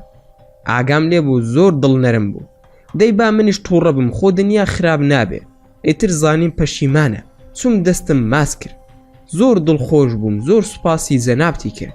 منیش نەموێرا هیچ بڵێم کە تۆ دەناسم، وتم نەوە قسم لێ دەربهێنێ، ئیتر باسی میلای خوشکمی کرد، میلاش خۆی بۆی باس کردم کە چی ڕووی داوە. جا ئێستا بۆیە هاتم، باوکم میلای زۆر خۆش دەوێت، زیاتر لە 200,000 کڕۆنی تا ئێستا بۆ خرج کردووە، هیچ چارەسەرێکی نەبووە. ئیتر دوێنێ زۆر بەزەییم بە باوکمدا هاتەوە، دوێنێ شەو باوکم و دایکم باسی تۆیان دەکرد، منیش هەموو ئەوەی لە نێوانماندا ڕوویدا بوو بۆم باسکردن. ماکوان کەواتە ئێستا کێشن نەماوە لەگەڵیان، سوپاس بۆ خوا، ئەی کە نوێژت کرد باوکت هیچی نەوت؟ میلاد ناکاک ماکوان نەیبینیم، هەرچوومە ژوورەکەی خۆم، بەڵام کە نوێژمان کرد لەگەڵم وەرە بۆ ماڵەوە، بە باوکمم وت کاک ماکوان قسەی من ناشکێنێ. ماکوان بە دڵنیاییەوە قسە ناشکێنم و لە خزمەتتاندەم، با نوێژ بکەین بەیەکەوە دەڕۆین. ئەمڕۆ ئیشم نەبوو، هەر بە دوای شتێک دەگەڕام سەرقاڵ بم پێوەی، ئەوە بۆم دروست بوو، لە خزمەتی جەنابتاندا دەبم. نوێژمان کرد و لە دوکانی پاکستانیەکان هەندێک شیرینیم کڕی، لەناو ئێرانیەکاندا بە تایبەت کوردی ڕۆژهەڵات کە دەسن بۆ ماڵ یەکتری شیرینی دەبن. منیش ئەو نەریتم زۆر پێجوانە، چوین سڵاومان کرد بۆ پڕی ڕێزەوە. مام فەرهاد پێشوازی لێ کردین. مام فەرهاد پێش هەموو شتێک من داوای گردن ئازادیت لێ دەکەم. بەداخەوە کاتێک میلادی کوڕم لەگەڵ من عاجز بوو تۆ بەڕاستی هەڵسای بەکاری من لەبیرم ناسێتەوە کە پارەکەت داوەتێ و پاشان جێگای نیشتە جێبوونت بۆ پەیدا کردووە. جا کاکە ماکوانگیان من ئەو کارە زۆر بەرز دەنرخێنم. ماکوان: قوربان ئەوە وەزیفەمە، من جەنابتم نەناسیوە و کاک میلاد شم هەر نەناسیوە، بەڵام خۆی هەرزوو وەکو دەمکەلی هەتاو زوو دەرکەوت کە چەندە بە ئەدەب و مولتەزیم و خاوەن ڕێزە. من هیچم نەکردووە بەڵکو ڕێزی خۆی بووە کاکە میلاد. چەندەها باوک ئاواتە خوازە کە کوڕەکانی وەکو میلاد بە ئەدەب و خاوەن حورمەت و دەستپاک و دەمپاک و ڕازگۆ بن و بێفرت و فێڵ بن وەکو کاک میلاد. جا ئێمە پێویستە سوپاسی جەنابت بکەین کە کوڕێکی ئاوا بە ئەخلاق و بە ڕەوشتت پەروەردە کردو و پێشکەشی کۆمەڵگات کردووە. هەستم کرد مامفەرهاد زۆر حەزی بە قسەکانم دەکرد و خۆشحاڵ بوو. ئینجا بزمارمدا کوتی بە تابوتەکەدا وتم: مامفەرهاد ئەو ئازادیەی کە بڕوات پێیەتی ئەو کوڕەتی ئاوا پەروەردە کردووە، ئەویش ڕاستترین ڕێگای هەڵبژاردووە. ئەمەوێت پێت بڵێم هەر خۆت ڕوود بێ بڵێ کوڕم هەیە. مامفەرهاد: زۆر سوپاس کاک ماکوان، نان ئامادەیە، دڵنیا بە گۆشتم لە سوید کڕیوە حەڵاڵە. میلاد دەزانێت کە ئێمە هەر گۆشتی حەڵاڵ دەکڕین. جا دوو دڵمە با لە خواردنەکەمە. ماکوان: ئەزانم مامفەرهاد گیان، جارێ پێم بڵێ گلارە خانم چی دروست کردووە، من و میلاد زۆرمان برسیە. مامفەرهاد: وەڵاهی نازانم تۆ حەزی لێ ئەکەی یان نا، بەڵام سەوزی خۆرشتی لێ ناوە، خواردنێکی ئێرانیە. ماکوان: ئەوە بەڕاستە، من زۆری حەز لێ دەکەم. تۆ دەزانی من زاواتانم، خێزانم کوردی ڕۆژهەڵاتە، جا ئەگەر نانی هەورامی لەگەڵ بێ ئیتر ئەوە تەواوە. گلارە خانم: وەڵاهی بەداخەوە نەمان ماوە، چەند ڕۆژە هەر دەڵێم نان دەکەم ڕێک نەکەوتووە. وەڵاهی بەداخەوە، بەڵام نانی تیریمان هەیە. ماکوان: ئاساییە گوێی مێرێ، نانی تیری هیچ عیبێکی نییە. ئەی کوام میلا. مامفەرهاد: میلا گیان کچم وەرە نانەکەت بخۆ، مامە ماکوان بانگت دەکە. میلا هاد، من چووم بۆ لای، وتم وەرە تۆ لای خاڵی خۆت دابنیشە. قاپەکەی خۆم خستە بەردەستی وتم: میلا خان، من ئەمڕۆ خزمەتت دەکەم گوڵە جوانەکەی خاڵی. ئەویش زۆر خۆشحاڵ بوو، سوپاسی کردم. مامفەرهاد: کاک ماکوان، ماڵی خۆتە شەرم مەکە. ماکوان: باوکم خوای گەورە لێی خۆش بێ، هەموو جارێک دەی فەرموو چوویتە هەر ماڵێک بانگیان کردی بۆ نان خواردن زۆر بخۆ، خواردنەکەیان بۆ تۆ دروست کردووە. ئەگەر پێیان خۆش بوو ئەوە کە زۆرت خوار خۆشحاڵ دەبن، خۆ ئەگەر پێیان ناخۆش بوو هەر زۆر بخۆ بۆ ئەوەی دڵیان شەق بەرێ. مامفەرهادش بە پێکەنینەوتی: هەزار ڕەحمەت لە گۆڕی باوکت بێ کە تۆی خستۆتەوە. ئەویش هەر خۆی ڕووی بێت بڵێ خاوەنی ماکوانم. بەڕاستی پیاوێک لێرەیە پێشمەرگەی ناوچەی ئێوەیە باسی باوکتی بۆ کردم. وتی کە باوکی ماکوان پیاوێکی زیرەک و سیاسیەکی زۆر بەناوبانگی ناوچەی پێنجوێن بووە. باسی ئازایەتی و ئەوەشی کرد کە پەیوەندی کۆمەڵایەتی زۆر بەهێز بووە و خۆشەویستی ناو خەڵک بووە. ماکوان: ماڵی تۆش و ئەویش ئاوا بێ، سەرقاڵ بووین بەنان خواردنەوە. کە تەواو بووین میلام بان کرد، وتم: گوڵە جوانەکەی خاڵی، خۆت پێم بڵێ کە قورئانەکەم خوێن گوڵاوەکەم کرد بە دەستا و خۆت کردت بە چاوت، چی ڕوویدا بەسەرت؟ دوور و درێژ بۆمی باز بکە. میلا: کاک ماکوان، تۆزێک هەستم بە ئارامی کرد، پاشان تۆزێک هەستم کرد سرم قورس بوو، ئیتر چاوم کرایەوە، جەنابتم بینی و چاوم داخرایەوە. پاشان جارێکی تر جەنابتم بینیەوە، بەڵام وەکو یەکەم جار نەبوو، زۆر تەڵق بوو چاوم، ئیتر هیچ ڕووی نەداوە، چاوم هەر تاریکە. ماکوان: من چیم لە بەرابوو میلاگیان؟ میلا: کراسێکی شین و پانتۆڵێکی جینس، سەعاتەکەی دەستت قایشەکەی قاوەی بوو، مستی لێکرد لە دەستا بوو، ناوەکەی قاوەی بوو لە ڕەنگی سەعاتەکەت و قایشەکە، وایە یاخودنا؟ ماکوان: زۆر ڕاستە، بازارێکی تر دووبارەی بکەینەوە. میلاد لە باخەکەتاندا گوڵە باخی تیا نییە؟ میلاد: بەرێ وەڵڵا زۆرمان هەیە، بسم بیهێنم؟ ماکوان: ئەتوانی بە سایرەکەی من بڕۆی بۆ نزیکترین دەریا لێتانەوە، دەبەیەک ئاوی سوێری دەریان بۆ بهێنی، تا تۆ دەیتەوە من و باوکت گوڵەکە دەستنین. میلادم نار ئاوی دەریا بهێنێ، ترسام کە خۆی بکەمە ئاوەکە ئازاری چاوی بدە، بەڵام ئەبوبەکر ڕازی دەڵێ باشترین ئاو بۆ پاکردنەوەی چاو ئاوی دەریایە. چون گوڵە باخێکی زۆرم لێ کردەوە، چونکە زانیم ئەمە ئیشی یەکجار و دووجار نییە. تەلەفۆنم کرد بۆ خێزانم، چونکە ئەو لە من شارەزاترە و بەشێکی دەرمانسازی خوێندووە. هەندێک زانیاری باشی دامێ و پاشان داوام لێکرد کە سەیرێکی کتێبی ئەطب النەبەوی ئیبن قەیم بکە. چیتر هاتووە لەو بارەیەوە بۆمی باز بکە. ئەوەی کە زیاتر دەستمان کەوت کلی چاو بوو کە چاو زۆر ئیسراحەتی پێدەکا، کردنی خەنەیە لەسەر کە چاو و مێشک و سەر ئیسراحەتی پێدەکا، هەروەها کەمی ڤیتامین ئەی و خواردنی خەفەت و گریانی زۆر هۆکاری نابینین و بینایش لای خوای پەروەردگارە. میلاد گەڕایەوە ئاوەکەم کردە ناو تەشتێک و گوڵەکانم تیا خوسان، نزیکەی نیو کاتژمێر سوورەتی نورم بەسەردا خوێن. بە میلادم وت کە بچێت دەستنوێژ بشوات و دەموچاوی خوشکەکەی پێ بشوات و قورئان بخوێنێ بەسەریدا، چونکە زانایان دەفەرمونون باشترین ڕوقی شەرعی ئەوەیە کە مرۆڤ خۆی بۆ خۆی بیخوێنێ یان کەسی نزیکی بێ. تۆش خوشکتە هەوڵ بدە بە ئیخلاسەوە بیخوێنە. کە ئاوەکەمان بەکارهێنا زوو دەمود میلاگیان هیچ دەبینیت؟ میلا نا هەروەکو خۆمم زۆر سترێز بووم. کەسێکم دەناسی لە تورکیا خەریکی دەرمانی گیایی بوو. تەلەفۆنم بۆ کرد، ناوی محەممەد ئەرکان بوو، کوڕێکی ئیمانداری خەڵکی تورکیا بوو. لە ئەڵمانیا یەکترمان ناسی، بە ڤایبەر تەلەفۆنمان بۆ کرد. حاڵەتەکەم بۆ باس کرد بە عەرەبی چونکە خەریزی زانکۆی ئەزهەر بوو. باوکی لە شێخانی ناوچەی باتوم بوو، لە نەقشبەندیەکان بوو. وتی دەبێت لەو حاڵەتەدا چاوی بەکل بڕێژن و دوای بیشۆن و پەڕۆیەک بە چاوێەوە ببەستن. گوڵاوەکەی با هەمیشە پێوە بێ. دوای 21 جار بۆ 21 ڕۆژ بەردەوام بن لەسەری، لەگەڵ سوورەتی نور لەگەڵ سوورەتی ئەنبیا بەسەر ئاوەکەدا بخوێنن، بەڵکو خودای گەورە شیفای بدا.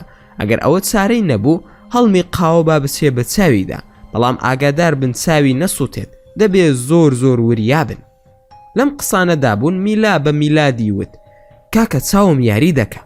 وتی ئەتان بینم بە تەڵخی و دادەخرێ. خێرا ئەوم بە محەممەد ئەرکان وت. وتی وازی لێ بهێنن با ئیسراحەت بکە، بەڵام با لە ژوورێکی تاریک دابنیشێ یان چاوی ببەستێت تا 21 ڕۆژ، ئەو کارەی بۆ دووبارە بکەنەوە. هەستم کرد کلی چاوەکەیان ئەسڵ نییە، لە مزگەوت مەغریبیەکان بەکاریان دەهێنا. بە میلادم وت وەرە بڕۆین بۆ لای سۆماڵیەکان یان مەغریبیەکان، ئەوان زۆر بەکاری دەهێنن، بەڵکو زیاترمان دەست بکەوێت و باشتر بێت لەم کلەی کە ئێوە هەتانە. ئاگام لە باوکی میلاد بوو، زۆر خۆشحاڵ بوو. وتی با منیش بێم لەگەڵتاندا. هەموو بەرەو مزگەوت ڕۆشتین تا لەویانە کلی باشمان دەست بکەوێت. زۆر زار مرۆڤەکان بە ئاشکرا هەست بە یارمەتی خودای پەروەردگار دەکەن، هەست دەکەن کە خودای گەورە لە پشتی کارەکانیانەوەی، بەبێ ویستی ئەوان کارەکان هەڵدەسوڕێ چونکە ئامانجێک لە پشتیەوەیەتی. زۆر زار ڕووداوەکان ڕوئەیەن بەبێ ویست و ئاگاداری تۆ، چونکە هەمووی هەر بۆ ئامانجێکە. منیش نەمدەزانی ئەو ئامانجا هەمووی قەدەری خودای گەورەیە. ئاخر شتێکی ئاسایی نییە ئافرەتێک لەو پەڕی تاوان و بێڕەوشتی ئێستا تەنانەت ڕووی نایە تەلەفۆنیش بکات و قسەم لەگەڵ بکە، هەرچی هەیە دەیبەخشێ بۆ ئەوەی تاوانەکانی پاک بکاتەوە. ئەمە بە ئاشکرا دەستی خودای پەروەردگاری لە پشتە. پێم دەڵێن هەرگیز بە چاوی تاوان و کاری ڕابردوو تەماشای خەڵکی مەکە، بەو چاوەوە تەماشای بکە کە لە واقعەکەدا دەژی. چۆن سوزدە بۆ خودا نەبم لە کاتێکدا باوکی میلاد لەسەر ئیسلامەتی کوڕەکەی کە پارچەیەکە لە جەرگی دەیکاتە دەرەوە، بەڵام ئێستا خۆی شوێنی کوڕەکەی دەکەوێت بۆ مزگەوت بۆ ئەوەی چارەسەرێک بۆ کچەکەی بەدەست بهێنێ. کچێک تەمەنی 16 بۆ 17 ساڵە کوێر دەبێ، لەوانەیە هەزارەها جار وتبێتی کە چەندە نادات پەروەری هەیە لەم ژیانەدا کە چاوەکانی لێ سندۆتەوە، بەڵام نابینابوونی ئەم کچە دەبێتە هۆکارێک بۆ چوونە بەهەشت و گەڕانەوەی دایک و باوکی و لەگەڵ خۆی دایانبات بۆ ژیانێکی باشتر. ئەمەش ناوی قەزا و قەدەری خوای باڵا دەستە. لە کاتێکدا لە جێگایەکدا دەنیشی بۆ تێرکردنی سکت یاخود بۆ چا خواردنەوە یان قاوەیەک یان شەربەت و ساردیەک دەخۆی، ئاشنا دەکا بە مرۆڤێک، ئەو مرۆڤە کێشەی مرۆڤێکی تری پێ چارەسەر دەکەی، تۆش خۆت بەشێکی لە چارەسەر، بەڵام هۆکاری ناسین و تەعاروفت دەبێتە هۆی ڕزگارکردنی خەڵکانی زۆر. بۆت گرنگ نییە کە ئەو کەسە ژنە یان پیاوە، گەنجە یان پیرە، چونکە خودای معبودمان دەفەرموێ لە ئاەتی 13 سوورەتی حوجورات. واتە ئەی خەڵکینە ئێمە هەمووتانمان لە نێرومەیەک دروست کردووە کە باوکە ئادەم و دایکە حەوایە، وە کردومانن بە گەلان و تیرۆ و هۆزانی زۆر بە زۆر تا یەکتر بناسن و پەیوەندیتان خۆش بێ بەیەکەوە. بەڕاستی بەڕێسترینیان لای خودا ئەوەتانە کە زۆرتر لە خوا ترسە و فەرمان بەداری خوایە، بێگومان خوا زانا و ئاگایە بە هەمووان. کەواتەوە ئەزانی بە تەنها کار بکەیت و ئیشت دەڕوا بڕوا بکە ژیان وەکو ماڵێک وایە پێویستی بە هەموو جۆرە کەلوپەلێکە بۆ ناو ماڵەکەت. لەم ژیانەدا مرۆڤەکان کەلوپەلی ئەم ژینن تا کارەکانمان بڕوا. ئەو جۆری کەلوپەلانە لە مرۆڤەکاندا دەردەکەوێت. مرۆڤ هەیە وەکو تانکی ئاو پارێزەری پاک و خاوێ نییە. هەیە وەکو تەلەڤیزیۆن وایە تەنها ئەهلی قسەیە و هیچی لەبارە نییە. مرۆڤیش هەیە جێگەی حەسانەوەی خەڵکی ترە. ئارامت ئەیاتێ وەکو کورسی و قەنەفا وایە. مرۆڤیش هەیە وەکو بەتانی و لێفا داپۆشەری عیب و عاری مرۆڤەکانە. هەیە وەکو ئاوێنە وایە خاڵی دەم و چاوت یان گەورە نیشان دەدا یان هەیە بچووکی دەکاتەوە هەمیشە وەکو خۆی نیشانت ئەیە. مرۆڤ هەیە وەکو فڵچەی تەوالێت وایە پێویستە هەبێ بۆ پاکردنەوەی پیسی و هەتا دوایی. لە ئەنجامی ئەم چەندێڕێی خوێنتەوە ئەمەوێ ئەوت پێ بڵێم کە پێویستە هەموو جۆرێک لە مرۆڤەکان بناسی بەڵام مرز نییە هاوڕێیەتی بکەیت. تەنها بزانە زۆر زار مرۆڤ کە دەناسی تەنها نمەی بارانە بەڵام ئەگەر هات و هاوڕێیەتیت کرد زۆر زار هاوڕێیەتەکەی دەبێتە لێزمەی باران و قوڕ و چڵپا و دروست دەکات. وەکو مێژ وایە لە کوونێکی بچووکەوە دێتە ژوورەوە دواتر هەرسی دەرگا و پەنجەرە هەیە واڵای دەکەیت دەرناسی. ئێوە هەوڵ بدەن نمەی باران بن بۆنی زەوی خۆش بکەن. هەوڵ بدەن شەونمی بەیانیانی گوڵ بن بۆ ئەوەی لە نیوەڕۆدا فێنکایی و شکاندنی تینوێتی گوڵ بن. لە ئازار و خەم و خەفەت مەترسە چونکە نزیکت دەکاتەوە لە خۆی پەروەردگار. لە عیشقیش مەترسە چونکە دڵ نەرم دەکات و فێری گریانت دەکا. هەمیشە بە ئامانجێکت هەبێ تا ئەو ئامانجە هیوات بۆ دروست بکە. لەسەر پەتی سێدارە هیوا بڕاو مەبە لەوانەیە قەدەرت بگۆڕێ بۆ ژیان وەکو خودای گەورە دەفەرموێت لە ئاەتی 56 سوورەتی ئەلحەجر واتە ئیبراهیم وتی ئایا کێ نائومێد دەبێت لە ڕەحمەت و بەخششەکانی پەروەردگاری مەگەر کەسانێک کە گومڕا و سەرگەردانن. هەروەها لە ئاەتێکی تردا لە ئاەتی 87 لە سوورەتی یوسفدا خودای گەورە دەفەرموێت دوای چەند ڕۆژێک یعقوب فەرمانیدا بە کوڕەکانی وتی کوڕەکانم بسنەوە گوێ هەڵخەن بۆ یوسف و براکەی لە سۆز و میهرەبانی خوۆش نائومێد مەبن چونکە بەڕاستی کەس نائومێد نابێت لە سۆز و میهرەبانی خودا جگە لە کەسانی خوانە ناس و بێ باوەڕ. خوێنەری بەڕێز نامەوێت بە قسەی باق و بریق سەرقاڵت بکەم بەڵام دەمەوێت لەوە تێبگەی مەملەکەتی شەیتان شەڕی من و تۆیە لەگەڵ شەیتانەکانی جنۆکە و مرۆڤ. بە زمانێکی زۆر سادە دەدوێم و باسەکانتان بۆ دەگێڕمەوە بەڵام ناوەڕۆک ئاسان نییە. ناوەڕۆک پڕپڕە لە وشەی نهێنی وشە دیارەکان خۆت دەیخوێنیتەوە بەڵام گرینگە وشە جەوهەرەکان بەدڵ بخوێنیتەوە. لەوە تێبگە کە چەندە ئازارم چەشتووە لەوە تێبگە کە چەندە خەمم خواردووە چەندە ئاخ و ئۆفم هەڵکێشاوە لەوە تێبگە کە چەندە دووریم چەشتووە. ئازانم لەوانەیە بڵێ ئەوە کێشەی خۆتە و کێشەی من نییە. منیش دەڵێم تۆ ڕاست دەکەی بەڵام گرینگ ئەو فرمێسکانی من هەڵم وەراندووە تۆش تووشی نەبی. ئەو ئاهوو ناسۆری من چەشتومە تۆ تووشی نەبی. ئەو سوێ بە دڵی مندا هاتووە بە دڵی تۆدا نێ. منش دەمەوێت تۆ تووشی کێشە و مشکیلە نەبی. پشوویەک بوو ویستم دەردە دڵیەک بکەم لەم نیوەشەوەدا و لە کونجی زینداندا چیرۆکی مرۆڤ و شەیتانتان بۆ بگێڕمەوە. ئای چ شەوێکی پڕخەفەتە. ئەگەر دەکرا مانگم ڕادەسپار بێتە لات و چیرۆکی تەنهای من لە زیندان بۆ تۆ باز بکە. خۆ ئەگەر مام و نەمردم خۆم بۆت باز دەکەم بە پشتیوانی خودا. کەواتە بە پشتیوانی خودا گەڕاینەوە بۆ ناو باس و مەملەکەتی حەقیقەتی شەیتان. لەگەڵ مامفەرهاد و میلاد چوینە مزگەوت. بۆ یەکەم زار مامفەرهاد هاتە مزگەوت. لەوێ لە مەغریبی و جەزائیری و پاکستانی و سۆماڵیەکانمان پرسی کەوا کلی ئەسڵیمان دەوێت. ناو نیشانیان داینێ و چوین بۆ دوکانەکە کڕیمان. بە میلادم وت ڕۆژانە ئەو کارە ئەنجام بدەن کە ئەمڕۆ ئەنجامماندا. میلاد ئاخر من نازانم قورئان بخوێنم. هەر ئەو چەند سوورەتەم لە بەرە بۆ نوێژدایان خوێنم. ماکوان بزانە ئەو ئاوە بەشی چەند ڕۆژی دەکا کە تەواو بوو دێم بەسەریدا دەخوێنم بەڵکو خودای گەورە شیفای بە. مامفەرهاد تکا دەکەم کاک ماکوان هاوکاریمان بکە. ماکوان مامفەرهاد گیان میلا خوشکە زامە میلاد برامە و تۆژ نووری چاومی تکایە ئەو قسەیە مەکە ئەوە وەزیفەمە و من لە خزمەتتاندا. مامفەرهاد ئەوەت لێ ڕادەبینم. میلاد گیان باسی تر عەزیەتی کاک ماکوان نین خۆمان دەسینەوە بۆ ماڵەوە. ماکوان ئەوەم پێ ناخۆشە. من و تۆ بەیەکەوە لە جێگایەک بووین. ئاخر چۆن بەزێتان دەهێڵم هەمووی دەخولەکە. فەرموو با بڕۆین. لەناو سیارەکەم لەسەر قورئان بوو لام بر لەبەر ئەوەی قسەمان دەکرد. مامفەرهاد برا لای مەبە وەڵڵا قورئان زۆر ئارامم دەکاتەوە. خۆ منیش بڕوام بە حەزرەتی محەممەد هەیە صلی الله عليه وسلم. تۆ دەزانی ئێمە بڕواشمە بە ئیمامی عەلی هەیە و زۆرمان خۆش دەوێ. ماکوان ئەی کەریم خانی زەند کەسێکی چوون بووە مام فەرهاد. کاک ماکوان ئێمە پێمان وایە ئەو کەسەی کە دەسەڵات دەگرێتە دەست بەشێک لە خوایەتی پێدەدرێ.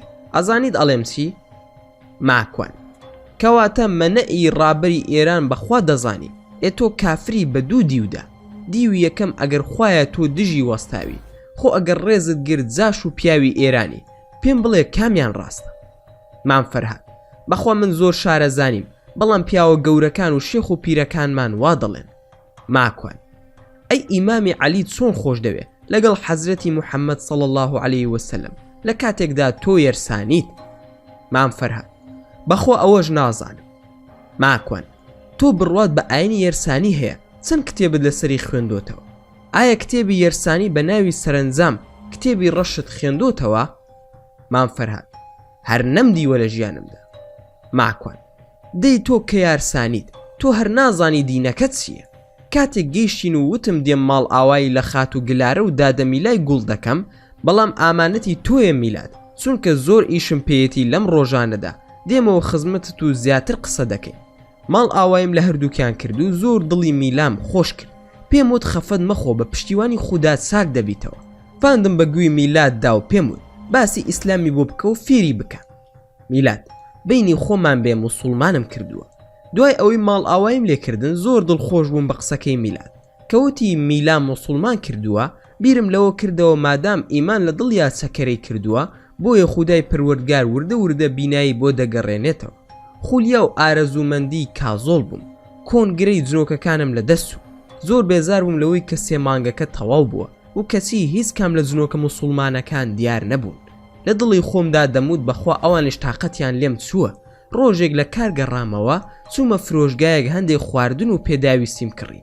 سیر دەکەم کە وەرماش لە بەشی چوونە ژوورۆی فرۆشگاکە وەستاوە و چاودێری من دەکا. منیش کە نزیک بوومەوە لێی پێم وت کام لە داواکانمت جێبەجێ کردووە. وەرماش داواکانت داواکاری نابەجێن.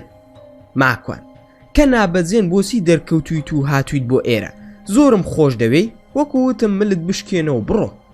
وەرماش وا قسە مەکە، لەسرت زۆر دەکەوێت، تۆ دەزانی من زۆر خاترت دەگرم. ماکوان کورە دەبڕۆ شەیتانی مەلعون، ئایەت الکورسیم خوێن. سوبحان الله دەموچاوی گۆڕا و زۆر ناشرین بوو، بەڵام نەڕۆشت و لەگەڵمدا مایەوە. یەکی 3000 سوورەتی ئیخلاس و فەلەق و ناسم خوێن. هەستم کرد زۆر لاوازە و پێستی وشک بووە و ئێسقانەکانی خەریکە تێک بشکێن و بە تەواوەتی ڕەنگی گۆڕا و سیحری نەما، هەموو دەمی کونێکی گەورە بوو. 3000 سوورەتی ئەلزیلزالم خوێن. سوپاس بۆ خوا مەلیش کاند و لە بەرچاوم نەما. دوای دیارنەمانیشی بەردەوام بووم لە قورئان خوێندن و زیکر و بەردەوام دەموت لا إله إلا الله وحده لا شريك له له الملك وله الحمد يحيي ويميت وهو على كل شيء قدير. بەدەم زیکرکردنەوە پێداویستیەکانم هەڵگرت و کڕیم، بەرەو ماڵەوە بەڕێکەوتم. لە دڵی خۆم داوتم حەزت دەکرد جنۆکەکان ببین، ئەوە بینیت، بەڵام یەکەم جار بوو بۆ شێوە ناشرینە وەرماش ببینم. زۆر ترسناک و پیس دیار بوو. سوپاس بۆ خوا زانیم کە هیچی پێ ناکرێت. زۆر گوێم پێنەدا و چوومەوە ماڵەوە. پشومدا دوای نان خواردن هاتمە دەرەوە. لە نێوان نوێژی عەسر و مەغریب بوو. بەرەو مزگەوت کەوتمە ڕێ. لە ڕێگا حەسقیلم بینی. وتم حەزەی برام، یان نایان یان کە دێن هەموو بەیەکەوە دێن، بەڵام خۆشحاڵم کە تۆ هاتووی. ئەی ناترسی لەو شتە پیسەی کە ناوی وەرماشە؟ حەسقیل سڵاوت لێبێ بە سڵاوی ئیسلام، ئەسەلام عەلەیکم وەڕەحمەت الله وبەرەکاتوه. وەکو هەموو جارێک خۆی دەڵێت نەوەڵا ئەمڕۆ لەو فرۆشگایە زۆر لاوازت کرد، ترسی نەماوە، دەسەڵات و توانای کۆتایی هات بەسەر ئێمەدا. ماکوان وعەلەیکم ئەسەلام حەزەی برام، خۆشحاڵم بە شەوق و زەوقی، بەڵام نەمتوانی بێم بۆ کۆنگرە، کازۆڵ نەهات بە شوێنمدا، بەڵام تا ڕادەیەک زانیم بە هۆکاری وەرماش بوو. حەسقیل وەڵا جێگات خاڵی بوو، هەموو باسییان دەکردی، بەڵام زۆر قەرەباڵغ و خۆش بوو، خەڵک زۆر هاتبوو. ماکوان بەڕاست تۆزێکم بۆ باس بکە. حەسقیل بەڕێگاوە نابێ، ئێستا خەڵک دەڵێن ئەم پیاوە شێت بووە لە خۆیەوە قسە دەکا، بڕۆ بچینە جێگایەک دابنیشی. چوینە پارکێک و حەسقیل دەستی کرد بە قسەکردن. وتی کەوا زۆرێک لە سەرۆک و سەرۆک عشیرەتەکانی جنۆکە هاتبوون. ماکوان: ئەوانەی زانە و زیرەک بوون کێ بوون؟ حەسقیل: واو ماشە ئەڵڵا زۆر بوون. لەوانەی بانگێش کرابوون مەلیک مەزهوب، مەلیک مەیمونی ئابانوخ، موڕە، مەلیک ئەبا مەحضری، مەلیک ئەبا مەحضری ئەلئەحمەر. ئەمانە هەموو سەرکردە و مەلیکەکان بوون. سەرۆک عشیرەتەکانش شێخ بەرقانی خۆمان. ماکوان: بۆ شێخ بەرقان سەرۆک عشیرەتە؟ حەسقیل: بەڵێ، سەرۆک عشیرەتی بەرقانە. ئەوانش دوو بەشن. بەشەکەی تریان کەسێک بە ناوی بەرقانی یەهودی سەرۆکایەتیان دەکات. ماکوان: واتە ئەوەی ئێمە شێخ بەرقانی ئیسلامە؟ ئەی کێی تری لێبوو؟ حەسقیل: سید مەی تەتەڕوش، سید شەمهوش، ئەبیعی زویعە، سید تارش، عەلی شڕامید، عەلی سونادی، ئەبی یوسف، ئەبا دیباج، ئەبا مۆزیق، ئەبا نوح. ئەمانە سەرۆک عشیرەتەکان و گەورەکان بوون هاتبوون. ئەمانە بە ملیۆنان سەرباز و خەڵکیان لەگەڵدایە. ماکوان: کەوایە زۆر هاتبوون. ئەی ئەم ناوانەی کە باست کردن چین و خەریکی چین، یەکەم جارە ئەم ناوانە ببیستم. حەسقیل: خۆت دەزانی کە ئێمە زۆرین کار لە ملیۆندا نییە، بەڵام ئەم ناوانە ناگۆڕێن. لە ڕاستیدا مەگەر بە دەگمەن ئەو عشیرەتە هەموو لە ناوبسن و ناوەکان بگۆڕێ. بۆ نمونە مەلیک مەزهوب لەوانەیە 2000 ساڵ بێت هەر ئەو ناوەیە کە بۆ وەچەکانی بەکاردەهێنن، چونکە ناوی گەورەکان ناگۆڕێت و لە ناو ناسێ. خۆ شێخ بەرقانی خۆمان کە بوو بە سەرۆک عشیرەتی بەرقان، ناویان نابەرقان، پێشتر ناوی سەماع بوو. ماکوان: ئێ حەزەی برام شتی ترم بۆ باز بکە. ئابیرم کەوتەوە با پرسیارێک بکەم. ئەمڕۆ ئەو تەڕەماشە دەموچاوی گۆڕا کە قورئانم خوێن زۆر ناشرین و پیس و ترسناک بوو. حەسقیل: دەی هەروایە، چونکە جنۆکەکان خۆیان دەگۆڕنە سەر لاشەی شێوەی مرۆڤ. هەر یەکەیان لە شەیتان و مرۆڤەکان تایبەت بە خۆیان هەیە. جنۆکە موسڵمانەکان چونکە ترس و هالەی موسڵمان بوونیان هەیە و خۆیان ئیماندارن کەم دەگۆڕێن. ڕوخساریان جوانە، چاومان بەگشتی ڕەنگی قاوەیە، چاومان بادامیە. ئەگەر تەماشای سپێنەری چاومان بکەی، هەمووی سپیە وەکو بەفر وایە، لە ڕادە بە دەرسپایەتی دەبینیت. وایە یان نا؟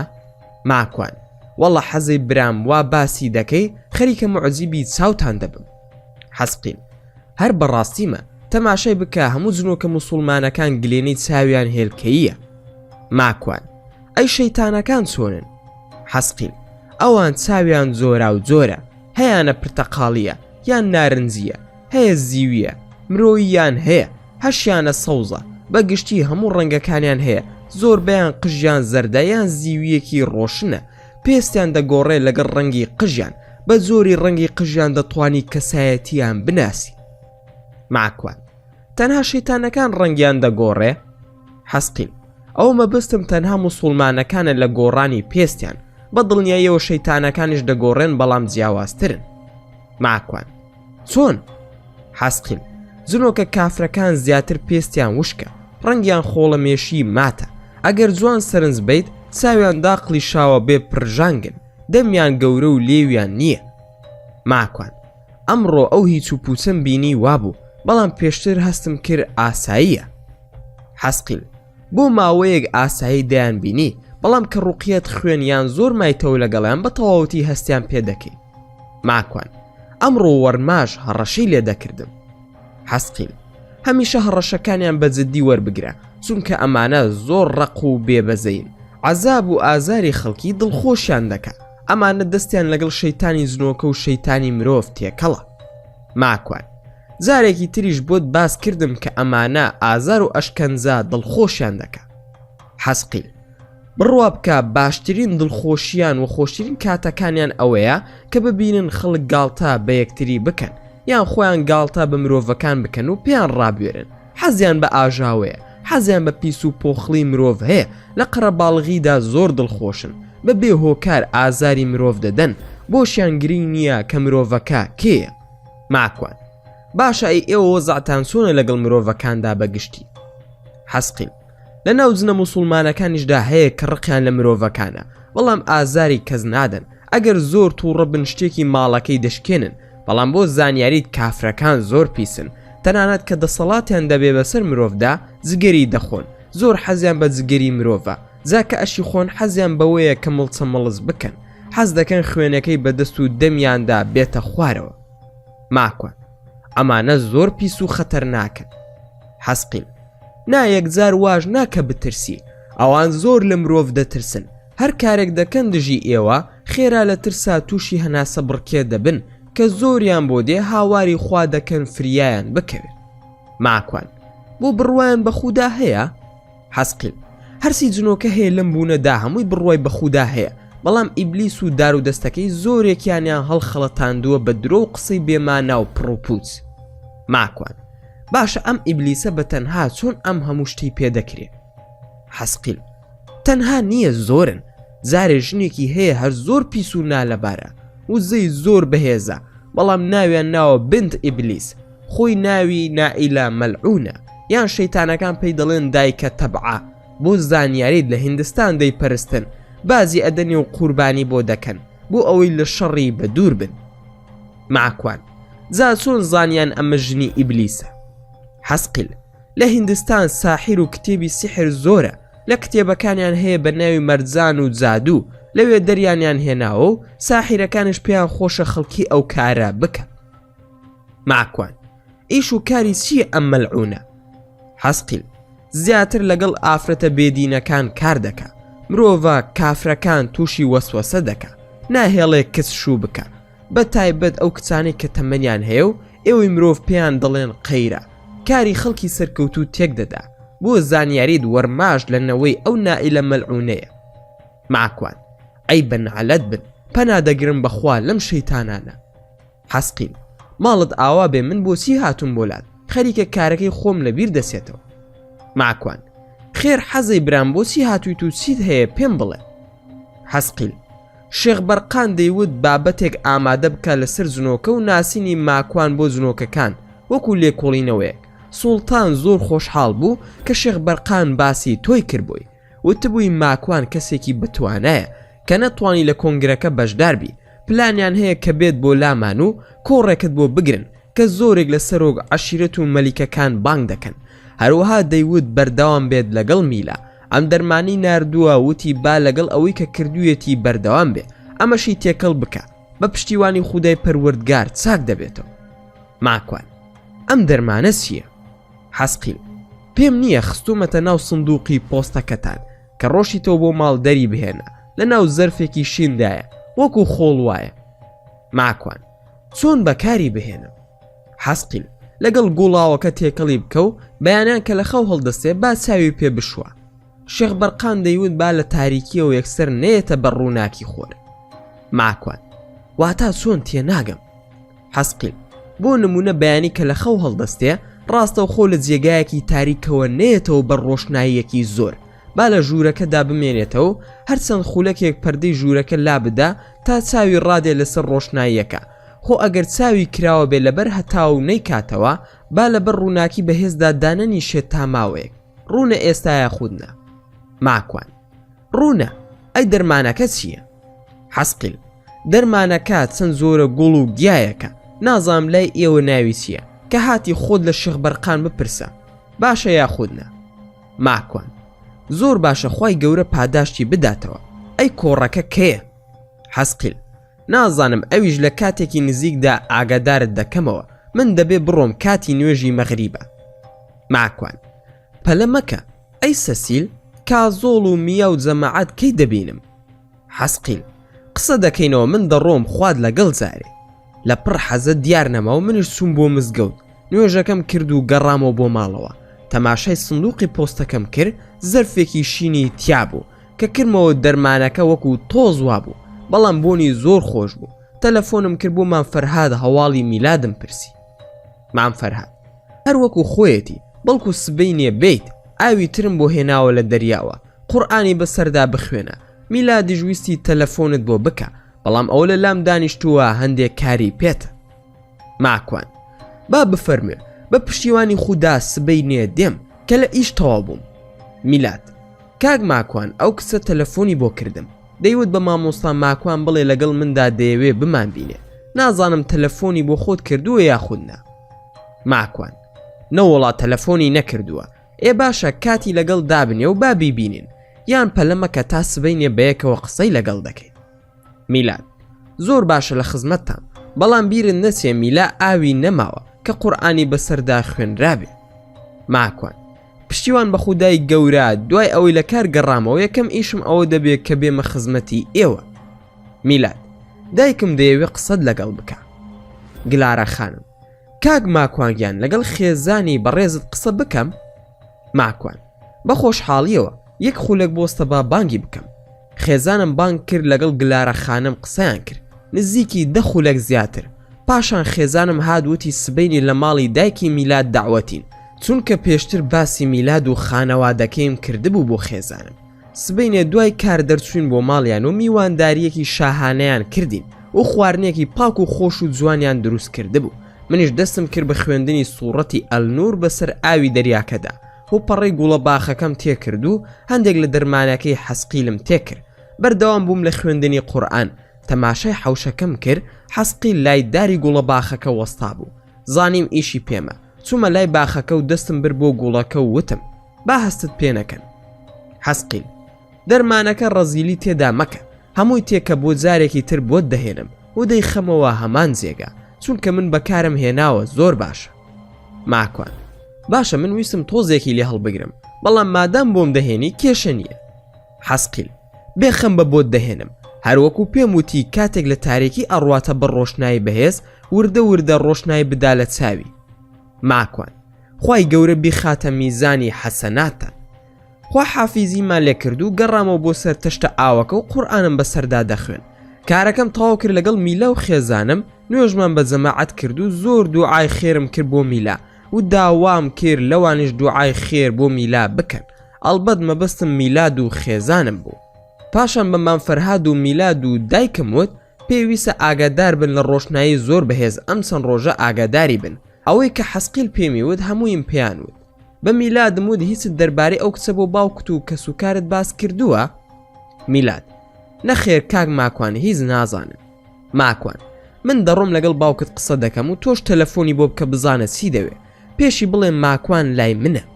میلاد: باشە کاک ماکوان، ئەی ئاوی گوڵاوەکە نەکەین بە چاوی میلادا؟ ماکوان: با تۆزێک تاریک بکە، ئەو کات بە پشتیوانی خوددا کارەکە ئەنجام دەدەین، بەڵام ئێستا دەمەوێت لەگەڵ باوکت قسە بکەم. تۆ بڕۆ تەلەفۆن بکە بۆ کڕۆنیکە.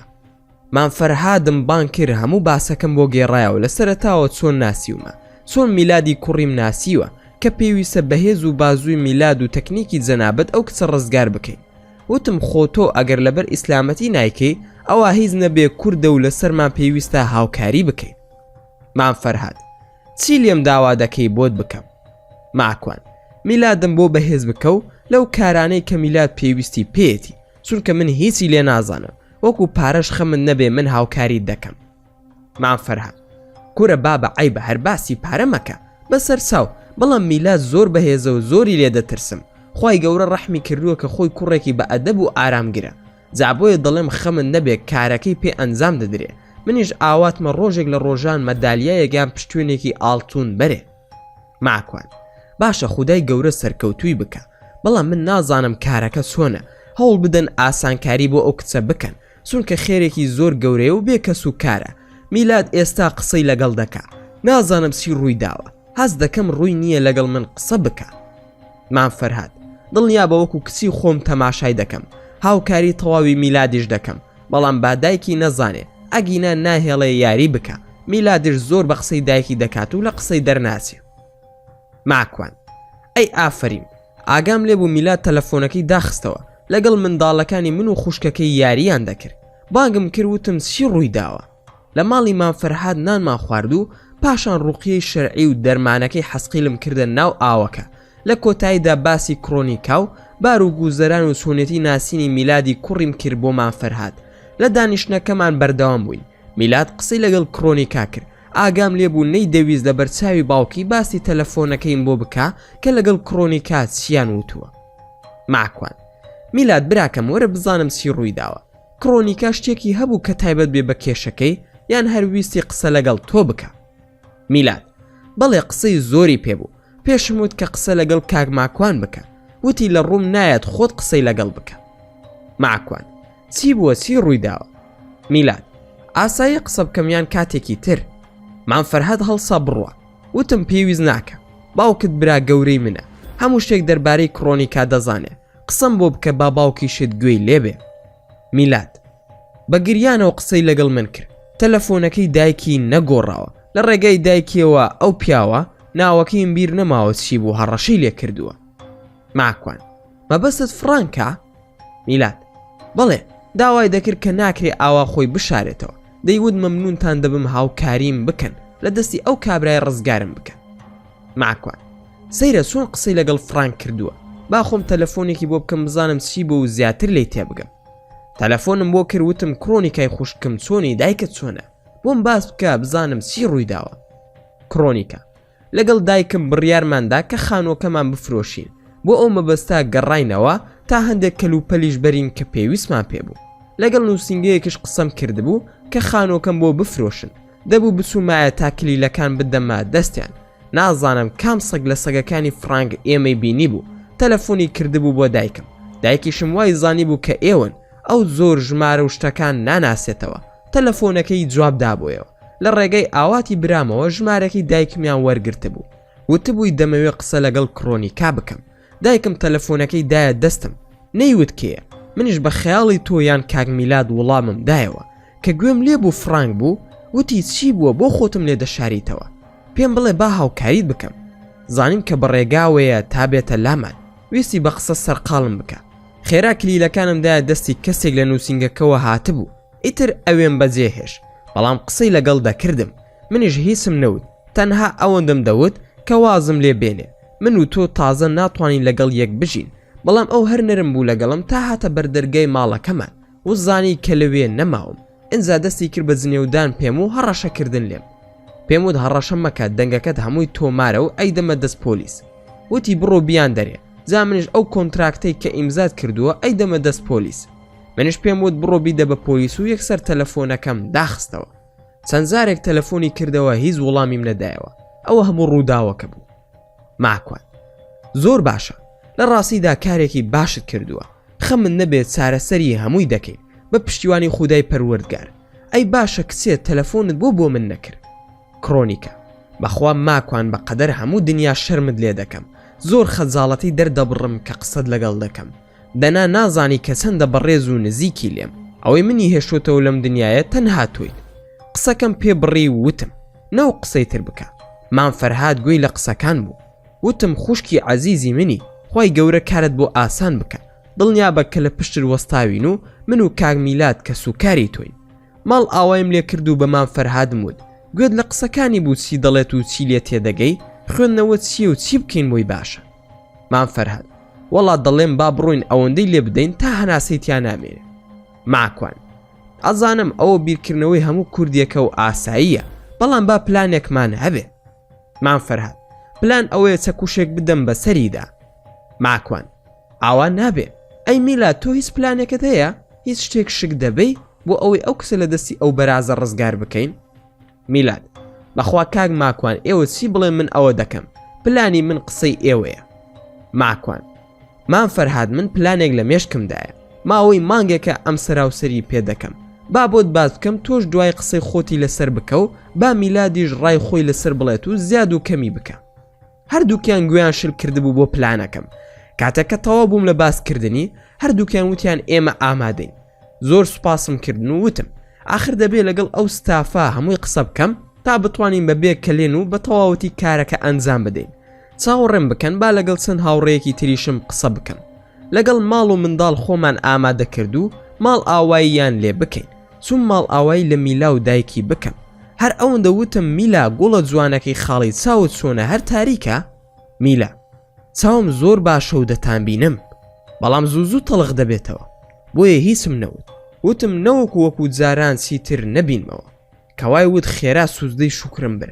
مام فەرهاد پرسی کاک ماکوان چییە؟ وتم برا میلاد چاوی دەبینێ. مام فەرهاد چاوت دەبینێ میلاگیان؟ میلا بەڵێ باوکە چاوم زۆر باش. دەستی کرد بە گریان، وتی دەترسم وەکو جارانم لێ بێتەوە. چون دەستم خستە سەرشانی وتم گوڵەکەی خاڵە مەترسە، بەشێکی زۆری هۆکاری نەبینینەکەت لە ترسەوەیە. تەواو چاک بوویتەوە، ئەگەر خوا نەخواستە نابینە بوویتەوە هەر کاتیە، چونکە تۆ چاوت هیچ کێشەیەکی نییە، تەنها ئەوەی کە خێزانم بۆی باس کردوم سیگناڵی بینینت هەڵە دەکات و ئەویش هۆکاری کەمی ڤیتامین دیە کە مادەیەکی تایە بە ناوی ڕێتیناڵ کە ئەم مادەیە هاوکارە لە دروستکردنی گەردێک کە پێویستە تا چاو بتوانێت هەست بە ڕووناکی بکات و ڕەنگەکان ببینێ. بە پشتیوانی خوددا تۆ چاک بوویتەوە و هەوڵ بدە ڤیتامینەکان بە تایبەت ڤیتامین ئەی کە گرنگە بۆ هەستی بینین بیخۆ. مام فەرهاد دەگریا و هاواری دەکرد ئەشهد ئەن لا ئیلاهە ئیلا الله و ئەشهد ئەن محەممەدەن ڕەسوول الله. میلاد باوەشی کرد بە باوکیدا و گلارە خانەمیش باوەشی کردبوو بە میلاددا. من و خێزانیشم لە خۆشیدا دەگریاین. ئانا و لین و میلاش سەیری ئێمەیان دەکرد و پێدەکەنین. ئای کە دیمەنێکی جوان و خۆش بوو. باوەشم کرد بە مام فەرهاددا و وتم برا 2000 پیرۆزە، زاری یەکەم بۆ شایەت و مانەکەت، زاری دووەم بۆ چاکبوونەوەی میلا. خوای گەورە مەحفوظتان بکات و گەورەترین ئاهەنگ دەگێڕم بۆ ئێوە بە پشتیوانی خوددا. مام فەرهاد من نازانم چی بۆ تۆ بکەم مام ماکوان گیان. ماکوان دوعای خێر و چاکە و هاوکاری کرمان لە کێشەی ئەو کچەدا. مام فەرهاد ئەو کچە وەکو میلای کچم وایە بێخەم بە. خوا حافیزیمان کرد و گەڕاینەوە ماڵەوە. سبەی نێچوون پلانەکەم بۆ کاوە و بەختیار باس کرد. ئەوانیش ڕازی بوون. هێشتا پێویستیم بە 3 کەسی تر هەبوو. نەم دەزانی بە کێ بڵێم. ئەوەی لێم ڕادەبینی و ئازا بوو کوڕێکی مەغریبی هاوڕێم بوو. ناوی مونیر بوو. خاوەنی دوکانی پیزا بوو کە باسەکەم بۆ ئەو کردوتی تۆ بێخەم بە. برایەک و ئامۆزایەکی خۆم دەهێنم لە خۆم باشتر و بەهێزتر بن.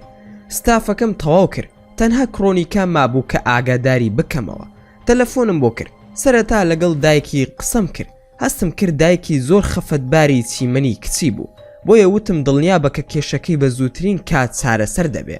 تەلەفۆنەکە بدەرە دەستی من کاری زۆرم پێیەتی. ماکوان جوان گوێ بگرە بزانە چی پێ دەڵێم و پلانەکەمان چییە. سەرەتا دەبێ بە فرانک بڵێ کە شوت کردووە بە کوڕێکی خزمی خۆت ناوی ماکوانە. بانگی دەکەی بۆ جێگایەک دەڵێ دەیەوێ بتبینێ. کڕۆنیکە کەی پێی بڵێم. ماکوان خۆم ئاگادارت دەکەمەوە. دەبێ ڕۆژانی شەمە و یەکشەمە بێت. باشە یاخودنا. کڕۆنیکە بۆ ئەم کارە پارەت پێویست نییە؟ ماکوان نا پارەم بۆ تەرخان کردووە خەمت نەبێ. کڕۆنیکە سوێندت دەدەم بە خودای پەروەردگار چیت سرف کرد دەبێ ئاگادارم بکەیتەوە تا پارەکەت بۆ بگەڕێنەوە. ماکوان دوعای خێر بکە سەر بکەوین پارە کێشە نییە. کۆتایی هەفتەمدانا کە هەموو ئەو کوڕانە کۆ ببنەوە و جێگام دەستنیشان کرد لە دەرەوەی شار لە سەیرانگایەک بەڵام دوور لە خەڵکی. گۆشت و غەڵوز و خواردنەوە و سەرەساتم کڕی و پێکەوە بەرەو ئەوێ ڕۆشتین. مام فەرهاد و میلاد و کڕۆنیکا و کاوە و بەختیار و مونیر و برا و ئامۆزاکەی و خۆشم بەرەو ئەو جێگایە ڕۆشتین. پێشتر کڕۆنیکام ئاگادار کرد بۆیەوە کە بە فرانک بڵێ با لەو جێگایە چاوەڕێمان بکە. دەشم زانی کە فرانک بەلایەنی کەمەوە 3-4 کەسی لەگەڵدا دەبێ کە نزیک بووینەوە جەماعەتی خۆمانم پەرتەوازە پێکرد بۆ ئەوەی ئەوان نەزانن کە ژمارەمان زۆرە. من و کڕۆنیکا ڕۆشتین لەسەر لێواری چەمێک دانیشت بووین. چاوەڕێی فرانکم دەکرد. قولاپێکم دا بۆ دەست میلاد دە نزیکمانەوە. بە حیساب خەریکی ماسی گرتن بوو لەگەڵ باوکی. بەڵام بە جۆرێک کە ئێمە هەر ناناسن. چاوەڕێ بووین سیارەیەک لە زۆری ڕانز ڕۆڤەر هات. ئەوەی پێشبینیم کرد وا دەرچوو. 5 کەس دابەزین. هەمویان قەبە و بەهێز دیار بوون. ڕوو ئێمە هاتن. فرانک ڕووی کردە کڕۆنیکا وتی هاوسەرەکەت ئەم ماسیەیە؟ منیش کڕۆنیکام خستە پشتی خۆمەوە. پێی وت پێ ناسی لەگەڵ ماسی قسە بکەی. من تیمساحم. پەنجەی هێنا بۆ لای دەمم. وتی بزانم ئەتوانی گازی لێ بگری؟ هەر کە نزیکی کردەوە لە دەمم گازێکم لێ گرت و پاڵێکم پێوەنا. پێشتر بە میلاد و باوکی وتبوو کە زانیتان دەستەوە شوێنێت کامیان زۆر خۆی بە بەهێز دەزانێت دەست و قاچێکین بۆ بشکێنن بەڵام شکانی تەواوەتی بێ کە هاواریان لێ هەڵسێنێ. کە پاڵەکەم بە فرانکەونا و گازەکەم لێگر کڕۆنیکا ترسا و لە تاو شڵەژاندا کەوتە ناو ئاوەکەوە. بانگی میلاد و باوکی کرد. وەڵا هەروام وت خێرا مام فەرهاد هەردوو دەست و قاسێکی یەکێکیانی شکاند. ئیشارەتم دانابوو بۆ ئەوانی تر. سیر ئەەکەم میلاد یەکێکیانی هەڵگرتووە ئەڵەی فرش ئەتەکێنێ ئەی کێشا بە ئەرزەکەدا. من وتم دەست و قاسی دوانیان بشکێنن بەڵام ئەوان دەست و قاسی سواریان شکاند بوو. خۆشم بەرەو ڕووی فرانک ڕۆشتم. داخی زۆر لە دڵمدا بوو. ئیشارەتم کرد بۆ جەماعەتی دووەم هاتن کە هاتن تووشی شۆک بوون. هەمویان لە جێگەی خۆیاندا وەستا بوون. ڕوو فرانک ڕۆشتم یەخی کراسەکەیم گر. بانگی کڕۆنیکام کرد وتم ئەم مریشکە بوو هەڕەشی لێ دەکردی؟ کڕۆنیکا بەڵێ خۆیەتی زۆر ئازاری یاوم. بە نەرویزی قسەم ئەکرد وتم وەرە بە ئارەزوی خۆت پیای بکێشە. کڕۆنیکە: نا پێویست ناکە، ئاگام لێ بوو دەترسا. ماکوان: مادام بە قسەم ناکەی ئەبێ پێڵاوەکەت دابکەنیت و بە پێڵاوەکەت پیای بکێشی، ئەگەر بە قسەشم نەکەی ئەوە ئەیکەم بە چەقۆ. کڕۆنیکە لە ترسی ئەوەی توندی نەکەم لەسەری پێڵاوەکەی داکەند و بە هێواشی پێیدا دەکێشا. منیش پێڵاوەکەم لێ وەرگرت و هەتا هێزم تیا بوو کێشان بەسەریدا. 3000 وتم ئاوا پێی بکێشە دەی. ئاگام لە کاوە بوو زوو شەقی هەڵ ئەیا لەو چوارەی تر. مام فەرهادیش ئەی کێشا بەسەریانە. کڕۆنیکاش بە ئارەزووی دڵی من پێڵاوەکەی کێشا بەسەری فرانکدا وەکو سەگ دەی قورسکان. وتم یەڵا بڕۆ ناو ئاوەکە، خۆت دەڕۆیان بتخەمە ناوی. کەوام و لە دەستم ڕای کرد. مونیر و نەبیلی برای شوێنی کەوتن، بە شەق هێنایەنەوە بەردەستم. ماکوان: کێ ماسیە و لە دەستم دەخلیسکێ؟ فرانک: چیت دەوێت لێم؟ ماکوان: جارێ با بتخەمە ئاوەکەوە. فرانک: با مۆبایلەکەم دەربهێنم. ماکوان: باشە مۆبایلەکەت گرانە.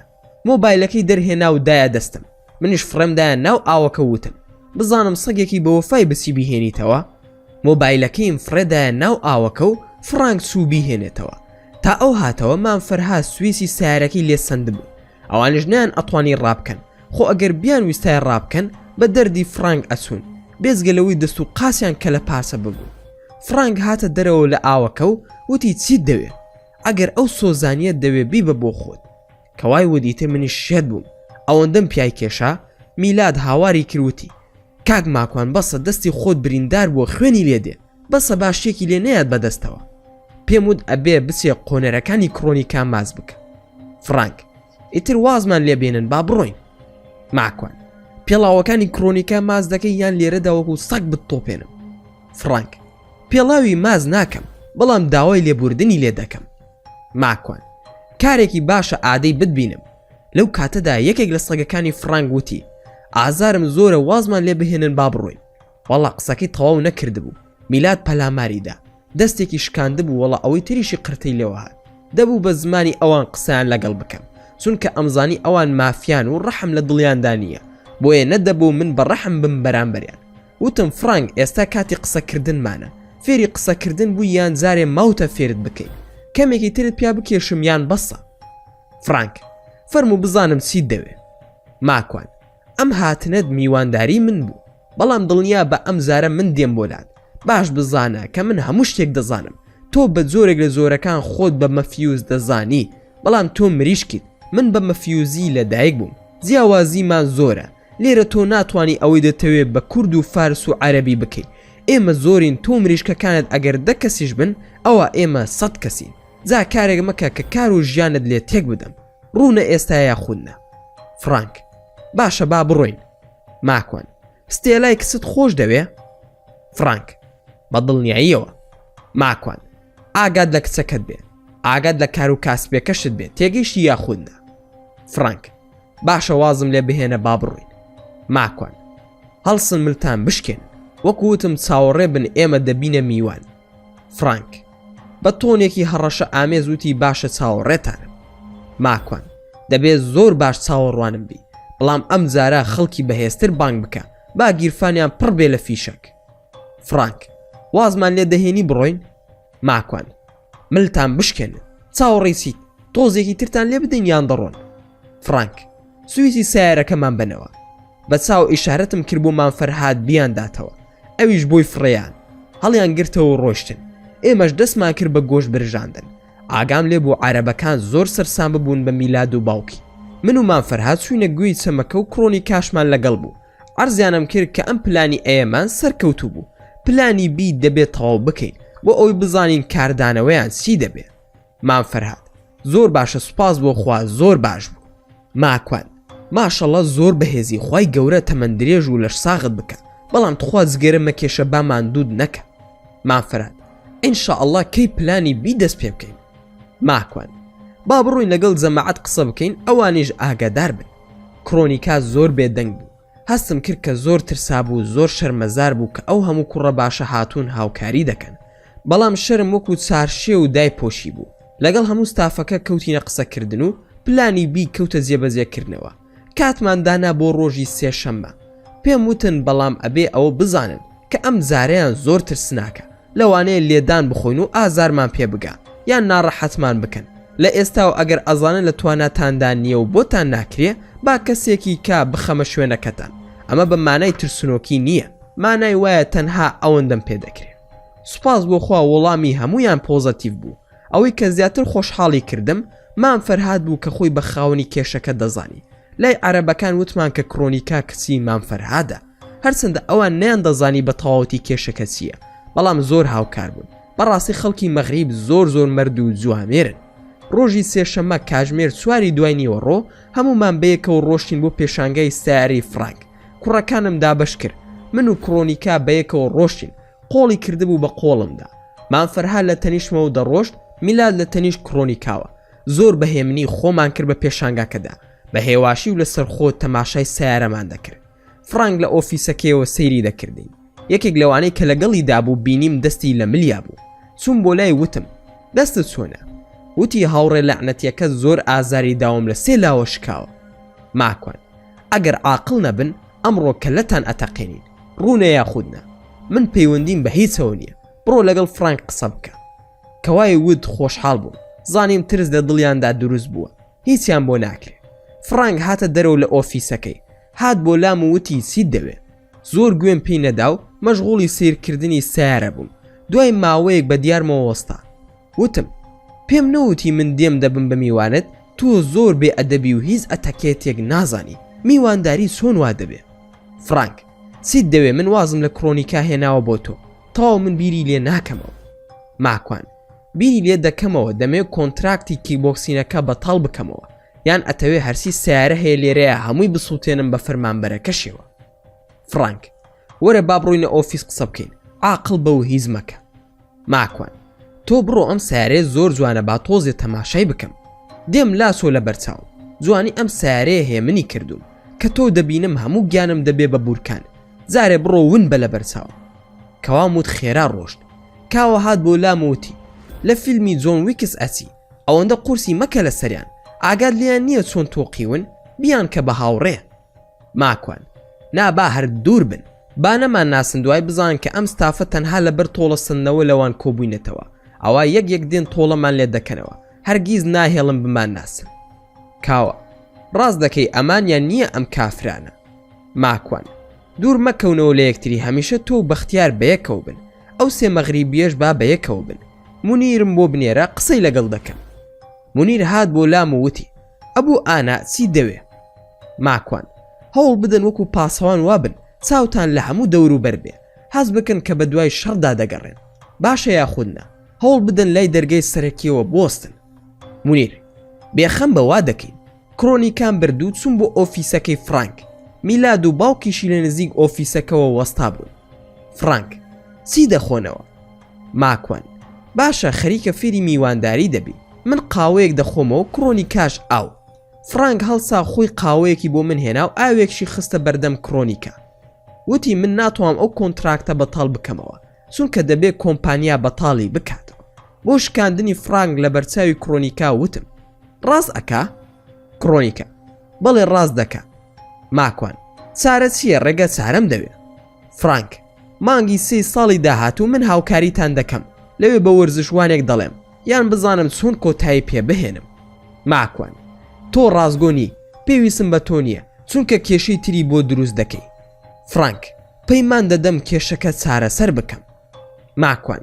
ئەمە چۆن دەکرێت تێم بگێنە فرانک ویستی قسە بکە وتم پەلەمەکە با ئەو هاوکارم بانگ بکەم گوێی لێبێ چونکە ئەو ئیشانەم بۆ ڕێک دەخە بانگی میلادم کرد هات وای زانی دەڵێم لە فرانک بدە وتی کاک ماکوان دەستی بشکێنم ماکوان نا تەنها گوێ بگرە فرانک ئێوە لە دەشکاندنە زۆر زیرەکەن دەستی سوار کەستان شکاندووە بەز نییە خۆم تووڕە کردووتم تۆ یاری بە گیانی خەڵک دەکەی چەند جارە خەڵکی بێتاوانت کوشتووە وا نەزانی کەوێنە و ڤیدیۆی کارە بێماناکانت دەست ناکەوێ لای زۆر کەس هەیە دەستشکاندن باشترە لەوەی کە خەڵک دەرخواردی گورگ و پڵنگ بدەیت فێری دەم درێژی مەبە و کیسەیەک هەوا بخەناو دەمت بۆ گەنی دێت فرانک باشە من کاتی شەڕم نییە و نامەوێ شەڕ بکەم ماکوان کەی کاتی شەڕت هەبوو وەرە بۆ لای من هەمیشە کاتم هەیە بۆ شەڕ و دەسم بەتاڵە ڕوونە یاخودنا فرانک واز لەو باسە بهێنە باتێت بگێنم چی دەکەیت ماکوان میلاد من تااقەتم نییە گوێ لەم هیچ و پوچە بگرم، تۆ گوێی لێ بگرە بزانە چی دەڵێ کە تەواو بوو تۆ بۆمی باز بکە. کڕۆنیکا هەڵسە با بڕۆین. هاتینە دەرەوە بە کوردی بە میلادمون وەرە قەو قەڵەمی لێ وەربگرە، ئەوەی دەیڵێت بینوسە با لە بیرت نەسێتەوە. من هاتمە دەرەوە بە یەکێک لە فەرمانبەرەکانی مود، بڕۆ قاوە بۆ هاوڕێکانی من بەرە. چوومە سەر بۆ نیتی سیارەیەک دانیشتم. کڕۆنیکاش لە بەردەممدا وەستا بوو. کڕۆنیکا: مامۆستا ماکوان تۆ زۆر سەیری، پێدەچێ هونەرمەند بی. ماکوان: بۆ وا دەڵێ چی بووە؟ کڕۆنیکا: زۆر مافیایی، یان جوانتر بڵێم زۆر بە جوانی دەوری مافیا دەبینی. ئەوەندەی تر سەرسامت کردم، خوای گەورە لە منت نەسێنێ. نازانم چۆن پاداشتت بدەمەوە، نازانی ئێستا چەند هەست بە ئارامی دەکەم. ماکوان: باشە لە کوردەواریدا دەڵێن وەرە خۆت بۆ بۆرە پیاو بە کوشدا، دەڵێن بە دەردی خوا مردووە. بە من دەڵێیت مافیا لە کاتێکدا هەموو ئەوەی دەیکەم لە بەرخاتەی تۆیە. پێویستە وابم ئەمانە ڕەحم بە کەس ناکەن، خۆت باشیان دەناسی. کڕۆنیکا: وەی بەخوا مەبەستم خراپ نەبوو، مەبەستم ئەوە بوو نازانم چۆن بۆت باز بکەم، واتە ئەوەی دەیکەیت لێت دێ. ئاخر تۆ نازانی ئەم سەگە چەندە چاوقایمە، تۆ لەوانەیە هەستی پێ نەکەی. من دەزانم چەندە شکۆی شکاندووە، من ئاگام لە قسەکردنیەتی چۆن زەلیلت کردووە. لەبەر ئەوە دەڵێم تۆ هونەرمەندی. ئەم ڕۆڵی تۆ دەیبینی ڕۆڵی ڕاستی ژیانی خۆت نییە، بەڵام کە دەیبینم دڵی هەموو ژیانت مافیا بوویتە. بەڕاستی من زۆر جار شەرمم لێ دەکردی، ئێستا شەرمیشت لێ دەکەم و زۆریشت لێ دەترسم. ماکوان: هەمووی لەبەر خاتری تۆی و لەبەر خاتری سەرپۆشەکەی سەرتە. دەمەوێت شکۆی ئەو حیزابە ون نەبێ، بەڵام لەم سەگا زۆر دەترسم کە لە ژێرەوە شت بکە. لەبەر ئەوە دەبێ ئاگاداری خۆمان بین، لە بەرچاوی نەبین و بە جێگە و مەکانمان نەزانێ. کڕۆنیکا: زۆر ڕاستە، بەڵام هەست دەکەم وانەیەکت داوەتێ هەرگیز لە بیری ناسێتەوە. دەستی هاوڕێکانیتان شکاندووە کە وەکو سەگ وابوون، بڕوا ناکەم بوێرن تەماشاتان بکەنەوە. لەم قسانەدا بووین مام فەرهاد هات بۆ لام. مام فەرهاد: شوشی مێزەکەی نایلۆنی پێوەیە، ئەڵێم با هەردووکمان بچینە ژوورەوە و تووڕێی بکەین، با هەردووکمان بکێشین بە مێزەکەیدا و بیشکێنین، ئینجاش بڕۆین. بەڵام تۆ بە هێواشی پیای بکێشە با دەستت ئازاری نەگاتێ، بەڵام من بە قایمی پیای دەکێشم. پێت چۆنە؟ ماکوان: تۆسی دەڵی لە قسەت دەرناسم، بڕۆ با بڕۆین. بەیەکەوە چوینە ژوورەوە. بە میلاد دەمود ئەوە چی دەکەن؟ تەواو نەبوون، ئەم مریشکە درۆت لەگەڵ دەکایان بەڕاستێتی. میلاد: ئەوەی دەیڵێ لە ڕۆتیناتی کارەکە دەینووسم، ئەگەر زانیمان درۆ دەکات دەستێکی دەشکێنم. ماکوان: ئیشەکەتان تەواو بکەن. بە کوردی بە مام فەرهادم وت وەرە دابنیشە خۆت ئامادە بکە، بکێشین بە شوشەی مێزەکەدا و بیشکێنین. هات دانیشت، وتم ئێستا تووڕەی دەکەم تا ئێمەش تووڕە بین. بە هێواشی و بە پێکەنینەوە بە فڕانکم و درۆمان لەگەڵ نەکەی، چونکە تۆ درۆزنی، خوای گەورە کردی کەوان پێوت تووڕە بوو. فرانک: من یارمەتیتان دەدەم، کەسی ئێوە پێم ئەڵێن درۆزن. هەروای ود من و مام فەرهاد کێشامان بە مێزەکەدا و ورد و خاشمان کرد، لە تاواندا حەپەسا. هەمیشە خۆی پەروەردگار هاوکاری ئەو کەسانەیە کە دوو کار بەیەکەوە ئەنجام دەدەن. ئەوەی پێداویستی ئەو کارەیە کۆی دەکاتەوە و چی لە توانایدایە ئەنجامی ئەدا لە ڕووی کاری دنیاییەوە، پاشان پشت بەخوای گەورە دەبەستێت و تەوەکولی پەروەردگارێتی. ئەم دەرئەنجامە لە پێغەمبەری خواوە صلی الله علیه وسلم بۆمان بەجێماوە. ئەگەر بە چاوی شیکاریانەوە تەماشای ڕووداوەکانی سیرەتی پێغەمبەر صلی الله علیه وسلم بکەین، هەوڵی یەکەمی هەرسی هێزی مادیە کۆی کردوتەوە، ئەوەی کە لە توانایدا بووە، و پاشان تەوەکول بە خودای گەورە کارەکەی ئەنجام داوە. نمونە زۆرە، هەر لە غەزای بەدرەوە تا دەگاتە غەزاکانی تر و هەموو ئەوی تێیدا بەدی دەکرێت. خۆ ئەگەر شکست هاتبێ ئەوە بە دڵنیاییەوە یەکێک لەو دوو دەرئەنجامە ناڕێکن و یان کەم و نوقسان بووە، وەکو نمونەی ئوحود. ئەم پێشەکیەم بۆ ئەوە بوو کە ئەوەی لە تواناماندا بوو لە هێز و کاری مادی بەکارم هێنا لە بەرامبەر فرانکدا. تەوەکولم بەخوای خۆم هەبوو، کارەکەشم لە پێناوی پەروەردگار بوو بۆ ڕزگارکردنی خوشکێکی ئیماندار. من و مام فەرهاد پلانماندا نابوو کە زیاتر ترس و بیم بخینە دڵی فرانک و هاوکارەکانی. هەردووکمان خۆمان تووڕە کرد و کێشامان بە مێزێکی شوشەدا کە بۆ چای و قاوە خواردنەوە لە بەردەمماندا دانرابوو. شکاندمان و فرانک حەپەسا. مونیر و نەبیل و سەمیر بەپەلە هاتنە لامان. وتم ئاگاداری هاوکارەکانی فرانک بن، هێشتا قسەکەم تەواو نەکرد بوو. مونیر چوو هاواری کرد: لە جێگەی خۆتان نەجوڵێن. ڕوون کردە فرانک وتم: کەی تۆ دەبی بە مرۆڤ وەکو مرۆڤ بەڕێزەوە قسە بکەیت؟ فرانک بە هێواشی و نەرمی: ئێوە شەڕ دەگێڕن، من هاوکاریتان دەکەم. ماکوان: هاوکاری بەڕێز و احترامەوە دەبێت، تۆ هاوکارنی درۆ دەکەی جێگای متمانەمان نی دەبێت کارێک ئەنجام بدەیت بزانین کە تۆ ڕاستگۆی. فرانک چیت دەوێ بیکەم؟ ئەوەی لە توانامدایە ئەنجامی ئەدەم. ماکوان من دەمەوێت بە تەواوەتی کڕۆنیکای خێزانم لە مێشک و کارەکان تا بسڕیتەوە. ئەوە ئیشی یەکەم و کۆتایی منە لەگەڵ تۆدا، ڕوونە یاخود نا. فرانک هەموو زانیاریەکم داوە بە هاوکارەکانی وەکو خۆشم کڕۆنیکا پیرۆزت بێت و نەک لە مێشکمدا سڕیومەتەوە بەڵکو نامەوێ هەر بیبینم. ماکوان ئەوە کارێکی باشە کەواتە با بڕۆین تاقیشت دەکەمەوە بزانم ڕاستگۆ بووی لەگەڵماندا یاخود نا. فرانک تکایە نامەوێت تۆش ببینم. ئیتر کۆتایی هات بە هەموو شتێک. ئەم قسانەی زۆر بە زەلیلی کرد. ماکوان ئەگەر کێشەکان کۆتایی پێبێت بە دڵنیایەوە منش حەزم بە شێوە نییە و نامەوێت بتبینم، بەڵام سوێن دەخۆم ئەگەر شتێکی نەخوازراو ببینم لە خۆت یان هاوکارەکانت ئەوی بە خەیاڵتدا نەهاتووە ئەنجامی ئەدەم. یاڵا جەماعەت با بڕۆین. ئەو پلانەشماندا نابوو کە ئەگەر هات و تەلەفۆن بۆ پۆلیس بکەن ئێمە شتمان ئامادەکردبوو بۆ ئەوی خۆمان دەرباز بکەین لە دوای ئەوانیش. باش بوو هیچ لەو بارەیەوە ڕووی نەدا. گەڕاینەوە هەموو چوینەوە سەرکاری خۆمان. بە کڕۆنیکام وت کە کوی پێخۆشە بڕوات نیشتە جێبێت و تەنها پلانی سیما بوو ئەنجامی بدەین. ئەویش بۆ دڵنیایی کڕۆنیکا. ئەویش بریتی بوو لەوەی کە کڕۆنیکا جارێ خۆی نیشانی فرانک بدا بزانێت سی ڕوودەدا. ئەو کارش بەس بوو کە تەنها من و میلاد و مانفەرهاد لەگەڵ کڕۆنیکادا لە شانۆیەکدا کارەکتەر بین. دوای 2 هەفتە زانیمان کە فرانک دەسێتە کام قاوەخانە دادەنیشێ. یەکێک لەو ڕۆژانی هەفتە بە تەنها کڕۆنیکامان نار کە لە قاوەخانەکە دابنیشێ و ئێمەش لە دەرەوە چاوەڕێی دەکەین و تەلەفۆنەکەی کراوە بێت لەگەڵمدا. ئەگەر خوا نەخواستە شتێکی نەخوازرا و ڕوویدا فریای بکەوین، بەڵام کە سووە ناو قاوەخانەکە بە تەنها قاوەیەکی داوا کرد. پاش کەمێک فرانک و 2 هاوڕێی کە لەگەڵی دابوون ڕۆشتن. کڕۆنیکا ئاگاداری کردمەوە لە ڕۆشتنی ئەوان. بە کڕۆنیکام و دوای 10 خولەکی تر تۆش هەڵسا بڕۆ. خۆشم چاودێری فرانک و هاوڕێکانیم دەکرد. وا هەستم کرد کە لە دەرەوە بۆسەی بۆ دابنێ، بەڵام شتی وا ڕووی نەدا. کڕۆنیکا لەوێ بە تەنها پیاسەی دەکرد و تەماشای شتی دەکرد لە دوکانەکەدا. نزیکەی کاژمێرێک لەویانە سوڕایەوە. پاشە من و مانفەرهاد و میلاد چوینە لای. هەستم کرد زۆر دڵخۆش و ئارام بوو. ماکوان تەواو خوشکی خۆم. ئیتر پێویست بە ئێمە نەماو بڕۆ ئازادی تا کاتی ئەوە دێ کاکە میلاد کۆنتراکتی کارەکەی تریشت بەتاڵ دەکاتەوە بە پشتیوانی خودا. کڕۆنیکا واتە ئیتر ناتان بین و حەقتان نییە بەسەرمەوە؟ مانفەرهاد کچی خۆم بۆ ناتبینین. ئەگەر پێت خۆشە خۆت و دایکت وەرن من بەشێک خانوم هەیە بەکرێ ئەتان دەمێت تا خۆتان پێتان خۆش بێت لەوێ بمێننەوە. دایکی بەڕێزت وەکو دایکم وایە تۆش دڵنیا بە وەکو میلای کسم چاودێری دەکەم ئەگەر کاک ماکوانیش ڕازی بێ. ماکوان من نەک ڕازیم بەڵکو ئەگەر ئەوان ڕازی بن من زۆر مەمنونت دەبم. ئیتر ئەو دڵە ڕاوکەیەم نامێنێ. کڕۆنیکا بەڕاستی من هەستم ئەکرد کە زۆر بێکەسم، بەڵام سوپاس بۆ خوا مادام ئێوەم هەیە چۆن ئەو پیاوەتیت لە بیر دەکەم کەی دەتوانم بێمە ماڵەکەتان. مانفەرهاد 1 هەفتەم بەرێ تا هەرسی کەم و کورتی هەیە چاکی بکەم بۆتان، دوای ئەوە وەرنە ناوی.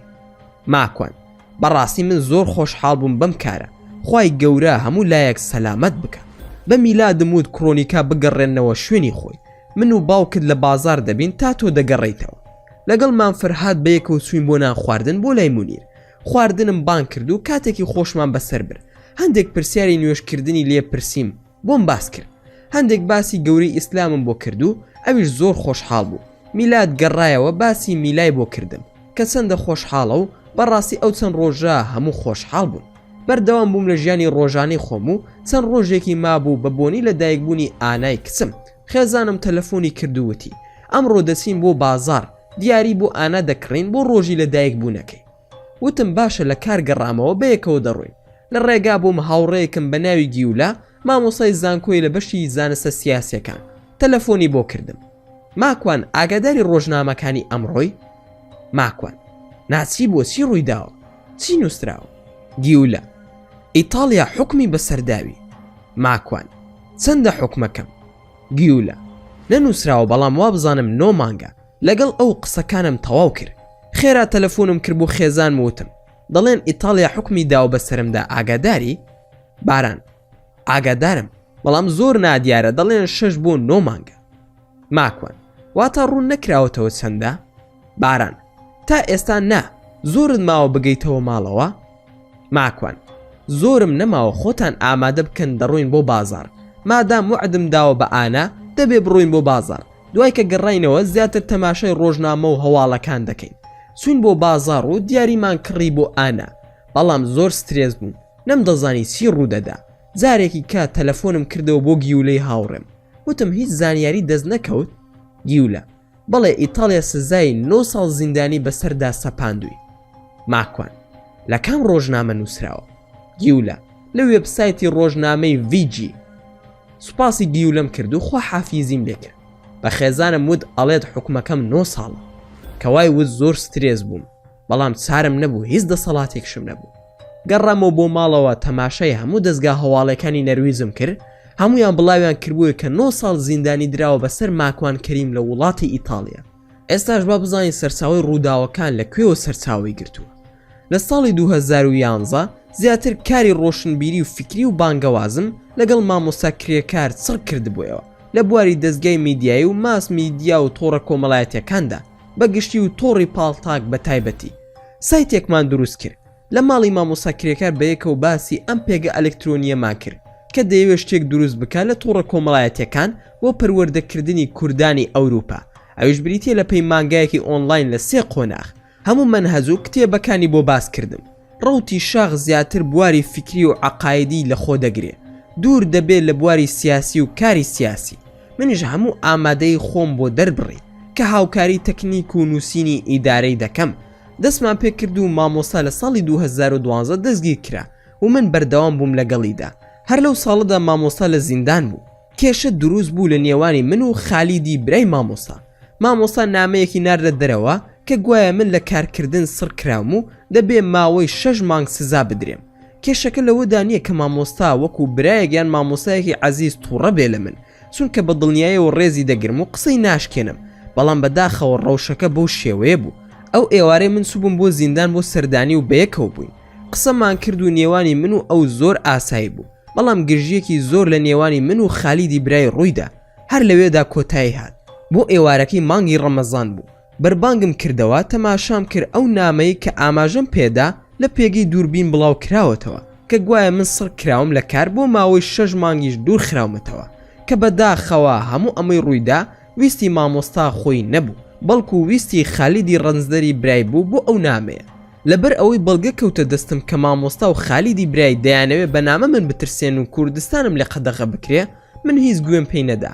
وەڵامێکی کورتم دایەوە و بە قەدەری نامەکەی جەنابی مامۆستا. لەو کاتەدا کە ئەو نامەی لەسەر قسەی خالیدی ڕەنجدەر هاتە دەرەوە، زۆربەی وڵاتانی ئەوروپا وەکو بەریتانیا و ئەڵمانیا و سوید و نەرویج و هۆڵەندا و ئیتالیا و سویسرا و بولگاریا چاویان خستە سەر من و کاری مامۆستا کرێکار. لە دوای ئەم ڕووداوە کە نامەکە هاتە دەرەوە، دەستگای هەواڵگیری ئەوروپا بەگشتی هیچیان لەسەر من نەبوو، بەڵام گەڕانەوە بۆ ساڵەکانی 2009 و 2012. فیلمی وایان دروست کرد کە من نە ئاگاداریم نە مامۆستاش، بەڵام خوای گەورە تۆڵە لە خەڵکی بەغیل و ترسنۆک و خوێڕی و خۆویست بسەنێ کە ئەوان هۆکار بوون بە پلەی یەکەم. بۆ زیاتر وردەکاری و شیکاری ڕووداوەکان سەرنجستان ڕادەکێشم بۆ کتێبی مەملەکەتی زیندان. لەوێدا ورد و دریشتی هەموو ڕووداوەکان باز دەکەم. پشتیوان بەخودا ئەگەر تەمەن باقی بێ دەگەڕێمەوە ناو ڕووداوەکانی مەملەکەتی شەیتان کە دڵنیا بوومەوە کە 9 ساڵ حکوم دراوم، مامۆستاش 12 ساڵ حکوم دراوە. ئێوارەی ڕۆژی دووشەمە بوو تەلەفۆنم کرد بۆ جەنابیان.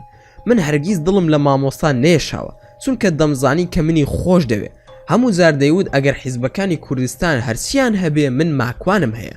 هۆکاری ئەوەشی دەگێڕایەوە بۆ ئەوەی کە من حەزی کاری حیزبایەتی و سیاسیم نەبوو، زیاتر لە بواری مێژوو فەلسەفە و فکر و ئەدەبدا ئەسپی خۆم تاو دەدا. تەلەفۆنم بۆ کرد.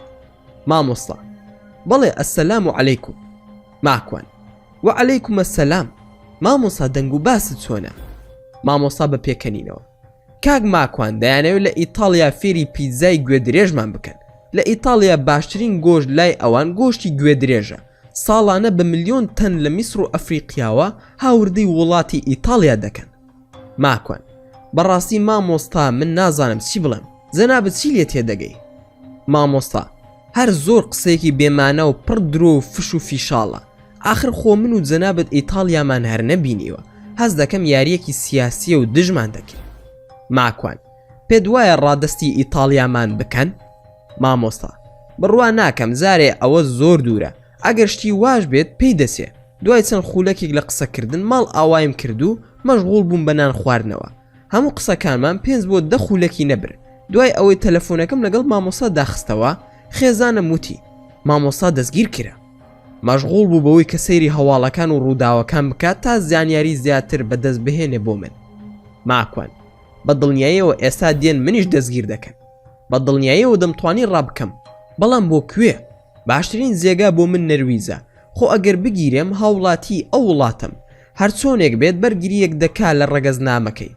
لەبەر ئەوە بە بیرمان نەهات و بیرمان لێنە دەکردەوە کە ڕابکەم، چونکە لە نەرویز باشترین حەشارگە بوو بۆ من لە دەستی ئەو داواکردنەی ئیتالیا کە لە ڕێگەی ئەنتەرپولەوە داوا کرابووم. سرم لێ تێکچوو بوو، نەمدەزانی چی بکەم. ناچار تەلەفۆنم کرد بۆ مخابەراتی نەرویجی، بۆ کەسێک کە کێشەکەی ئێمەی لە بەردەستا بوو. لێم پرسی ئەگەر دەمگرن ورن لە ماڵەوە تکا دەکەم با لەسەر کارەکەم و لەناو بازاردا دەستگیر نەکرێم. فەرمانبەرەکە ناتۆ ناگیری، تکایە با ژیانت ئاسایی بێت و چون ڕۆژانە سوی بۆ سەرکار هەروە بەردەوام بە. تۆ خاوەنی ڕەگەزنامەی نەرویزیت. نەرویز هاوڵاتی خۆی ڕادەستی هیچ وڵاتێک ناکە. ماکوان زۆر باشە، سوپاس بۆ زانیاریەکان. هێور بوومەوە، بەڵام خەمی مامۆستان بوو. لە دوای ئەوەی پارێزەرەکەی لێدوانیدا وتی ئەم پرۆسەیە زۆر دەخایەنێ. من زیاتر دڵنیا بوومەوە کە ئاستەمە مامۆستاژ ڕادەستی ئیتالیا بکرێت. بەردەوام بووم لە کاروباری ڕۆژانەی خۆم، وەکو جاران بەردەوام بووم لە کارەکەی خۆم. خەڵکێکی زۆر لە دۆستان و هاوڕێیان تەلەفۆنیان کرد، بەڵام هەرسی مولحید و خوانە ناس و بێدین بوو ئاهەنگ و خۆشیان دەگێڕا لە خۆشی ئەوەی کەوا من 9 ساڵ حکم درابووم لە ئیتالیا. هەفتەیەک تێپەڕی و ئێوارەی شەممە بوو لایڤێکم کردەوە لە فەیسبووک و وتم مولحیدەکان خۆشحاڵن بەوەی کە 9 ساڵ زیندانیم لە ئیتالیادا بەسەردا سەپێنراوە، بەڵام من لە خزمەتی موسڵماناندا و کام مولحید خاوەنی جورئەتە فەرمون ورن بۆ گفتوگۆ و دیبیت. سوپاس بۆ خودا هەرچی مولحید و خوانەناسەکان بوون دەهاتن بۆ گفتوگۆ و دیبیت بەسەر شۆڕیەوە دەگەڕانەوە، پاشان قسەکانیان دەبۆ جێگەی کۆمیدیای خەڵکی موسڵمانان. وا پێیم برد لە دوای ئەو ڕووداوە زۆربەی خەڵکی لێم دوور دەکەونەوە و دەترسێن، بەڵام ڕێک پێچەوانەکەی ڕاست دەرچوو. زیاتر لە زاران موسڵمانان هاوکارم بوو. ستافەکەم ئەوەندە بەهێز بوو لە هەموو بوارەکانی کاری میدیا و ڕۆژنامەوانی بۆ بانگەواز و کاری فکری و چاپی کتێب و دەستگای میدیایی بزاف کە دەستگایەکی میدیایی بوو زیاد لە 50 بۆ 60 راپۆرتی فکری و مێژووی و ناساندنی مولحیدەکانی دروست کرد کە بەشەکان بریتی بوون لە مۆنتاژ و نووسین، بڵاوکردنەوەی چالاکیەکان لە ڕادە بەدەربوون، لەگەڵ ئەوەی فشاری مولحیدەکان زۆر بوو لە سەرمان، نەک بە هۆکاری فکری و توانای عەقلیان، نا بەڵکو بە هۆکاری ئەوەی پاریان ئەدا بە فەیسبوک و خەڵکی پرۆفشناڵ هاوکاری دەکردن بۆ سوتاندن و باندکردنی پەیج و ناوی فەیسبوکەکەمان.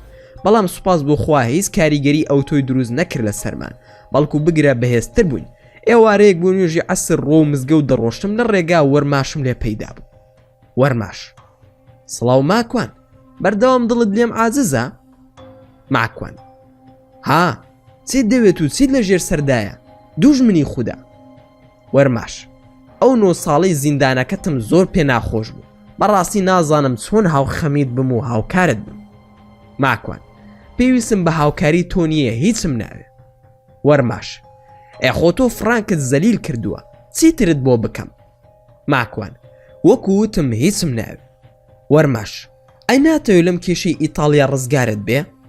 ماکوان بۆ من هیچ کاریگەری نییە، من خاوەنی ڕەگەزنامەی نەرویجیم، لەبەر ئەوە پێویست ناکات سەری خۆمی پێ و واڵ بکەم و پەیمانیشان داوە پێم کە من ڕادەستی ئیتالیان ناکرێم، لەبەر ئەوە پێویستم بە هاوکاری نییە و لە بیری بکە. وەرماش ئاخر لەوانەیە ڕۆژێک لە ڕۆژان قورسی بکەن لەسەرت، با کۆتایی پێ بهێنی. ماکوان بڕوان ناکەم، خۆ ئەگەر هەر قورسیان کرد لەوانەیە لە نەرویز سەر لە نوێ ئەم کێشەیە بۆ من بکەنەوە و منیش دەزانم لە ڕووی یاساییەوە هیچ یاسایی نییە و منیش باش دەتوانم بەرگری لە خۆم بکەم. وەکو وتم فشار بۆ خۆت مەهێنە و بیری لێ مەکەرەوە، چونکە من بیری لێ ناکەمەوە. وەرماش باشە من دەڕۆم، کاتێکی خۆش. ماکوان خۆشتر، خوا ئەکا تۆ لە پێش چاوم ون دەبی. ئەوەن دەمزانی لەبەر چاوم ون بوو. چوون بۆ مزگەوت، دوای 2 ڕۆژ حازیان دەردەچوون بۆ حەج، چوون بۆ فڕۆکەخانە بۆ بەڕێکردنی کاوە. فاتمە خانم و کڕۆنیکا و ئەوانم بەڕێ کرد. دیسان سەرقاڵ بوومەوە بە ژیانەوە، بەڵام بەداخەوە بۆم نەبوو لە نەرویز دەربچم، چونکە لەلایەن ئیتالیاوە داوا کرابووم، لەلایەن پۆلیسی ئەوڕۆپۆل لە هەر جێگایەک دەستگیر بکرامایە ڕادەستی ئیتالیا دەکرام. منیش بە سروشتی خۆم حەزم بە گەڕان و سەفەرە، هەموویم لێ قەدەغە کرابوو. ئەڵبەت دەمتوانی بسمە وڵاتانی ئاسیا و ئەفریقیا، بەڵام ئەوروپام لێ قەدەغە کرابوو. ئەگەر بە فڕۆکە سەفرم بکردایە، بەڵام بەگشتی زەمینی سەفرم دەکرد بۆ سوید و دانیمارک، ئاسایی بوو، هیچ کێشم نەبوو. چەند جارێک کاوە کڕۆنیکا بە جیاواز تەلەفۆنیان بۆ کردم کە کتێبم بۆ بهێن و پرسیاریان دەکرد دەربارەی حەز و دروشمەکانی، بەڵام هەستم دەکرد کە کڕۆنیکا زۆر زووتر تێدەگات و شتەکان لەبەردەکا. کاوە تەلەفۆنی بۆ کردم و وتی 2 جار کڕۆنیکامان بردووە بۆ نەخۆشخانە، زوو دەبورێتەوە.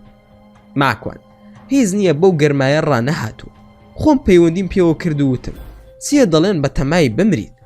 کڕۆنیکا نازام 2 جار سرم گێژی خوارد، ماڵی کاکاوە ئاوا بێ، بەخوا ئەو نەبوایە دەکران بەژێر پێوە، خی گەورە لی ڕازی بێ، هاوکاری دایکمە. ماکوان کاوە کوڕێکی زۆر باش و دڵسۆزە. من شتێکی ترم لە مێشکا بوو، وتم بەڵکو خوا بکات دڵیان بسێ بە یەکدا و داوای بکەم بۆ کاوە. کڕۆنیکا ئەرێ بەخوا هەتا بڵێ کوڕێکی بەڕێز و خواناسە و بەخوا لە ئاواتی برام زیاترم خۆش دەوێ. بۆی باس کردم کەوا ئێستا لە مەکەن و دوای جژن ئەچن بۆ مەدینە. ماکوان لە عەرەفات لە سەفا و مەڕوا لە حەوشی کەعبەدا دوعای خێرم زۆر بۆ بکە، بە تایبەت لای دەرگای کەعبەوە، لەوێدا ژێر عەرشی خوای گەورەیە. کڕۆنیکا زۆر دوعام بۆ بکە، باشە خوشکی خۆم؟ کڕۆنیکا باش. ماکوان باشە کە سارد و سڕە، یەڵا با کاتت نەگرم، بڕۆ خەریکی عیبادت بە و بینت لەگەڵ خوددادا چاک بکەرەوە، ئیتر لە عەرەفات وەکو ئەو ڕۆژە لێ دێتەوە کە لە دایک بووی، خی گەورە پاکت دەکاتەوە لە هەرسی تاوانە، بەڵام بەو مەرزەی تۆبە بکەی. کڕۆنیکا بەخوا پێش خۆم و کەس و کارم دوعام بۆ تۆ کردووە. ماکوان ماڵت ئاوا بێ، خی گەورە پاداشت بداتەوە، داوایەکی تریشت لێ دەکەم بە قسەم بکە. کڕۆنیکا تۆ هەرسی بڵێ قسە ناشکێنم. ماکوان تەلەفۆن بکە بۆ باوکت و ئاشتی بکەرەوە لە بەرخوا، چونکە باوک زۆر گەورەیە، ئێستا پیر بووە، لەوانەیە زۆر پێویستی بەو تەلەفۆنە بێت، تۆ بۆی دەکەی. کڕۆنیکا هەر ئێستا تەلەفۆنی بۆ دەکەم کە لەگەڵ تۆ تەواو بووم. ماکوان دەخوات لەگەڵ تەلەفۆن بۆ باوکت بکە و بزانە ئەوەش هەر عیبادەتە. لە دوای ئەوە تەلەفۆنەکەم داخستەوە، یەکسەر مانفەرهاد تەلەفۆنی کرد و وتی دەمەوێ بتبینم. کاتمان دیاری کرد، هات بۆ ناو بازار لەوێ یەکتری ببینیم. لە دڵی خۆم داوتم بەخوا شتێک ڕووی داوە. مانفەرهاد سڵاوت لێوێ بە سڵاوی ئیسلام، ئەسەلام عەلەیکم.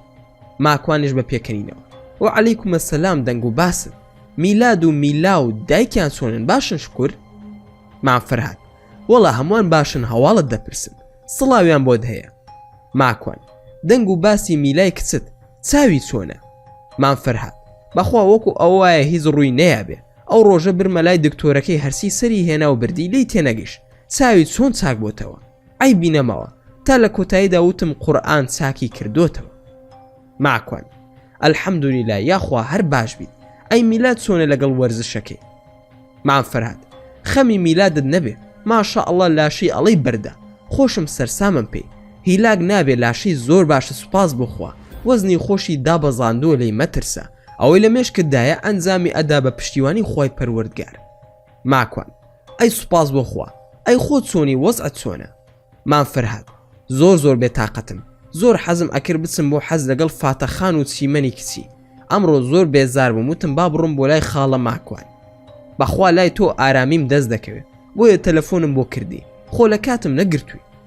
ماکوان نەوەڵا برا، هیچ کارم نییە، نیازم هەیە بڕۆم بۆ مزگەوت و نوێژی عەسر بکەم، دوای ئەوە هیچ کارێکم نییە. پێت خۆشە دەچین بۆ ماسی گرتن یان دەچین بۆ سوید بۆ کەباب خواردن، اختیارت هەیە. مانفەرهاد ڕۆحەکەی خاڵە ماکوان، تۆچی دەفەرمووی وا دەکەی، بڕیارماندا بڕۆین بۆ مەرزی سوید بۆ کەباب خواردن. لە ڕێگا قسەی خۆشم بۆ دەکرد، ئەویش قسەی خۆشی بۆ دەکردم، زۆری حەز لێبوو کە بچێ بۆ حەج. بۆم باس کرد کە زارێک بایەزیدی بەستامی دەیەوێ بڕوا بۆ حەج، بەڵام ئەو پارەی کە کۆی کردوێتەوە دەڕوا دەیدا بە ماڵێکی هەتی و ناسێ بۆ حەزەکە، لە ڕاستیدا پارەکەش زۆرە کە دەیبەخشێ، دەچێ بۆ مزگەوت لە ناو خەڵکیدا سەرزەنشتی دەکەن، هەموو دەڵێن ئێ هەمووی نەبەخشایە، بەشی سەفەرەکەت هەڵگرتایە. ئەویش بە هێواشی لە مزگەوتەکە دێتە دەرەوە و دەڵێ سوپاس بۆ تۆ خوای پەروەردگار، ئەو خەڵکە هەمووی لە من باشترە. مانفەرهاد سوبحانەڵڵا، لە ئیمانی ئەو پیاوە تەنانە سوپاسی خوا دەکا کە خەڵک لەو باشترە. ماکوان دەزانی ئەو کوڕەهەتیوی کە پارەکەی یایەتەیە کێ دەرچوو؟ مانفەرهاد نەبەخوا نازانم کێ دەرچووە. ماکوان نیظام المولک، دەوڵەتی عەباسی، کە دوایی هەموو خەلافەتی عەباسی ڕزگار کرد لە دەستی شیعەی عوبێدی و خاس پرستان و شیعەی حەشاشینەکان. مام فەرهاد بۆ شتێک هاتووم بۆلات نازانم چۆن بۆت باز بکەم. ماکوان چی بووە براکەم هیچت پێویستە؟ مام فەرهاد خۆشی تۆم دەوێ بەڵام نازانم بڵێم چی، خەجاڵەتی لای باران خانیش دەبم. ماکوان چی بۆ قسە بکە دڵم خەریکە ئەتەقیە. مام فەرهاد وەڵاهی دایکی سیمەن خان ڕایسپاردوم بۆ شتێک نازانم چۆن باسی بکەم. ماکوان پارەیان پێویستە؟ مام فەرهاد نا تۆیان پێویستە. دەیوت بە ماکوان بڵێ کڕۆنیکای کچم بهێنێ. ئەو ماکوانی زۆر خۆش دەوێت و ماکوانی ژۆک و خوشکی خۆی تەماشای دەکە. ماکوان دەی وەڵامەکە دراوەتەوە، من وەکو خوشکی خۆم خۆشم دەوێت، لێت ناشارمەوە ئەو ئافرەتە جوانە و ئێستا جوانتر لەبەر ئەوەی خواناسە. خەڵکی زۆر لە من باشتر و خواناستری دەست دەکەوێت. مام فەرهاد من بارانم خۆش ئەوێ تا ئەو بە من ڕازی بێ لەم حاڵەتەدا من ژنی تر ناهێنم. ئەگەر ڕازی نەبوو ژیانی لەگەڵ من نەگونجا ئەو کات بیری لێ دەکەمەوە، بەڵام ئێستا من خاوەنی 2 منداڵم و 9 ساڵ حکوم دراوم، ئاخر چۆن بیر لە ژن هێنان دەکەمەوە؟ ئینجا باران قبولی ناکە، ئەمە ئەوروپایە، کوا لێرە ئەو ڕۆشنبیریە فرەژنیە هەیە. وەڵا بزانێ ژنم هێناو ئەگەر کیسەی خەویشم باتێ باشە، لەبەر ئەوە ناکە دەترسم لە باران بۆیە ژن ناهێنم، بەڵکو دەترسم خانەوادەکەم تێک بچێ. ئەوەندە کەسێکی شەهوانی و چاو لە دەر نیم بۆ ئافرەت، هەر ئافرەتێکی جوانم بینی خێرا بڵێم ئەیهێنم، بە تایبەت لە ئەوروپا دروستکردنی خێزان ئەوەندە ئاسان نییە.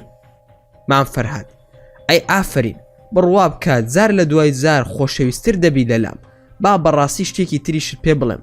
ئەو دەیوت من ڕازی ماکوان بمهێنێت و ئاشکرام نەکە. ماکوان دیارە ئەم جارە قسەی سیمەنم بۆ دەکەی وایە؟ مام فەرهاد بەڵێ وایە لای دایکی.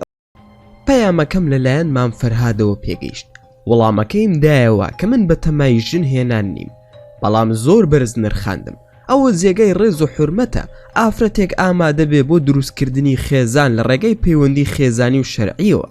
بۆیە زۆر بەڕێزەوە بە مام فەرهادم وت کە گەڕانەوە لە حەزەکەیان ئاگاداریان بکەرەوە، بەڵکو جەنابەت برا گەورەی من بە و کۆتایی پێ بهێنە.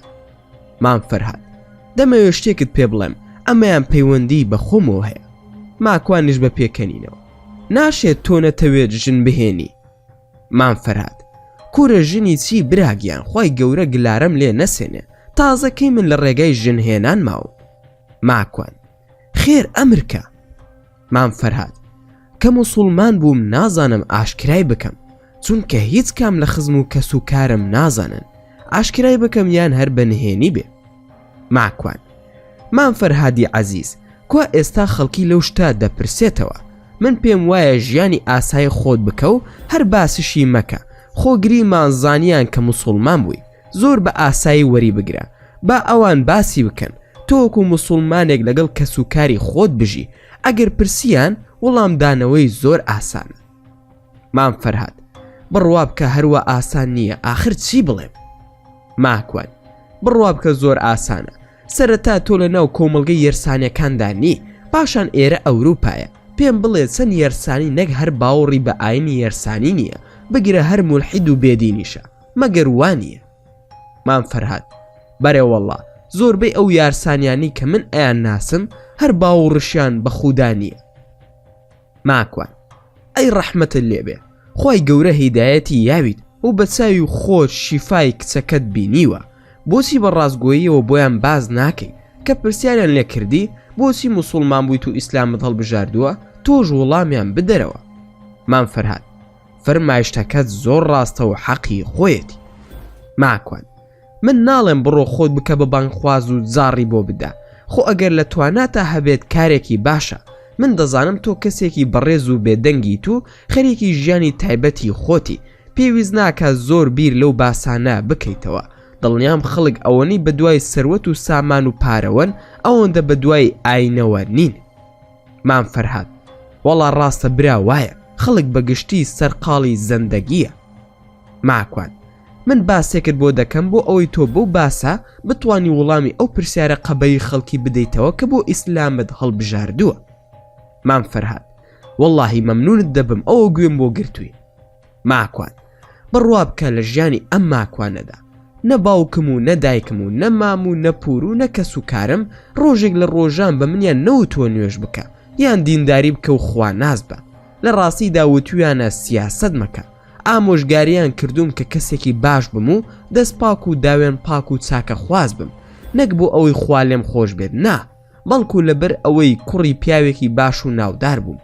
باوکم پیاوێکی خۆشەویست بوو لە ناو خەڵکیدا، ئاوات و ئامانزی کەس و کارم ئەوە بوو کە جێگای باوکم بگرمەوە وەکو ئەو سەرڕاست و دەستپاک و هاوکاری خەڵک بم.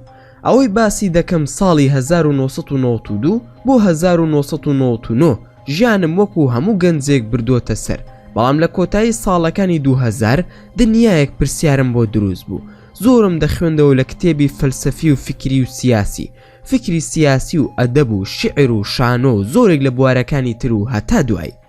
مام فەرهاد ئەی مێژوو دەخوێندەوە؟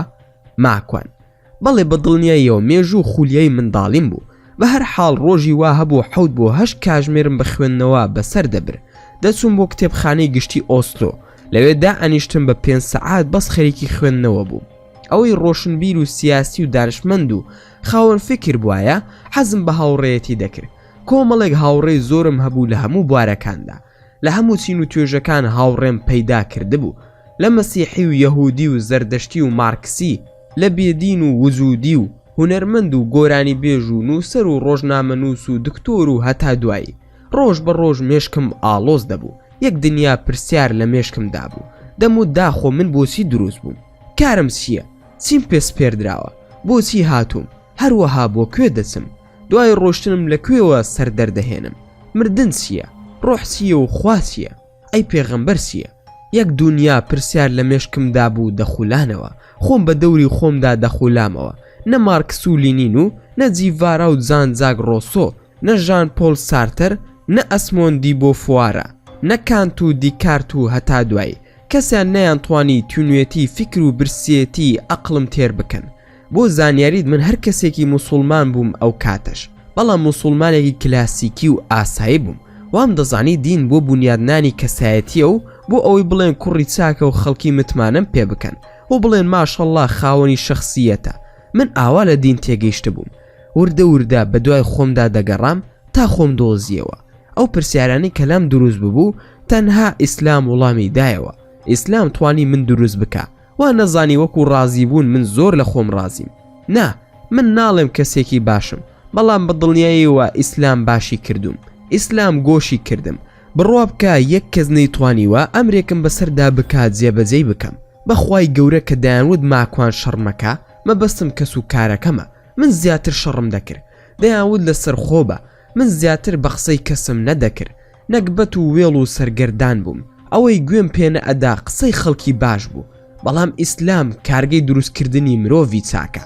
قەسەم بەخوا ئیسلام و کاریگەری ئاین نەبێ لە جیهاندا، دەزانی چ کارە ساتێک ڕوئەدا، ئەگەر ترسی ئاین و خواناسی و خەڵکەکەی نەبێ تەماشای ئەم جیهانە بکە لە چ گومڕایی و جاهیلیەکدایە. مام فەرهاد بەخوا برا قسەکانت هەر زۆر ڕاستە، ڕەحمەتت لێبێ قسەم بۆ بکە. ماکوان تۆ تەماشای ئەم ئەوروپا پێشکەوتووە بکە کە ئێمە وامان دەزانی بەهەشتە، لەم بەهەشتەدا چی تێدایە؟ نێربازی و منداڵبازی و یاریکردن بە هەست و سۆزی خەڵک، نەمانی خەڵک، خۆشەویستی و پارە و ژیان بۆ پارە و مردن لە تاو بێکەسی، نەمانی متمانە، بێدینی و خوانە ناسی. تەماشاکە سکمان تێرە، جل و بەرگمان پۆشتەیە، بەڵام دەترسین. لە چی دەترسین؟ نازانین. مام فەرهاد وەڵای من هەمیشە لە ترسدام، ئەو ترسە چییە نازانم، بەخوا دڵی قسەی دڵی من دەکەی. ماکوان هەر من و تۆ نین، نەرویزی و ڕۆژ ئاوایی و ئەوانی وەکو ڕۆژ ئاوای بیردەکەنەوە هەمویان وان. عەزیزەکەم مام فەرهاد چەند مامە پیرەی بەڕێز لە وڵاتی ئێمەدا بەیانی دەچێتە دەرەوە شقارتە دەفرۆشێ، یان تەزبیح دەفرۆشێ، یان دوو سەلک سابوون بە دەستێوەیەتی بۆ ئەوەی بیان فرۆشێ. دەگەڕێتەوە ماڵەوە لی بپرسە وەزعەت چۆنە دوای ئەوەی 3000 دیناری دەستکەوتووە، دەڵێ خوانەی بڕێ، خوا ڕازقە، کڵاوی بۆ بەڕوو کردووە. بەڵام تەماشای ئێمە بکە، مانگی 30 وەرەقەمان دەست دەکەوێت، یەک مانگ کارمان نەمێنێ هەموو دەچین بۆ سۆسیال و دڵە ڕاوکەکانمان تێدەکەوێت. دەزانی بۆ؟ مام فەرهاد بەڕاستی وایە، بەڵام بۆچی؟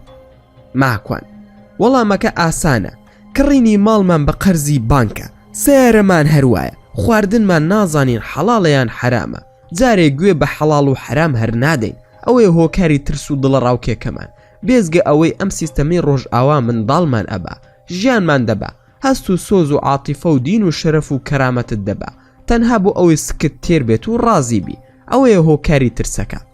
مام فەرهاد زۆر وایە و فەرمایشتەکەشت ڕاستە. ماکوان زە ئەم گەنگەشەیەم بۆیە کرد لەگەڵ بەڕێزت بۆ ئەوەی بزانین هیچ بەرنامە و ئاین و سیستەمێک و هەموو زانستی دنیا و تەکنەلۆژیا و ژیار و شارستانیەت و کللتورێک ناتوانێت وەڵامی پرسیارەکانمان بداتەوە.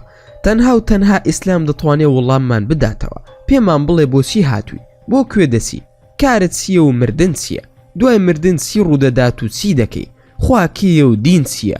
هەموو وەڵامەکان ئیسلام و ئیسلام. ئەمەش باشترین وەڵامە بۆ ئەو کەسێک کە دەڵێ بۆ موسڵمان بووی تۆش دنیایەک بەڵگەت پێیە. مام فەرهاد زۆر ڕاستە ڕەحمەت لە کاک عەبدولکەریم کە تۆی هێناوەتە ئەم دنیایە. ئەڵبەت مەبەستم ئەوەیە کە ئەو هۆکار بووە. ماکوان خوا جەزات باتەوە مام فەرهاد گیان دا بەزەبا بڕۆین کەبابەکەمان بخۆین. لەگەڵ مام فەرهاد نانمان خوارد و بەدەم قسەی خۆشەوە گەڕاینەوە.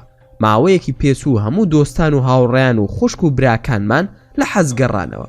کاوە نازناوی حازی کاوەی بۆ خۆی هەڵگر ڕۆژی 3000 دەیگێڕایەوە کە لەوێ چی کردووە و چەندە خۆش بووە.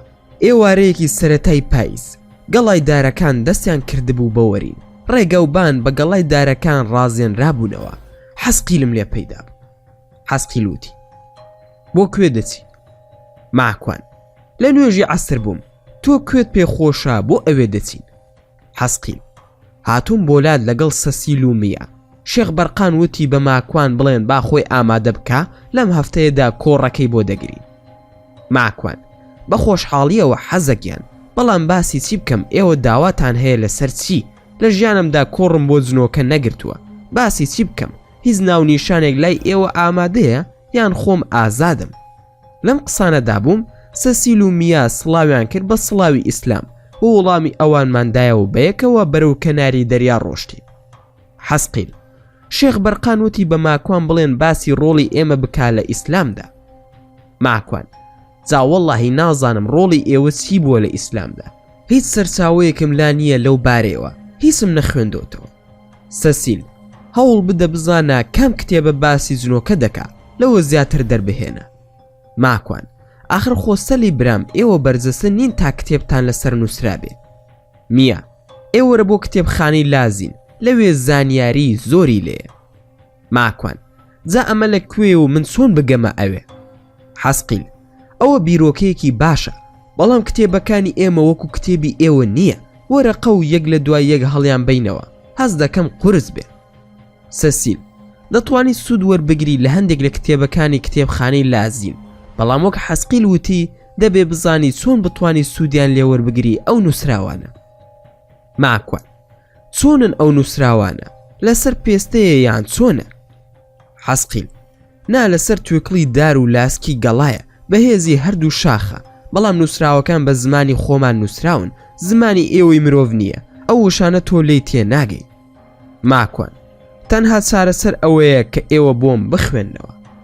حەسقیل ئاسانە، بەڵام چۆن بزانین تۆ چیت پێویستە و باسی چی دەکەی تا بتوانین هەندێکت بۆ دەستە بەر بکەین. ماکوان من مێشکم نووسا بەو ماشێتەی شێخ بەرقان ڕۆڵی جنۆکە لە ئیسلامدا. سەسیل آخر خۆ ئەگەر سەرچاوە دەست نەکەوێ ئەبێ بیگۆڕی، تۆ تەنها یەک هەفتە کاتت لە بەردەستدایە. ماکوان واتە ئێوە ڕۆژەکەتان دیاری کردووە کە کەیە؟ حەسقیل بەڵێ خەڵکێکی زۆر لە جنۆکەکان بانگ کراونەتە لای ئێمە و لەم ماوەیەدا کە ئەوەندەی من و برایانم پەیمان پێبردبێ تۆ یەکەم کەسی لە مرۆڤ کە تەنها کۆڕ بۆ جنۆکە بگرێت و جنۆکە سازدەری کۆڕەکە بێ و تەنها جنۆکەش بێنە کۆڕەکەوە. ماکوان من دەتوانم وەکو ئێستا هەمووتان ببینم؟ سەسیل تەنها ئەوانە دەبینی کە پێشتر ناسیوتن، لەوانەیە سوڵتان و هەندێک برای تریش ببینی، ئەوانی تر هەمویان تۆ دەبینن، بەڵام تۆ ئەوان نابینی. حەسقیل بەڵام دڵنیا بە زۆرێک لە جنۆکە لەوێ ئامادە دەبن. یەکەم جارە مرۆڤ کاری وا بکا بۆ ئێمە، لەبەر ئەوە جێگای سەرنج دەبێت. بۆیە شێخ بەرقان دەیوت بە ماکوان بڵێن با زانیاری باش کۆ بکاتەوە، چونکە لە هەموو چین و توێژەکانی جنۆکە ئامادە دەبن. ماکوان سەیرە، بەڵام هەرو قسەی شێخ بەرقان زۆر گرنگە لە لام کە فەرمووی باسی ڕۆڵی جنۆکە بکەم لە ئیسلامدا. حەسقیل آخر بزانە خۆ ئەو نەیوتوە دەبێ هەر ئەو باسە بێ، تەنها وەکو نمونە خستیە بەردەستت. ماکوان دەزانم بەڵام سەرنجی زۆر ڕاکێشاوم. بەڕاستی دەبێت جنۆکە دەستی خێر و جێپەنجەی لەم ئیسلامەدا دیار بێ. دەنا ئیسلام بۆ ئەوانیش نایە، بۆ شێخ بەرقانیش لە خۆیەوە نمونەی وا ناخاتە بەردەستی من. حەسقیل: هەرچی دویز من و سەسیل و میا هاوکاری دەکەین. هەوڵ بدە لەم هەفتەیەدا شتێکی باش ئامادە بکەیت. بۆ زانیاری دەبێت تا 2 ڕۆژی تر خۆت یەکلای بکەیتەوە و باسەکەشت لەسەر چییە، بۆ ئەوەی ئێمەش ڕای بگەینین و بڵاوی بکەینەوە. ماکوان: زۆر باشە، با بسمە بەردەم کتێبخانەکەی خۆم و لە ئۆفیسەکەم دابنیشم. خوای گەورە بە دڵنیاییەوە ئاسانی دەکا بۆمان. زۆر خۆشحاڵتان کردم. ئێوەش چی سەرچاوەتان دەستکەوت لەو بوارەی شێخ بەرقان ئامادەی بکەن بۆم. میە: دڵنیا بە قورس دەبێ لەسرت. هەوڵ بدە بیگۆڕە، باسی شتێکی ئیمانی گشتی بکە کە پەیوەندی هەبێ بە هەردوو مەخلوقەکەوە. ماکوان: هەوڵی خۆم ئەیەم دوای 2 ڕۆژی تر ئاگادارتان دەکەمەوە بە پشتیوانی خوای پەروەردگار. ئەوان ڕۆشتن و منیش مێشکم سەرقاڵ بوو بە دوای سەرچاوی ئەوەی داخۆ جنۆکە چۆن خزمەتی ئیسلامی کردووە، یاخۆ ڕۆڵی سەرەکی ئەوان چییە لە ئیسلامدا. ئەو شەوە لە بەردەم کتێبخانەکەمدا پشکنینم دەکرد. بە دوای ئەو بابەتەوە وێڵ بووم. هیچی وام دەست نەکەوت کە بە کەڵکی کۆڕ و سیمینار بێت و ئەکادیمی بێ. بەسەر کتێبەکانەوە زۆر ماندوو بووم و خەوم لێ کەوت. بۆ بەیانی دیسان دەستم کردەوە بە پشکنین. شەمە و یەکشەمە بوو. هیچ کارم نەبوو. کتێبەکانم بڵاو کردبووەوە. جێگای دانیشتنی خۆم نەبوو لە ژوورەکە. هەرسی ورد دەبوومەوە لە سەرچاوەکان، هەر باسی شەیتان و سحر و خراپەکاری جنۆکەکان بوو. لەم جەنجاڵیەی خۆمدا هەموو گیانم پڕ ئینێرجی بوو بۆ بەدەستخستنی سەرچاوە بۆ کۆڕەکەم. لە پڕ کاژمێر دەی بەیانی بوو. پەیوەندیم پێوە کرا. تەماشای ژمارەکەم کرد کڕۆنیکا بوو. منیش هەڵم گرت و وتم: حازی کڕۆنیکای خوشکم، ئەسەلام عەلەیکوم. کڕۆنیکا: وعەلەیکوم ئەسەلام. دەکرێت ئەمڕۆ بتبینم؟ هەندێک کتێبم بۆ هێناوی لە حەزبا بتدەمێ. دایکشم دەیەوێ قسەت لەگەڵ بکە. تەلەفۆنەکەی دایە دەستی دایکی. فاتمە خانم: باوکەکەم چۆنی ئەو بۆ دەرناکەوی کوڕی خۆم؟ دەنگ و باست چۆنە؟ ئاوی زەمزەمیشم بۆ هێناوی لەگەڵ بەرماڵێک و قورئانێک، ئەی دەم بە چیمەن بداتێ. ماکوان: خوای گەورە تەمەن درێژ و لەش ساغت بکات و بیخاتە میزانی حەسەناتت. تەلەفۆنەکەم داخستەوە و لەسەر ئەوە ڕێککەوتین کەوا دوای کاژمێرێک بچم بیبین و شتەکانی لێوەربگرم. بەڵام من بەردەوام بووم لە خوێندنەوە و گەڕام بە دوای سەرچاوەدا. ئەوەندە سەرقاڵ بووم کاژمێرەکە بەسەرداچوو. لە بیرم چووەوە بسمە دەرەوە. بۆ جاری دووەم تەلەفۆنی کردەوە. کڕۆنیکا وتی لەکوێی؟ چاوەڕێتم. ئینجا بیرم کەوتەوە. پێم وت چاوەڕێم بکە دوای چەند خولەکێک دێم. ئیشی زۆرم بۆ هاتە پێش بۆیە دواکەوتم. وا هاتم تۆ لەکوێی؟ کڕۆنیکا: لەو قاوەخانەیەم کە یەکەم زار لێی دانیشین و کاوە گوڵی دەفرۆشت. ماکوان: وا هاتم ببوورە لە دواکەوتنم. کە ڕۆشم لەوێ دانیشت بوو چاوەڕێی دەکردم. بەڕێزەوتی چی دەخۆیتەوە؟ ماکوان: پیا وا بە ئافرەت دەڵێ، بەڵام مادەم دواکەوتم حەقی خۆتە. قاوەیەک و خواردنەوەیەکی گازی دەخۆمەوە. کڕۆنیکا: نانی بەیانیت خواردووە؟ ماکوان: نەوەڵا فریان نەکەوتم. کڕۆنیکا چوو قاوەیەک و ئاوێکی غاز و ساندویچێکی هێلکە و ڕۆبیانی بۆ هێنام لەگەڵ پارچەیە کێکی ئەمریکی بە ناوی کوکیز کرێم کێک. سوپاسم کرد و دەسم کرد بە خواردن. ئەویش تەماشای دەکردم. ماکوان: بۆ تەماشام دەکەی بانانەکەم بخۆم؟ کڕۆنیکا: زۆر ماندوو دیاری و سەرقاڵ ئەتبینم، خۆ هیچ ڕووی نەداوە. ماکوان: نا بەتەمام خۆم ئامادە بکەم کۆڕ و سیمینارێک بۆ جنۆکەکانی هاوڕێم بگرم. کڕۆنیکا: بەڕاستە یان گاڵتەم پێ دەکەی؟ ماکوان: نەبەخوا زۆر بەجددیمە. لە دوێنێ شەوەوە بە دوای کتێب و سەرچاوەدا دەگەڕێم. هیچم دەست نەکەوتو. کڕۆنیکا: کۆڕەکەت لەکوێ دەبێ؟ ماکوان: بەخوا نازانم زارێ لەکوێیە. کڕۆنیکا: لە فەیسبوک و تۆڕە کۆمەڵایەتیەکانە؟ ماکوان: دەڵێم کۆڕ بۆ جنۆکە دەگرم. فەیسبوک بۆ ئێمەی مرۆڤە. کڕۆنیکا: شێتم مەکە، حەز دەکەم بەشدار بم. لەکوێیە کۆڕەکە؟ حەز دەکەم بێم. ماکوان: بۆ شێتم دەکەی؟ خۆشم نازانم لەکوێ ڕێکخراوە. چاوەڕێ دەکەم خۆیان بێن بە شوێنمدا و بمبەن بۆ لای خۆیان. کڕۆنیکا: ئەی ئەتوانم منیش بێم؟ ماکوان: باوەڕ ناکەم. واز لەو بابەتە بهێنە باشێت نەبی. ئەوە ئیشی تۆ نییە و خۆتی پێوە سەرقاڵ مەکە. ئادەی بزانم چیت بۆ هێناون. کڕۆنیکا: جارێ 100,000 کڕۆنی ترم بۆ هێناوی بۆ وەرزشی میلاد. ماکوان: نامەوێ، هێشتا 75,000 کڕۆنمان پێماوە. چی لێ بکەم؟ ئەو کوڕە زۆر بە ئەدەب و ڕازگۆیە. پارەشم داوە بە باوکی ئەم مانگا وەریان نەگر وتیان پێویستمان نییە. کڕۆنیکا خۆشم پارەم دایە میلاد وەری نەگر وتی لەگەڵ کاک ماکوان قسە بکە خۆ تۆش ماڵت ئاوە بێ ئەوەندە مەشغوڵی لەگەڵ ئێمە و مانان هەر قسە ناکەی. ماکوان ئیتر ژیانە کڕۆنیکای خوشکم پیاو کە خاوەنی ژن و ماڵ و منداڵ و کار و نووسین بوو کۆڕی بۆ زنۆکەش بێت حتمما سەرقاڵ دەبێ ئادەی بزانم کتێبەکان چین. کڕۆنیکا چوار کتێبم بۆ هێناوی ئیتر نازانم بە دڵتەیان نا. ماکوان خۆ کراست بۆ نەکڕیون تا بە دڵم بێ کتێب هەر بە دڵما بە دڵنیاییەوە. کڕۆنیکا ئەزانم ماڵت ئاوا بێ مەبەستم ئەوە بوو کە گوایە لەگەڵ فکری تۆدا بگونجێ یاخودنا. ماکوان ئێ باشە کەواتە ئەتەوێ پێم بڵێ کەسێکی منهەجید ها؟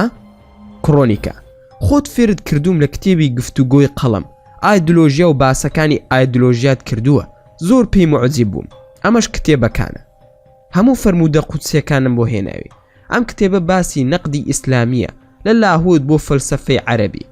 صەفوەت التەفاسیرم بۆ هێناوی کۆکراوەی تەفسیری ئیبن کەثیر و قورتوبی و موفەسیرەکانی ترە فرمودەکانی ترمذی لە صفاتی ڕەسوڵ الله صلی الله عليه وسلم. ماکوان ئەی خوای گەورە جەزای بەخێرت باتەوە ئەی کوا ئاوی زەمزەمەکەی دایکت و بەرماڵەکەی.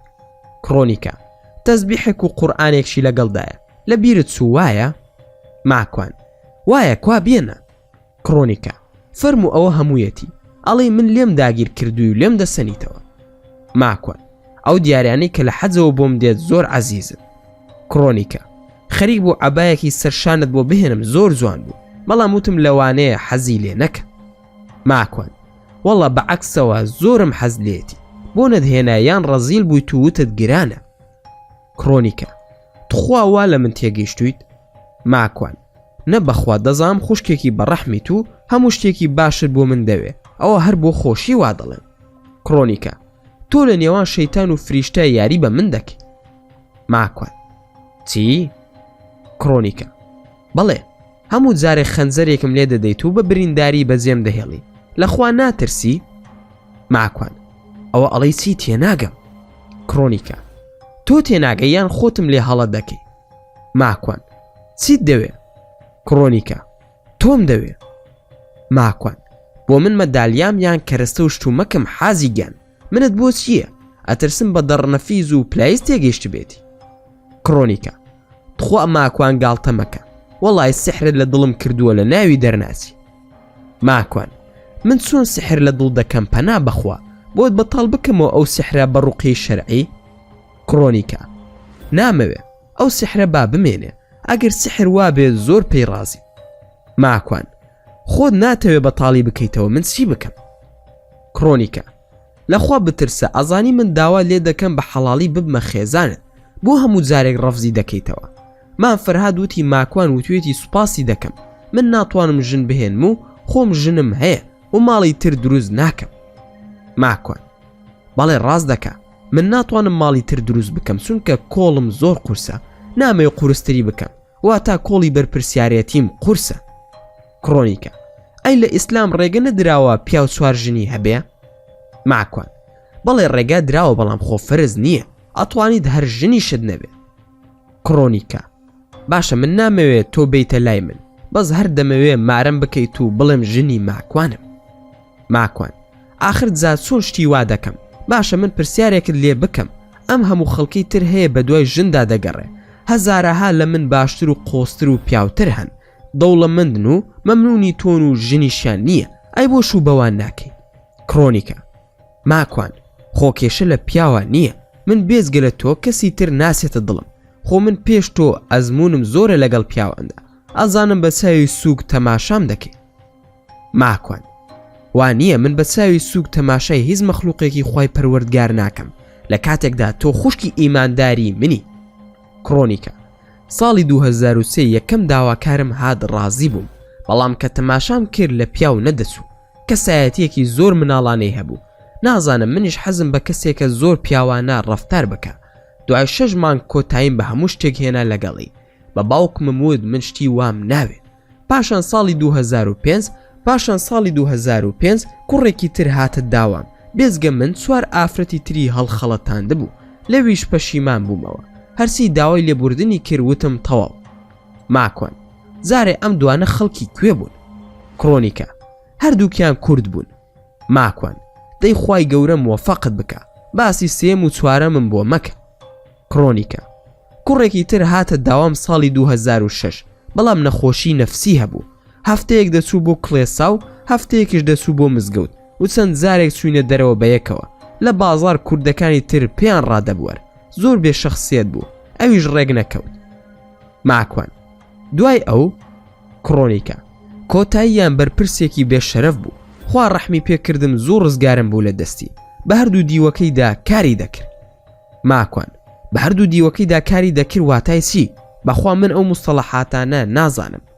کڕۆنیکە واتە لەگەڵ پیاویش ڕای دەبوار، پیاویش لەگەڵی ڕای دەبوارد و منیش ژنی بوو. ماکۆن مەسئول بوو؟ خەڵکی ئەو کوردستانی لای خۆمان بوو؟ کڕۆنیکە بەڵێ خەڵکیش زۆر ڕێزی لێ دەگرن. ماکۆن دەیخوا موفەقی نەکات و لە ناوی بەرێ. ئەی دوای ئەمانە؟ کڕۆنیکە تەواو سیوام لە پیاوی کورد هاتەوە، فڕانکم ناسی و تۆ چیرۆکەکەم دەزانی، ئەڵێ چی ئێستا؟ ماکۆن وەڵا هیچ ناڵێم، هەر ئەوەندەم دەسەڵاتە بڵێم خوا مەحفوظت بکات و سرت با لە سوزدەدا بێ کە خوای گەورە هیدایەتی داوی. کڕۆنیکە من کە تۆم زۆر خۆش دەوێ، سیفەتی یەکەمت ئەوەیە بۆ هەموو حاڵەتێک شیکاریەکی دەرونی دەکەی و باش قسەی لەسەر دەکەی. ویستم بڵێم هەز دەکەی بەوەی کە گونجانم لەگەڵ هیچ کام لەو پیاوانەدا نەبووە، لەگەڵ تۆدا زۆر گونجاوم. ماکۆن کوورە دوایش لە من زیاد دەبیتە و دڵی ماکۆن جنۆکەی هەبوو. کڕۆنیکە بەخوا تا ماوم لە ژێر سایە و فەرمان تا دەبم، بەڵام دڵم مەشکێنە. ماکۆن من ئەفسەری سەربازی نیم تا سەربازم هەوێ، من لەو جۆرە پیاوانە نیم کە ئافرەت لە ژێر فەرمانی مندا بێ، خۆ تەلەڤیزیۆن و غەسالەم نەکڕیوە. پاشان کڕۆنیکە جەنابەت باش دەزانی کە لە ئەوروپا کوا ڕۆشنبیری و فرەژنی هەیە. سوێن بەخوا تۆ بهێنم خێزانم دەرگام لێ ناکاتەوە، ئاخر ناکرێ لە بەر خاتری تۆ ماڵ و منداڵەکانم تێک بسێ. خێزانم هەرگیز ڕازی نابێ بەشم بکا لەگەڵ کەسی تردا. وەکو وتم هەزارەها کوڕی تر هەیە لە من باشتر و ئاقڵتر و پیاوتر و پارەدارتر، بڕۆ شوو بەوان بکە، وا نەزانی کەسێکی کەمی. سوێن بەخوا هەزارەها کەس تەمەنای ئەوە دەکەن کە تۆ خێزانیان بی. کڕۆنیکە کێشەکە لەوەدایە من ئەوە باش دەزانم، بەڵام ئەوەی من دەمەوێ بەردەست نییە، هەمیشەش لە بەرچاومدایە. زۆر دڵڕەقی بۆ زانیاریت من دەڕۆم، بەڵام هیوا بڕاویش نیم، خۆ لەو دنیاش بێت هەر شوت پێ دەکەم، بەخوا سکاڵە لێ دەکەم لای خۆی پەروەردگار.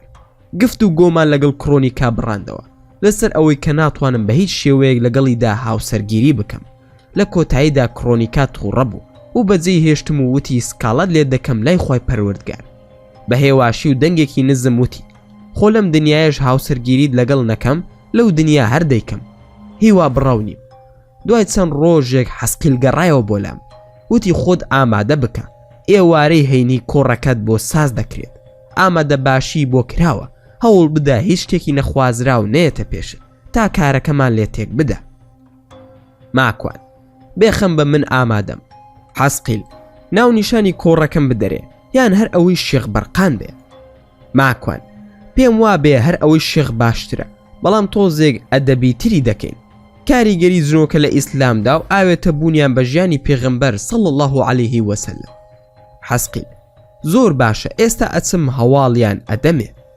ماکۆن کاتەکەی چەند بێ باشە، چونکە کۆڕ و سیمینار بۆ مرۆڤەکان یەک کاتژمێریان دوو کاتژمێر زۆر باشە، ئیتر لە دوای ئەوە خەڵک ماندوو دەبێ، بەڵام نازانم بۆ ئێوەی جنۆکە چۆنە. حەسقیل بە ئارەزووی خۆت زۆر قسە بکە، لای ئێمە کات زۆر گرنگ نییە، ئەوەی لە پێناوی ئیسلام و عیبادەت بێت کاتی بۆ دابین ناکەین، بەڵکو هەموو ژیانی خۆمانی بۆ دیاری دەکەین. ماکۆن ماشاءالله حەزەی برام، خوا مۆفەقتان بکە کە دڵخۆشم بەو قسانت. حەسقیل ئەی چۆن ئێمەی جنۆکە یەک، ئێوەی مرۆڤ هیچ. بە قسەیەکی پێکەنیم و وتم ئایا من هەموو جنۆکەکان دەبینم کە ئامادە دەبن؟ حەسقیل نابراکەم، مەگەر ئەوانەی حەز بکەن تەعاروفت لەگەڵ بکەن، بەڵام ئەوانەی کە هاوڕێ و برای خۆتن دەیان بینی. ماکۆن بە بڕوای تۆ چەند جنۆکە ئامادە دەبێ؟ حەسقیل بە هەزارەها، نازانم ناتوانم بڵێم چەندە، بەڵام دڵنیا با لە سەروی 20,000 جنۆکە گوێت لێ دەگرن.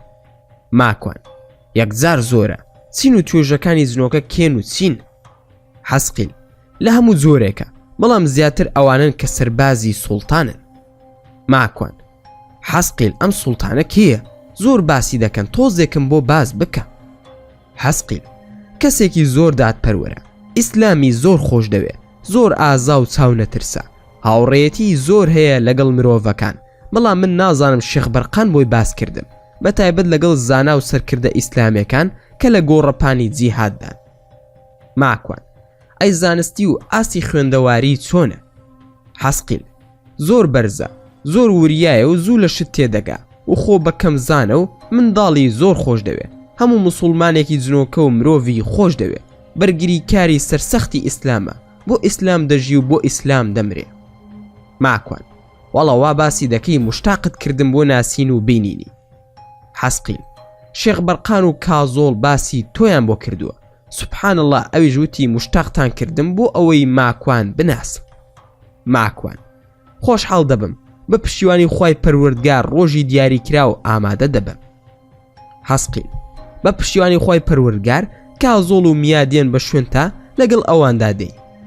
ماکوان زۆر باشە ئینشاءالله.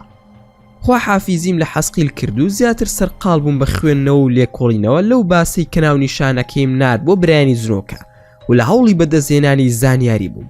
دەمویست بۆ باسەکەم لەوە باش تێبگەم کە قسەکردن بۆ زنۆکە زۆر جیاوازە لەوەی قسە بۆ مرۆڤ بکەم، چونکە مرۆڤ کارەکانی بەرچاوە و لە فیکر و سیاسەت و شارستانیەت و هەتا دوای، بەڵام زنۆکە نادیارن، شارستانیەتیان نییە، فکریان وەکو مرۆڤ واڵا و بەرجەستە نابێ، ئایدیاکانیان بۆ خۆیانە و شاراوەیە. بە هەر حاڵ خۆم ئامادە کرد، بەڵام بەداخەوە سەرچاوەیەکی ئەو تۆم دەست نەدەکەم. زۆر جار بیر لەوە ناکەینەوە کە ئەرکی زنۆکەکان لەسەر ئێمەیە لە ڕووی زانستی و شەرعی و گەیاندنی دینی خوای گەورە. لە ڕاستیدا ئێمەی مرۆڤی موسڵمان زۆر کەمتر خەمین بەرامبەر برا زنۆکەکانمان. خوای پەروەردگار دەفەرموێ وما خەلەقت الجن والئینس إلا لیعبودون. هەست دەکەم هەموو مرۆڤە موسڵمانەکان لەوە تێگەیشتون کە واتای چییە، بەڵام لەوە تێنەگەیشتون کە مرۆڤ بۆتە خەلیفە و ئەرکی گەیاندنی ئەم ئاینە. لەوانەیەوە هەست بکەین کە ئەرکی گەیاندنی ئاینەکە تەنها بۆ مرۆڤەکانە. لە ڕاستیدا ئەوەی کە فەرز و واجبە لەسەر مرۆڤەکان ئەوەیە کە بانگەواز بۆ دینی خوای گەورە بکەن، بەڵام بۆ زنۆکەکان ئێمە ڕانەست پێردراوین بە واجب و فەرز، بەڵکو ڕاست پێردراوین کە واجبە لەسەرمان بزانین ئەوانیش بوونیان هەیە، کە مادەم بوونیان هەیە لە ڕووی شەرعیەوە ئەجر و پاداش وەردەگرین کە گرنگیان پێ بدەین لە باسەکانماندا و لە کۆڕ و کۆبوونەوەکانماندا، چونکە برازنۆکە موسڵمانەکانمان هەمیشە لەگەڵماندان لە باس و خواست و کۆڕی زانیاری و فکر و زیکرماندا. ئەوەندەی باسی جنۆکە شەیتانەکان دەکەین وامان لێ هاتووە بێ ئەوەی بە خۆمان بزانین جنۆکە موسڵمانەکانیشمان ناشرین کردووە. جا بۆیە پێویستە ڕۆڵ و کاری ئەوانش لەم ئیسلامەدا باز بکەین و هەست بە ئازار و ناڕەحەتیەکانیان بکەین تا بتوانین لێک نزیک بوونەوەیەکی ئیمانی و خواناسی لە نێوانی مرۆڤ و جنۆکەدا دروست ببێ، هەروەک چۆن لە نێوانی زۆرێک لە زانایاندا دروست بووە. بە نمونەی شێخ الئیسلام ئیبن تەیمیە، ئیمامی غەزالی و ئیبن حەجەری عەسقەلانی و هەتا دوای. تەنانەت جنۆکەکان ئەوەندە سەرسام بوون بە شەیخ الئیسلام لە شێوەی ئەودا لەناو خەڵکدا دەردەکەوتن لە کاتێکدا ئەو لە زیندانی قەڵابوو لە دیمەشق. زۆرێک لە کتێبەکان یاداشتیان کردووە. سات بە سات چاوەڕوانی هاتنی ڕۆژی هەینی بووم، خۆم ئامادە دەکرد. ڕۆژی هەینی کاژمێر 1 نیوەڕۆ بەرەو مزگەوت بۆ نوێژی نیوەڕۆ کەوتمەڕێ. نوێژم کرد، کازۆڵم بینی لە ناو خەڵکەکەدا. ئاماژەی بۆ کردم کە بڕۆمە دەرەوە. لە دەرگای مزگەوتەکە دەرچووم، کازۆڵ وتی بڕۆ بۆ دارستانەکە و من و میاژ لەوێ ئەتبینین. ڕۆ و دارستانەکە ڕۆشتم تا گەیشتمە ئەو جێگایی کە یەکەم جار کازۆڵ بردمی بۆ لای حەسقیل و برایانی تر. کازۆڵ دەرکەوت. کازۆڵ ئامادەیت بڕۆین؟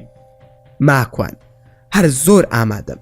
نە مۆبایل، نە کلیل، نە پارەی وردا، هیچ زۆرە مێتاڵێکم پێ نییە، تەنها قایشەکەم مێتاڵی پێوەیە. کازۆڵ کێشە نییە، ئەوە کارەبای زۆر دروست ناکە. ماکوان چونکە زارەکەی تر پێت وتم مادەی ئاسن و فافۆن و زیوت پێ نەبێ کاتێک لەگەڵ ئێوە دێم بۆ لای ئێوە، لەبەر ئەوەی کارەبا پێسەوانەی دەکاتەوە، قورسایی دەخاتە سەرشانی ئێوە. کازۆڵ وایە ئەگەر بیرت بێ کەسێک بە ناوی نیکۆلا تێسلا لەبەر دۆزینەوەی ئەو کارەبایە کوشتیان، چونکە دەیویست لە ناتۆر واتە سروش بە خۆڕایی کارەبا بەدەست بهێنێ. ماکوان ڕاستە لە هۆتێلەکەدا کوشتیان کە تێیدا دەژیە، هەموو بیردۆز و نهێنیەکانی دوای کوژرانی دزرا تا ئێستاش نەزانراوە کە کێ کوشتیەتی. کازۆڵ: چۆن نەزانراوە؟ زانراوە ئەوەی کە کوشتوێتی دوو خانەوادی دەوڵەمەندی بەناوبانگی ئەمریکی بوون. خێزانی ترامپ و فۆرد کوشتیان. مامی دۆناڵد ترامپ و هێنری فۆرد دەستیان هەبوو لە کوشتنیدا. ماکوان: جا ئەو دوو خێزانە بوو. کازۆڵ: لەبەر ئەوەی نەیان دەویست وزە بە خۆڕایی لە سروژ وەربگرێ، دەیانویست نەوت و بەنزین و گاز، سیارە و کارگەی فڕۆکە و کارگەی کەشتیە گەورەکان هەموو بوارە سەربازیەکان پارەی زۆرتریان دەست بکەوێ و بنەماڵی ئال سعودیش هاوکاری بوون لەو پلانەدا. ماکوان: بەڵێ، جەنابەت دەزانی ئەو مرۆڤە شەیتانانەی ئێمە لە ئیبلیسی لای ئێوە بەهێزترن. خوای گەورە لە سوورەتی ئیبراهیم لە ئاەتی 46دا باسییان دەکات و دەفەرموێ: بێگومان خوانەناسان پیلان و تەڵەکەی خۆیانیان گێڕا، فێڵ و فڕی زۆریان کرد، بەڵام هەموو پیلان و فێڵیان لای خوا ئاشکرا و دیارە، بەسەر خۆیاندا دەشکێتەوە، هەرچەندە پیلان و فێڵیان کێوەکانیش لە بن بهێنێ. کازۆڵ: بە دڵنیاییەوە وایە، با بڕۆین چونکە لەوێ خەڵکێکی زۆر چاوەڕوانن. ماکوان: بفەرمونون من ئامادەم. بە چوار دەورمدا خولی خوارد و هەناسی قوڵم هەڵکێشا و چاوم نابەیەکدا. چەند خولەکێک کازۆڵ وتی چاوت بکەرەوە و داوای لێ کردم هەمان کردار بکەمەوە. چاوم نایەوە بەیەکدا و دوو هەناسەی قوڵم هەڵکێشا.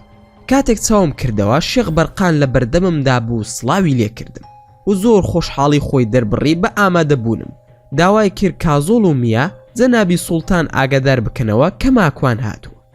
شێخ بەرقان: خۆت باش ئامادە کردووە؟ ماکوان: بە پشتیوانی خوای گەورە شێخ گیان، ئامادەم دوعای خێرت لەبیر نەچێ بۆم. شێخ بەرقان: خوای گەورە سینەت ساف بکات و زمانت پاراو بکات و ئیخلاست پاک بکاتەوە و ئیمانت بەهێز بکات و کارەکانت هەموو بۆ خاتری واحد الأحد بێ. ماکوان: ئامین. شێخ کۆڕەکە چۆن دەبێ؟ شێخ بەرقان: کۆڕەکە میا و سەسیل ئامادەیان کردووە. سەسیل پێشەکیەک باز دەکات و پاشان دوای ئەوە سوڵتان قسەی خۆی دەکات. دوای سوڵتان نزیکترین زنۆکە لە تۆ بانگ دەکرێت و بایۆگرافی تۆ پێشکەش دەکات و ئینجا تۆ ڕاستە و خۆت دەست پێ دەکەی و دوای ئەوە لە کۆتایی هەر زنۆکەیەک پرسیاری هەبێ وەڵام ئەدەیتەوە. ئەگەر نەتوانی وەڵام بدەیتەوە بڵێ هەوڵ ئەدەم وەڵامی پرسیارەکەت بۆ دەستەبەر بکەم، پاشان ئاگادارت دەکەمەوە لە ڕێگەی هاوڕێ زنۆکەکانمەوە. باشە یاخودە؟ ماکوان: زۆر باشە، خوای گەورە کارەکانمان بۆ ئاسان بکە. ئامین. شێخ بەرقان: با بڕۆین بۆ دیوانی سوڵتان چاوەڕێ. هەواڵمان بۆ هات دەڵێ چاوەڕێتان.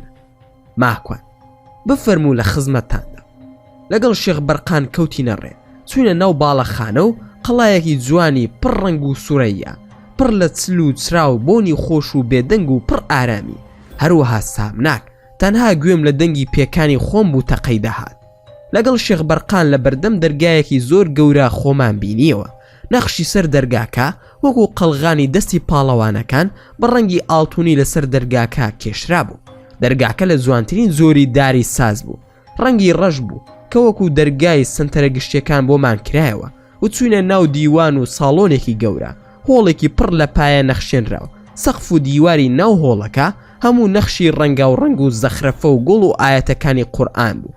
لە نێوان هەر پایەکدا سلسلایەکی پڕ کریستاڵی بە شەوق داگیرسا بوو. دیواری هۆڵەکە ڕەنگی جەرگی و پایەکانی ئاڵتونی بوون. فەرشی ژێر پێما وەکو ئیسفەنج نەرم بوو. کاشی و بەردی زەویەکە ڕەساسی و مەڕمەڕ بوو. جێگەی وا جوان و نایابم نەبینی بوو. کەرەستەکانی لە مێز و کورسی و هەمووی شاهانە بوو. بەبێ دەنگ لەگەڵ شێخ بەرقان هەنگاوم دەنا تەماشای جوانی هۆڵەکەم دەکرد. سەرسام بووبووم، بەڵکو جوانی ئەو تەلارە تووشی شۆکی کردبووم. لە پڕ دەنگی پێکەنینێک هاتە گوێم و وتی: جەنابی بەرقان میوانەکە لە دنیای خۆی دەرچووە، بێدەنگی قەرەباڵغی بۆ دروست کردووە. تەماشای شێخ بەرقانم کرد، بەڕێزەوە وەستا و زەردەخەنە دەیگرێ. منیش کەس ناناسم. لە پڕ سوڵتان دەرکەوت. پیاوێکی سوور و سپی، سووریەکەی نزیک بوو لە ڕەنگی زەرد، واتە لە نێوانی سوور و زەردا بوو. سپیایی ڕیشی کەم بوو، چاوی وەکو چاوی پڵنگ و کڵاوێکی ڕەش کە بە بنقێمی پیرۆزەی و جۆرەی موروویەک نەخشێنرا بوو لە سەریدا بوو. دەست و بازووی زۆر بەهێز و باڵای یەکجار بەرز بوو. دەنگێکی پیاوانەی زۆر ئارامی هەبوو.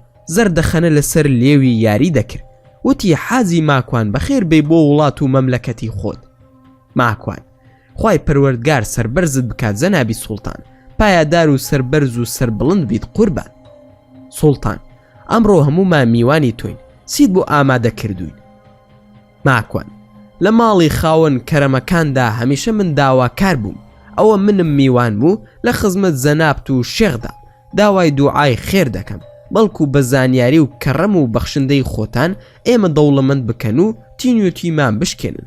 بەندە خزمەتکاری خواناس و زانا و مجاهیدانم لە پێناوی خوای پەروەردگاردا. سوڵتان: یاخوا بەخێر بێ، مەملەکەتت ئاوادان کردەوە، چاوەڕوانم بزانم لە باخەکەتدا چ باقە گوڵێکت بۆ هێناوی. دەستی کرد بە گیرفانیدا و دەری هێنا دەستی تەڕ بوو، پرژاندی لە من و شێخ بەرقان. بۆنی زۆر خۆش بوو، تا ئێستا هیچ پاریف و عەتر و گوڵاوێکم بۆ نەکردووە، ئەوەندە بۆنی خۆش بێ. ماکوان: جەنابی سوڵتان لە خزمەتتاندام، پاش کەمێکی تر لە باخی ئیسلام گوڵم بۆ هێناون. ماکوان خۆی لەو باخە ئاواتەخوازە ببێتە باخەوان تا بتوانێت زیاتر خزمەت بکە. سوڵتان زەردەخەنە لەسەر لێوی نەئەبڕا، بەڵام زۆر بەوی قار و سامناکیش بوو.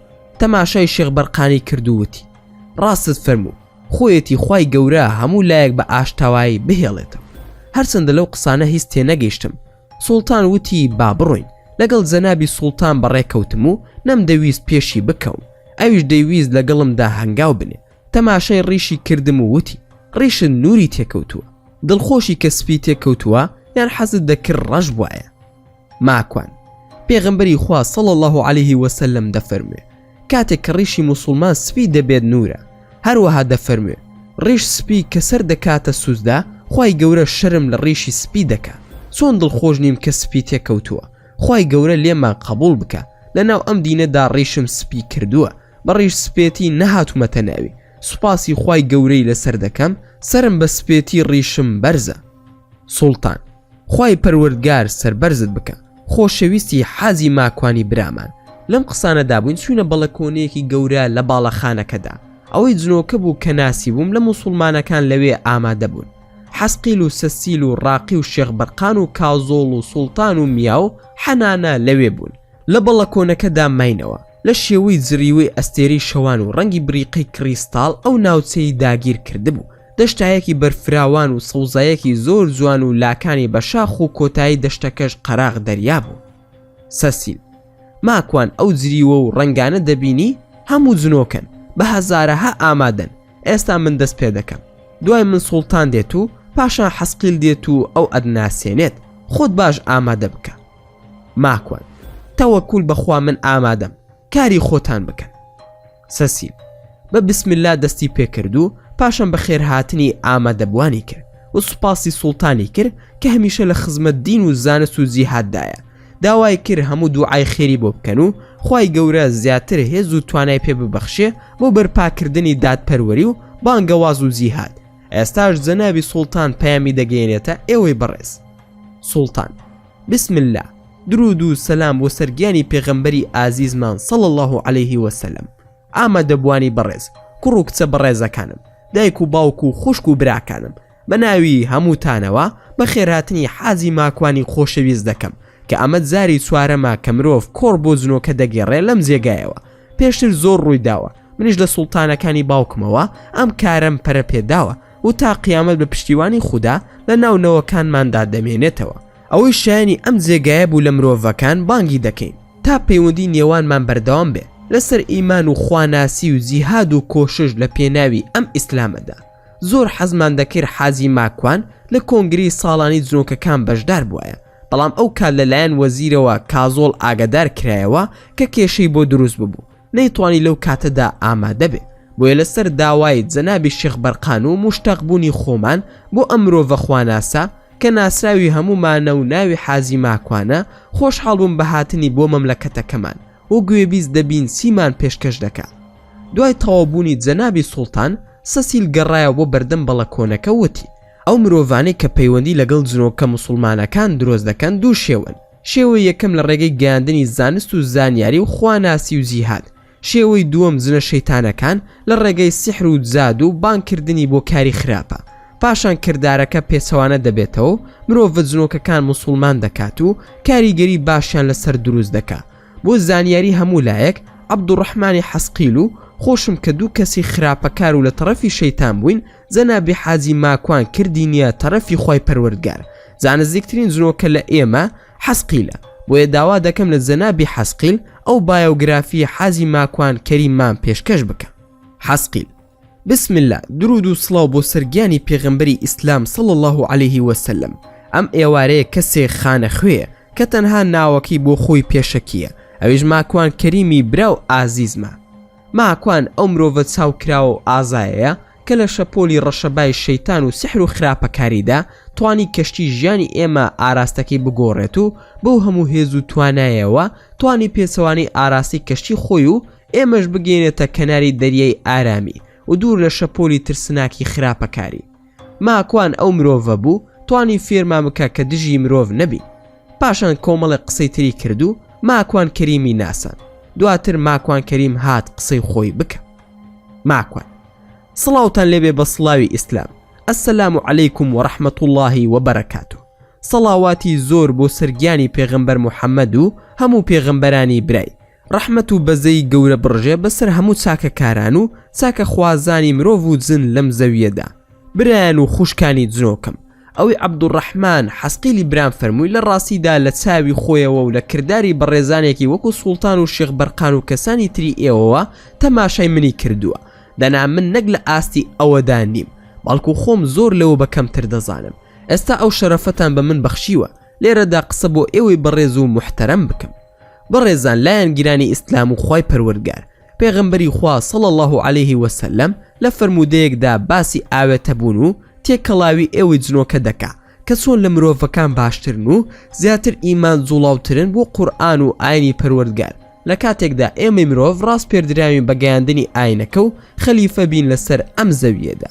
ئیمامی ترمذی لە هاوڵی پێغەمبەری خوا و ڕەزامەندی خوای لەسەر بێت دەڵێ لەگەڵ جەنابی پێغەمبەری خوا صلی الله عليه وسلم ڕۆشن بۆ خوێندنی قورئان و سوورەتی ڕەحمانمان دەخوێن. پێغەمبەری خوا صلی الله عليه وسلم دەستی کرد بە خوێندنی سوورەتی ڕەحمان لە سەرەتاوە تا کۆتایی، هەموو بێدەنگ بووین. پاشان پێغەمبەری خوا صلی الله عليه وسلم فەرمووی ئەم سوورەتەم بۆ جنۆکەکان خوێندەوە، زۆر لە ئێوە باشتر و چاکتر وەڵامیان دامەوە. هەر کات دەگەیشتمە سەر ئەو ئاەتی خۆی متعال دەفەرموێ فبأي آلاء ربكما تكذبان، چ نیعمەتێکی خوای پەروەردگار بە درۆ دەخەنەوە. ئەوانش دەیانوت هیچ نیعمەتێکی خوای پەروەردگار بە درۆ ناخەینەوە، بەڵکو سوپاسی خوای گەورە دەکەین بۆ نیعمەتەکانی. ئەوە پێغەمبەری خوایە صلی الله عليه وسلم ئاوادانتان پێدا دەنێت و وەصف و پێناسەتان دەکا بەوەی کە ئاوێتەبوونتان لە هاوڵانیش زیاتر بووە. پاشان هەر ئێوە بوون لەو پەڕی ناڕەحەتی و ئەو هەموو ئازار و ئەشکەنجەی کە پێغەمبەری خوا صلی الله عليه وسلم چەشتی لە شاری تائیف، هەر ئێوە بوون دڵیتان دایەوە بەوەی کە چوونە خزمەتی و خۆتان پێناسان و بوونە هۆی ئەوەی کە خوڕافیات و ئەوەی کە لەناو جاهیلەتی عەرەب و جاهیلەتی نوێدا هەیە بۆ خەڵکی ڕوون بکەنەوە. ئەو چەند جنۆکەی کە خوای گەورە لە قورئاندا باسییان دەکا هۆکاری لابردنی خوڕافات و ڕوونکردنەوەی ئەوەیاندا کە جنۆکەکان هیچ توانای غەیب و هەواڵە نهێنیەکانیان نییە. هەر بۆیە خوای گەورە سوورەتێکی بەناوەوە ناون جنۆکە لە زمانی خۆیانەوە خوای گەورە بۆمان باز دەکا کە چۆن لەو پەڕی ناڕەحەتی ڕەسوولدا هاتن کە بە نەفر ناویان هاتووە. لە زمانی عەرەبیشدا وشەی نەفر لە 3 کەسەوە بۆ 6 کەسە هاتن و لە نزیک دۆڵی قڕن و ثەعالبدا گویان لە پێغەمبەری خوا صلی الله عليه وسلم بوو کە مرۆڤێک لەو دۆڵەدا بەدەنگ شتێک دەخوێنێت کە لە قسە و گفتاری مرۆڤ ناسێ. بەتایبەت لەو سەردەمەدا لە ناو عەرەب و جنۆکەی ئەو ناوچەیەدا وشە و کاری زمانەوانی لەو پەڕی توانە و هێزدا بوو. تەنانەت شاعیرە گەورەکانی عەرەب لە جنۆکەکان وشەیان وەردەگر، زۆر جار لە ڕێگای کاهین و ساحیرەکانەوە. ئەویش بەواتای ئەوە نا کە جنۆکەکان شارەزاتر بووبوون لە عەرەب لە زمانەکان و هۆنراوێن، نا، بەڵکو بەوەی زانیاری و ناونیشان و ناوی جێگەکانیان وەردەگرت و عەرەبیش لە شیعرەکانیاندا بەکاریان دەهێنا.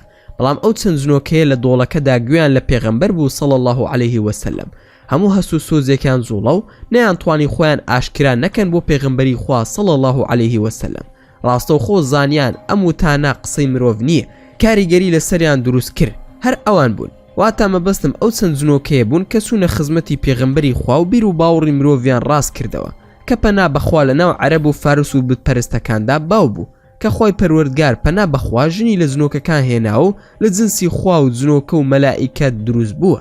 هەر بۆیە سەرسام بوون بە گوێگرتن لە پێغەمبەری خوا صلی الله عليه وسلم کاتێک کە قورئانی دەخوێن داخۆ پێغەمبەری خوا صلی الله عليه وسلم بەچ دەنگێکی مەحزون و دەربەدەرکرا و قورئانی خوێندووە ئەمانش چۆن کاریگەری قورئانەکە ڕایکێشاون و خۆیان بۆ نەگیراوە لە ئاستی وشەکاندا ئاخر برایان و خوشکانی جنۆکەم لە ڕۆژی قیامەت کە موسڵمانان دەستنە بەهەشت سێ کەس کە قورئان دەخوێنن حەزرەتی داود و باوکی حەزرەتی سولەیمان جنۆکە موسڵمانەکان حەزرەتی سولەیمانیان زۆر خۆش دەوێت لەبەر ئەوەی تەنها کاری بە شەیتان و عیفریتە و کافرە نالەبارەکان دەکرد حەزرەتی داود یەکەم جار سوورەتی ئەلنەمل دەخوێنێت و هەموو دەزانن دەنگی پێغەمبەر داود بە مۆسیقا ناوزەند کراوە بەشم شەڵ ناوبراوە ئەوەندە دەنگی خۆشە پاشان دوای پێغەمبەر داود حەزرەتی ڕەسوول الله قورئان دەخوێنێ ئەویش سوورەتی محەممەد دەخوێنێ کە دەنگی پێغەمبەری خوا صلی الله عليه وسلم خۆشترە لە دەنگی ئالی داود لە پاشان خۆی پەروەردگار خۆی زاتی پاک و بەرزی قورئان دەخوێنێت و سوورەتی ئەلڕەحمان دەخوێنێ داخۆ دەنگی خۆی پەروەردگار چەندە خۆش بێ تەماشای ئەو نیعمەتە بکەن خۆی گەورە پێمان دەبەخشێ حەسقیل هاتە تەنیشم وتی کۆڕەکە ڕابگرە ماکوان بۆ ڕای بگرم لە گەرمەی قسەکردندا بووم حەسقیل ئاگاداری کرمەوە کەوا کۆڕەکە ڕابگرم چونکە سوڵتان و زۆرێک لەو جنانەی ئەوێ نائارامن و گریاون بە حەسقیلم وت باشە داوای لێبوردنم کردو وتم پشوویەکی کەم دەدەین و دەگەڕینەوە لاتە من هێشتا لە سەرەتای باسەکەمدا بووم هێشتا هیچم باز نەکردبوو بەلامەوە سیر بوو کەوایان پێوتم بۆیە چوومە لای شێخ بەرقان و پرسییم چی ڕووی داوە شێخ بەرقان هیچ ڕووی نەداوە بەڵام ئەو فرموودەی کە خوێندتەوە لەگەڵ ئەو ئاەتی خودای گەورە لە سوورەتی ئەرڕەحمان زۆر کاریگەری لەسەر سوڵتان هەبوو هەروەها ناڕەحەت بووە ئێمەش بە باشمان زانی کۆڕەکە ڕابگرین تا پشوویەک دەدا ماکۆن ئەی ناکرێ بگری و خوای گەورە ئەزر و پاداشتی بۆ بنووسێ شێخ بەرقان ئاخر ڕاستە ئێوە توانای گریانتان هەیە و خوای گەورە فرمێسکی پێبەخشیون بەڵام لە چاوی مرۆڤەکانەوە تەماشای ئێمە مەکە زنۆکە کە بێتاقەت دەبێ بفڕێیان لە ناو دەریادا خۆی نەغڕۆ بکا بۆ ماوەیەک پێویستم بە جۆرێک وزە هەیە کە ئەو شێوە سیستەمە لە ناو ئێوەدا نییە ماکوان جا وەڵا شێخ دەبێ من قسە نەکەم دەنا هەمووتان دەفڕن ئەگەر بسمە ناو باسەکەم بە قوڵی شێخ بەرقان هەوڵ بدە تۆ ئارام بە توانای قسەکردن و دەربڕینت زۆر باشە بەڵام هەوڵ بدە زیاتر لەسەر خۆتر قسە بکەی بۆ ئەوەی متەرجیمەکان فریا بکەون تەرجومەی بکەن ماکوان بۆ لە من تێناگەن شێخ بەرقان ئەی خۆ تۆ لە کوردستان نی تا هەمووی بە کوردی قسە بکەن چەندین زمان لە ناو جنۆکەکان هەیە تۆ لە مەملەکەتی سوڵتانی کوردی و عەرەبی و فارسی و ئینگلیزی و فەڕەنسی و ئیسپانی و ئەڵمانی و هەتا دوای لێرە بوونیان هەیە حەسقیل زیاد لە 20 متەرجمی بەتوانای بۆ ئەو زمانانە ئامادە کردووە ماکوان وەڵاهی من ئەمانەم نەزانیوە دەبوو پێشتر ئاگادارتان بکردمایەتەوە شێخ بەرقان کەمێکی تر دەست پێ بکەرەوە بابەتەکەت بەهێز دیارە هەوڵ بدە باسی ژیانی جنۆکەکان بکەی بە تایبەت لە سەردەمی پێغەمبەر صلی الله عليه وسلم ماکوان باشە من هێشتا دەستم پێ نەکردبوو ئێوە هەموو فڕین بە پێکەنینەوە شێخ بەرقان وتی لای ئێمە ئاوایە بە ئاسایی وەری بگرە دەست پێکردنەوەی کۆڕەکە بەم زۆرە بوو سڵاوتان لێبێ بە سڵاوی ئیسلام ئەسەلام عەلەیکم وەڕەحمەت الله وبەرەکاتوه لە گەڕانەوەی پێغەمبەری خوا صلی الله عليه وسلم لە شاری تائف کە ڕەسوول الله بە دڵشکاوی و مەلولی گەڕایەوە شەوی بەسەردا هات لە تەنیش دار خوورمایەک لەو دۆڵەدا کە ناسراوە بە قەرنە ثەعالب نوێژی خوێند و 7 کەس لە جنۆکەکانی نوسەیبین گویان لە دەنگی پێغەمبەری نازدار بوو کە قورئانی دەخوێن ڕۆشتن هەواڵەکەیاندایەوە بە خزم و کەسوکاریان وتیان گوێمان لە خوێندنی دەنگێکی عەجیب و سەرسوڕهێنەر بوو بە ناوی قورئان ئەڵبەت دوای ئەوەی کە هاتنە خزمەتی پێغەمبەر و زانیان ئەو شانە کەلامی خوای پەروەردگارە و ناردوێتی بۆ پێغەمبەر و پێی دەوترێت قورئان هەر ئەوانش بوون کە ئاشکرایان کرد بۆ مرۆڤەکان کە ئەوەی گوێیان لێی بوو ڕێنوێنی کردنە بۆ ئەوی مرۆڤ بگەێنی تا پلەی پێگەیشتن و بڕیار ئەدەی لەمە و دووە بە هیچ شێوەیەک هاوبەش و شەریک بۆ خوای پەروەردگار بڕیار نەدەین وا پێدەچێت کە پێغەمبەری خوا صلی الله عليه وسلم سوورەتی هود یاخود یونسی خوێندبێ ئەوانش زنۆکەی نیشتەجێی ناوچەکانی نوسەیبین بوون ئەو ناوچەیە زۆربەی مەسیحی بووە هەرچەندە نوسەیبین دوورە لە ناوچەی نیوە دوورگەی عەرەبیەوە، بەڵام قەدەری خودای گەورەیە کە بۆچی هاتوون و کاریان چی بووە ئەو جنۆکانە. تا ئێستا هیچ سەرچاوەیەک دەستمن نەکەوتووە لە بارەیەوە، تەنها قەدەری خوای گەورەیە کە ئەو شەوە گوێیان لە پێغەمبەر بووە کە سڵشکا و مەلول و بوغڕای و لوتبەرزی عەشیرەتی سەقیف لە شاری تائف ئەو نازداریان بەردباران کرد مرۆڤەکان، بەڕێزترین مەخلوق بەردباران دەکەن، بەڵام خوای گەورە دڵی خۆشەویستمان دەداتەوە بە برا جنۆکەکانمان، دێنە لای پرسیاری لێ دەکەن لەوەی گویان لێبوو لە وشانە، ماناو مەبەست و واتای چییە؟ چۆن هاتووە ئەو کەسە؟ ئەمە چۆن دەزانێ؟ خۆی چییە و کێیە؟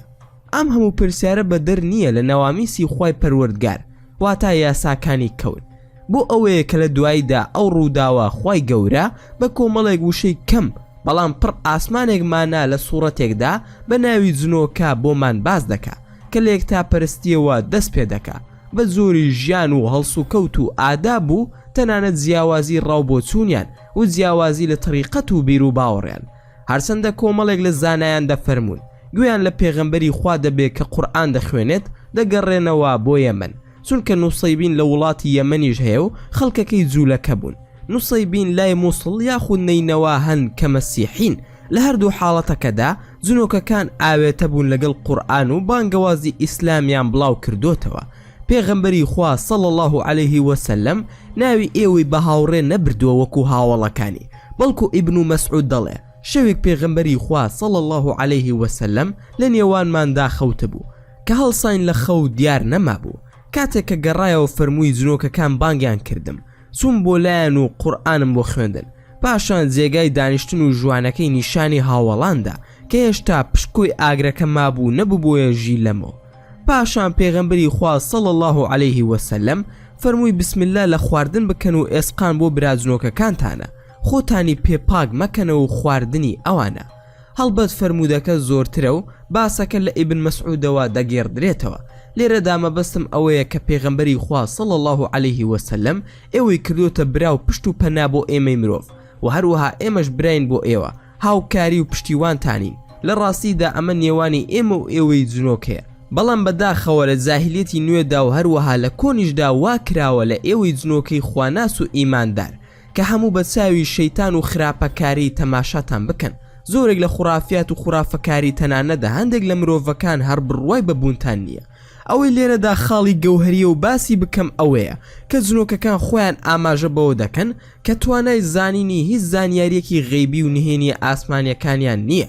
خۆیان دەڵێن قورئان عەجیبە، واتە هەر شتێک سەر سوورهێنەر بوو، واتە لە ئاسایی دەرچووە و سەرچاوەی نورە، وەکو خۆتان وزە و ئەنێرژین بۆ ئێوە و بۆ ئێمەی مرۆڤ. وشەی ڕوشت کە بەکار هاتووە لەسەر زمانی جنۆکەکان مانای زۆر بەرفراوانی هەیە. ئیعترافکردنتان بە تاک و تەنهای خوای پەروەردگار دوورکەوتنەوەیە لە خوڕافات و شیرک و کاری چەواشەکاری و جاد و بازەکان.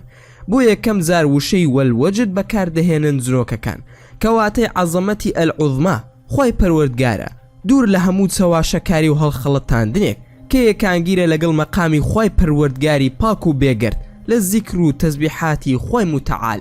هەر خۆتان جنۆکەکان ئیعتراف بەوە دەکەن کە زەمەنی جاد و کاهین و سحربازی بەسەر چوو لە دوای هاتنی پەیامی ئیسلام. پێشتر کاریان دەکرد لەگەڵ عەراف و کاهین و ساحیرەکاندا، بەڵام ئێستا سەرچاوەی زانیاریان کە ئاسمان بوو لە ڕێگەی فریشتەکانەوە بەگوێگرتن و بەدزیەوە ئەو ڕێگایەش داخرا، چونکە ئاسمان پاسەوانێتی زۆر قورسە و چاودێریەکی بەهێزی کەوتۆتە سەر بۆ هیچ زۆرێک ئەوانەی کە بانگەشی زانیاری و غەیبیان دەکرد دەرگاکانیان داخرا. ئیتر دینی ڕوشد و حەقیقەت هاتووە، پێویستە هەموو شوێنی بکەون. ئەمەی باسم کرد هەموو لە سوورەتی جنۆکە لە ئاەتی یەکەم تا کۆتایی بەرزەسە دەبێ و دەستم کرد بە خوێندنەوەی سوورەتی ئەلجن و پاشان تەفسیرێکی خێرا، ئەوە جەوهەری ناوەڕۆکەکە بوو. پاشان بەم جۆرە دەستکرا بە خوێندنەوەی سوورەتی ئەلجن. بسم الله الرحمن الرحیم، واتە بە ناوی خوای بەخشندە و میهرەبان. پاشان ئاەتی یەکەم خوێندرا، واتە ئەی محەممەد صلی الله علیه وسلم پێیان بڵێ وحی و نیگام پێڕاگەیەنراوە کە دەستەیەک لە پەریان گوێیان بۆ خوێندنەوەی قورئان گرتووە و کاتێک تەواو بووە وتیانە ئێمە گوێمان لە قورئانێکی کاریگەرگر. پاشان ئاەتی دووەم خوێندرا، هیدایەت دەدا بۆ ڕێبازی ژیری و تێگەیشتن ئێمەش باوەڕمان پێکردو هەرگیز کەس ناکەینە شەریک و هاوڵ بۆ پەروەردگارمان. پاشان ئاەتی سێم بەڕاستی پەروەردگاری پایە بڵندمان مەزن و گەورەیە، بێگومان ئەو زاتان نە هاوسەری هەیە و نەنەوەش. پاشان ئاەتی چوارم بێدین و یاخیەکەمان ئیبلیس شتی زۆر ناڕەوا و نابەجێی بۆ خوا هەڵبەستووە، دەیەوێ هەمووان گومڕا بکە. ئاەتی پێنجەم ئێمە گومانمان وابوو کە دەستەی ئادەمیزاد و پەری درۆ بۆ خوا بەڕەوا نابینن. ئاەتی شەشەم کاتێک کە پیاوانێک لە دەستەی ئادەمیزاد پەنایان دەبر بە پیاوانێک لە دەستەی پەریەکان ئەمەیان بە هەلزانی و ئەوەندەی تر ماندویان کردن بە خوڕافات و شتی بێسەروبەر. ئاەتی حەوتەم ئەوانش گومانیان وەک گومانی ئێوە وابوو کە ئیتر خوا هیچ فرستادەیەکی تر نانێرێ. پاشان ئاەتی هەشتەم ئێمە بەرەو ئاسمان کشین و هەست و هۆشمان خستە کار، سەرنجماندا کە پڕە لە پاسەوانی بەتوانە و بێشومار، نەیزەکیش بە هەموو لایەکدا دەکشا، دیار بوو کە ڕووداوێکی گەورە ڕوویدا بوو. ئاەتی نۆیەم ئێمە جاران لە هەندێک شوێن خۆمان حەشار دەدا بۆ گوێگرتن و دەنگ و باز بیستن، بەڵام ئێستا ئەوەی بێوێ گوێ بگرێ یەکسەر نەیزەکێکی بۆ ئامادەیە و بۆی دەهاوێژێت و لە ناوی دەبات. ئاەتی دەیەم جا ئێمە نازانین ئایا نەخشەیەکی شەڕ و وێرانکەر کێشراوە بۆ دانیشتوانی سەرزەوی یاخود پەروەردگاریان دەیەوێ ڕێنوێنی و هیدایەتیان بدا بۆ دینداری و سەرفرازی. بێگومان ئێمە کەسانی چاک و دیندارمان تیا هەیە، هەروەها کەسانی تریش کە بەو شێوەیە نین.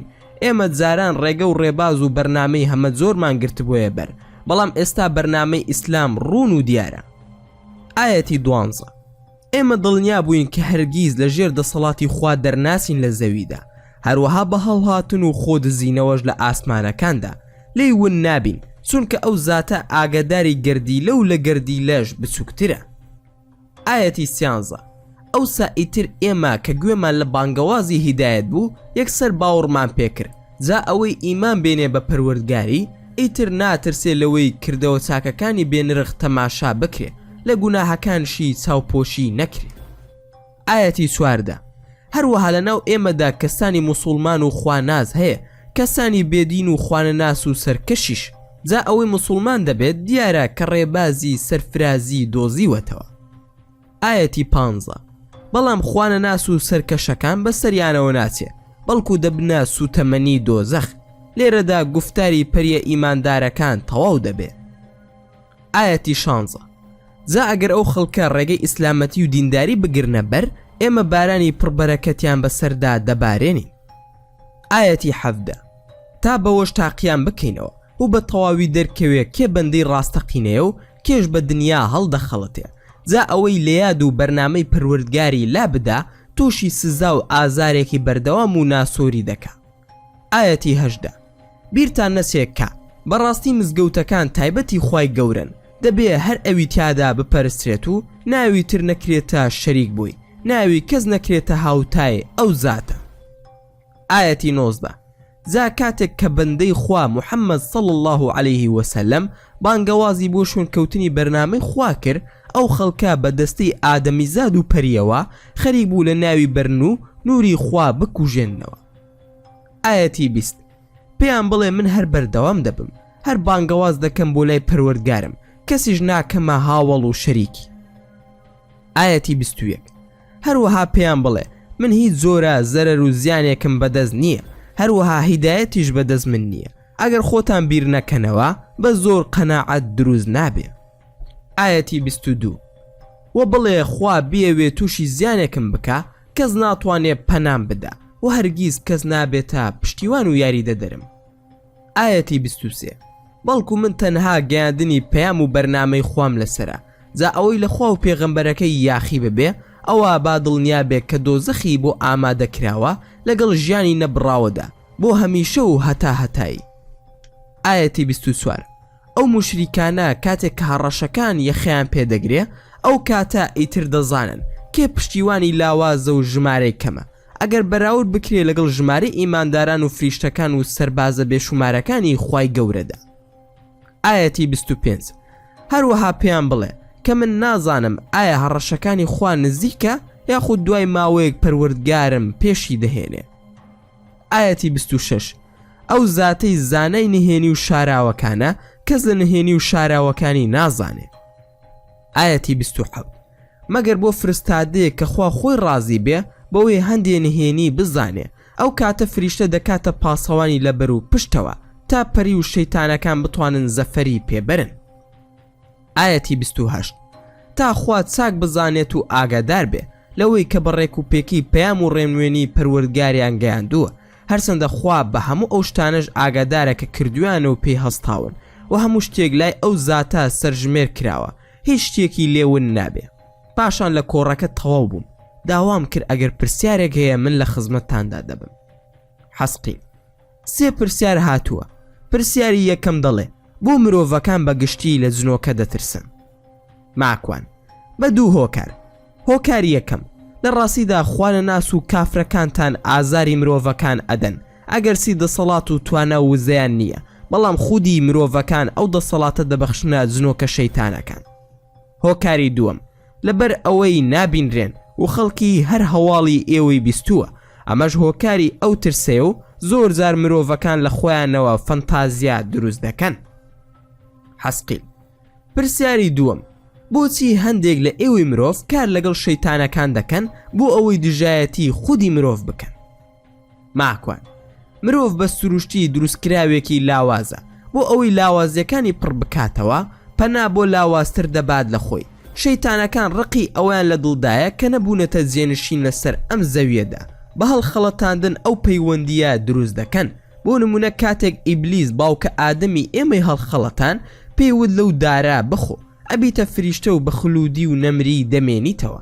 لاوازیەکە لێرەدایە باوکە ئادەم لە بیری چۆوە کە ئەو لە فریشتە بەڕێزترە و هەموو فریشتەکان سوزدەی ڕێزیان بۆ بردووە و ئەو هەر بە خلودی دەمێنێتەوە.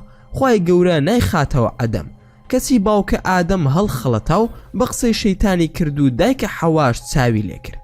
کەواتە مرۆڤ سۆزی زیاترە لە عەقڵی، شەیتانیش کار لەسەر عەقڵ ناکە، بەڵکو کار لەسەر سۆز و عاتیفەی مرۆڤ دەکا. زۆر زار خەڵکی بە تایبەت ئافرەتان پەنا بۆ سحر و جادو دەبن بۆ بەدەستهێنانی شتێک، بەڵام نازانن بە سەدەها شتی تر لە دەست دەدەن. حەسقیل پرسیاری سێم ماکوان هەستی چۆنە کە لە ناو ئێمەی جنۆکەدایە؟ ماکوان زۆر خۆشحاڵم و زۆر سوودم وەرگرتووە لە ئێوەی جنۆکە و هیوام وایە ئێوەش سوودتان وەرگرتە بێ لە من. زیاتر نزیکبوونەوەی من لە ئێوە بەو هۆکارەیە کە بتوانم ئەوەی دەستم دەکەوێت لە جیهانی ئێوەی جنۆکە بیگوازمەوە بۆ جیهانی مرۆڤەکان. حەسقیل بە ناوی خۆمانەوە سوپاسی ماکوان کەریم دەکەین. کۆڕەکە لێرەدا کۆتایی هات. بفەرمون. ماکوان بەرنامە چییە حەزی برام چی دەکەی؟ حەسقیل سوڵتان چاوەڕوانی تۆیە، لە دیوانی دیوەخانی ئەو نان دەخۆین، بڕۆ بۆ لای چاوەڕوانی تۆیە لەگەڵ شێخ بەرقان. ماکوان باشە خێرا پێم بڵێ کۆڕەکە چۆن بوو؟ حەسقیل زۆر باش بوو، دوای لەولا قسە دەکەین بڕۆ چاوەڕێتن با دوانەکەوی. ماکوان باشە حەزەی برام، چوم سڵاوم کرد لە سوڵتان و شێخ بەرقان و خۆشحاڵیان دەربڕی کە کۆڕەکەیان زۆر بەدڵ بووە. سوڵتان ئاماژەی کرد بۆ چەند شتێکی گرنگ کە ساڵی داهاتوو لە کۆنگرەی جنۆکەکان باسی بکەم. سوڵتان پێویستە باسی ئەو جەنگانە بکەی کە جنۆکەکان لەگەڵ موسڵمانەکان پشت و پەنابوون و جەنگیان کردووە بە هاوبەشی دژی کافر و بێباوەڕە مرۆڤ و شەیتانەکان.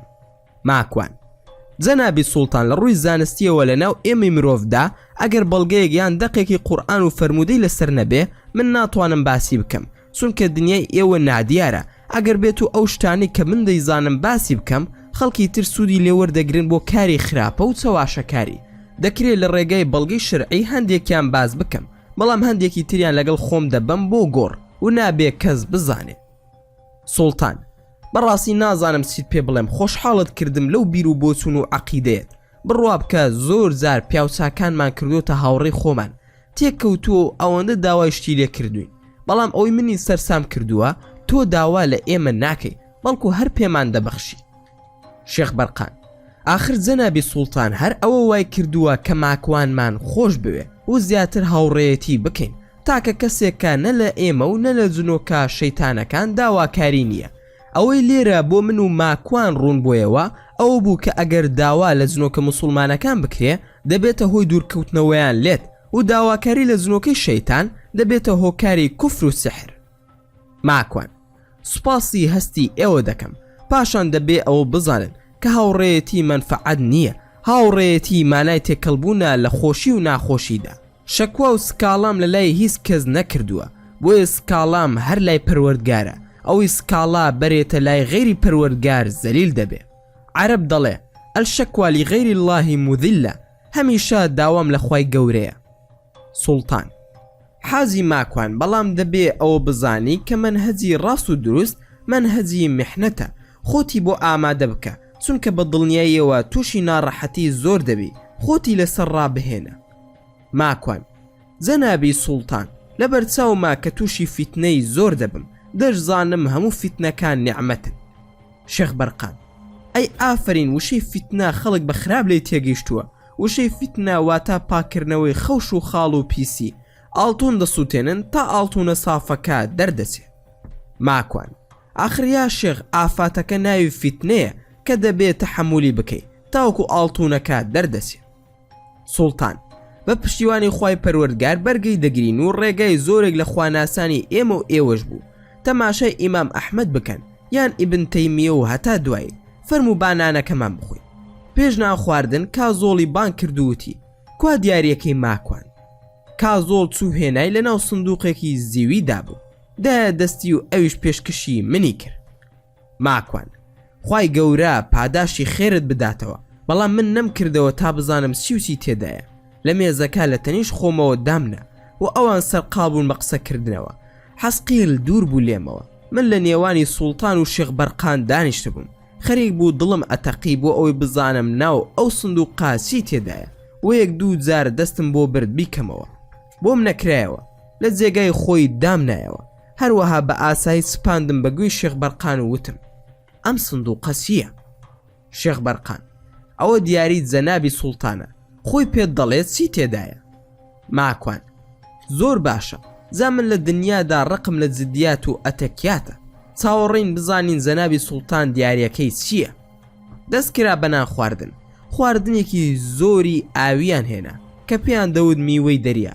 خواردنێکی زۆر بەتام و خۆش بوو، جۆرە سرکەیەکمان پێوە دەخوارد لە سرکەی لیمۆ دەسوو، شەربەتی ترێ و مێوژ و شەربەتی لیمۆ و هەناریشیاندا نابوو، جۆرەها سەوزەی لێبوو، زۆرێک گەڵا دانرابوو. پرسییم چییە؟ وتیان ئەوە گژوگیای ناو دەریایە. تامم کرد سوێر بوو، بەڵام گەڵاکەی زۆر گەورە بوو، بۆم قود نەدەدرا. شێخ بەرقان ئەوە گیای دەریاییە، زۆر باشە بۆ جگەر، بۆ ڕیخۆڵە و بۆ لابردنی ورگی زل و چەوری. لەسەر و هەموویەوە بۆ پیا و ژن زۆر باشە، بۆ سەرزێی و 1001 دەرد چارەسەر دەکە. ماکوان دەست خۆش سوڵتانگیان. زوو سوڵتان دەیوت حاجی ماکوان کۆڕەکەتم بەدڵ بوو. کەمێکی پێس و سوڵتان وتی ئەو کتێبە کە لەناو ئەو سندوقەدایە پێشکەشە بە تۆ. لەگەڵیدا کازۆڵ هاوکاری دەکا بۆ تەرجومەکردنی بۆ زمانی ئێوەی مرۆڤ، تاکە مرۆڤێکی کە ئەم نهێنیەت پێبەخشرابێ. سندوقەکە لە نێوانی هەردووکماندا بوو. هەڵی گرت و دایە دەست کازۆڵ و وتی تۆ بەرپرسیاری لەم کتێبە، تا حاجی ماکوان بە تەواوەتی فێر دەکەیت و هەمووی دەنووسیتەوە بە زمانی دایک. کازۆڵ بێخەم بە تا هەمووی لە بەرنەکە وازی لێ ناهێنم. ماکوان جەنابی سوڵتان دووبارە و 100 بارە سوپاس بۆ ئەم دیاریەت، بە دڵنیایەوە دەزانم بە نرخە. دەشزانم دەزانی کە من کتێبم خۆش دەوێ و خۆشەویستی تەواوم بۆ کتێب هەیە، بەڵام نەمزانی ئەم کتێبی جەنابەت باسی چی دەکە. سوڵتان لە ڕاستیدا ئەم کتێبە باو باپیرانمان نووسیویانە، پڕیەتی لە کاری حەکیم باشی. تۆش سوودی لێوەربگرە بۆ خۆت و خەڵکی موسڵمان، بەڵکو خوای پەروەردگار ئەزر و پاداشتت لەسەر بداتەوە. ماکوان ئەمە شتێکی نایابە، خوا جەزای خێرتان بداتەوە. سوڵتان وەکو عەرزم کردی لەگەڵیشیدا حەکیم باشی دەنێرم کە کازۆڵ بۆت شەرح بکە، ئەویش زۆری گوڵ و گیا و گەڵا و ئاو و خۆراکت پێ بناسێنێ و لە ڕووی مەیدانیەوە پیادەی بکەین. ماکوان خوای گەورە پاداشتی خێرتان بداتەوە. جەنابی سوڵتان هەرگیز ئەو دیارە بە نرخەت لەبیر ناکەم و ئەم خوان و میوانداری بەڕێزیشت لەبیر ناکەم. سوڵتان ئاسایە منیش دێم بۆ ماڵت و نانی تریش پێکەوە دەخۆین. ماکوان لە خزمەتت دام جەنابی سوڵتان، گەورەم دەکەی بیتە ماڵم. کازۆڵ ماکوان پێویستە بڕۆین، کات بۆ تۆ درەنگە، پێویستە بگەڕێیتەوە. ماکوان زۆر باشە بفەرمون، من ماڵ ئاواییتان لێ دەکەم و خوای گەورە پشت و پەنای هەموو لایەک بێت. لە دیوان هاتمە دەرەوە بەڕێزەوە ماڵ ئاوایم لێکرا و بەرەو نەرویز لەگەڵ کازۆڵ گەڕامەوە.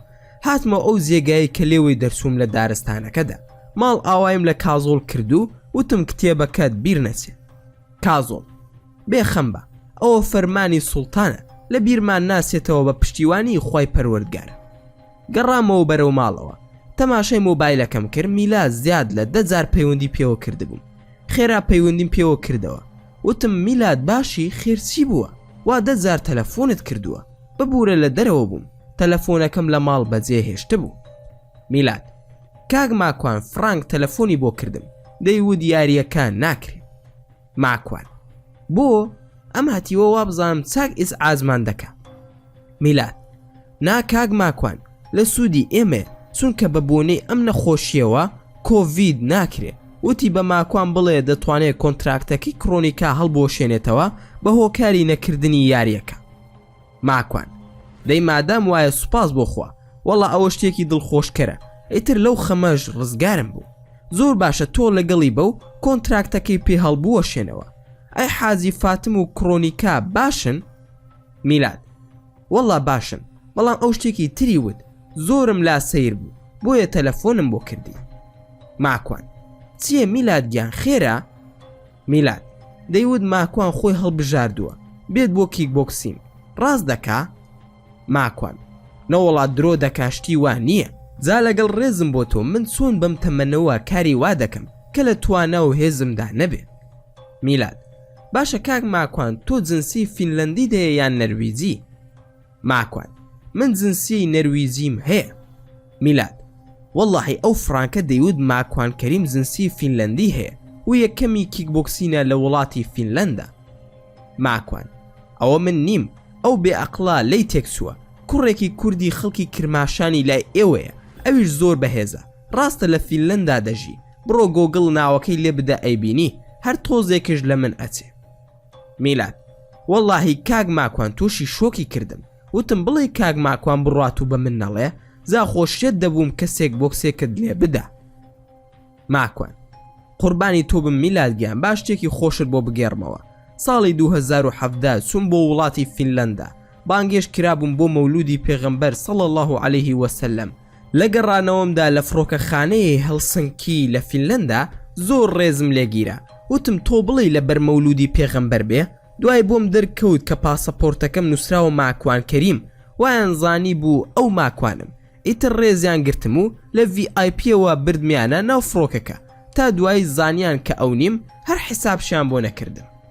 میلاد: باشە کاک ماکوان گیان، باوکم سڵاوی هەیە بۆت.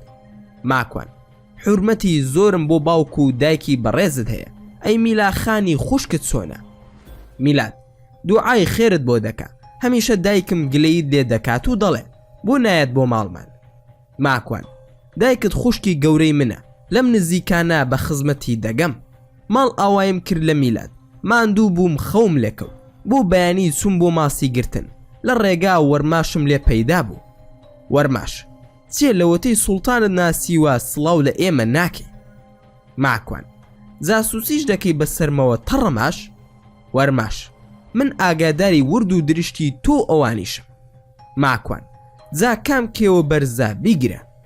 وەرماش: خۆت دەبینیتەوە چ کارێکت بەسەر دەهێنم. ماکوان: ئەوەی لە دەستت دێبیکە منەتت بە پێڵاوەکانم. لە پڕ نەما و ون بوو، ئەوەندەم زانی کازۆڵ پەیدا بوو. منیش پێیم وت ئەوە چی بوو ئەو سەخیفە ڕۆشت؟ کازۆڵ: بەڵێ ڕاوم نا، ئێهمالی بکە و هیچ قسەی لەگەڵ مەکە.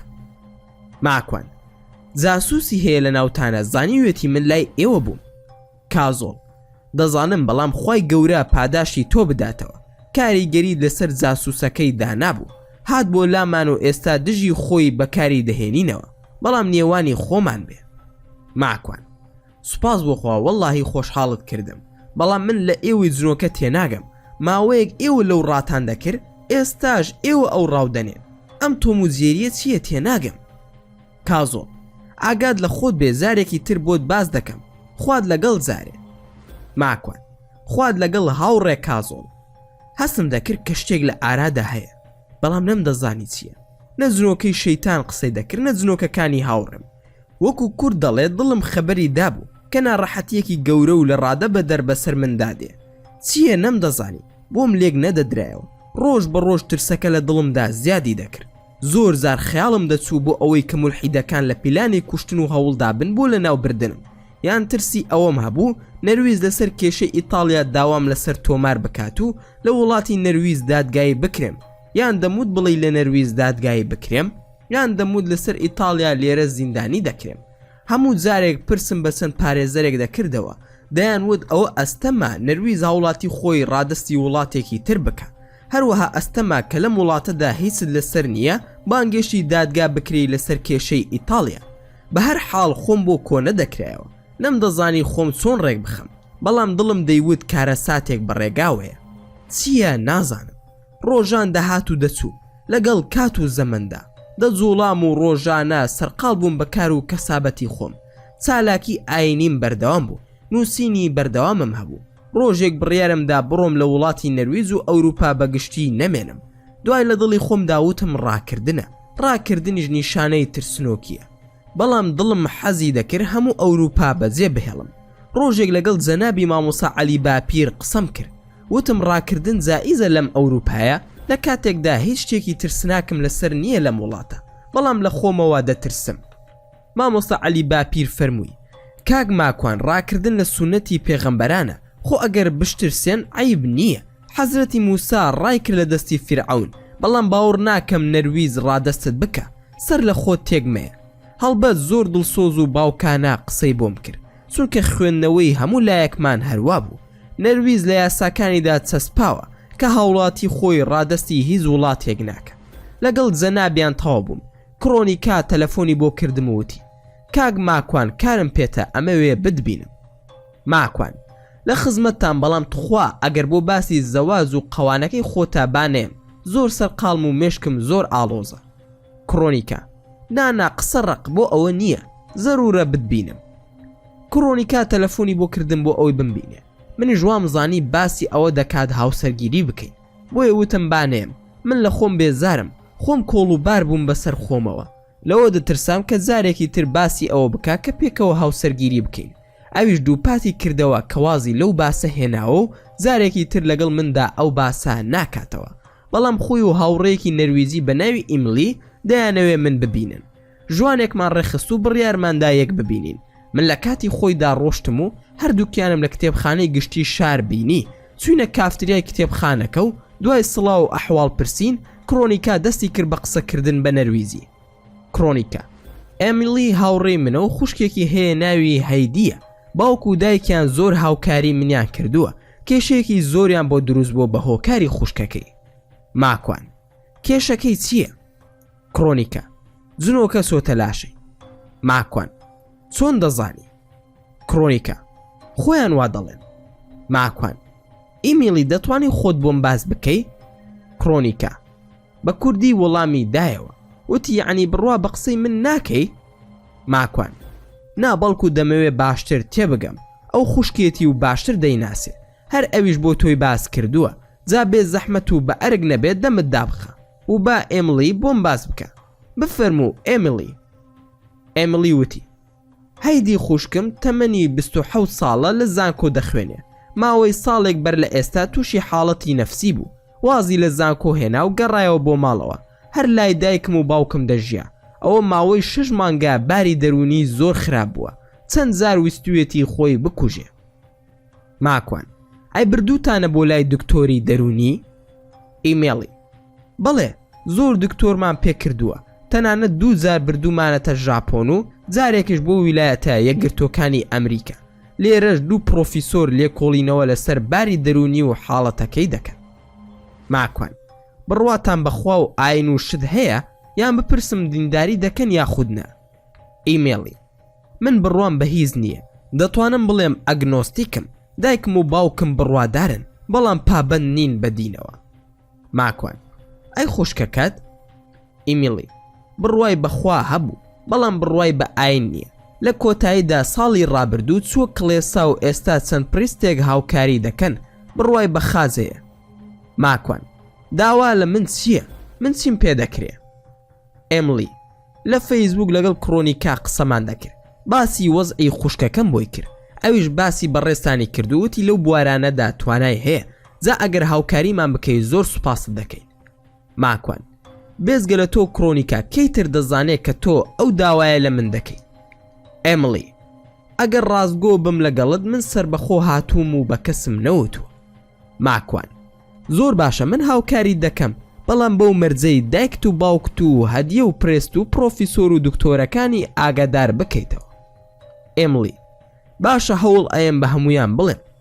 ماکوان کاری من ئەوەیە ئەگەر زنۆکەی تێدا بوو هاوکاریتان بکەم، بەڵام ئەگەر کێشەی دەرونی بێ من هیچی لێ نازانم و دەبێ ببرێتەوە بۆ لای پزیشکی تایبەت. ئێملی ئەی ئێمە چۆن بزانین کە ڕۆحی پیس لە لاشەیەتی؟ ماکوان زۆر ئاسانە، ئەگەر هیچ کام لەوانی باست کرد نە پزیشک نە پرێست نەتوانن چارەسەری بکەن بەڵکو بەرەو مردن دەڕوا. ئێمیلی ئەگەر قسە لەگەڵ دایک و باوکم و ئەو کەسانی تر کرد داوای چی دەکەیت و چەندت دەوێ؟ ماکوان داوای هیچ ناکەم و پارەشم ناوێ، بەڵکو پارەی خۆم سرف دەکەم و دێم بۆ لاتە. ئێملی بەڕاستە یان گاڵتە دەکەی؟ ماکوان نابەڕاستمە و هیچ گاڵتە و گەب لەم بوارەدا ناکرێت، من دەڕۆم، کەی ئەوان ڕازی بوون و خۆشحاڵ بوون من هاوکاریتان دەکەم. ماڵتان ئاوە. کڕۆنیکا دەڕۆی؟ ماکوان ئەی چ بکەم، با زوو بڕۆم بۆ ئەوەی ئێوە پارەی قاوەکان بدەن. کڕۆنیکا دایکم سڵاوی لێ دەکردی، ئەیوت بۆ دیار نییە. ماکوان دەستی ماز دەکەم و پێی بڵێ لە مەجالێکدا دێمە خزمەتی. کڕۆنیکا باسی تۆشم کرد بۆ باوکم، ئەویش سڵاوی هەبوو بۆ زۆر دوعای بۆ کردی. ماکوان دەستی ئەویش ماز دەکەم و خوا مەحفوظی بکە، با بڕۆم تا باسی پور و کەسوکارەکەی تریشت نەکردووە. کڕۆنیکا و ئێملی وتیان زۆر سوپاس کاتمان گرتی و کاتێکی خۆش. ماکوان کاتێکی خۆش ئیمێڵێ و ئەسەلام عەلەیکوم کڕۆنیکا. کڕۆنیکا وعەلەیکوم ئەسەلام وەڕەحمەت اللهی وەبەرەکاتوه. ماڵ ئاوایم کرد و دوای چەند ڕۆژێک لەسەر کار بووم. ئێملی تەلەفۆنی کرد، داوای کرد کە باوکی دەیەوێ بمبینێت. ماکوان ئەوە ناونیشانی ماڵەکەمانە، با بفەرموێت. ئیمێلی هەیدی خوشکم بهێنێ؟ ماکوان نا، تەنها باوکت، ئەگەر پرێستەکانیش بێن زۆر باشە، خۆ ئەگەر ئەوانی باست کرد کە پرۆفیسۆرن ئەوانیش بێن ئەوە باشتر و چاکتر. ئێملی بە باوکم دەڵێم کاتێکی خۆش زارێ. ماکوان خۆشتر بۆ تۆ، ئێوارە لەگەڵ خێزانم لە دەرەوە بووین کە هاتینەوە سیارەیەکی جاگوار لە بەردەم ماڵی ئێمە پارک کرابوو. بە خێزانم وت سەیری ئەو جاگوارە بکە، چەند جوانە، هیوایەتم ئەو جۆرە جاگوارەیە، زۆری حەز لێ دەکەم. خێزانم وتی خوا بداتێ. کاتێک کە دابەزین تەلەفۆنێکم بۆ هات، لەو کاتەشدا ئاگام لێ بوو پیاوێکی مەعقولی نەرویجی دابەزی. تەلەفۆنەکەم وەڵام دایەوتی من ناوم یەنسە و باوکی ئێملیم، هاتووم بۆ لات و لە بەردەرگام، چوون بۆ لایەن و بە گەرمی بەخێر هاتنم کردن و پێشوازیم لێکردن کە بێن بۆ ماڵەوەمان. دوو کەسی تری لەگەڵ بوو چوو پێی وتن کەوا ئەوانش لە سیارەکە دابەزین، ئەوانش هاتن خۆیان ناسان. یەکێکیان وتی من توورە و پرێستم و پرۆفیسۆرەکەش ناوی ئێدمۆند بوو. یەنس بەڕێز ماکوان ماوەی ساڵ و نیوێکە کچێکم تووشی حاڵەتێکی زۆر سیر بووە، هەموو لاشەی ڕق دەبێت و هاوار دەکا، زۆر جار هەوڵ دەدا پیسی بخوا، زۆر جێگای بەزەیە، هاتوون بۆ ئەوەی هاوکاریمان بکەی. ماکوان کچە بەڕێزەکەت ئێملی هەندێکی بۆ باس کردم، ئەوان بە منیان وت کە زنۆکەی تایە، نازانم وایە یاخودنا.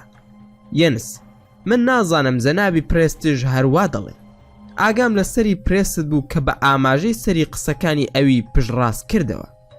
ماکوان ئەگەر بکرێ پێم خۆشە گوێم لە جەنابی پرێست بێ، بزانم لەو بارەیەوە چی دەڵێت. تور بەڵێ بەدڵنیاییەوە ڕۆحی پیس سۆتە لاشەیەوە، چەند جار هەوڵمانداوە بۆ چارەسەرکردنی، بەڵام هەروە ئاسان نییە. ماکوان ئەگەر بکرێ پێم خۆشە گوێم لە جەنابی پرۆفیسۆر ئێدمۆنش بێ، ئەو چی ئەڵێت و چیان دەستکەوتووە تا ئێستا. ئێدمۆند لە ڕاستیدا بۆ من جێگای تێڕامانە، من کەسێکی زانستیم، بەڵام کە گوێم لە جەنابی پرێست بوو باسی ڕۆحی پیسی دەکرد، بەڕێزشتان باسی جنۆکە دەکەن. من دەمەوێ ئەو کارانەی ئێوەش دەیکەن شتێکی دەربارە بزانم، لەو زۆرە حاڵەتانە زۆر دێتە لامان، تاکە چارەسەری لای ئێمە دەرمانی خەوە و هیچ کام لەو نەخۆشانە چارەسەر نەبوونە، یان دەمرن بەوەی کە خۆیان دەکوژن یانش هەروە دەمێننەوە بۆ ئازار و ناڕەحەتیە. ماکوان زانست چی دەڵێ لەو بارەیەوە؟ ئێدمۆن بەڕاستی هیچ. ماکوان زانست زۆر داماوە، چەندین ساڵی تری ماوە تا تۆزێک پێی بگە. ئێدمۆن دەستی کرد بە پێکەنین، وتی ئێمە کار لەسەر شتی بەرزەسە دەکەین، ئەوە کاری زانستە. ماکوان ڕاستە زانست موجەڕەدە و لەسەر مادا کار دەکات. ئایا ئەو کارەبایی لە دڵەوە دەڕوا بۆ مێشک و پاشان پێچەوانە دەبێتەوە؟ ئایا هیچ هەڵەیەکەیە لەو تەزوە کارەبایی هەیدی؟ ئێدمۆن نەخێر، خۆم پشکنینی وردم بۆ کردووە، وەکو هەموو مرۆڤێکی ئاساییە. ماکوان کەی دەتوانم نەخۆشەکە ببینم؟ یەنس پێش ئەوەی بێمە ئێرە زۆر ناڕەحەت بوو، بەڕێزت خاوەن بڕیاری، کەی پێت خۆشە ئێمە ئامادەین؟ ماکوان لێرەوە چەند دوورن؟ یەنس 30 خولەک. ماکوان فەرموو با بڕۆین. هەموو هەڵساین بەرەو ماڵی هەیدی کەوتینە ڕێ، لە جێگایەک بوو نزیک شاری هاڵدن، بەڵام ڤێلایەکی خۆش بوو کە پڕ بوو لە درەخت و تەوێڵەی ئەسب، خاوەنی ئەسب بوون. بێزگە ئەسپەکان چەند سەگ و پشیلە و مانگا و مەڕومبریشکێکش لەوێدا بوون. کە سوینە ماڵەکە پڕ بوو لە تابلۆ و پەیکەر و جۆرەها توحفەیان، گیتار و پیانۆ و چەند ئالەتێکی مۆسیقای تر. دیار بوو کە ماڵێکی دەوڵەمەند بوون. دایکی هەیدی و ئێمڵی هاتن بە خێرهاتنیان کردین. کاتژمێر 4:20 دقیقە بوو. هەیدی هاتە دەرەوە، تەماشایەکی منی کرد، زۆر ئاسایی بوو. بە باوکی موت بیگیرە خێرا، ئێستا پەلاماری من دەدا. زۆری پێنەس و بەرەو ڕووم هات وەکو گورگ، دەمی داسەقاند و بە سنگ ویستی پەلامارم بدا. کراسێکی کورتی لە بەرا بوو، لەسەر ڕانی بوو، زلەکانی ژێرەوەی هەموو دیار بوو. داوام کرشتێکی تێوە بە ئاڵێنن. لە تەنیشمەوە پرست توور دانیشت بوو. خاچەکەی ملی بەرز کردەوە و دەستی کرد بە خوێندنی ئینجیل. داوام کرد کە خاچەکە بشارێتەوە و واز لە خوێندنی ئینجیلەکەی بهێنێ. دەست بەجێ بە قسەی کردم و داوام کرد ئەگەر ژوورێکیان هەبێ خاڵی بێ لەو وێنە و هەیکەلوشتەی تیان نەبێ بچینە ئەوێ باشترە. هەموو ژوورەکانیان پڕ بوو لە وێنە و تابلۆ. ناچار ژوورێکم هەڵبژارد و بردمانە ئەوێ. پرۆفیسۆر ئێدمۆن زۆر بە سەرنجەوە تەماشای دەکرد و جێگایەکی سادەیان بۆ داخست و هێور بۆیەوە و منیش دەستنوێژم گرت و داوام لە دایک و باوکی هەیدی کرد کە بیگرن و ئاگاداری بن، بەڵکو بتوانم قسە لەگەڵ جنۆکەکان بکەم. سەرگەرمی دەستنوێژ گرتن بوو. ئەوەندەم زانی دەرگای حەمامەکەی شکاند و بۆم هاتە ناو حەمامەکە. منیش دەموچاو و باڵەکانم تەڕ بوون، خەریکی شۆردنی قاچەکانم بووم کە ئاوەکەی بینی کشاوە دواوە. منیش هیچ گوێم پێنەدا و بەردەوام بووم لە دەستنوێژ گرتن و بە دایک و باوکی موت بیبەنە ژوورەکە و لەوێ چاوەڕێبن تا من دێم. بە دایک و باوکی موت کاتان لێ دەکەم جوان بیگرن، چونکە ڕەحممان پێناکە. تەنانەت ئەگەر چەقۆشتی تیژ لە چێشخانەکەتان هەیە بیشارنەوە تا نەسێ پەلاماری ئەوانە بدە. هەر کەوا مود ئێمڵی ڕای کرد هەمووی شاردەوە. داوام لە ئێدمۆند و تورکر قاچی بگرن، هاوکاری دایک و باوکی بکەن تا نەتوانێ هەڵسێتەوە. وەکو دوژمن تەماشای دەکردم، دەیویست قەپم لێ بگرێ، بەڵام باش گرتبوویان نەیدەتوانی بجوڵێ. هەرسی دەکرد پەلامارم بدا نەیدەتوانی. منیش پەرداخێک ئاوم لەگەڵ خۆم هێنا و دەستم کرد بە خوێندنی سوورەتی بەقەرە و زوو ئاوەکەم لێ دەپرژان. هێواش بوویەوە کە زانیان هێور بۆتەوە، دەستیان سوک کردبوو. ئەویش بە فرسەتی زانی وەکو پڵنگ دەرپەڕی و ڕای کرد لە دەستمان و پەلاماری کەسی نەدا، بەڵکو ڕای کرد بۆ تەویلەی ئەسپەکان و هەمومان بە دوایدا ڕامان کرد. ئەوەندە خێرا بوو فریای نەکەوتین، تەنانەت نەمانزانی چۆتە کوێ و خۆی شاردۆتەوە. کە تەماشامان کردوا خەریکە پیسای ئەسپەکان دەخوا، بە دوای جاڵجاڵۆکەوەیە کە بیخوا و لەگەڵیشیدا دەگری. زۆر بەزەیم پێیدا دەهاتەوە. دایک و باوکی و خوشکەکەی دەگریان، گرتمان و هێنامانە و بردیانە حەمامەکە و شۆردیان و هاتە دەرەوە. هەرچەندە دەمودانیان بۆ شۆردبوو. پرۆفیسۆر ئێدمۆندیش پەرداخێک ئاو خۆیدایە تا هەرسی خواردبوو هەڵی هێنایەوە. بۆ جارێکی تر دەستم کردەوە بە خوێندنی سوورەتی بەقەرە. ئەی قیژاند، ئاوم کرد بە دەموچاویدا، وتم قسەم بۆ بکە، تۆ کەیت و بۆ واز لەم کچە ناهێنی؟ بە دەنگێکی سامناک و وەکو پیرێژنێکی بە ساڵاسووتی، ئای تۆ بۆ واز لە ئێمە ناهێنی؟ وتم داوات لێ دەکەم بۆ پەیمانی کە لە نێوانی جنۆکە و حەزرەتی سولەیماندا هەیە وەرە دەرەوە لە لاشەی ئەو کچە، دەنا زۆر خراپت بەسەر دەهێنم. هەروە مود ئازار لە پشتم هەستا. دوان لە سەگەکانیان پەلاماریان دام، لە تاو ئازاری خۆم وازم لە قسەکان هێنا و کەوتمە شەڕ لەگەڵ ئەو دوو سەگەدا. هەرچۆن بوو دووریان خستەوە و هەمویان شڵەژا بوون. پرۆفیسۆر ئێدمۆند لەوانەیە سەگەکان وا هەستیان کردبێ کە ئەم کەسە نامۆیە بەم ماڵە، بۆیە پەلاماری بەڕێز ماکوانیان داوە دەیویست تەفسیری زانستیم بۆ بکە. بە پێکەنینەوە کاتێک ئێدمۆند خەریکی برینەکەی پشتم بوو پاکی دەکردەوە پێم وت دڵنیام کە ئەو حاڵەتە ئاسایی نییە. داوام کرد کە سەگ و پشیلەکان دوور بخەنەوە و دەرگای ژوورەکە دابخەن تا شتێکم بۆ دەردەکەوێت. پرێستور بەڕێز ماکوان خاچەکەت بدەمێ؟ ماکوان ناپێویستم نییە، خۆ ئەگەر هەربی شاریتەوە زیاتر خزمەت بە من دەکەیت. ئاگام لێبوو زۆری پێناخۆش بوو، بەڵام ئەوە حەقیقەتە. بۆ جاری سێم دەستم کردەوە بە خوێندنی سوورەتی بەقەرە. جنۆکەکەم هێنایە قسە، هەڵبەتە بە نەرویزی قسەمان دەکرد. بە جنۆکەکەم وت تکال لێ دەکەم وەرە وازدە و کسە بهێنە، وەرە من کۆنتڕۆڵ بکە. جنۆکەکە من ناتوانم تۆ کۆنتڕۆڵ بکەم، تۆ پارێزراوی. ماکوان سندی ترت لەگەڵا بە ئەوانیش قسە بکەن. 5 دەنگی جیاواز قسەیان لەگەڵ دەکردم، بە چەند زمانێک داوام لێکردن با بە عەرەبی یان کوردی یاخود نەرویزی قسە بکەن. یەکێک لە دەنگەکان بە عەرەبی قسەی کرد، وتی چیت دەوێ لێمان؟ هەیدی خۆی ڕازی بۆ بەوەی کە ئێمە کۆنتڕۆڵی بکەین. ماکوان درۆ دەکەی، وازی لێ بهێنن، دەنا بە کەلامی ئەڵڵا سوبحانەوە وتەعالا ئەتان سوتێنم، یاخود بە جنۆکەکانی هاوڕێم دەڵێم بێن و ئەسیرتان بکەن. ئەوان زۆر بەتوانن، تا 3 دەژمێرم، بە ناوی خوا دەست پێ دەکەم. 1 2 3. کە گەیشتمە 3 جەناوی پرێست دەستی لە قاچی هەیدی هەڵگرت و پەلاماریدام. خەریک بوو بمخنکێنێ، بە پەلا لە خۆم کردەوە. هەرچی لە دەورمان بوون تووشی شۆک ببوون.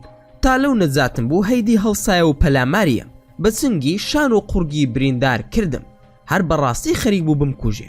خوای پەروەردگار ڕەحمی پێکردم. دانەیەکم کێشا بەسەری و لووتیە، ئەنجا دەستی شل بوو. خەریک بوو هێزم لێ ببڕێ.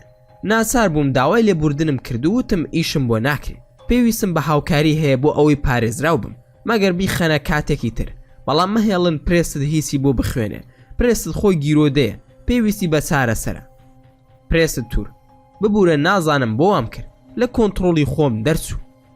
ماکوان ئاساییە، پێویستە تۆش چارەسەر بکەم. تۆ هەیدی جیاوازیەکی ئەو تۆتان نییە، تۆش نەخۆشی، وەکو خۆت دەڵێ ڕۆحی پیس لە لاشەدایە. یانس ئەی وازمان لێ دەهێنیت و ناگەڕێتەوە جارێکی تر بۆ لامان تا کارەکە تەواو بکەی؟ ماکوان هێشتا هیچم نەکردووە، چونکە دەترسم کەسێکمان لەناو بچین. ئێوە توانای کۆنتڕۆڵکردنی کچەکەی خۆتان و سەگەکانتان نییە. دوای سەگەکان پرێست پەلاماریدام، بۆیە پێویستە کەسی خۆم لەگەڵ بێ. یەنس ئێستا دەگەڕیتەوە بۆ فرێدریک کاست؟ ماکوان بەڵێ، تەلەفۆن دەکەم بێن بە شوێنمدا یان بە پاس و قیتار دەگەڕێمەوە.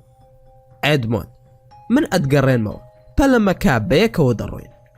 ماکوان پێویست ناکا، خۆم دەڕۆم. یەنس من دەتگەێنم، منیش دێم لەگەڵتان. ماکوان نا، تۆ ئاگاد لە منداڵەکانت بێت و پرێست دوور بخەرەوە با بڕوە، چونکە ئەویش ترس ناکە. با ئێدمۆند بمگەێنێتە وێزگەی پاس، خۆم دەڕۆم. بە 5 خولەک گەیاندمێ تەرمیناڵی پاسەکان و گەڕامەوە بۆ شاری فرێدریک کاس کە خۆم لێی نیشتە جێم. گەڕامەوە ماڵەوە. خێزانم وتی ئەوە چییە، شەڕت کردووە؟ ماکوان کوڕە نەوەڵا شەڕی چی، هەموو باسەکەم بۆ گێڕایەوە. وتی بەخۆ ئەم جنۆکانە قوڕ ئەکەن بە سەرمانە، لە جنۆکە کوردەکان نەزاتمان نەبوو نەرویزی هاتە سەر. بەهەرحاڵ دووشێکم گرت و نوێژی مەغریب و عیشام کۆ کردەوە. زۆر ماندوو بووم، خەوم لێکەوت. بەیانی لە دوای گەڕانەوەم لە کار چوون بۆ ماڵی مام فەرهاد. لە حەوشەکان لەسەر پلیکانەکانیان دانیشتم. مام فەرهاد و گلارە خانم و میلا هاتن بۆ لام و وتیان با بچینە ژوورەوە. وتم ئێرە خۆشە. فاتمە خانی دایکی کڕۆنیکام بان کرد. کرێچی ماڵی مام فەرهاد بوو. کڕۆنیکاش هاتوو، هەموو لە دەوری من کۆبوونەوە. منیش باسەکەم بۆ مام فەرهاد و کڕۆنیکا گێڕایەوە، کەسیم بەسەر هاتوو. کڕۆنیکا وەی دەستیان بشکێ، بۆ وایان لێ کردووی. ماکوان ئەی تۆ نەدوود هاوکاریان بکە، ڕەفیقی تۆ بوون.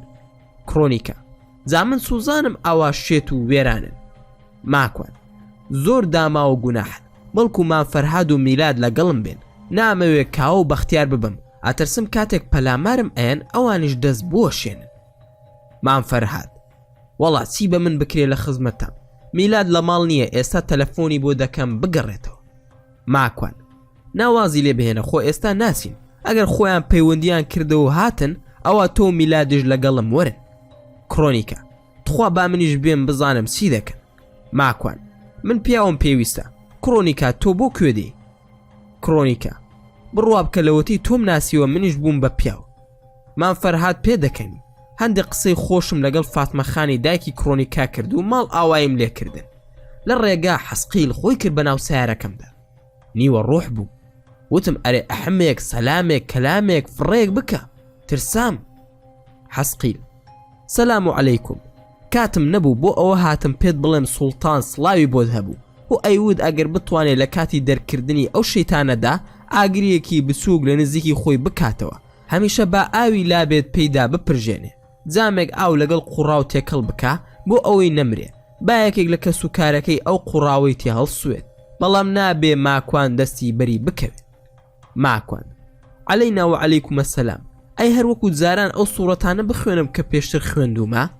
حەسقیل بەڵێ هەر ئەوانە و هیچ زیاد و کەمی مەکە من زۆر پەلەمە دەبێ بڕۆم بەڵام ئەو جێگایی بۆی ڕۆشتی زۆر ترسناک و خەتەر بوو خوای گەورە ڕەحمی پێکردی دەنا شەیتانەکان وێرانیان دەکردی. ماکوان ئەی چی بکەم بچم یان نەچم مەم ترسێنە حەزە. حەسقیل بڕۆ کۆنتڕۆڵمان کردووە. ماکوان هەر بژی حەزە کۆنتڕۆڵی برام جەزاکە الله و خەیرەن. حەسقیل ماڵ ئاوای کرد و منیش زۆر لە جاران دڵم خۆشتر بوو وزەی زیاترم وەرگر خۆم ئامادەکرد ئەگەر هاتنەوە بە دەمیانەوە بچم. کاژمێر دەی سەر لە بەیانی ڕۆژی شەممە یەنس تەلەفۆنی بۆ کردم دوای سڵاو و چۆنی و چاکی وتی بەڕێز ماکوان تکایە ئەگەر دەکرێ هاوکاریمان بکە هەیدی زۆر ناڕەحەتە. ماکوان باشە بە خۆشحاڵیەوە دێمە خزمەتتان. یەنس زۆر ببوورە شەرمەندە بوو ئەو جارەش خۆت گەڕایتەوە.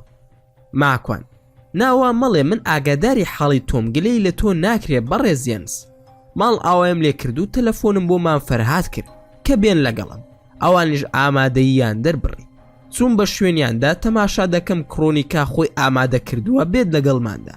مان فەرهاد وتی سوێندی داوم کاتێک ڕۆشتین بەویش بڵێم بێت لەگەڵمان. مان فەرهاد و میلاد چوونە دواوە دانیشتن ئەویش هاتە پێشەوە لە بەرچاوی ئەوان بە من دەڵێ ئەوە منم لە پێشی ساری تۆ دانیشتوم. ماکوان بەڵێ خۆ ئەمیر ئەرسەلانی ڕۆمی دانەنیشتویت. کرۆنیکە زا ئەمیر ئەرسەلان کێ لە چاو ئەمیر ماکوانن؟ مان فەرهاد و میلاد پێ دەکەنی. ماکوان بەخوا حەزەکەت بەس حاکەی ماوە پێویستە تازەی بکەیتەوە. لە ڕێگا بە مان فەرهاد و میلادم وت پێویستە زۆر ئاگاتان لێم بێ با تەرکیزم لەسەر قورئان خوێندنەکەم بێ ئێوەش لەو کاتەدا کە من قورئان دەخوێنم یان قسە لەگەڵ جنۆکەکان دەکەم بڵێن اللهم أعوذ بك من همزات الشيطان باشە یاخودنا. کرۆنیکە ئەی من چی بڵێم هەروەکو ئەوان منیش بیڵێم؟ ماکوان بەڵێ هەروەکو ئەوان قابلە خۆتۆ دوعای تایبەتت بۆ دانانم تۆش وەکو ئەوانی. کاتێک گەگەیشتین یەنس خۆی هات بە دەممانەوە و پێشوازی لێ کردین ویستی تەوقە لەگەڵ کرۆنیکا بکە ئەویش دەستی گر بە سنگێ و تەوقی لەگەڵ نەکرد بەلامەوە وێزگەیەکی جوان و ئیمانی بوو ماڵەکەیان پڕ بوو لە خەڵک زیاد لە 10 بۆ 15 کەسی لێبوو ئێمەش زۆر بووین ئاگام لێبوو دەیانویست بە تەلەفۆنەکانیان ڤیدیۆ بگرن بۆیە قبوڵم نەکرد ئەوانیش ڕازی بوون و وازیان هێنا. بە میلادم وت لە پشتم بۆستە ئەوەی پەلاماری یان بیبورێنەوە تۆش دەست مەپارێزە. میلاد خەمت نەبێ ئەوەی نزیکت بێتەوە ئەی دەم لە قیمە. مان فەرهاد تۆ ئاگات لەو قەشەیە بێ ئەویش زنۆکەی هەیە چاود لەسەری بێ ئەوەی پەلاماری یام دووری بخەرە و فڕێ بدەرە ئەو لاوە و ئاوی پیا بکە. ئەوانەی لەوێ بوون دکتۆری نەفسی و پرۆفیسۆر ئێدمۆند و پرێست تور و سوار کوڕی گەنج کە دیار بوو بەهێز بوون خێزانی هەیدی و دوو کەسی ترم بینی کە ئەوان نزیک ئیستەبڵی گەوری ئەسپەکان وەستا بوون. داوای 2 سطل ئاوم کرد جامێک قوڕاوم گرتەوە و داوام کرد بە مەقەڵیەکی گۆش بەرژاندن ئاگرێک بکەنەوە لە باخەکەیاندا کارەکە ئەنجام دەدەین. پێشم وتن هەر کەس پەلامارم بدا دەستی لێ ناپارێزم و میلاد و مان فەرهادیش دەست ناپارێزم. ڕوم لە پرێست و گەنجەکان بوو کە ئەو قسانم کرد چونکە دەترسام کە کەسێکی تریش لەوان جنۆکەی هەبێ بۆیە وریایی خۆم گرت و قسەکەم ئاراستەی فەرهاد و میلاد کرد. کرۆنیکا و ئێمڵی بەیەکەوە وەستا بوون بە ناوی خوا دەستم پێ کرد دەستم کرد بە قورئان خوێندن قورئانەکەم لەگەڵ خۆم بردەبوو داوام لێکردن کە لە باخەکەیاندا کارەکە ئەنجام بدرێ. ئاگرەکەم کردەوە و قوڕا و ئاوەکەشم ئامادە کرد. سەرقاڵی قورئان خوێندن بووم. پرۆفیسۆر ئێدمۆن هاتە لامۆتی بەڕێز ماکوان تکا دەکەم ئیزنی من و هاوکارەکانم بدە با ئێمە وێنە بگرین. زۆر پێویستمان پێی دەبێت بۆ لێکۆڵینەوەکانمان. ماکوان بە دڵنیایی و بۆ کاری لێکۆڵینەوە ئاساییە. من بۆ ئەوە داوام کرد کە وێنە نەگیرێ تا بە تۆڕە کۆمەڵایەتەکاندا بڵاو نەبێتەوە. دەنا چی خزمەت بە زانست بکە لە تەڕەفی منەوە هەموو هاوکاریەکتان دەکەم. سوپاسی کرم و دەستی کرد بە وێنەگرتن. هەیدی زۆر ئارام بوو. داوام کرد کە دەست و قاسی ببەستنەوە بۆ ئەوەی ئازار بەخۆی نەگەێنێت و منیش تەرکیزم بۆ بکرێت. هەیدی هەرسی تۆ پێت باشە من دەیکەم فەرموو بمبەستنەوە. ماکوان ئەتوانیت زلو بەرگێ بکەیتە بەرت کە داپۆشراو بێوەکو کڕۆنیکە؟ هەیدی بەڵێ حیجاب بکەم؟ ماکوان ئەگەر واش بکەی ئەوە پێرفێکتەوە زۆر سوپاسە دەکەم کە هاوکاری من دەکەی. هەیدی چوو بۆ ئەوەی خۆی بگۆڕێ. یەکێک لە کوڕە گەنجەکان هاتە لاموتی بۆ نایبەستیتەوە بەو دارەوە ئەوە باشترە. ئێمەش ماندوو نابین و ناشترسین. بیرۆکەکەیم بەدڵ بوو بەڵام لە خۆوە گومانم بۆ دروست بوو. وتم دەبێ پرس بە هەیدی بکەین بزانین ڕازیە یاخودنا. بەڵام پێی بڵێ ئەم بیرۆکەیە چۆن بۆ هات. گەنجەکە ناوی ئەیریک بوو. وتی لە فیلمێکی دۆکۆمنتاری بینیومە قەشەیەک وا کارەکەی ئەنجام داوە. کەوای وت گومانم نەماوە هەیدی گەڕایەوە بە جلو بەرگی داپۆشاو و سەری داپۆشی بوو. لێم پرسی بۆ زیاتر دڵنیابوون لە سەلامەتیت ڕازیت بتبەستینەوە بەو دارەوە تکایە هاوکاریمان بکە. داوام لە دایک و خوشکەکەی و کڕۆنیکا کرد کە بیبەستنەوە. ئەوانش بەستیانەوە. دایکی دڵی نەدەهات بە قایمی پەتەکە ببەستێتەوە. بۆیە داوام لە میلاد و باوکی هەیدی کرد کە قاس و سنگی باش قایم بکەن. با دایکی دەستی لە ناو دەستی بێت و کورسیەکی بۆ بهێنن با لە تەنیشتی دابنیشە تا هەیدیش هەز بە ئارامی بکە. داوام لە باوکیشی کرد کە لە نزیکەوە بۆستێ. باوکی پێی خۆش بوو لە نزیکەوە وەستا. قوڕا و ئاوەکەم لە خۆم نزیک کردەوە و دەستم کرد بە قورئان خوێندن. بە ناوی خوا بە سەڵاواتدان لەسەر پێغەمبەری خوا صلی الله علیه وسلم پاشان دوعای خێرم کرد و داوام کرد لە خوای پەروەردگار کە سەرکەوتوم بکات لەم کارە و ببێتە مایە هیدایەت بۆ ئەو خەڵکەی کە لەگەڵماندایە و خۆ بە زلزانی و تەکەبوریش لە من دوور بخاتەوە. ئیخلاس و دڵسافی و ئیمانی زیاتر لە دڵمدا بەهێز بکە و پاشان نائومێد نەبین لە کارەکە و خوای گەورە هاوکار و پشت و پەنامان بێ. سەرەتا بە خوێندنی سوورەتی فاتیحە و پاشان 3000 سوورەتی ئیخلاسم خوێن. ئاگام لێبوو هەناسە بڕکی پێکەوت و ڕەگی ملی بەرز بۆیەوە و چاوی سوور بوو وەک ئەوەی خوێنی تیابێ. هاواری دەکرد بە زمانی عەرەبی و نەرویزی و ئینگلیزی کە من بوەستێنن دەنا کسەکەیان دەکوژن. ئاگام لێبوو دایکی دەستی کرد بە گریان. قورئانەکەم وەستاند وتم دایکی دوور بخەنەوە لێ. بە کوڕونیکا و ئێمەڵێم وت ئەگەر ئێوە تەحەموول دەکەن با ئێوە دەستی بگرن. ئیمێڵی خێرا چووە تەنیشتی و دەستی گر. کڕۆنیکاش دایکی دوور خستەوە. دەستم پێ کردەوە. ئەوەندە بەهێز تەکانی دەخوار ئەو دارەی دەجوڵان. دارەکەش زۆر بەهێز بوو. ئەترسام گوریسەکە ئازاری بدە. دەیویست بەدان گوریسەکە بپسڕێنێ. حەسقی لە تەنیشتم پەیدا بوو. وتی ئەی قوڕاوت بۆ چییە؟ بە تووڕەیەوە ئاوی پێدا بکە و قوڕاوەکەی لێبن با ئارام بێتەوە. بیرم کەوتەوە خۆڕاز دەکا. خەیاڵم ڕۆشت بوو تەرکیزم لەسەر قورئان خوێندنەکە بوو. ئاوم پیا کرد و بە باوکی وت کە لە قوڕاوەکەی لێ بدە وەکو مەڵحەم بیدا لە گردن و دەم و چاوی.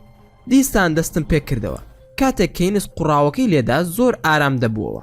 ڕەنگی پێستی وەکو زارانی لێدەهاتەوە. دیسان کەوتەوە قسەکردن و بە زمانی جیاواز.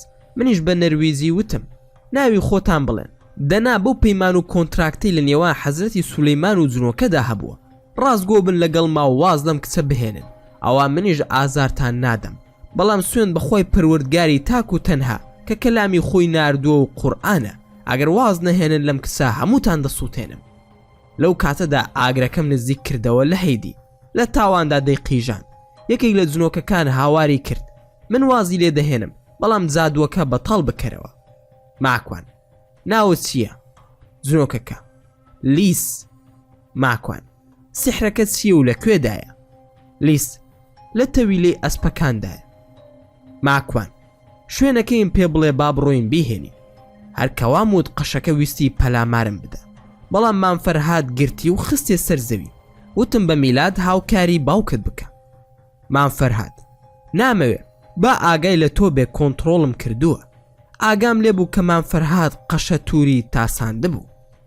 ماکوان بە یەکێک لە کوڕەکانم وت بڕۆن لەو ناونیشانە ئەو سحرە بهێنێ کەسیان نەیانوێرا بڕۆن بیهێنن بە باوکی هەیدیم وت بڕۆ لەو جێگایە ئەو سحرە بهێنە یەنس زۆر باشە ئەو ڕۆشت و گوێم لە قەشەکە بوو هاواری دەکرد پەراسووەکانم شکا ماکوان مام فەرهاد دەست بپارێزە با بەسەرماندا ساغ نەبێتەوە هەوڵ بدات جارێ دووری بخەرەوە لەگەڵ میلاد هەڵیان گرت و خستیانە ناو تەویلەی حەیوانەکان وتم ئینجیلەکەی لێ بستێنن مام فەرهاد ئینجیلەکە نادا نامەوێ ڕای بکێشم لە دەستی دەترسم بدڕێ ماکوان مادام وازی لێ بهێنە لەگەڵ جنۆکەکان کەوتمەوە قسەکردن دووبارە وتم کێ ئەو سحرەی کردووە لەم کچە لیس قەشە تووڕەکە کردوێتی لە ڕێگای کە لەسەری کەمتیارەوە ماکوان بۆ وای کردووە ئەو قەشەیە چی دەوێ لەم کچە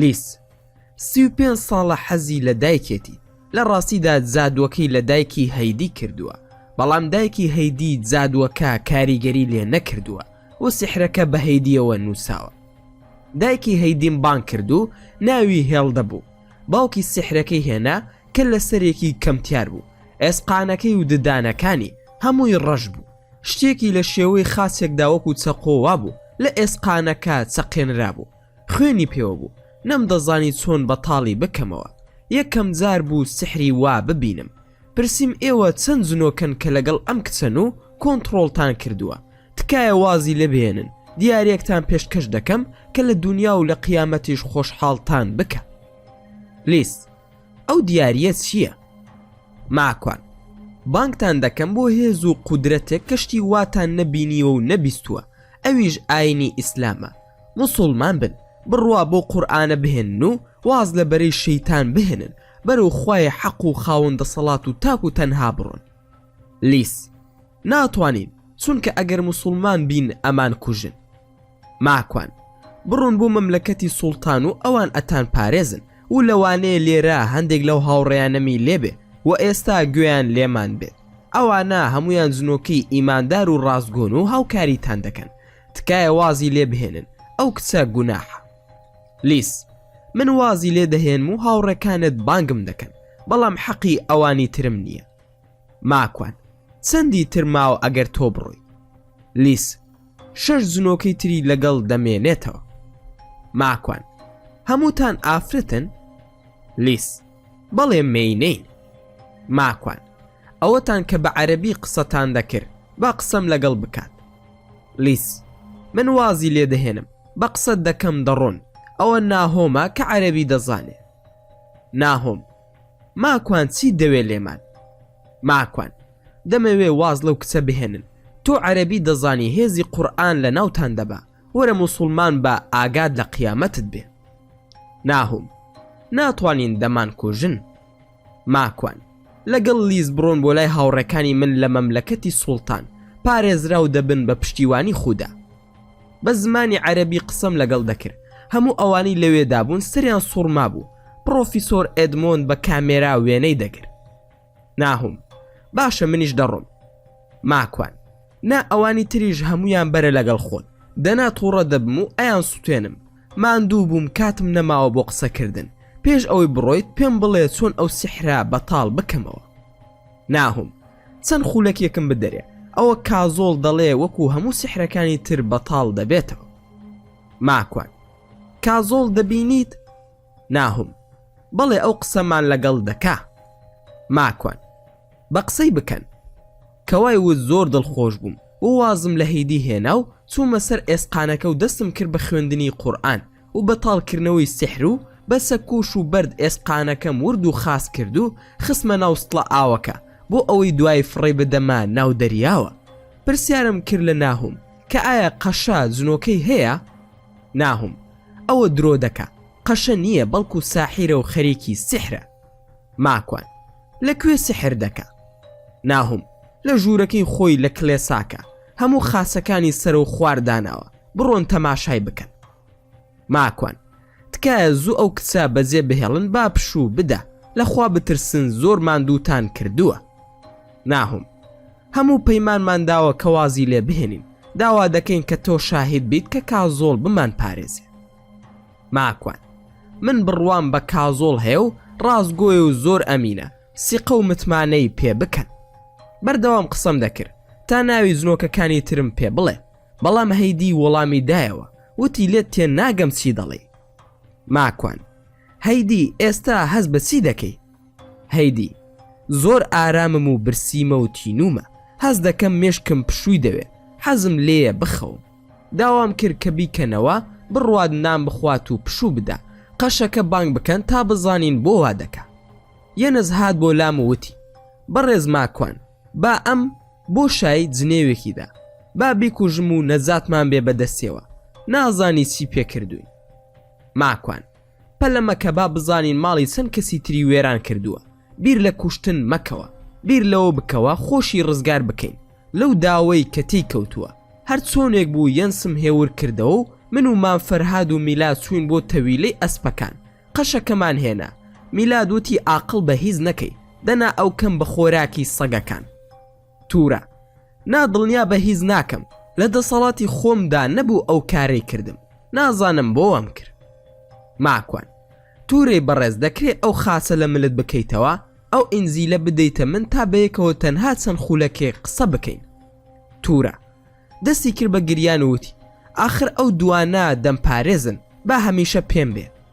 ماکوان من بەڵێنت دەدەمێ کە خوای ئەو کتێبە دەتپارێزێ، من زیاتر لە تۆ بڕوان بە ئینجیل هەیە، زۆر ڕێزی ئینجیلم لایە، بەڵام تۆ ڕۆحی پیس لە لاشەدایە و پێویستە دەربچێ. بە زمانی خۆی قسەم لەگەڵ دەکرد بۆ ئەوەی لێم تێبگە. توورە ناپێویستم نییە کە تۆ ڕۆحی پیس دەربکەی، من عیسای خودا لە لاشەمدایە.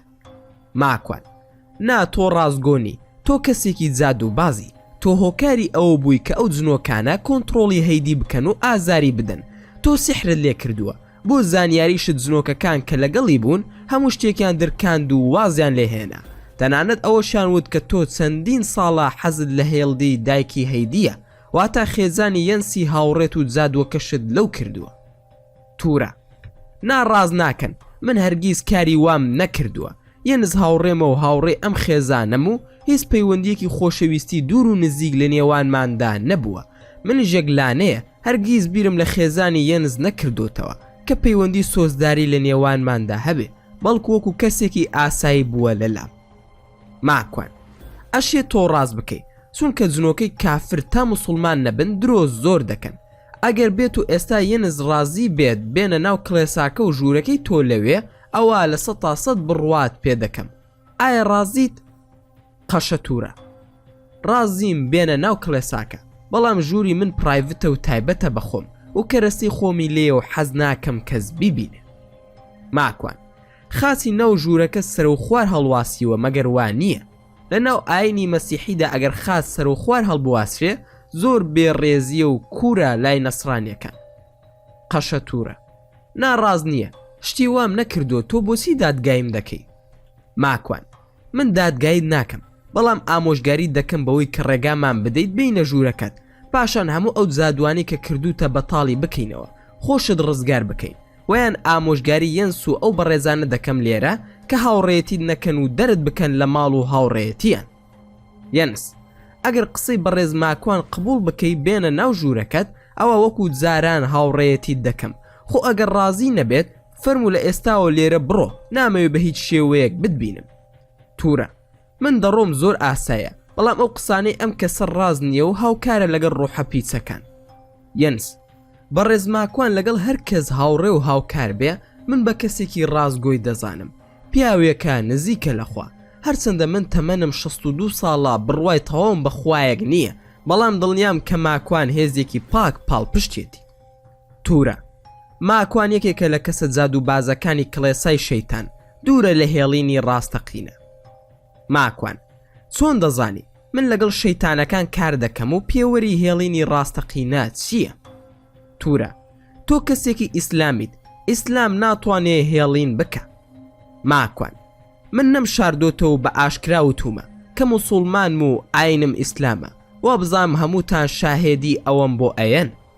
پرۆفیسۆر ئێدمۆند بەداخەوە کەسێکی وەکو توورەم ناسی و هەست دەکەم زۆر تاوانبار و درۆزنە، لە بەرامبەریدا من و ماکوان زۆر بەڕازگۆ دەزانم، چوینە ماڵەکەی قورئانمان بینی و نوێژی کرد و دوعای کرد.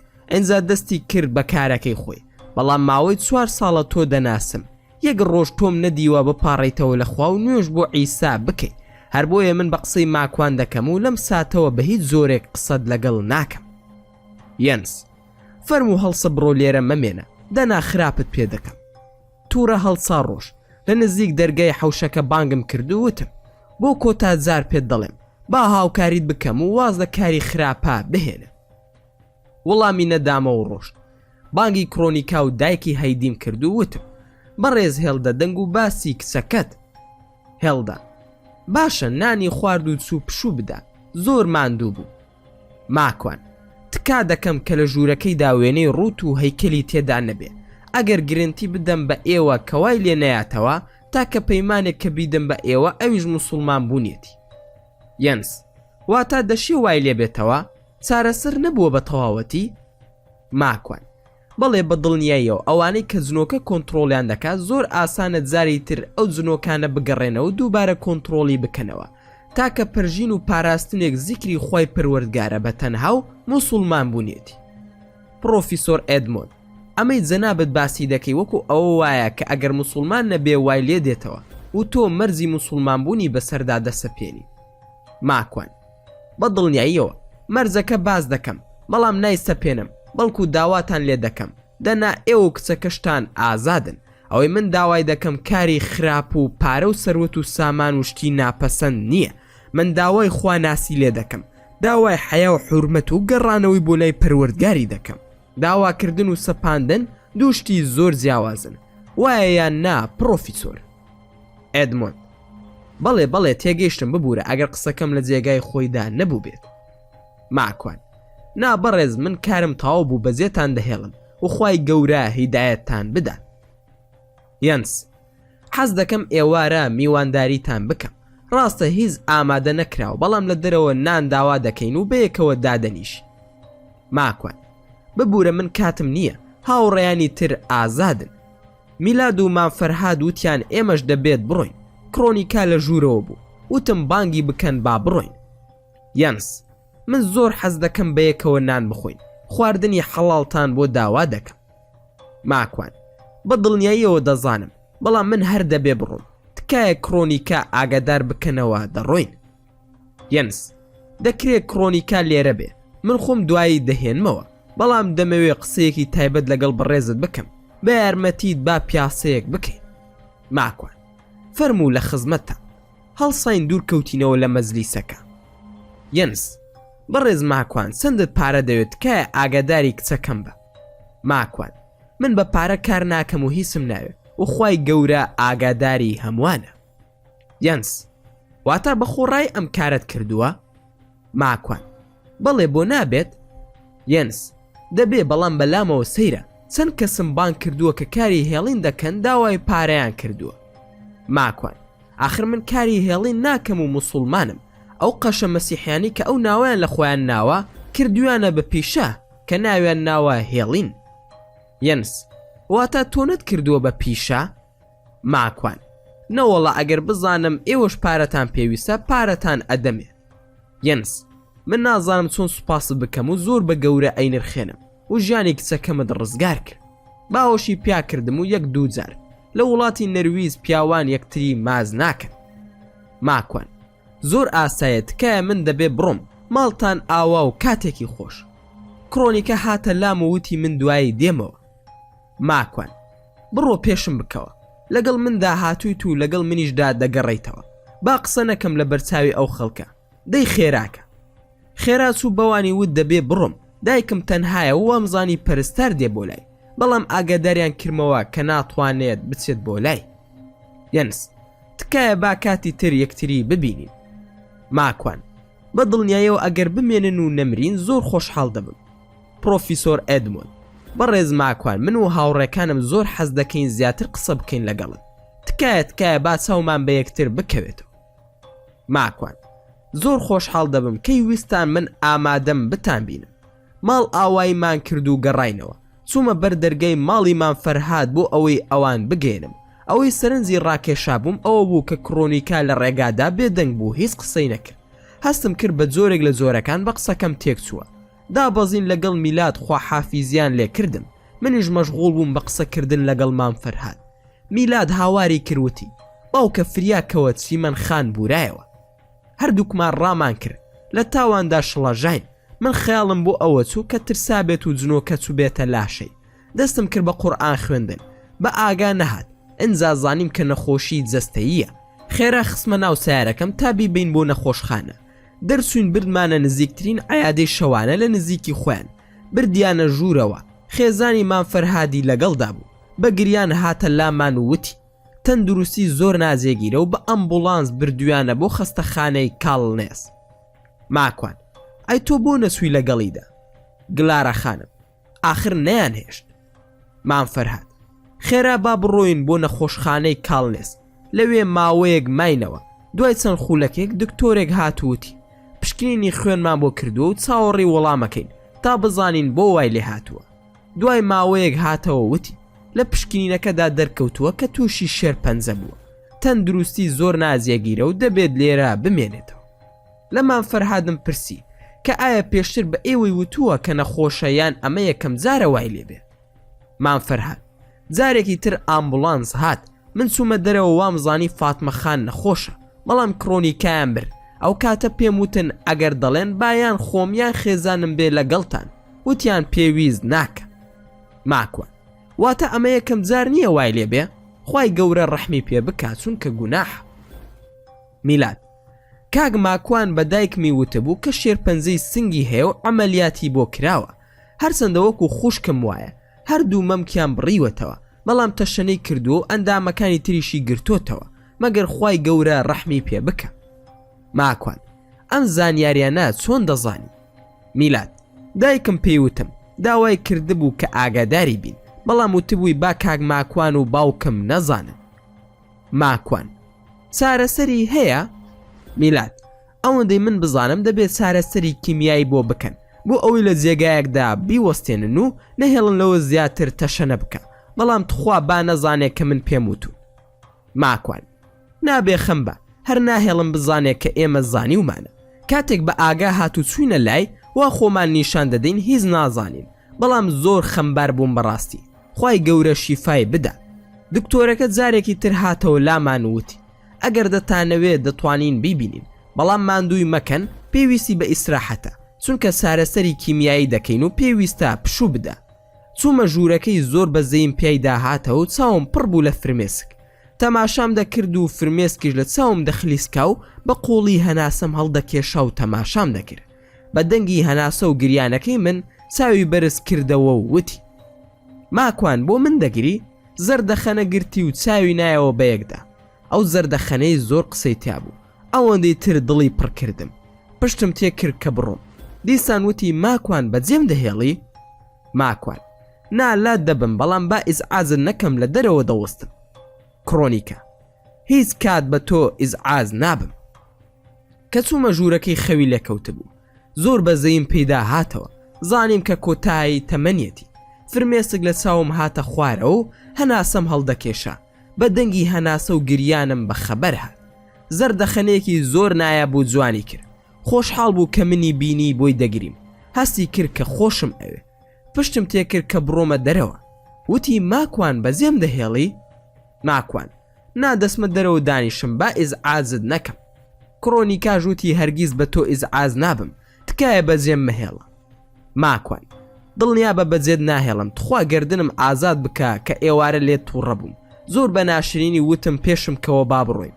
بەخوا من ناخ و تەبیعەتم عەشایریە ئەوەی لەگەڵ من بێ بەجێی ناهێڵم. مەبەستم ئەوە بوو مادام لەگەڵ من هاتووی من لێت بەرپرسم. دیسان زەردەخەنەی کردەوە. ئەوەندە شیرین و جوان بوو دنیایە گوشەی تیا بەدی دەکرا. کڕۆنیکە بە پێچەوانەوە ئەو کاتە هەستم کرد کە خاوەنم هەیە و ئەوەندە خۆشحاڵت کردن. ئەگەر ئازارم نەبوایە لە خۆشیدا پێدەکەنیم. ماکوان یاخوا هەر پێکەنیت گوڵی من. کڕۆنیکە بەڕاستی ئەوە تۆی وا قسە لەگەڵ من دەکەی؟ ئەزانم ئەوەندەم نەماوە و دەمرم. تۆش دەزانی کە کاتم کەمە بۆیە ئاوا قسەم لەگەڵ دەکەی؟ ماکوان ئەگەر مردن و ژیان بەدەست من و تۆ بواە دڵنیا بە ناومان مرۆڤ نەدەبوو. بەڵام چەندین کەس لە لێواری مەرگدا بوون و تەمەنیان بۆ درێژ کراوەتەوە. ئەوەندەی من بزانم کرۆنیکا بە تەمای مردن نییە، بەڵکو بۆ ژیان دەژیای و هەنگاوت دەنا. کرۆنیکا: بڵێم چی، هیوام زۆر کەمە، بەڵام قسەکانت یەک پارە وزەیە بۆم، هێز و توانام پێدەبەخشێ. ماکوان: دەسم گوڵت بۆ دەهێنم. کام گوڵە لە خۆت چوو ئەوەت بۆ دەهێنم. برسیمە خواردن دەهێنم بەیەکەوە نان بخۆین، ڕازید یاخود نا؟ کرۆنیکا: با بیری لێ بکەمەوە، کێشە نییە ڕازیم بەیەکەوە نان بخۆین. ماکوان: سوپاسی ئەو کاتە دەکەم کە بەخشید بە من، ئەڵبەت بۆ دڵخۆشی ئەو وام دەوت. چوم خواردن و گوڵم بۆ هێنا و لە تەنیشتەوە دانیشتم نانەکەم دەکرد بە دەمیەوە. پەرداخێک کۆلاشم بۆ ئامادە کردبوو بیخواتەوە. زوو زووش پێم دەوت ئەو گوڵەی کە هێناومە شێوەی لە یەکێک دەچێ. کرۆنیکا: لە کێ دەچێ؟ ماکوان: بە دڵنیایەوە لە کرۆنیکای گوڵی ماکوان ئەچێ. کرۆنیکا: ئێستا بژمرم ئاساییە، تۆ بگەڕێەوە با دایکم بێ بۆلام، تۆ بچۆرەوە ماڵەوە، دەزانم ماندوویت. ماکوان: بە دڵنیایەوە دەسم دایکت دێنم بۆلات، ئەگەر پێت خۆشە لە بەردەرگای خەستەخانەکە دەوەستم. کرۆنیکا: ناخوای گەورە لە منت نەسێنێ، زۆر ماندووم کردی، تەنها دایکم بێنە بۆلام، ئەزانم ئێستا دڵی لامە.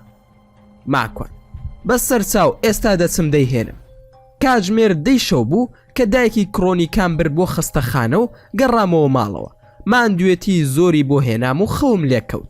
خەبەرم بووەوە بۆ نوێژی بەیانی، زۆر دڵ پڕ لە گریان بووم. بەدەم گریانەوە دوعای خێرم زۆر بۆ کرد.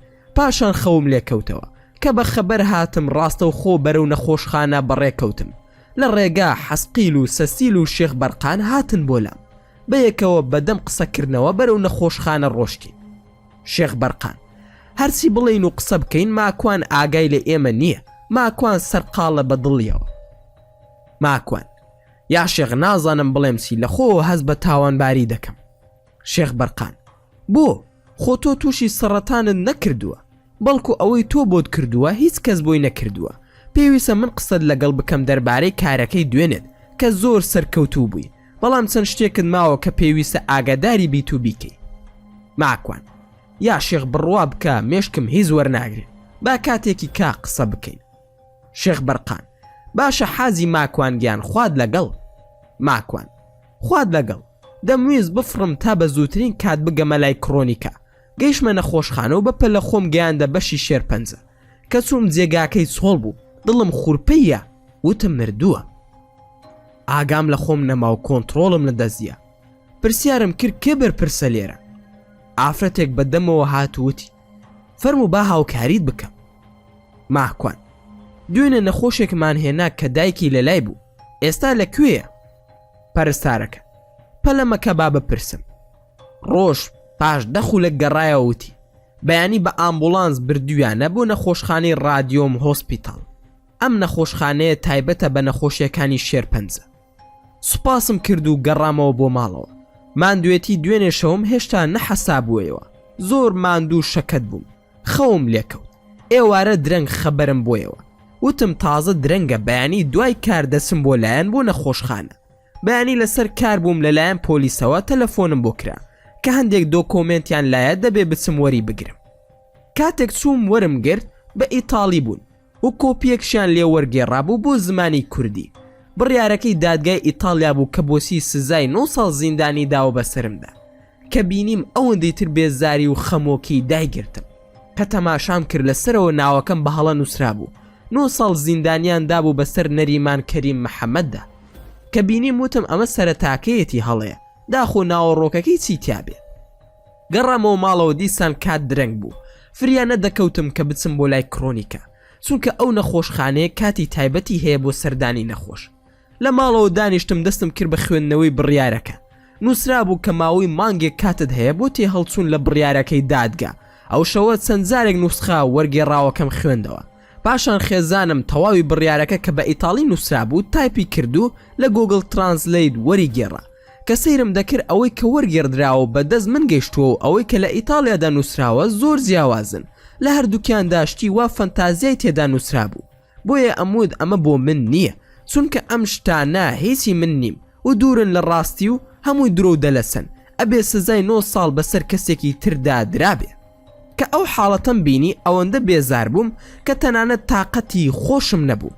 ئەم بڕیارە لە دوای 6 مانگ لە کۆتایی بڕیاری دادگا بەدەستی من گەیشتووە. لە غیابی خۆمدا حکوم دراوم.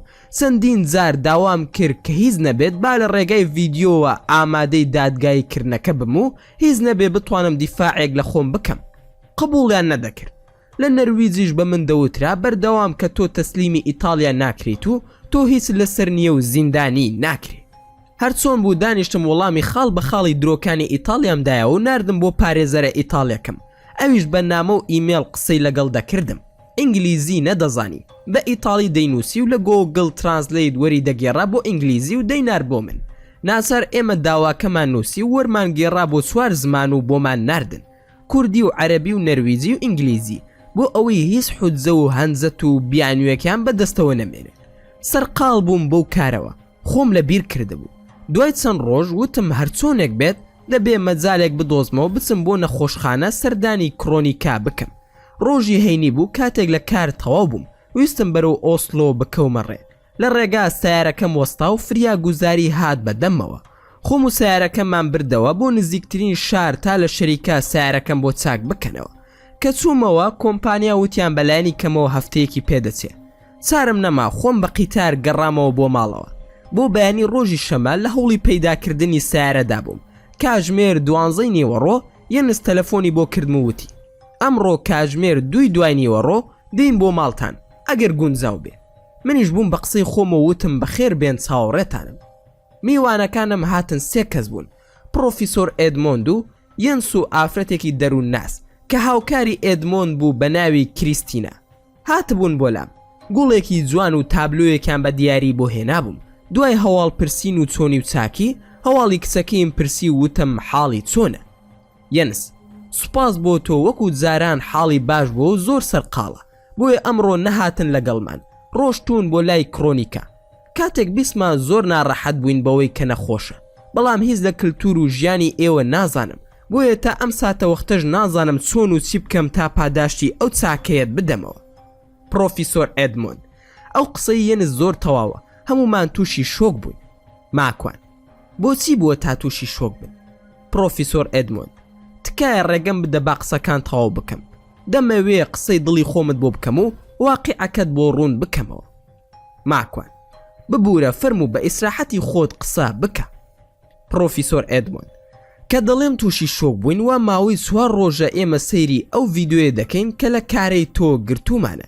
هیچ سەری لێ دەرناکەین، هیچ تەفسیرێکی زانستی و تەنانەت میتۆلۆژیشم بۆ ناکرێ.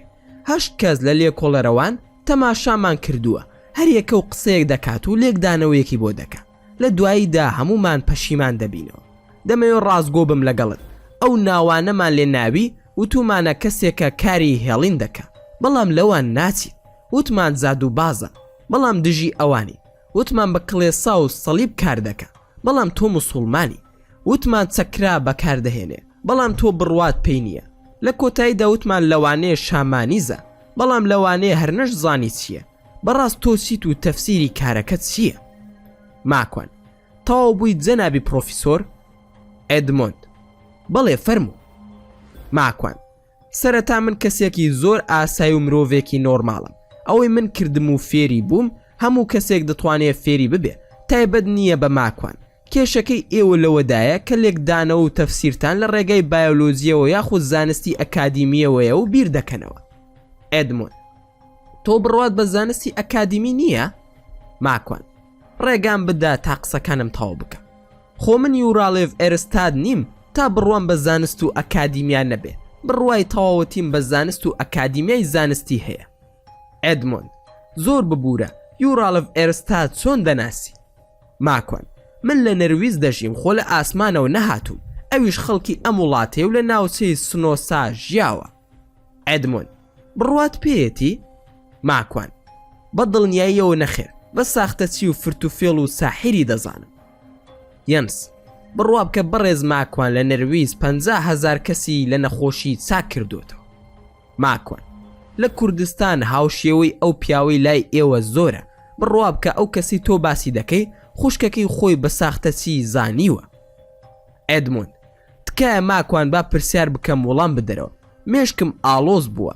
نافکام ڕێکخراوێکە هەموو نەخۆشەکانی تۆمار کردووە، چۆن ڕاز نییە. تەنانەت وەزیری تەندروستی نەرویز بۆ چارەسەری کوڕەکەی چووەتە لای.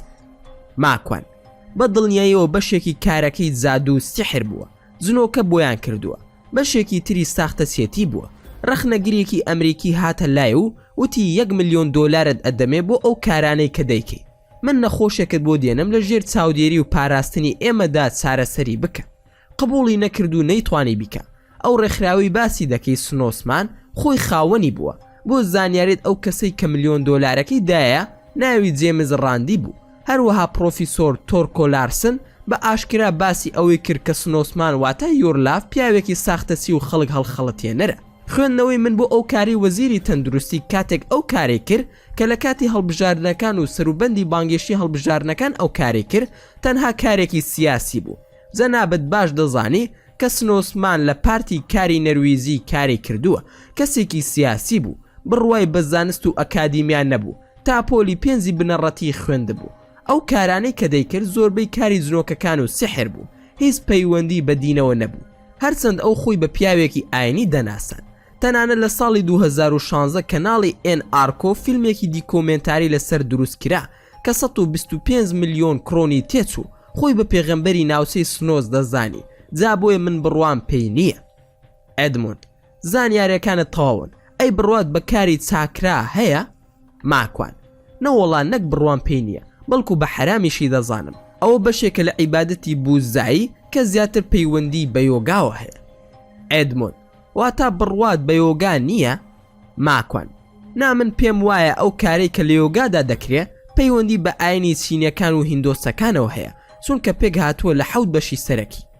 یەکەم بەکارهێنانی عەورەتی پێشەوە، دووەم بەکارهێنانی عەورەتی دواوە، سێم بەکارهێنانی ناوک، چوارەم بەکارهێنانی دڵ، پێنجەم بەکارهێنانی گردن و مل، شەشەم بەکارهێنانی ناوچاو و تەویڵ، حەوتەم بەکارهێنانی کەللەی سەر. هەموو ئەمانە بەکاردێ لە دانیشتنی ئاسۆی و شاقۆڵی، مەبەست لە شاقۆڵی ئێسکەکانی پشتە و ئاسۆی مەبەست دانیشتنە لەسەر کۆم و گردن و مل و پشتە سەر و هەتا دوایی. ئەوەی لە یۆگادا بەکاردێت و قۆناغی پێگەیشتنی جادووی چەکارایە کە ناویان لێ ناوە بە ئێنەرژی و هیوا خواستن و تێکەڵبوون لەگەڵ ڕۆح کە هەمووی درۆ و ساختەچێتیە و بنەماکانی دەگەڕێتەوە بۆ جنۆکە و شەیتانەکان. ئەدمۆند ئەی دەربارەی شامانیزمە چی دەڵێ؟ ماکوان ئەوە هەر زۆر کۆنە، زیاتر قەرەز و هیندە سوورەکان و سامیەکانی سیبیر بەکاری دەهێنن، بەشێکی زۆری خوڕافیاتە و بەشەکەی تری سیحر و جادووە. پیاوە کاهینەکانی هیندە سوورەکان شامانیسمیان دەکرد، گوایە ئەوان لە نێوانی دنیای کۆتایی و لەم زیهانەدا زنجیرەی پەیوەندین، بۆیە نەک بڕوان پێی نییە، بەڵکو بە حرام و کوفری دەزانم. پرۆفیسۆر ئەدمۆند ئەی تەفسیری کارەکەی تۆ چییە؟ ماکوان تەفسیری کارەکەی من ئاینی پیرۆزی ئیسلامە، دوژمنایەتی نێوانی چاکە و خراپەیە.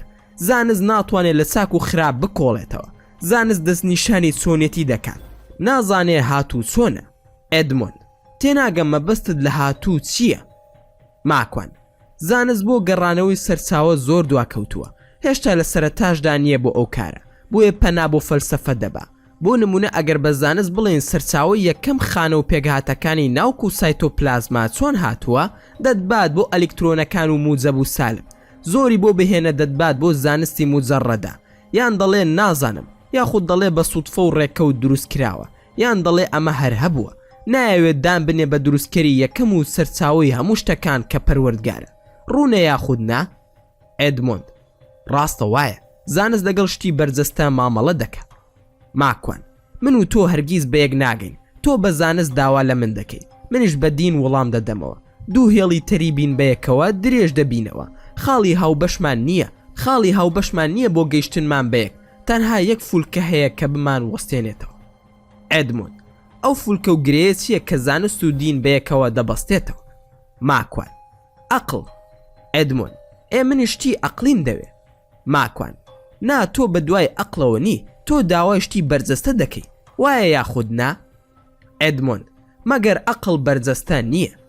ماکوان بێ زەحمەت عەقڵی جەنابت لەکوێدایە؟ ئەدمۆند لە مێشکمدایە.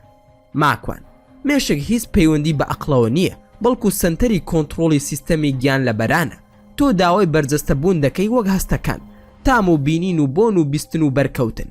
زانست کار لەسەر ئەوە دەکا، فەلسەفە کار لەسەر عەقڵ دەکا، ئیسلام کار لەسەر هەردووکیان دەکا.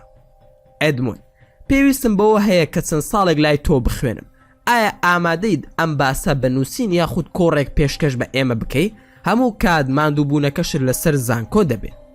ماکوان، زۆر بە خۆشحاڵیەوە ئامادەم.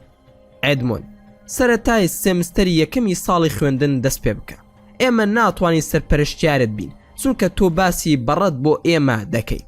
خۆ سەرپشک با کە کێ هاوکارت بێت. ماکوان، نەخشە ڕێگەی بۆ دادەمەزرێنین. ئەدمۆند، من قسم نەما و ماندوومان کردی. ماکوان، بە پێچەوانەوە خۆشحاڵتان کردم. ئەوان ڕۆشتن و منیش ماڵ ئاوایم لێکردن. تەلەفۆنم بۆ کڕۆنیکا کرد، داوای لێبوردنم لێ کرد کە میوانم هاتووە. بە کڕۆنیکام وت کە بەیانی دێم سەردانت دەکەم. کڕۆنیکا، نابەیانی ناکرێت، چونکە من 3 ڕۆژە دەرمانی کیمیایی وەردەگرم. بۆیە خەستەخانە بڕیاری یاوە بمباتە دەرەوە تا کەمێک بگەڕێم.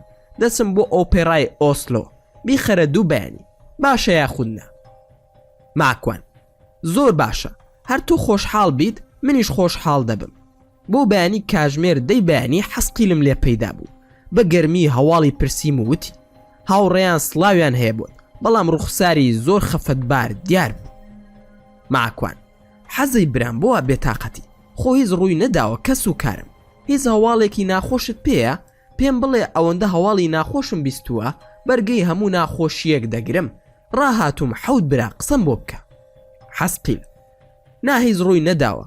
خوای گەورە هەموو لایەک سەلامەت بکە. سوڵتان سڵاوی زۆری بۆت هەبوو، داوایەکی لێ کردووی، جا نازانم بە قسەی دەکەی یاخود نا. ماکوان، هەرچی بە من بکرێ لە خزمەتی سوڵتاندەم، بڵێ بزانم داواکەی چی بوو. حەسقیل، دەیوت بە ماکوان بڵێ با پێشمەرگی کڕۆنیکا هاوسەرگیری لەگەڵ بکە.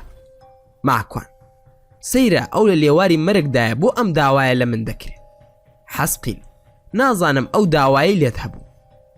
ماکوان، وەڵڵاهی حەزەی برام بڵێم چی؟ ماوەیە کاتم بدەرێ با بیرێکی لێ بکەمەوە، وەڵامەکەتان ئەدەمەوە باشە یاخودنا؟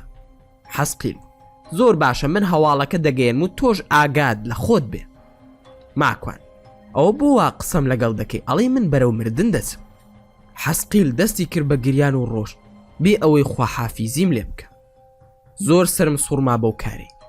وتم بڵێ کڕۆنیکا مرد بێت. تەلەفۆنم بۆ کرد، جوابی دایە و وتی کاژمێر 11 دەڕۆم. بیرم لەوە دەکردەوە ئاخر بۆچی هاوسەرگیری لەگەڵ کەسێک بکەم کە هیچ هیوایەکی بە ژیان نەماوە و دەمرێ. لەم هاتوو سوێدا بووم لە کۆریۆدۆری ژیانمدا کە عەقڵم نەیدەگر، چونکە زەوازکردن تەنها قسە و باز نییە و ژیان و مەرگیش بەدەست خوای پەروەردگارە. ئەی ئەگەر ئەم ئافرەتە ژیا و چاک بۆیەوە من ناتوانم لەگەڵی بژیم، بۆ من زۆر قورس دەبێ، چونکە ژیانی خۆم و خێزان و منداڵەکانم لەدەست ئەم. بەڵام سوڵتان تەکلیفی کردووە و پێم ناخۆشە تەکلیفەکەی بشکێنم. دوایش دەموت آخر خۆ سوڵتان بڕیار نادات بۆ ژیانی من، با هەر بۆ خۆی بڵێ. هەر چۆن بوو گەیشتمە ئەو بڕیارەی کە ناتوانم نە درۆ لەگەڵ خۆم بکەم و نە لەگەڵ سوڵتانیش و نە لەگەڵ کڕۆنیکاش. درۆ لەگەڵ خۆم ناکەم، نامەوێ ماڵ و منداڵم لێ تێک بچێ. درۆ لەگەڵ سوڵتان ناکەم و ناتوانم ژنی تر بهێنم و درۆ لەگەڵ کڕۆنیکاش ناکەم کە نەتوانم ڕازگۆ نەبم لەگەڵیدا. بۆ ڕۆژی دوایی چوون بۆ لای کڕۆنیکا. ماوەیەک بوو نەمدی بوو، کێشی زۆر دابەزی بوو، زۆر بەزەیم پەیدا هاتەوە. کاتێک کە دەرگاکەم کردەوە بەو شێوەیە بینیم لە تاوە ئاگام لە خۆم نەما.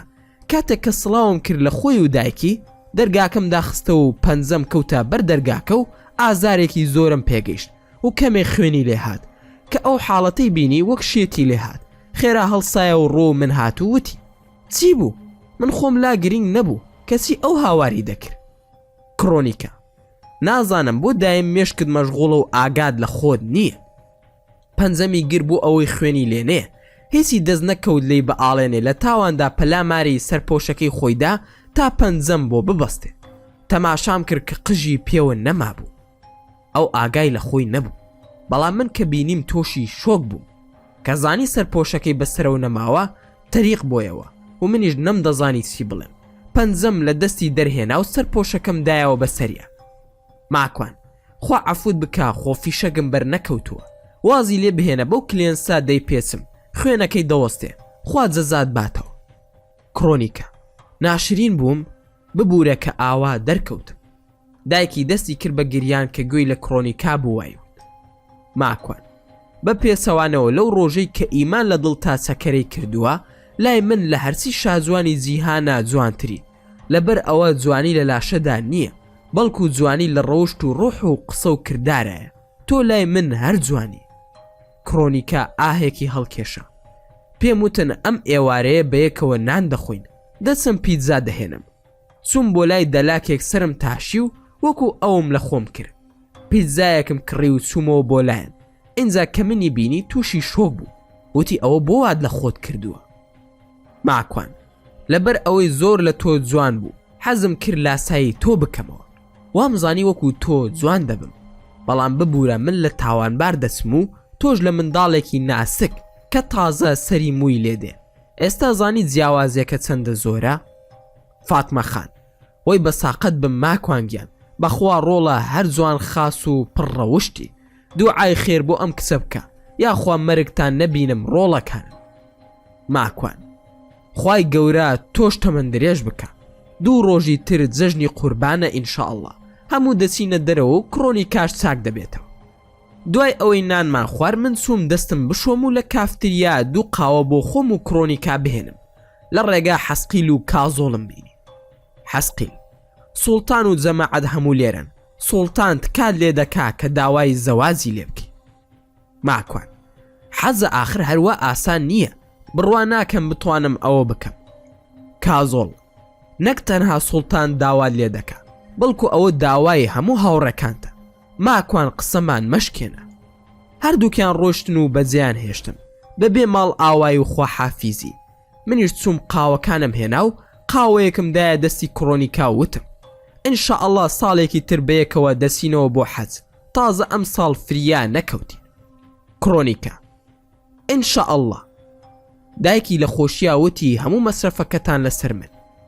ماکوان قسەیەکت پێ بڵێم لە بەرچاوی دایکت دڵم مەشکێنە. کڕۆنیکا فەرموو ماکوان تۆ دەزانی کە چەندە عەزیزی لەلام چۆن دڵت دەشکێنم. ماکوان چەند کاتە دەمەوێت پێت بڵێم، ئێستا لە بەرچاوی دایکت پێت دەڵێم، هیوادارم ڕازی بی. کڕۆنیکا فەرموو بۆ بە شەرمەوە قسە دەکەی، چی دەوێت پێم بڵێ؟ ویستم داواکەی سوڵتان بەجێ بهێنم، بەڵام هەرچیم کرد نەمتوانیم، بۆیە پێم وت هەستە 2 ڕکات نوێژی تەوبە بکە. دوای ئەوە ماڵ ئاوایم لێکردن و بەرەو ماڵەوە گەڕامەوە. گەیشتمە ماڵەوە ویستم ڕاستەوخۆ بسمە حەمام و خۆم بشۆم. سەر و ملم هەمووی مو بوو. تەلەفۆنەکەم زەنگی لێدا کە جوابم یایەوە فاتمە خانی دایکی کڕۆنیکا بوو دەگریا و دەیود ماکوان فریان بکەوە.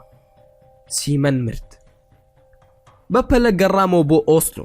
دایکی و پەرستارێکم فێر کرد کە چۆن بیشۆن و چوون بۆ مزگەوت کفنم بۆ هێنا و تەلەفۆنم کرد بۆ کۆمپانیایە کە کاری ئامادەکردنی گۆڕ و گواستنە و ناشتنیان ئەنجام ئەدا. هەموو شتێکم ئامادە کرد بۆ ڕۆژی دوای لە گۆڕستانێکی نزیک شاری ئۆسلۆ لە گۆڕستانی موسڵمانان ناشمان و دایکیم هێنایەوە. یەکەم ڕۆژی جەژنی قوربان بوو. دایکی داوای کرد کە تەعزەی بۆ دابنێن. منیش پێم وت ئێستا جەژنە، با جەژن تەواو بێت بە دڵنیاییەوە تەعزەی بۆ دائەنین. خەریکی ئامادەکردنی شوێن بووین بۆ تەعزیەکەی کە چوارەم ڕۆژی جەژن بوو. بەیانی زوو لە خەو هەڵسان بەرەو کار بەڕێ بکەوم کە چوون بۆ خوارەوە بۆ ئەوەی سیارەکە داگیرسێنم و بکەومە ڕێ. پۆلیس و مخابرات هاتن دەستگیریان کردم و نردیانم بۆ ئیتاڵیا.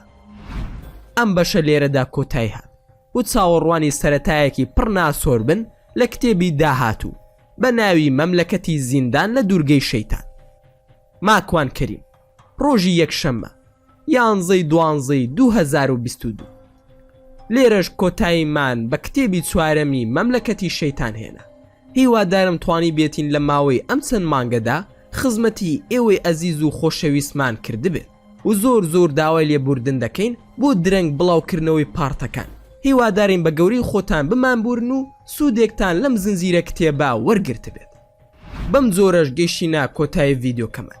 هیوادارم ڤیدیۆکە جێگەی ڕەزامەندی ئێوەی ئەزیز و خۆشەویست بوو بێت و زۆر سوپاستان دەکەم کە تا ئێستا بینەری ڤیدیۆکەمان بوون. ئەگەر ڤیدیۆکەتان بەدڵ بوو ئەوە هەر ئێستا لایکی ئەم ڤیدیۆمان بۆ بکەن و هەروەها شێریشی بکەن لەگەڵ هاوڕێکانتاندا و لە بیرشتان نەچێت ئەگەر ئەتانەوێ هەمیشە بابەتی ناوازە لە کەناڵەکەی ئێمە ببینن ئەوە هەر ئێستا سبسکرایبی کەناڵەکەمان بکەن و زەنگۆڵی تەنیشتی سبسکرایبەکەش چالاک بکەن و لە بیرشتان نەچێ هەر ڕەخنە و پێشنیارێک یاخود بیرۆکەیەکتان بۆ کەناڵەکەی ئێمە هەیە دەتوانن لە کۆمنتی ئەم ڤیدیۆیەدا بۆمانی بنووسن و دووبارە و سێبارە سوپاستان دەکەم بۆ تەماشاکردنی ڤیدیۆکەم.